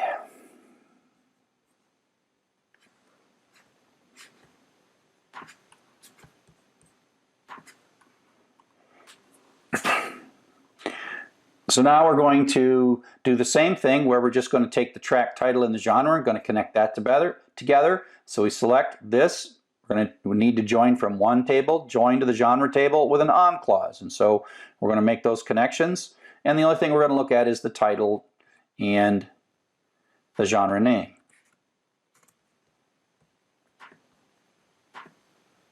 Oh, oops. And then run that. And so we got the title and genre name. Now the thing you'll notice is for the first time, we now have replication of string data in a vertical dimension. That's okay, because the data is not replicated in the database. The data is now replicated as a result of the join. And so we are going to reconstruct what the user wants to see, which the user originally, all the way back to the beginning, wanted to see the duplicate information in the vertical axis. But now we're reconstructing it. We didn't waste the space or performance in our database, but we still have to show them. And so now the next thing we're going to do is a monster. We are going to reconstruct across all four tables. And you might think this is really hard, and sure, it's going to be a little tricky, but as long as you follow the naming convention and the naming convention makes sense, we're going to do a select from the track's title, the artist's name, the album's title, and the genre name. From the track, join genre, join the album, joined artist. And so the joins follow the little arrows, right? And then the on clause qualifies each of those arrows, when to follow the arrow. And then this becomes pretty easy. It's a foreign key. The track's genre ID, that's a foreign key, equals genre.id. The primary, that's primary key, that's a foreign key because I name it that way. And I know that this goes to that genre table because I name it that way. And track's album ID is equal to the album's ID, foreign key, primary key, and album's artist ID is equal to artist's ID. After a while, you can type these pretty fast as long as you follow a naming convention and you know the naming convention. So this looks like it's really hard to do, but after a while, it's really just a pattern. So let's go ahead and run that one. And it will, assuming we've done everything right, replicate all the data. So there's all kinds of vertical data now being replicated. Every column has vertical data.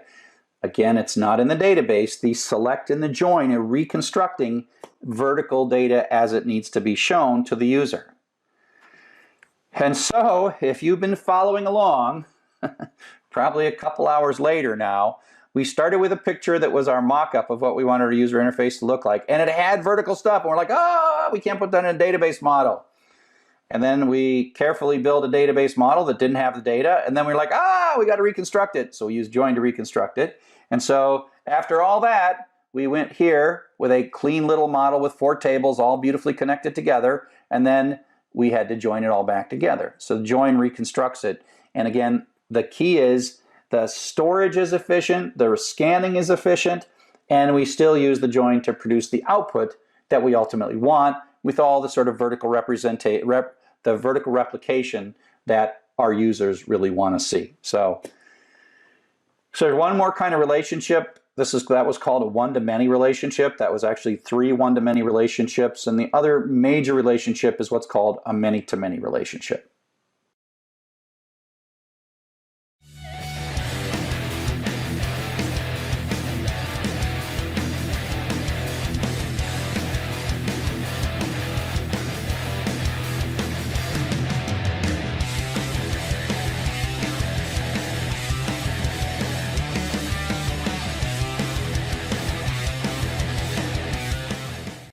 So our last major topic is called many-to-many relationships. And up till now, everything that we've done is what's called a one-to-many relationship. And that is, there are many tracks associated with one album. There are many albums associated with one artist. There are many tracks associated with one genre. And you can think of labeling, and as you look at data models, they put little labels on each arrow that tell you which end of the arrow is the many and which end of the arrow is the one. And so in this case, the foreign key is pointing to, there are many of these rows over here, many rows that point to one row over here. So it's a many-to-one relationship. There are various ways. Sometimes I'll put two arrows at this end and one arrow at that end. But whatever it is, this kind of thing we've been showing is a many-to-one relationship. And that's probably the most common thing. But there are times when you just can't model things with a one-to-many relationship. So like if you have a mother and children, well, that's a many-to-one relationship, and it's just fine, and that works fine. But sometimes you have a many-to-many relationship in that there might be many books. One book has many authors, and each author has many books. And so you don't have like the one side. There's no one. And so you have to end up building a table that what we call, I call it a connector table. They call it a junction table on Wikipedia. But we need a little table that allows us to break a many-to-many relationship into, in effect, two many-to-one relationships in a connector table. And so this is a connector table. So you could think of this as, you know, there are many links here, but we don't have a way to model the many over here to here. And so what you do is you basically say, oh, there's a lot of these things. There's many that go to the one, the many that go to the one, and then in here you sort of create that manyness that you want to create. So it's probably just as easy to look at a sample of this. So let's imagine a learning management system where you're taking a class, and there are some people that are teachers and some people that are students, and many students are members of many classes. A student can be part of many classes, and a class has many students in it. So you can't really find the one end. And so what we do is we make a table called membership. And in that table of membership, we actually often don't put a primary key in at all. We simply put in two foreign keys. And if we're going to put a uniqueness constraint, we put a combination of the two foreign keys as the uniqueness constraint. So we say there can be duplicate user IDs and duplicate course IDs, but there can only be, you know, user ID, course ID combinations. That has to be unique. So you can make unique be more than one column. And so if you imagine a course table and a user table, there's a user ID, the name and email, and the course has a title and an ID. And then we have this little table that just is the connector table that shows the points out. And so we can expand this membership. So let's take a look at how that works. So we're going to create some tables, and these are very classic tables because these are the one end of it. So these are the one end of it. So it has a primary key, a title, a logical key, email. There's a primary key for course, and then there's text. So we add this unique to kind of indicate that it's a logical key. We're not going to allow ourselves to put any duplicates in here. Now the connector database here is a table member, and it has two foreign keys, user ID and artist course ID, and you can even model some data here. So I'm going to model role, which is going to be 0 equals student and 1 equals instructor. And then I'm going to indicate that the primary key or uniqueness constraint is the combination of the user ID and a course ID.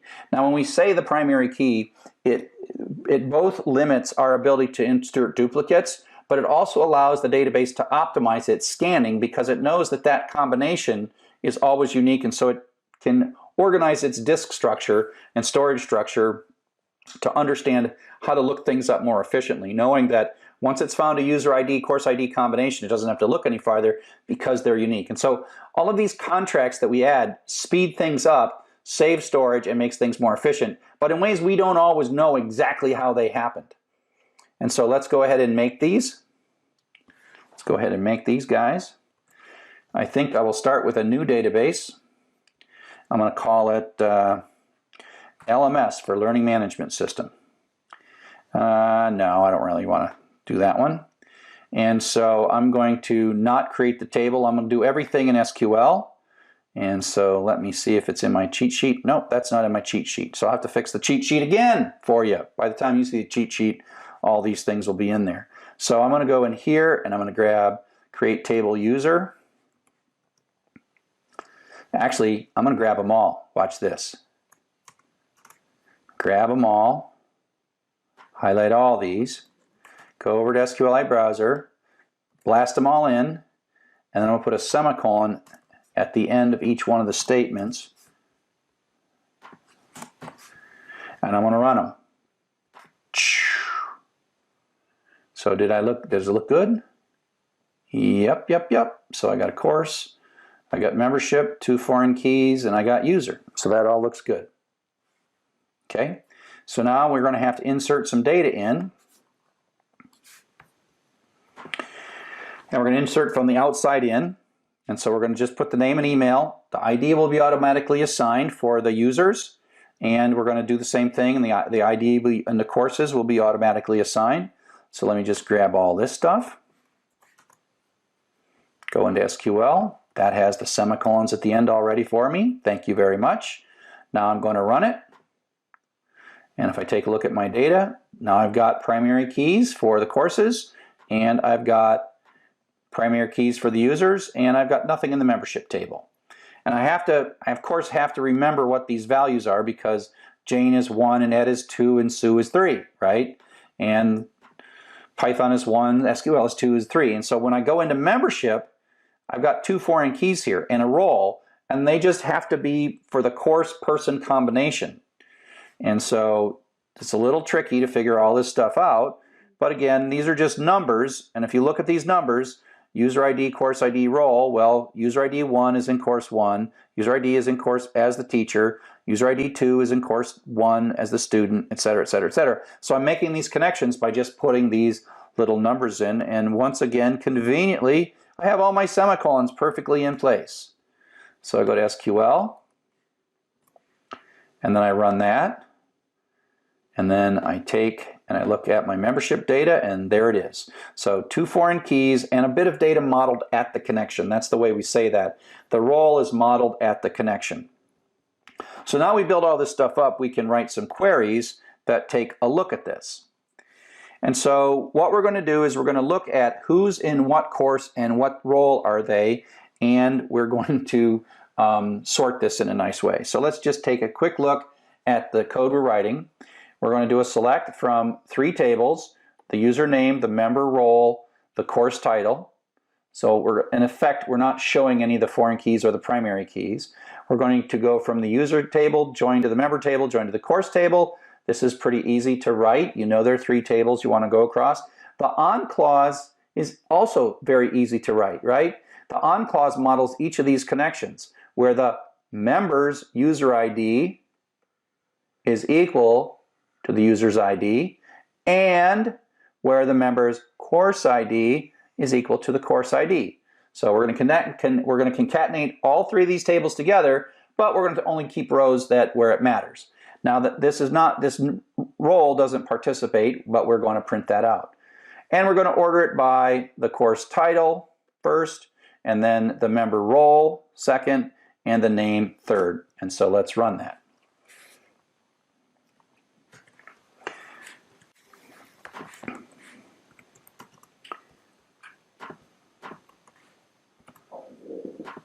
So we've reconnected it. So Ed's the teacher of the PHP class. Sue is the student in the PHP class. Jane is the teacher in the Python class. Ed's a student, and Sue are students in the Python class.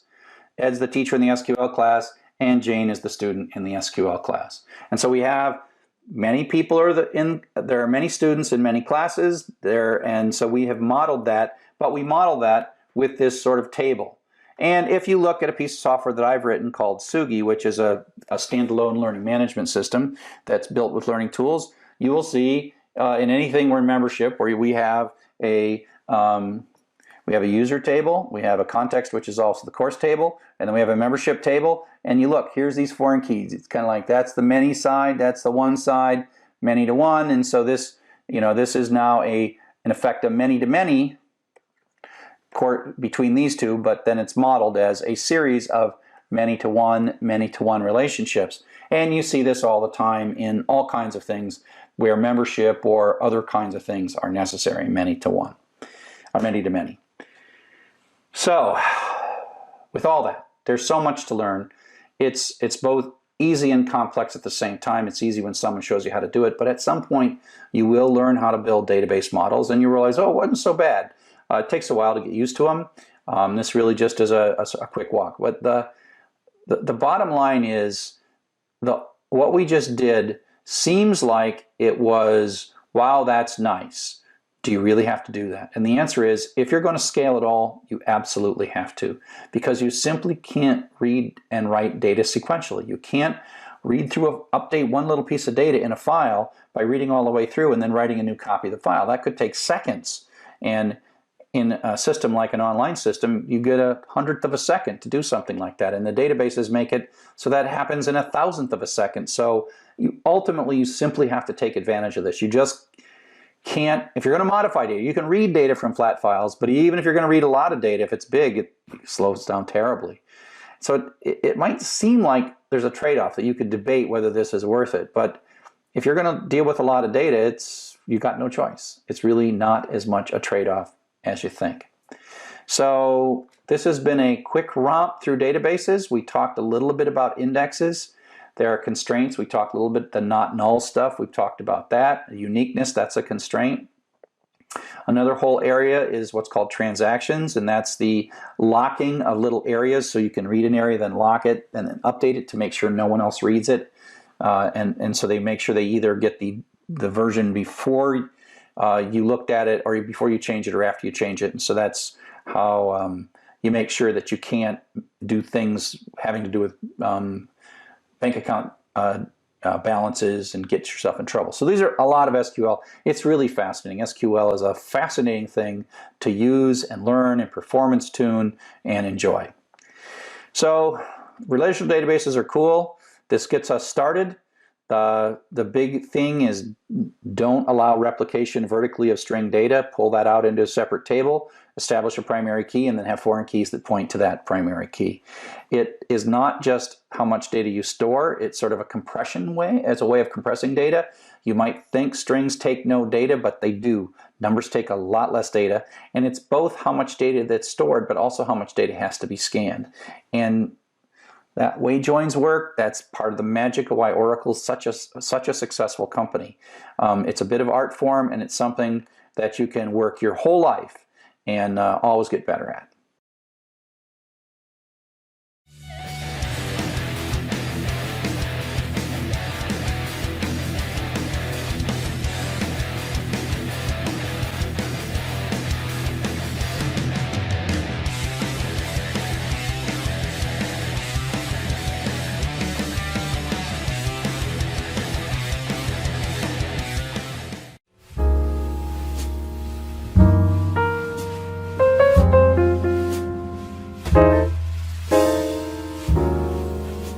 Hello everybody, welcome to Python for Everybody. We are doing some code walkthroughs. If you want to follow along with the code, you can download the source code from Python for Everybody, the Python for Everybody website, okay?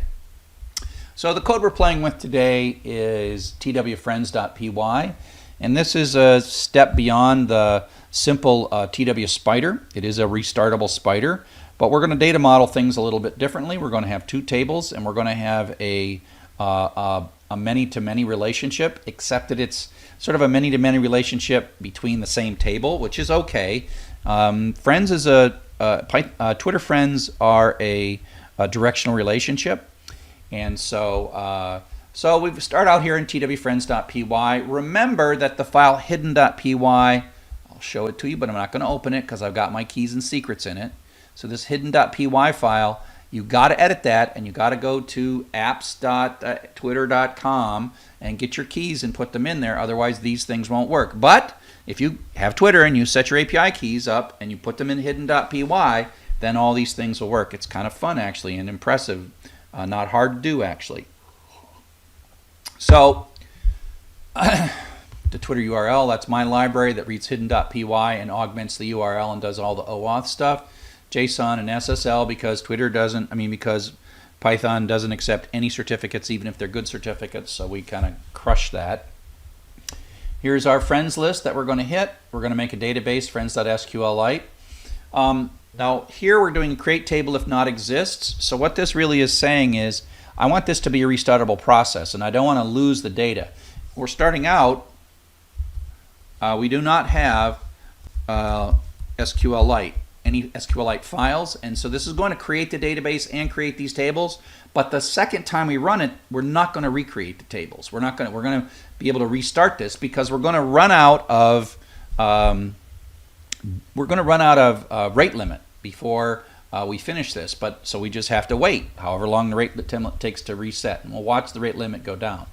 And so we're going to have a people table, and we're going to have an ID, a primary key, and the name. The name is going to be unique, and whether or not we've retrieved it. And that's kind of from a previous one.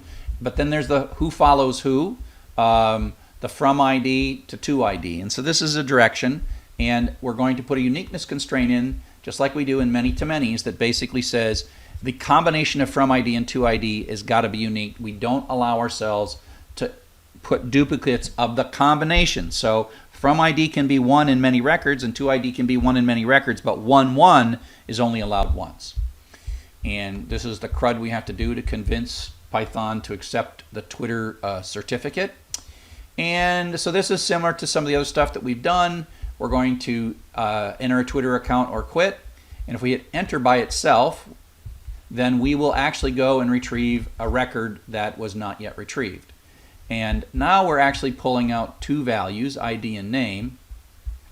And so we will grab fetch 1 is going to give us a 2-tuple basically, and we're going to store that in ID and account. Of course, that's like this is coming back with a 2-tuple, first of which is the ID from the database. Limit 1 means we're only going to get 1 of these or 0 of these. If there are 0 of these, that means there are no unretrieved Twitter accounts. Retrieved equals 0. Well, you'll see in a second that all the new accounts we put in are the ones for which we haven't retrieved. And again, given that our rate limit, we want to know which ones we've retrieved. Okay, and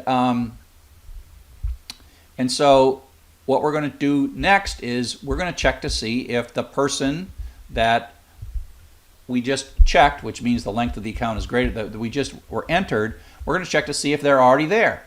Okay, and we're going to select ID from people where name equals, so that's the one we just entered. And we're going to fetch 1 and grab the first thing because we only got one thing in the select statement here. And if this person that we just asked to see is not in the table, that means this is going to fail. We're going to do an insert or ignore. This or ignore is kind of redundant because we just checked to see if it was there, but we'll put that in just to be safe. And we're going to put the name in for as the new account that we're looking at, and we're indicating that retrieved is 0, so that we will know that we haven't retrieved it yet. You'll see that we'll update that in a second. We commit it so that later selects will see this. So you got to do the commit. This later select wouldn't see the one we just inserted, and we're going to ask how many rows were affected, and if it's not equal to 1. Then we're going to complain about we inserted it, and we are going to do this thing. We're going to ask, hey, remember there was an ID up there? Right here, ID integer primary key, and we did not insert this here, but we want to know what that ID is. And every time I was showing you that in lectures, I was saying it's really easy in Python to do this, and that's what we're saying. Is this cursor did the insert, but one of the things happens is after the insert, we're going to grab the last row ID, which is the primary key that was assigned by SQL. Okay, and so that means that one way or another, coming through this code here in line 45, one way or another, we're either going to know the ID of the user that was there before, or we just inserted one, and so we're going to know the primary key of the current user, and you'll see why we need that. So ID is the primary key of the current user that we entered right here. Okay? And now what we're going to do is do the Twitter URL augment with the OAuth and all the keys and the secrets and hidden.py. Instead, we're going to go through, let's count 1,000. Let's go count, what the heck, let's go 200, up to 200 friends. Save. No, let's do 100. We'll keep it that way. And then we're going to retrieve it, and we're retrieving the account. We're not going to print the nasty URL out. We could. Then we're going to open the URL with a connection, and then we're going to read that, and we're going to get the UTF-8 data from this, and then we're going to decode that, and we're going to have the Unicode data. So the data string is a internal Python string with all that data representing all the wonderful characters. And of course, we're going to ask URL open to give us back the headers as a dictionary using this call, and we can see what how many we have left for the remaining, right? What's the remaining rate limit that we have, okay? And so then what we're going to do is parse the data with JSON load S. If, oh wait, I need a continue in here. Continue, okay, save. If we are going to parse this data, we'll print it out, right? So that means that this died, which means it's not syntactically correct JSON, basically. And who knows if we're ever going to see that, but at least when it blows up, it'll print this data out. We'll have to catch it, and then it'll continue. Actually, I'll make this a break, because if that's blowing up that bad, we should quit.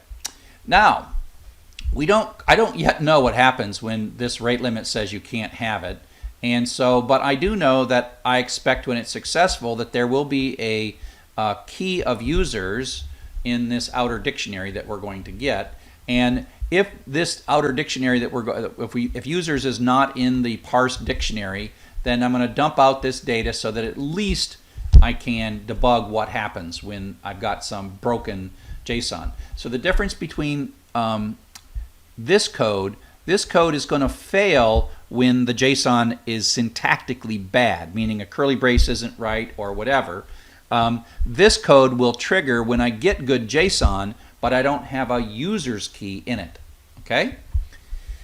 So then, once we've retrieved it, we're pretty happy with it. We're going to update for our account that we are retrieving. We're going to set this as one of our retrieved accounts. Okay?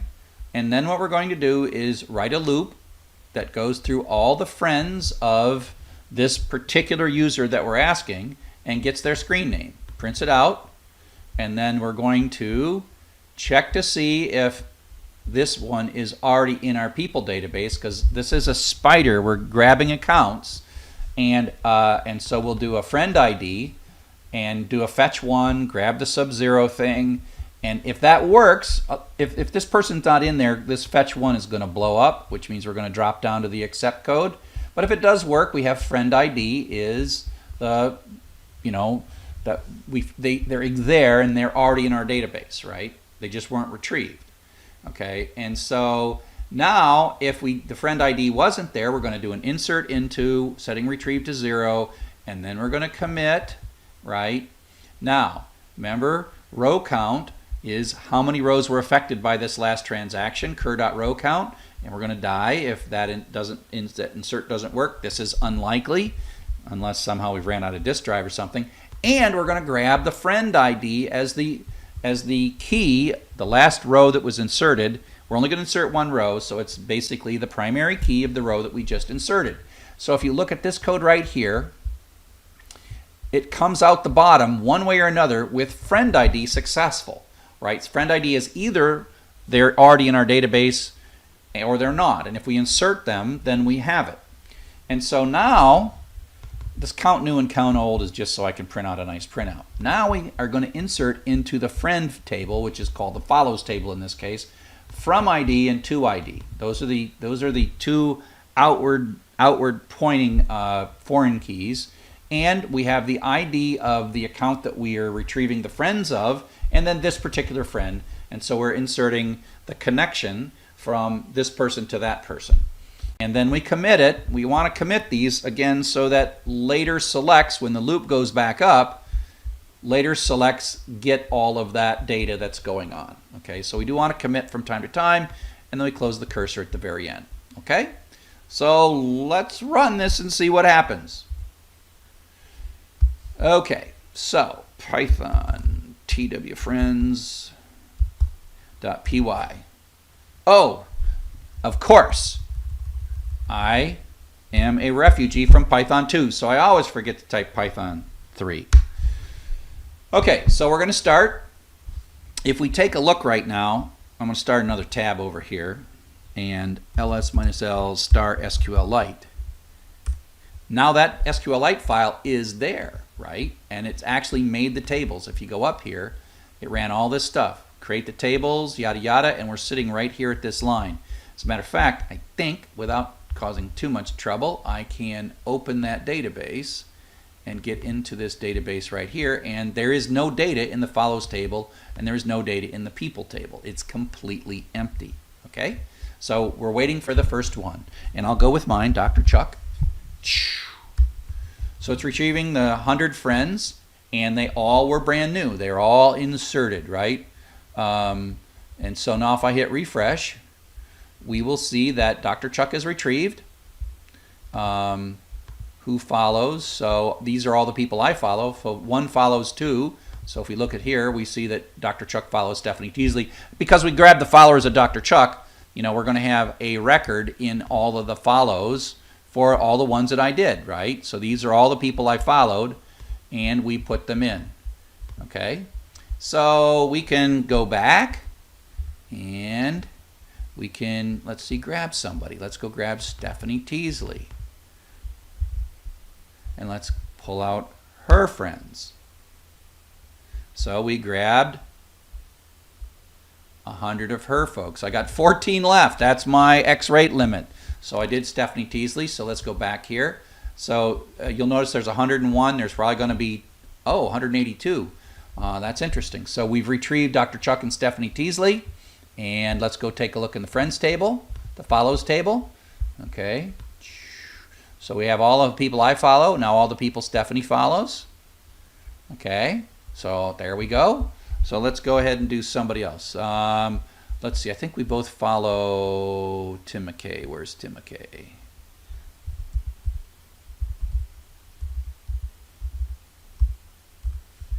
Yeah, let's follow Tim McKay. Let's see who Tim follows. See if we can get like an overlap. Oh, we revisited some. Let's see if we can see this in the follows. Let's see people. So we've got Dr. Chuck retrieved and Tim McKay's somewhere down here.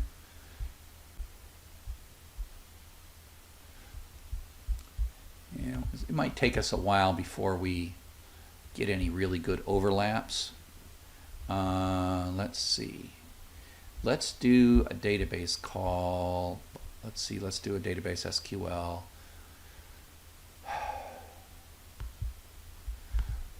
Select count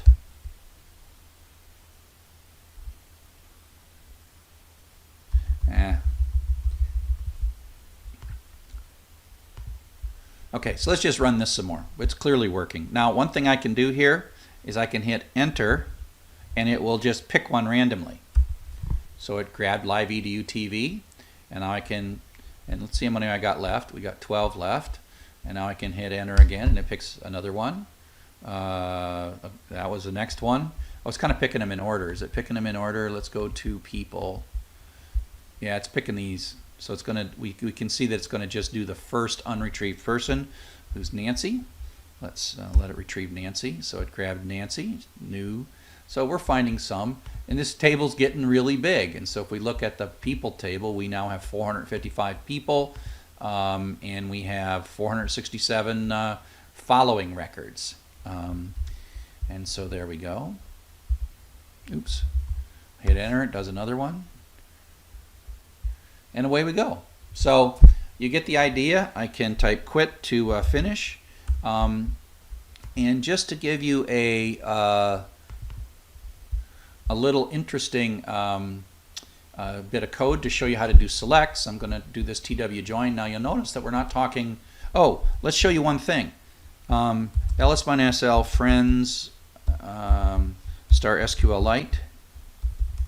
So this database has it, so I can restart this process and run it again, and the database is still there. And so we just grab swear trek, and so we can keep doing this, and so this data, it keeps extending, and so this is a restartable process. I can run it and then tell it to grab the next unretrieved one, and so away we go, right? And so that's part of it. So I can, if I run out of my, I've got 8 left. Oh, how many do I have left really? Let's keep going. How many do I got left? I got 5 left. Okay, wait. Oh, I guess we'll just run it out. So I got 4 left. You know what I should do is I can't change the code. Yes, I can't change the code. I can stop the code and I can quit the code. So what I'm going to do is I'm going to change this code a little bit really quick. And I'm going to print the headers of rate limiting at the beginning and at the end.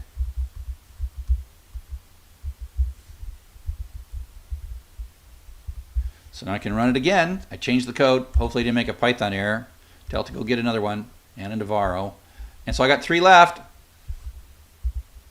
Oops. We'll see what happens when I run out of rate limit. Run out of rate limit. So we have 1 left. Hit enter. Hit Control K. Opensource.org. So we have 0 left. That worked. Now let's see what happens. I don't know what happens next. Oh, we blew up. Too many requests. Oh, we got an HTTP error 429. So that means that, going for Mark Cuban, that was in line 48. So the right thing to do would be in line 48. We should really put this in a try except block. Try except block, because it gives us an error.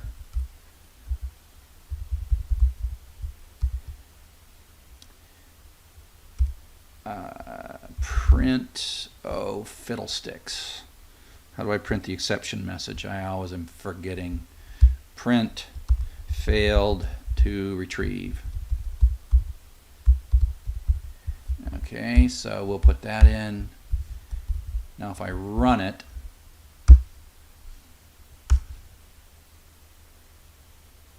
oh, and then I have to put a break here because that's not good. Break.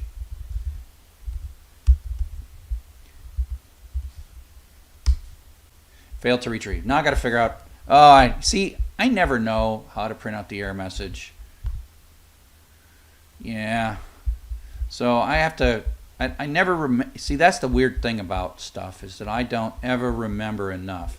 I don't remember the syntax, what I say here, to print the error message out. So I'm going to go to Google, and I'm going to say print out the exception message in Python. Print out the exception message in Python. Oh, Python 3, hello.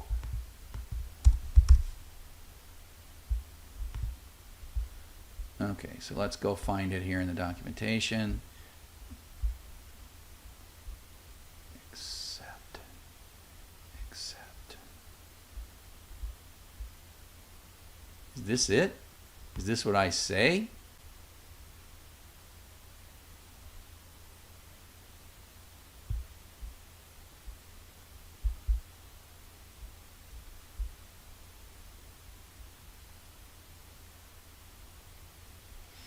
I just want to print out the message.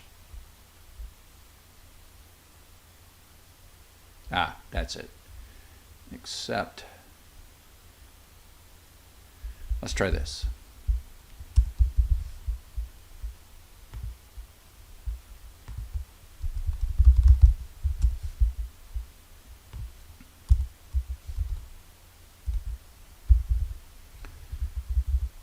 So this is part of Python programming, is like, for me at least, because I'm just not like a genius expert at this stuff.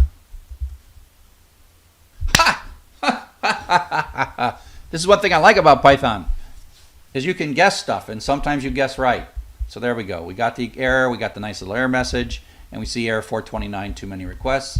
So that cleans that up nicely.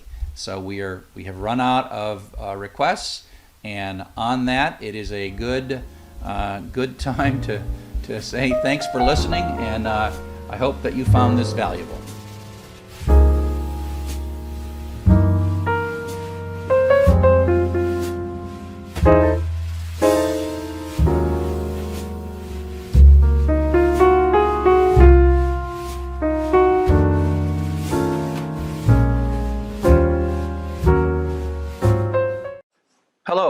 welcome to our final chapter, Retrieving and Visualizing Data. In this chapter, we are going to basically bring this all together. Databases, web services, code, loops, logic, and we're going to solve a problem that is a multi-step data analysis. We're going to find some data on the internet, might be HTML, might be an API or whatever, and we're going to write a relatively slow process that's going to pull data slowly, because these are all rate limited.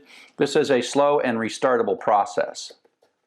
So you can start this, and what we're going to do is we're going to have a database that's going to hold the data that we're pulling, and so this might take several days actually, if you really have to do it, and then you'll build up your data in your database, and then what you tend to do is you tend to produce two databases. One is kind of a raw database that, it's all of its data columns are aimed at helping you figure out what you've got to retrieve yet and what you haven't retrieved yet. So that's kind of a crawling, spidering process. And then you find that the data is kind of nasty and ugly, and you find that before you're going to do any analysis, you probably want to clean and process it. So in a lot of these, you're going to go from a raw database to a clean one. And this is going to be really large, and this is going to be really small. And you're going to do this sort of once, but slowly, and you'll do this as many times as you need, changing this program, cleaning the data up over and over and over again, and then you'll end up with really clean data, and it's relatively small, and you might run programs that'll loop through this to do visualizations or analysis or some things or whatever. And so you'll actually sort of use this database as a source of information. Okay? So that's the basic pattern of what we're going to work with. Now, this is what I call personal data mining. And if you're going to do this seriously, Python is used in lots of data mining activities, but if you're going to do data mining seriously with really, really large data sets, we're doing small to medium-sized data sets, as you might do sort of for individual personal research versus like an organizational research where you're processing the logs of a web server or something like that. And there's lots and lots of wonderful technology. And what's really cool is this technology just keeps getting better and better, because the whole data mining, data analysis, natural language processing field is just so hot right now. It's so awesome. We're going to keep it simple and do stuff for ourselves for now. And I gave you a bunch of sample code that's going to make it so that you can adapt this sample code to solve the problems that you need to solve. So like I said, this is more of a programming exercise. Data mining might be a lot more complex. If you're doing simple research, this might actually model what you do pretty well. So the first thing that we're going to do is what's called use the Google's JSON API for geocoding. And there are two versions of this. One version requires a key, and one version doesn't require a key. Google used to make all this data available for free, but with just a rate limit, but now they're increasingly requiring a key. So I give you code in this zip file that kind of does both.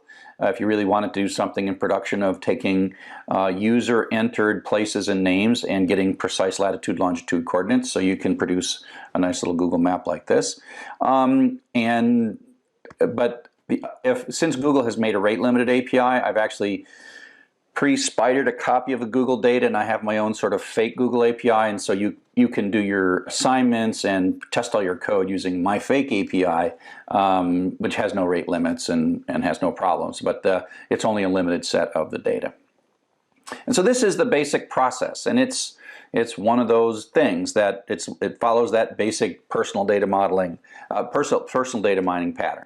And so here's this API, which is either Google or me. I've got my own Dr. Chuck version of this, drchuck.net version of this, and there is an input queue of the location. So this is the user data where they just put in the name of where they think they live, University of Tübingen or something. And so this is the queue of the things that are to be retrieved. And in my case, when I built this map for the first time, there was like 15,000. And it took me days to get this. And so it would stop.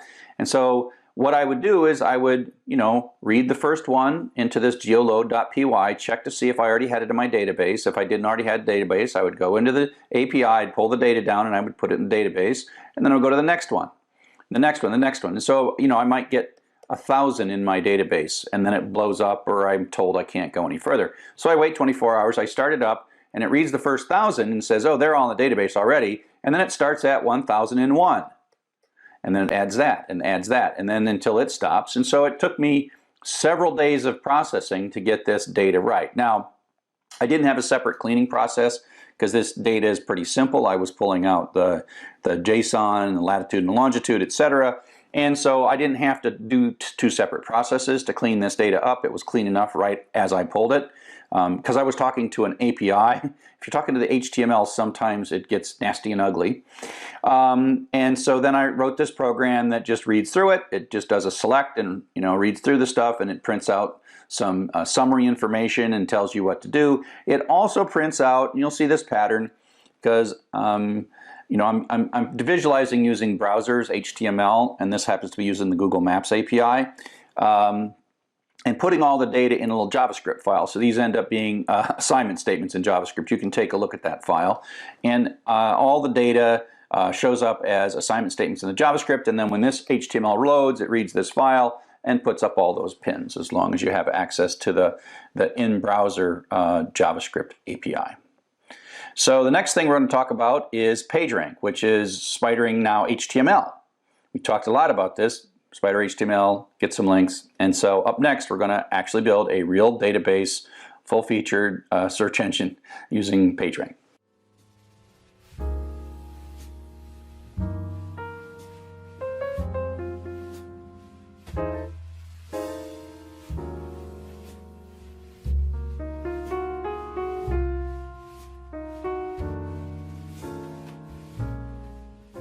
So now we're going to write a search engine, do some of the things. We're going to do PageRank, and we're going to visualize it in a web browser and show the weights. We're really only going to do PageRank on one page because you want to have links that more than one page that points to a page, so that you can figure out which pages are more or less important. And then we'll visualize it. We'll run the PageRank algorithm, and we'll separately do all this. So at this point, we're going to do pretty much the web crawling, the index building, and the searching. We're not going to really search it. We're going to visualize the index. But you could write a simple program to do searches for keywords and figure out which page was the most likely page for a keyword. And that would be a fun additional thing to do. So the web crawler is this program that hits a page, pulls down the HTML, parses the page, looks for links, makes a queue of incoming links that are as yet unretrieved, and I'm going to do this in a simple SQLite database. And starts out with, the database basically starts with one link as the starting point, and then it retrieves that page, and then you see the database end up with lots of unretrieved pages, and then it goes back in and picks a random page and retrieves that one, and then it just expands and expands. This code that I've built that you're going to play with only stays on one website. Otherwise it would go crazy, but of course Google doesn't use an SQLite database running on your hard drive. But you'll get the idea. You'll see this thing exponentially gain links, and you'll run it for a while, pull down 1,000 web pages or whatever.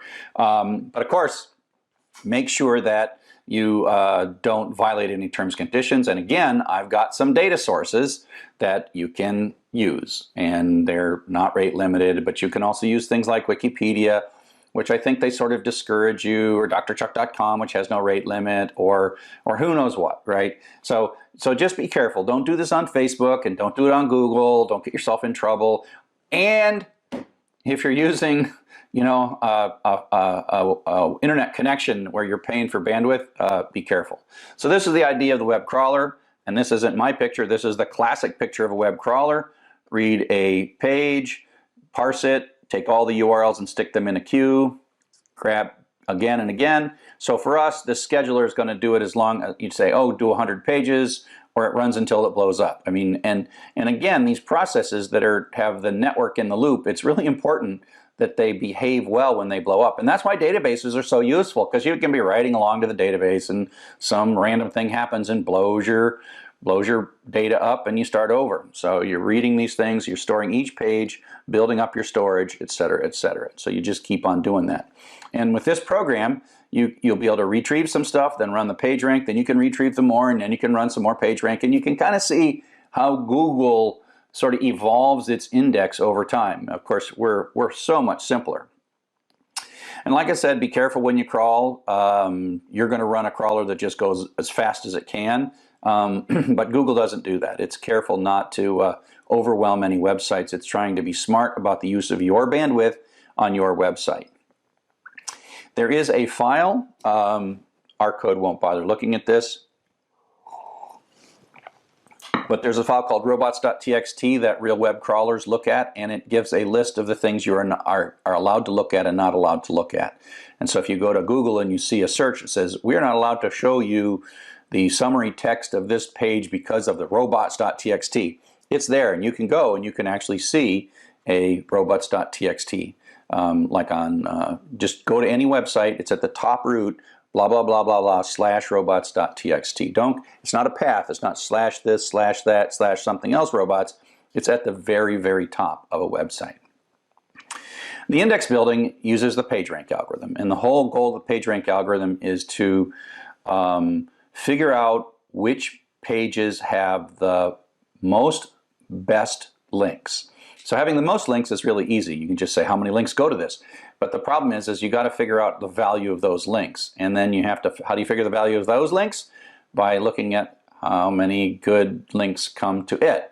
So it turns out that it's an infinite problem. It's an infinitely difficult problem to use PageRank. But you can approximate it, and what happens is after a while it converges to a reasonable value. And so we're going to run the search index, and each time it runs, you're going to see that it says, you know, how much did these numbers change? And what happens is, in the beginning, they change very wildly, but quickly they flatten out. And it has the best way to think about the PageRank is think about how water runs, where you have a small little stream going by a house, and sometimes it rains, sometimes it's dry, and sometimes, you know, and there's like a little lake, and the stream is always running, and it doesn't go up and it doesn't go down. It might go up a little bit if it rains a lot, but in general there's sort of a steady state, meaning that whatever water's coming in is about the same as the water going out. So we think about this in terms of web pages.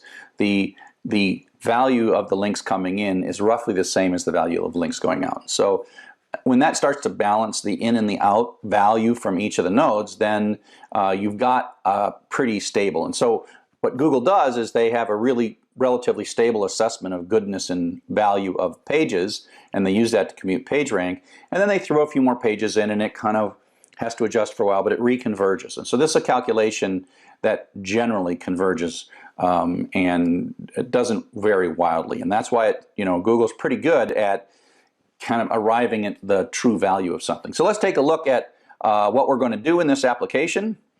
Again, we have a file that is going to spider the web, and we only have one database. Again, in this one, we'll have two databases in the next one. And so this is spider is the restartable part. And what we actually do is we put one URL in, the starting URL, and then spider walks in and asks, are there any unretrieved pages?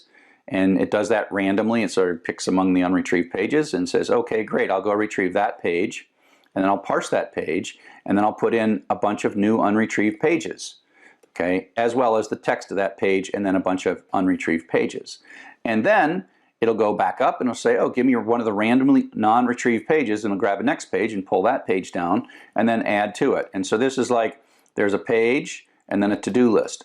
And then this one becomes a page and then adds a few more things to the to-do list. And so the to-do list, or the unretrieved URLs, grows very rapidly.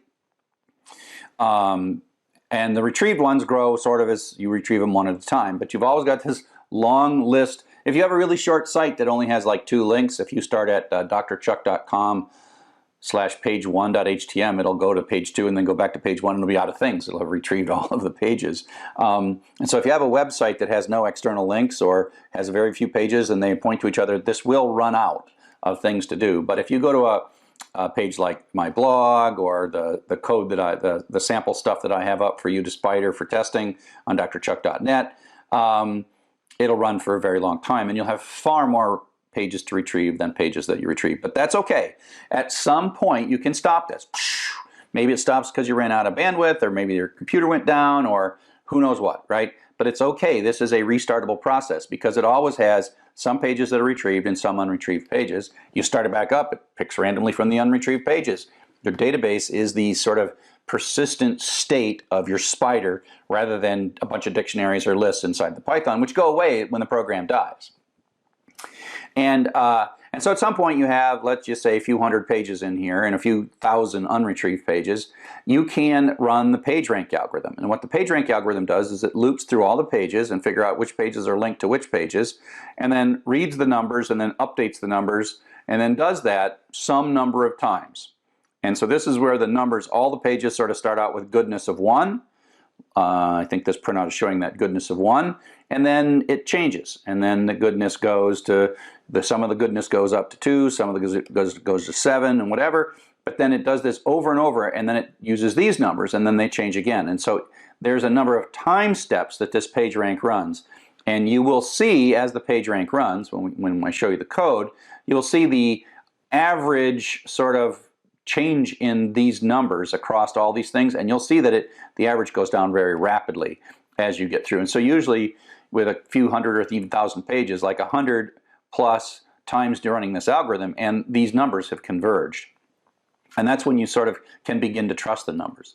Now there's this one program called SP Reset, which sets all the pages back to 1, so you can start this over. So if you were to spider for a while, run SP Rank for a while, play around, and then you wanted to spider some more and start it over, you could say, oh, let's start the PageRank completely over. Or you could simply take the new pages and watch it adapt. Either way, this is just a way to reset all the pages to have sort of their initial value of a goodness of 1.0. So at some point you run this. This runs really, this part here runs really slow. This part runs super fast, like in the blink of an eye. This one is pretty fast. And then at some point you've got these pages that have, numbers on them. They have values on the pages, and there's a couple of programs that allow us to visualize that. One is the dump, which just reads it and checks to see. It shows the new PageRank, the old PageRank, and various other things, and shows just a way to dump it. And then there's this thing that reads the whole thing. You say, I'd like to do 25 of the best. It sorts it by PageRank, and then produces a JavaScript file that has just the numbers in it. And then there is some HTML and a visualization library called d3.js, which you can read about, that when the HTML starts, it reads this and has this nice force-directed layout of the PageRank. And you can hover over things and you can see what PageRank you've got.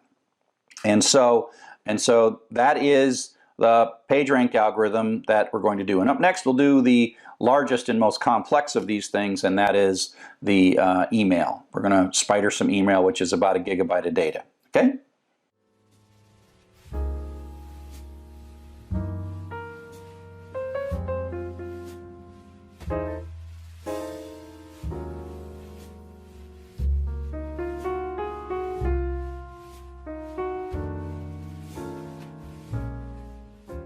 The last visualization application that we're going to take a look at is mailing lists, and that's kind of ironic. We started with the mailing lists, and we're going to end with the mailing lists. The mailing lists, of course, are from my open source Sakai project, which I love and very proud of.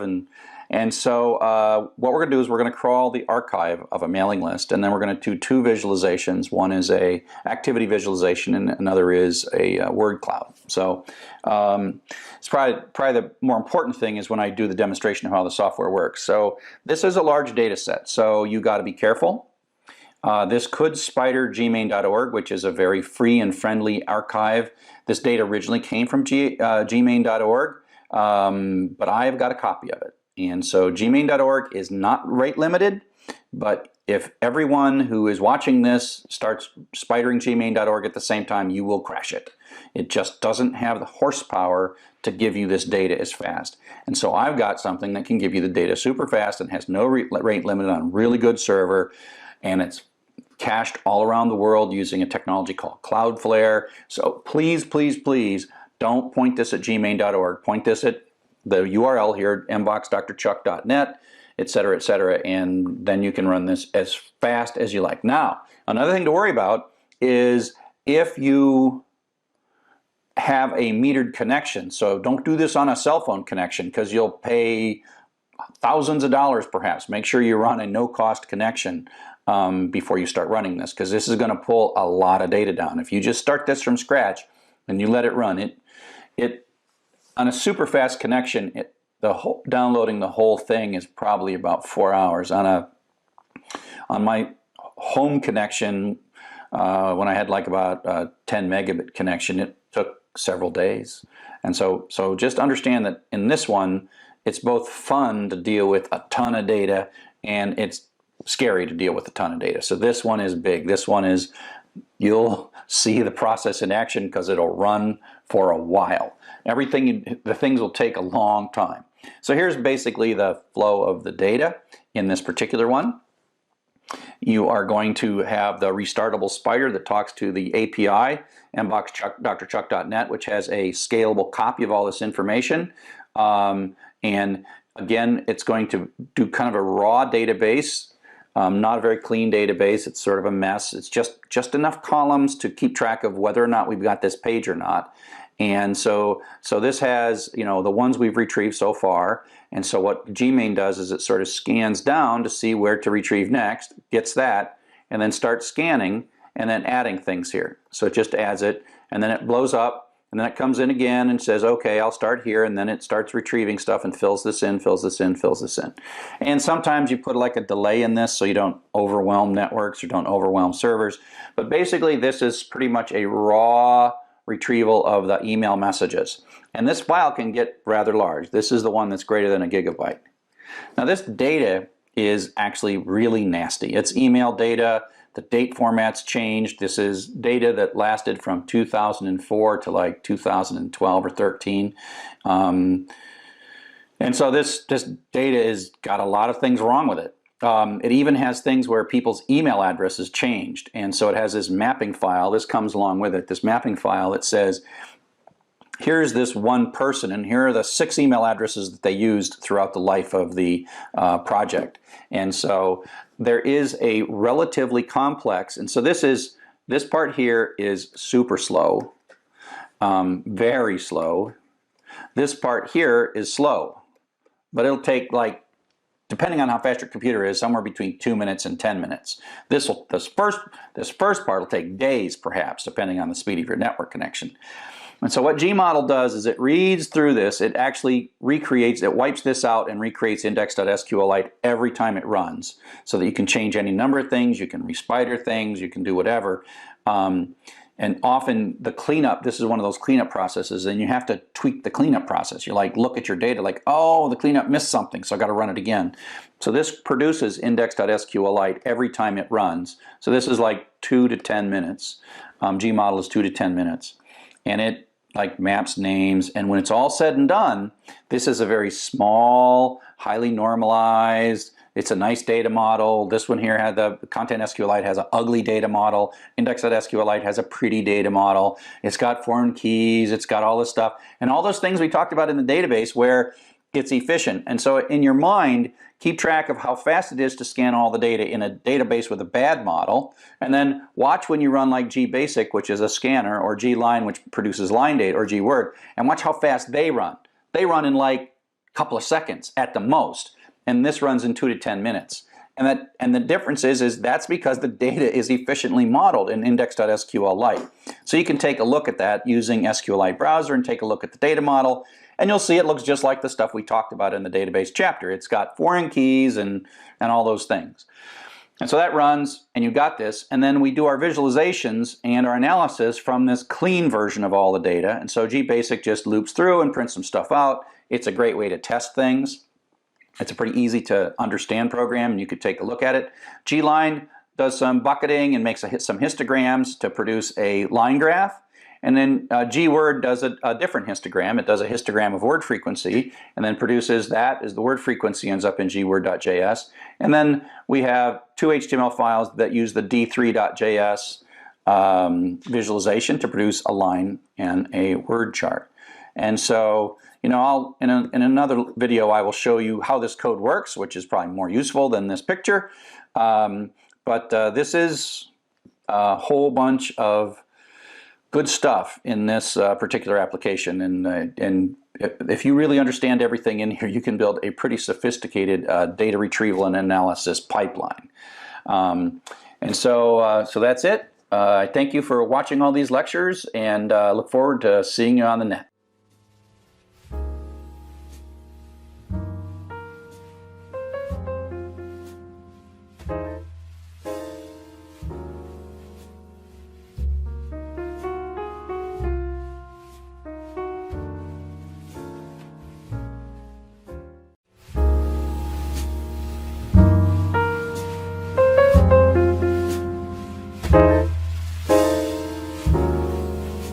Hello everybody, welcome to Python for Everybody. We are doing some code walkthroughs. If you want to follow along with the code, you can download the source code from Python for Everybody, the Python for Everybody website, okay?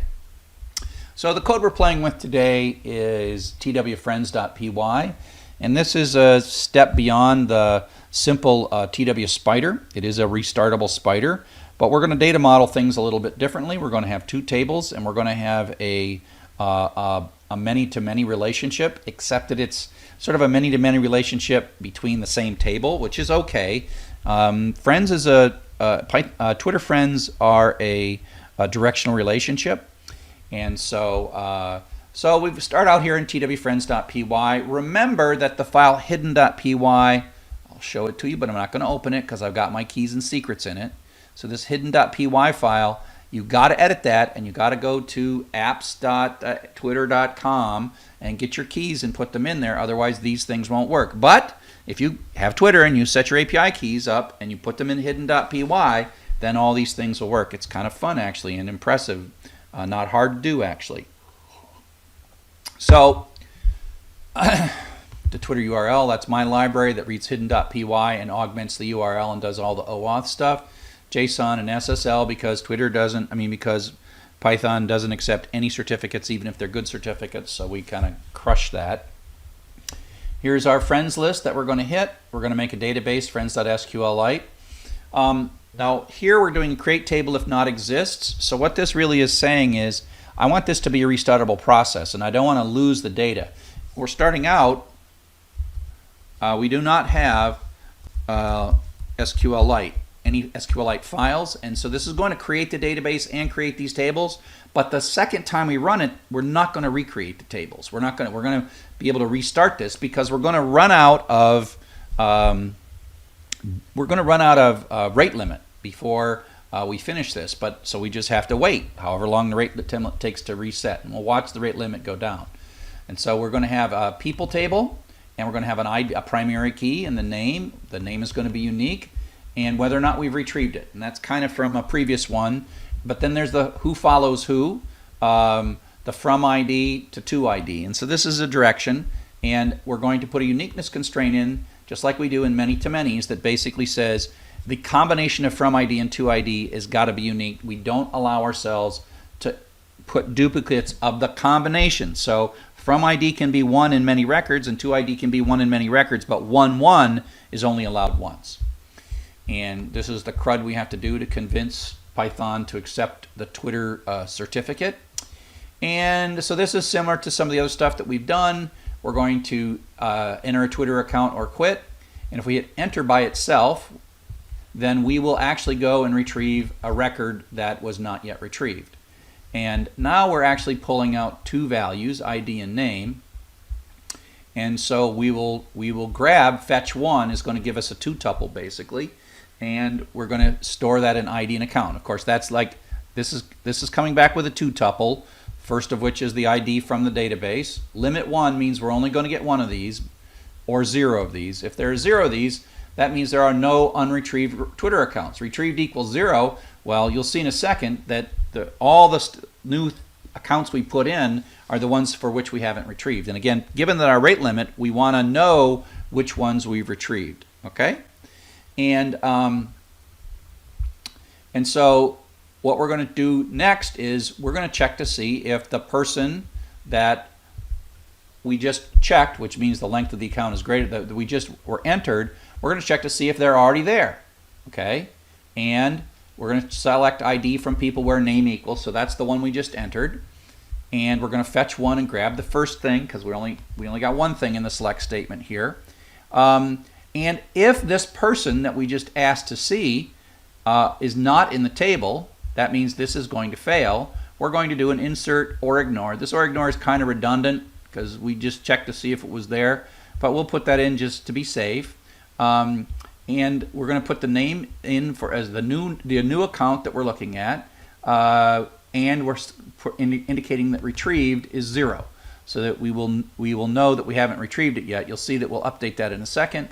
We commit it so that later selects will see this. So you gotta do the commit. This later select wouldn't see the one we just inserted.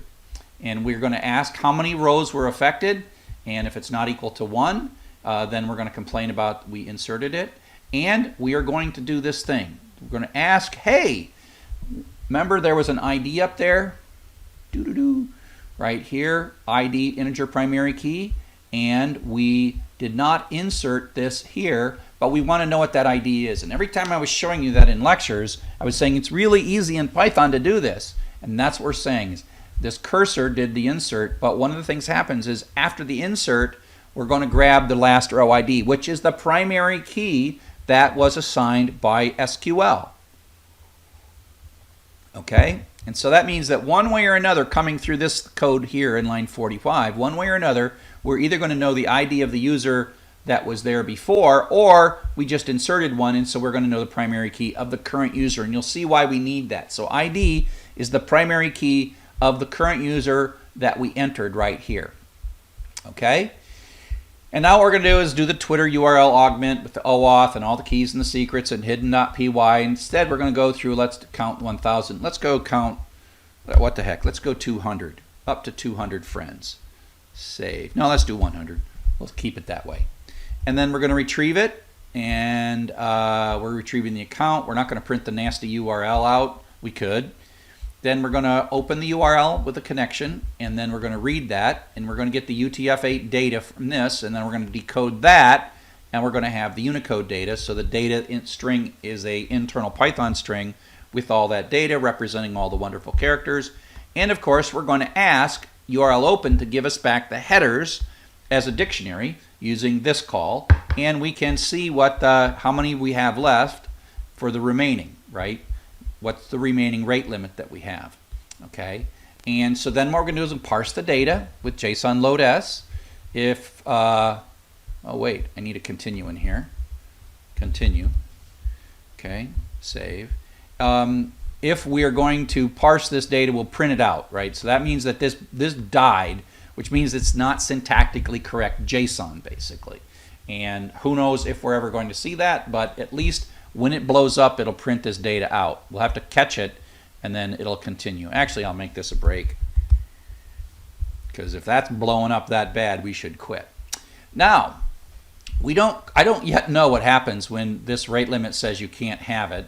And so, but I do know that I expect when it's successful that there will be a key of users in this outer dictionary that we're going to get. And if this outer dictionary that if users is not in the parsed dictionary, then I'm going to dump out this data so that at least I can debug what happens when I've got some broken JSON. So the difference between this code is going to fail when the JSON is syntactically bad, meaning a curly brace isn't right or whatever. This code will trigger when I get good JSON, but I don't have a user's key in it. Okay? So then, once we've retrieved it, we're pretty happy with it. We're going to update for our account that we are retrieving. We're going to set this as one of our retrieved accounts. Okay? And then what we're going to do is write a loop that goes through all the friends of this particular user that we're asking and gets their screen name, prints it out, and then we're going to check to see if this one is already in our people database, because this is a spider. We're grabbing accounts, and so we'll do a friend ID and do a fetch one, grab the Sub-Zero thing, and if that works, if this person's not in there, this fetch one is going to blow up, which means we're going to drop down to the accept code. But if it does work, we have friend ID is the, that they're there and they're already in our database, right? They just weren't retrieved. Okay, and so now if the friend ID wasn't there, we're going to do an insert into setting retrieve to 0, and then we're going to commit, right? Now, remember, row count is how many rows were affected by this last transaction, cur.row count, and we're going to die if that insert doesn't work. This is unlikely, unless somehow we've ran out of disk drive or something. And we're going to grab the friend ID as the key, the last row that was inserted. We're only going to insert one row, so it's basically the primary key of the row that we just inserted. So if you look at this code right here, it comes out the bottom one way or another with friend ID successful, right? Friend ID is either they're already in our database or they're not. And if we insert them, then we have it. And so now, this count new and count old is just so I can print out a nice printout. Now we are going to insert into the friend table, which is called the follows table in this case, from ID and to ID. Those are the two outward pointing foreign keys. And we have the ID of the account that we are retrieving the friends of, and then this particular friend. And so we're inserting the connection from this person to that person. And then we commit it. We want to commit these again so that later selects, when the loop goes back up, later selects get all of that data that's going on. Okay, so we do want to commit from time to time, and then we close the cursor at the very end. Okay, so let's run this and see what happens. Okay, so Python twfriends.py. Oh, of course, I am a refugee from Python 2, so I always forget to type Python 3. Okay, so we're going to start. If we take a look right now, I'm going to start another tab over here, and ls-l star SQLite. Now that SQLite file is there, right? And it's actually made the tables. If you go up here, it ran all this stuff. Create the tables, yada yada, and we're sitting right here at this line. As a matter of fact, I think without causing too much trouble, I can open that database and get into this database right here, and there is no data in the follows table, and there is no data in the people table. It's completely empty. Okay, so we're waiting for the first one, and I'll go with mine, Dr. Chuck. So it's retrieving the 100 friends, and they all were brand new. They're all inserted, right? And so now if I hit refresh, we will see that Dr. Chuck is retrieved. Who follows? So these are all the people I follow. So one follows two. So if we look at here, we see that Dr. Chuck follows Stephanie Teasley. Because we grabbed the followers of Dr. Chuck, you know, we're going to have a record in all of the follows for all the ones that I did, right? So these are all the people I followed, and we put them in. Okay, so we can go back, and we can, let's see, grab somebody. Let's go grab Stephanie Teasley. And let's pull out her friends. So we grabbed 100 of her folks. I got 14 left. That's my X rate limit. So I did Stephanie Teasley. So let's go back here. So you'll notice there's 101. There's probably going to be, 182. That's interesting. So we've retrieved Dr. Chuck and Stephanie Teasley. And let's go take a look in the friends table, the follows table. Okay. So we have all of the people I follow, now all the people Stephanie follows. Okay, so there we go. So let's go ahead and do somebody else. Let's see, I think we both follow Tim McKay. Where's Tim McKay?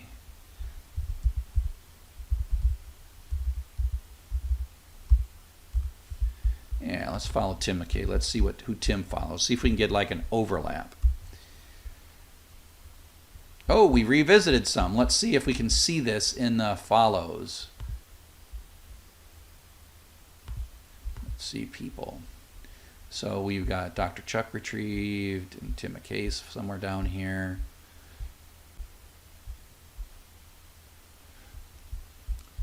You know, it might take us a while before we get any really good overlaps. Let's see. Let's do a database call. Let's see, let's do a database SQL.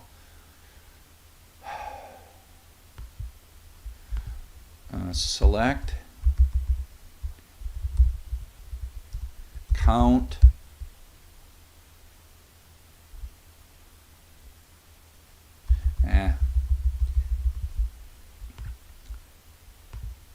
Okay, so let's just run this some more. It's clearly working. Now, one thing I can do here is I can hit enter, and it will just pick one randomly. So it grabbed Live EDU TV, and now I can, and let's see how many I got left. We got 12 left, and now I can hit enter again, and it picks another one. That was the next one. I was kind of picking them in order. Is it picking them in order? Let's go to people. Yeah, it's picking these So it's going to, we can see that it's going to just do the first unretrieved person, who's Nancy. Let's let it retrieve Nancy. So it grabbed Nancy, new. So we're finding some, and this table's getting really big. And so if we look at the people table, we now have 455 people, and we have 467 following records. And so there we go. Oops. Hit enter, it does another one. And away we go. So you get the idea. I can type quit to finish. And just to give you a little interesting bit of code to show you how to do selects, I'm going to do this TW join. Now you'll notice that we're not talking. Oh, let's show you one thing. ls-sl friends star SQLite. So this database has it, so I can restart this process and run it again, and the database is still there. And so we just grab swear trek, and so we can keep doing this, and so this data, it keeps extending, and so this is a restartable process. I can run it and then tell it to grab the next unretrieved one, and so away we go, right? And so that's part of it. So I can, if I run out of my, I've got 8 left. Oh, how many do I have left really? Let's keep going. How many do I got left? I got 5 left. Okay, wait. Oh, I guess we'll just run it out. So I got 4 left. You know what I should do is I can't change the code. Yes, I can't change the code. I can stop the code and I can quit the code. So what I'm going to do is I'm going to change this code a little bit really quick. And I'm going to print the headers of rate limiting at the beginning and at the end.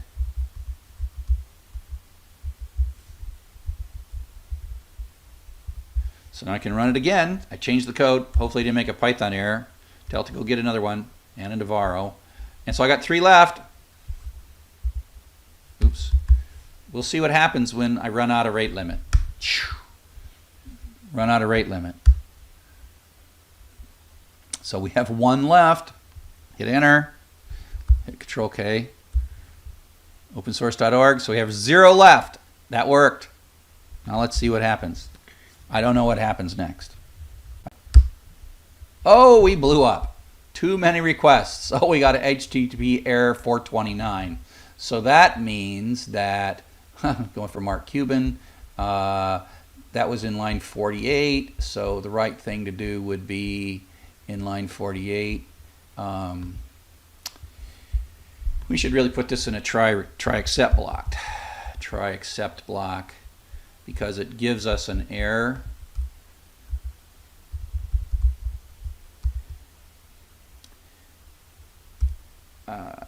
Print, oh fiddlesticks. How do I print the exception message? I always am forgetting. Print failed to retrieve. Okay, so we'll put that in. Now if I run it,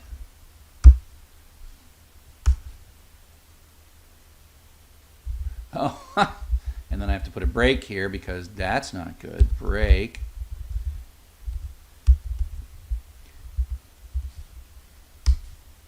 Failed to retrieve. Now I got to figure out. Oh, I never know how to print out the error message. Yeah. So I have to. I never see. That's the weird thing about stuff, is that I don't ever remember enough. I don't remember the syntax, what I say here, to print the error message out. So I'm going to go to Google, and I'm going to say print out the exception message in Python. Print out the exception message in Python. Oh, Python 3, hello.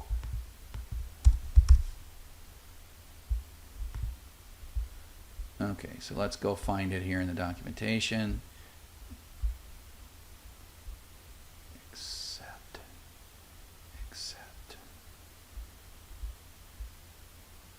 Is this it? Is this what I say?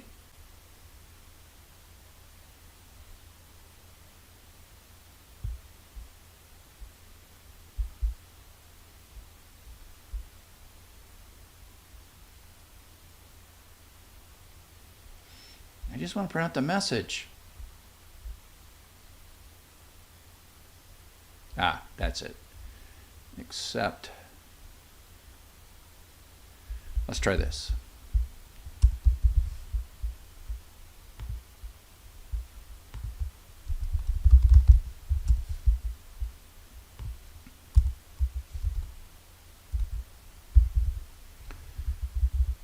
So this is part of Python programming, is like, for me at least, because I'm just not like a genius expert at this stuff. Ha! This is one thing I like about Python, is you can guess stuff, and sometimes you guess right. So there we go. We got the error, we got the nice little error message, and we see error 429, too many requests. So that cleans that up nicely. So we have run out of requests, and on that, it is a good time to say thanks for listening, and I hope that you found this valuable.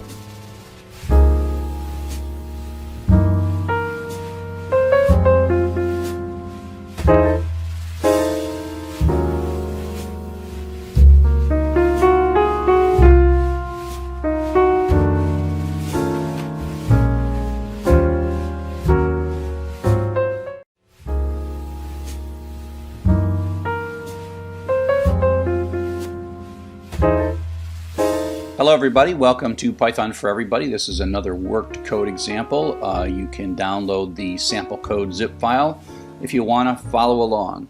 And the code that we're working on today is what I call the geodata code, and that is code that is going to pull some locations from this file. We're simulating or using the Google Places API to look places up, and so we can visualize them on a map. And so this is the basic picture. If we take a look at this where.data file, it's just a flat file that has a list of organizations, and this actually was pulled from one of my MOOC surveys. We just let people type in where they went to school, and this is just a sample of them. So this data is read in by this program geoload.py. And if you recall, this Google Geodata has rate limits. It also has API keys, which we'll talk about in a bit too. And so the idea is this is a restartable spider-like process. And so we want to be able to run this and have it blow up and run it and start it and not lose what we've got, right? And so this is unlike some of those. So we're not now using a database as well as an API, but in order to work around the rate limits of this API, we're going to use the database with a restartable process. And then we'll make some sense of this, and then we'll visualize this. But in the short term, let's start with geoload.py code. Geoload.py, take a look here. So a lot of this hopefully by now is somewhat familiar to you. URL lib, JSON, SQLite. And so I mentioned that the Google APIs, these used to be free and did not require an API key, but increasingly they're making you do API keys for especially new ones.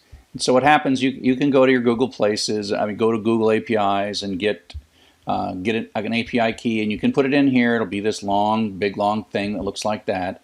And then if you have an API key, you can use the Places API. And I've got a copy of a subset, not all of it, a subset of it here at this URL. As a matter of fact, you can just go to this URL in a browser, and it will tell you a list of the data that it knows about. Okay, and I made it so that does the same basic protocol with the address address equals as the Google Places API. So this will just change how we retrieve the data. Either retrieve it from my server. Nice thing about my server, it's got no rate limit. It's really fast, and you're not fighting with Google all the time, and it means that perhaps if you're in a country that Google is not well supported, you can use my API. I mean, that's really strange that somehow my API is more reliable and available than the Google one, but it's true. So we're going to make a database. We're going to do a create table if not exists, and we'll have some address, and we're really just caching the geographical data. We're going to cache the JSON. One of the things we do when we build these processes is we tend to simplify these things and not do all the calculation and parsing of the JSON. Just load it and get it in, and load it and get it in. and fill the data up in this database. And so that's what we're going to do. Because Python doesn't ship with any legitimate certificates, we have to sort of ignore certificate errors. We're going to open the file, and we're going to loop through it and pull out the address from the file, and we are going to select from the geodata where that address is the address. Let's move this in a bit. And so we're going to do a select and pull out that address.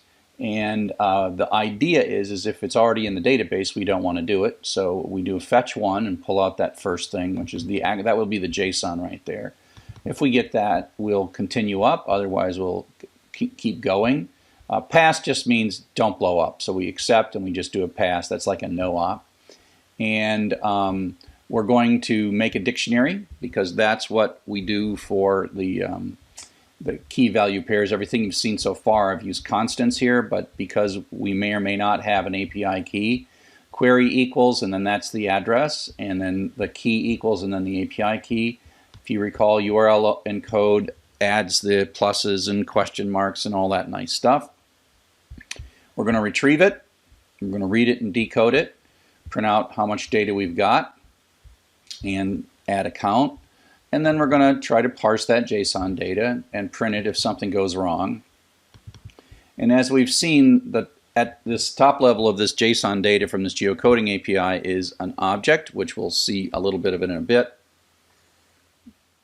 And it has a status field in it. And the status is okay if things went well. So if the status is not there, that means our JavaScript is not well formed or not how we expect it.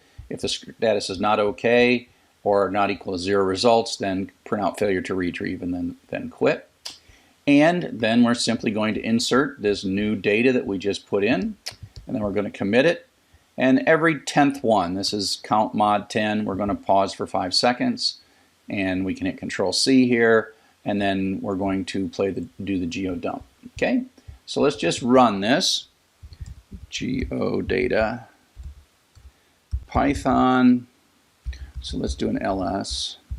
So we don't have, oh, we do have, let's get rid of from a previous test, geodata.sqlite. So we'll start with a fresh set of data and run python geoload.py. Of course, I'm always forever making the mistake of forgetting Python 3. So you can see that it's running and it's adding the query, and in this case I don't have the API key, and it's putting the pluses in, and that's this part here with all the pluses. That's the URL encode. And you notice it's pausing a bit. Now, it depends on how fast your net connection. This may or may not go so fast, but this is not that much data, so it's like only 2,000, 3,000 characters. And so it's working and talking to my, my server. And the interesting thing here is I can blow this up. I'm going to hit Control C. In Windows you'd hit Control, in Linux you'd hit Control C, and in Windows I think you'd hit Control Z, depending on what shell you're working in. But I'm going to hit Control C, and you see I sort of blew it up, right? And that's causes a traceback, a keyboard interrupt traceback. If I do an ls-l, you can see that now this geodata is there. Now in the name of restarting, I will restart this, and you will see that it checks and skips, and so it runs this code here where it's right here. It grabs it and finds it in the database. So you'll see it say found in the database really quick, chop, chop, chop, and go really fast, and then it'll go back to catching up where it left off. And so all those up there, they did not actually retrieve it because it knew about those things. And so now it's catching up and doing some more and doing some more and doing some more. And then I'll hit Control C. It has a little counter in here that basically, if it hits 200, it stops and you have to restart it. You could obviously change this code. You could make it so it didn't sleep. It doesn't hurt to sleep for like a second after every 100 or so if you want. You could change that code.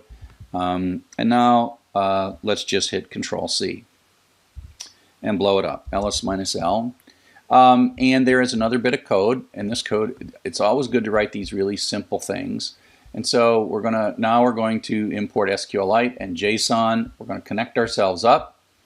We're going to open, except this is a UTF-8 because it's a UTF. We're going to open this with UTF-8, and we're going to read through, and in this case we are going to decode.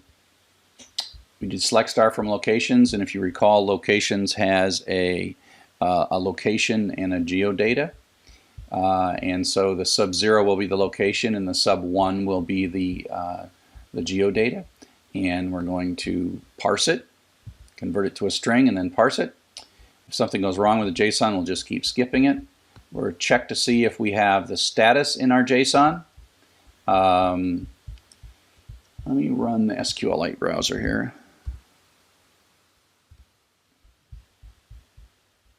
File open database. Let's take a look at what's in this database. Oh, where are we? Code 3, geodata SQLite. So this is the data we've got. So if you make this a little bigger, if I can I make that bigger? Yeah, it's not going to show us much. So you can see that these are the addresses in the geodata. That's just the JSON.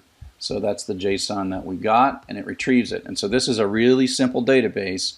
That's just a sort of spidering process, run.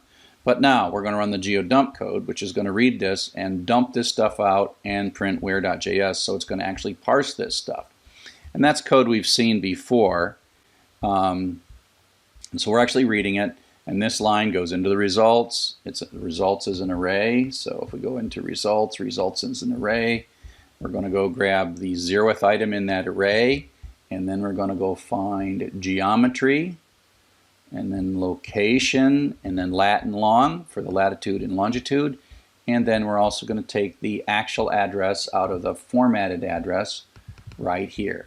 So in this bit of code, we're actually parsing the JSON, and we're going to clean things up, get rid of some single quotes. This kind of data cleaning is just stuff after you play with it for a while, you realize, oh, my data is ugly or does this. I'm going to print it out, and then I'm going to write this out, and I'm going to write it into a JavaScript file. And so the JavaScript file is this where.js, and this, I'll show you what it looks like. It's going to be overwritten. This is the one that came out of the zip file.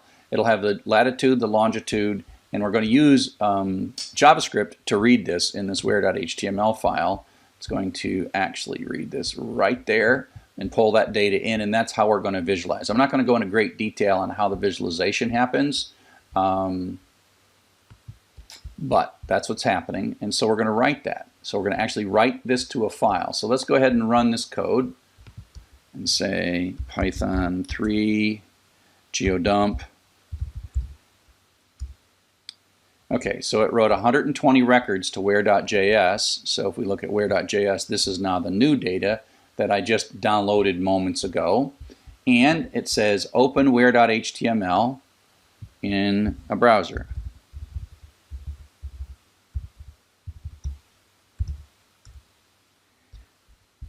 Now this you'll need the Google Maps API, and you might not be able to see this depending on where you're at, but here you go with Google Maps locations, and I think if you hover over this, you can see, and you see the UTF, why we there in that particular thing, why we had to use the UTF-8 when we wrote the file, so that we didn't end up with trouble writing the file out. And so there you go. And so that is a simple visualization, and just a simple visualization. It wrote this where.js. If you are smart with HTML and JavaScript, you can look at this where.html file. It's really just reading through a bunch of data and putting the points. That's all there is, but I'm not going to go through that. So, at least not in this. And so I hope that this was useful to you, and thanks for watching.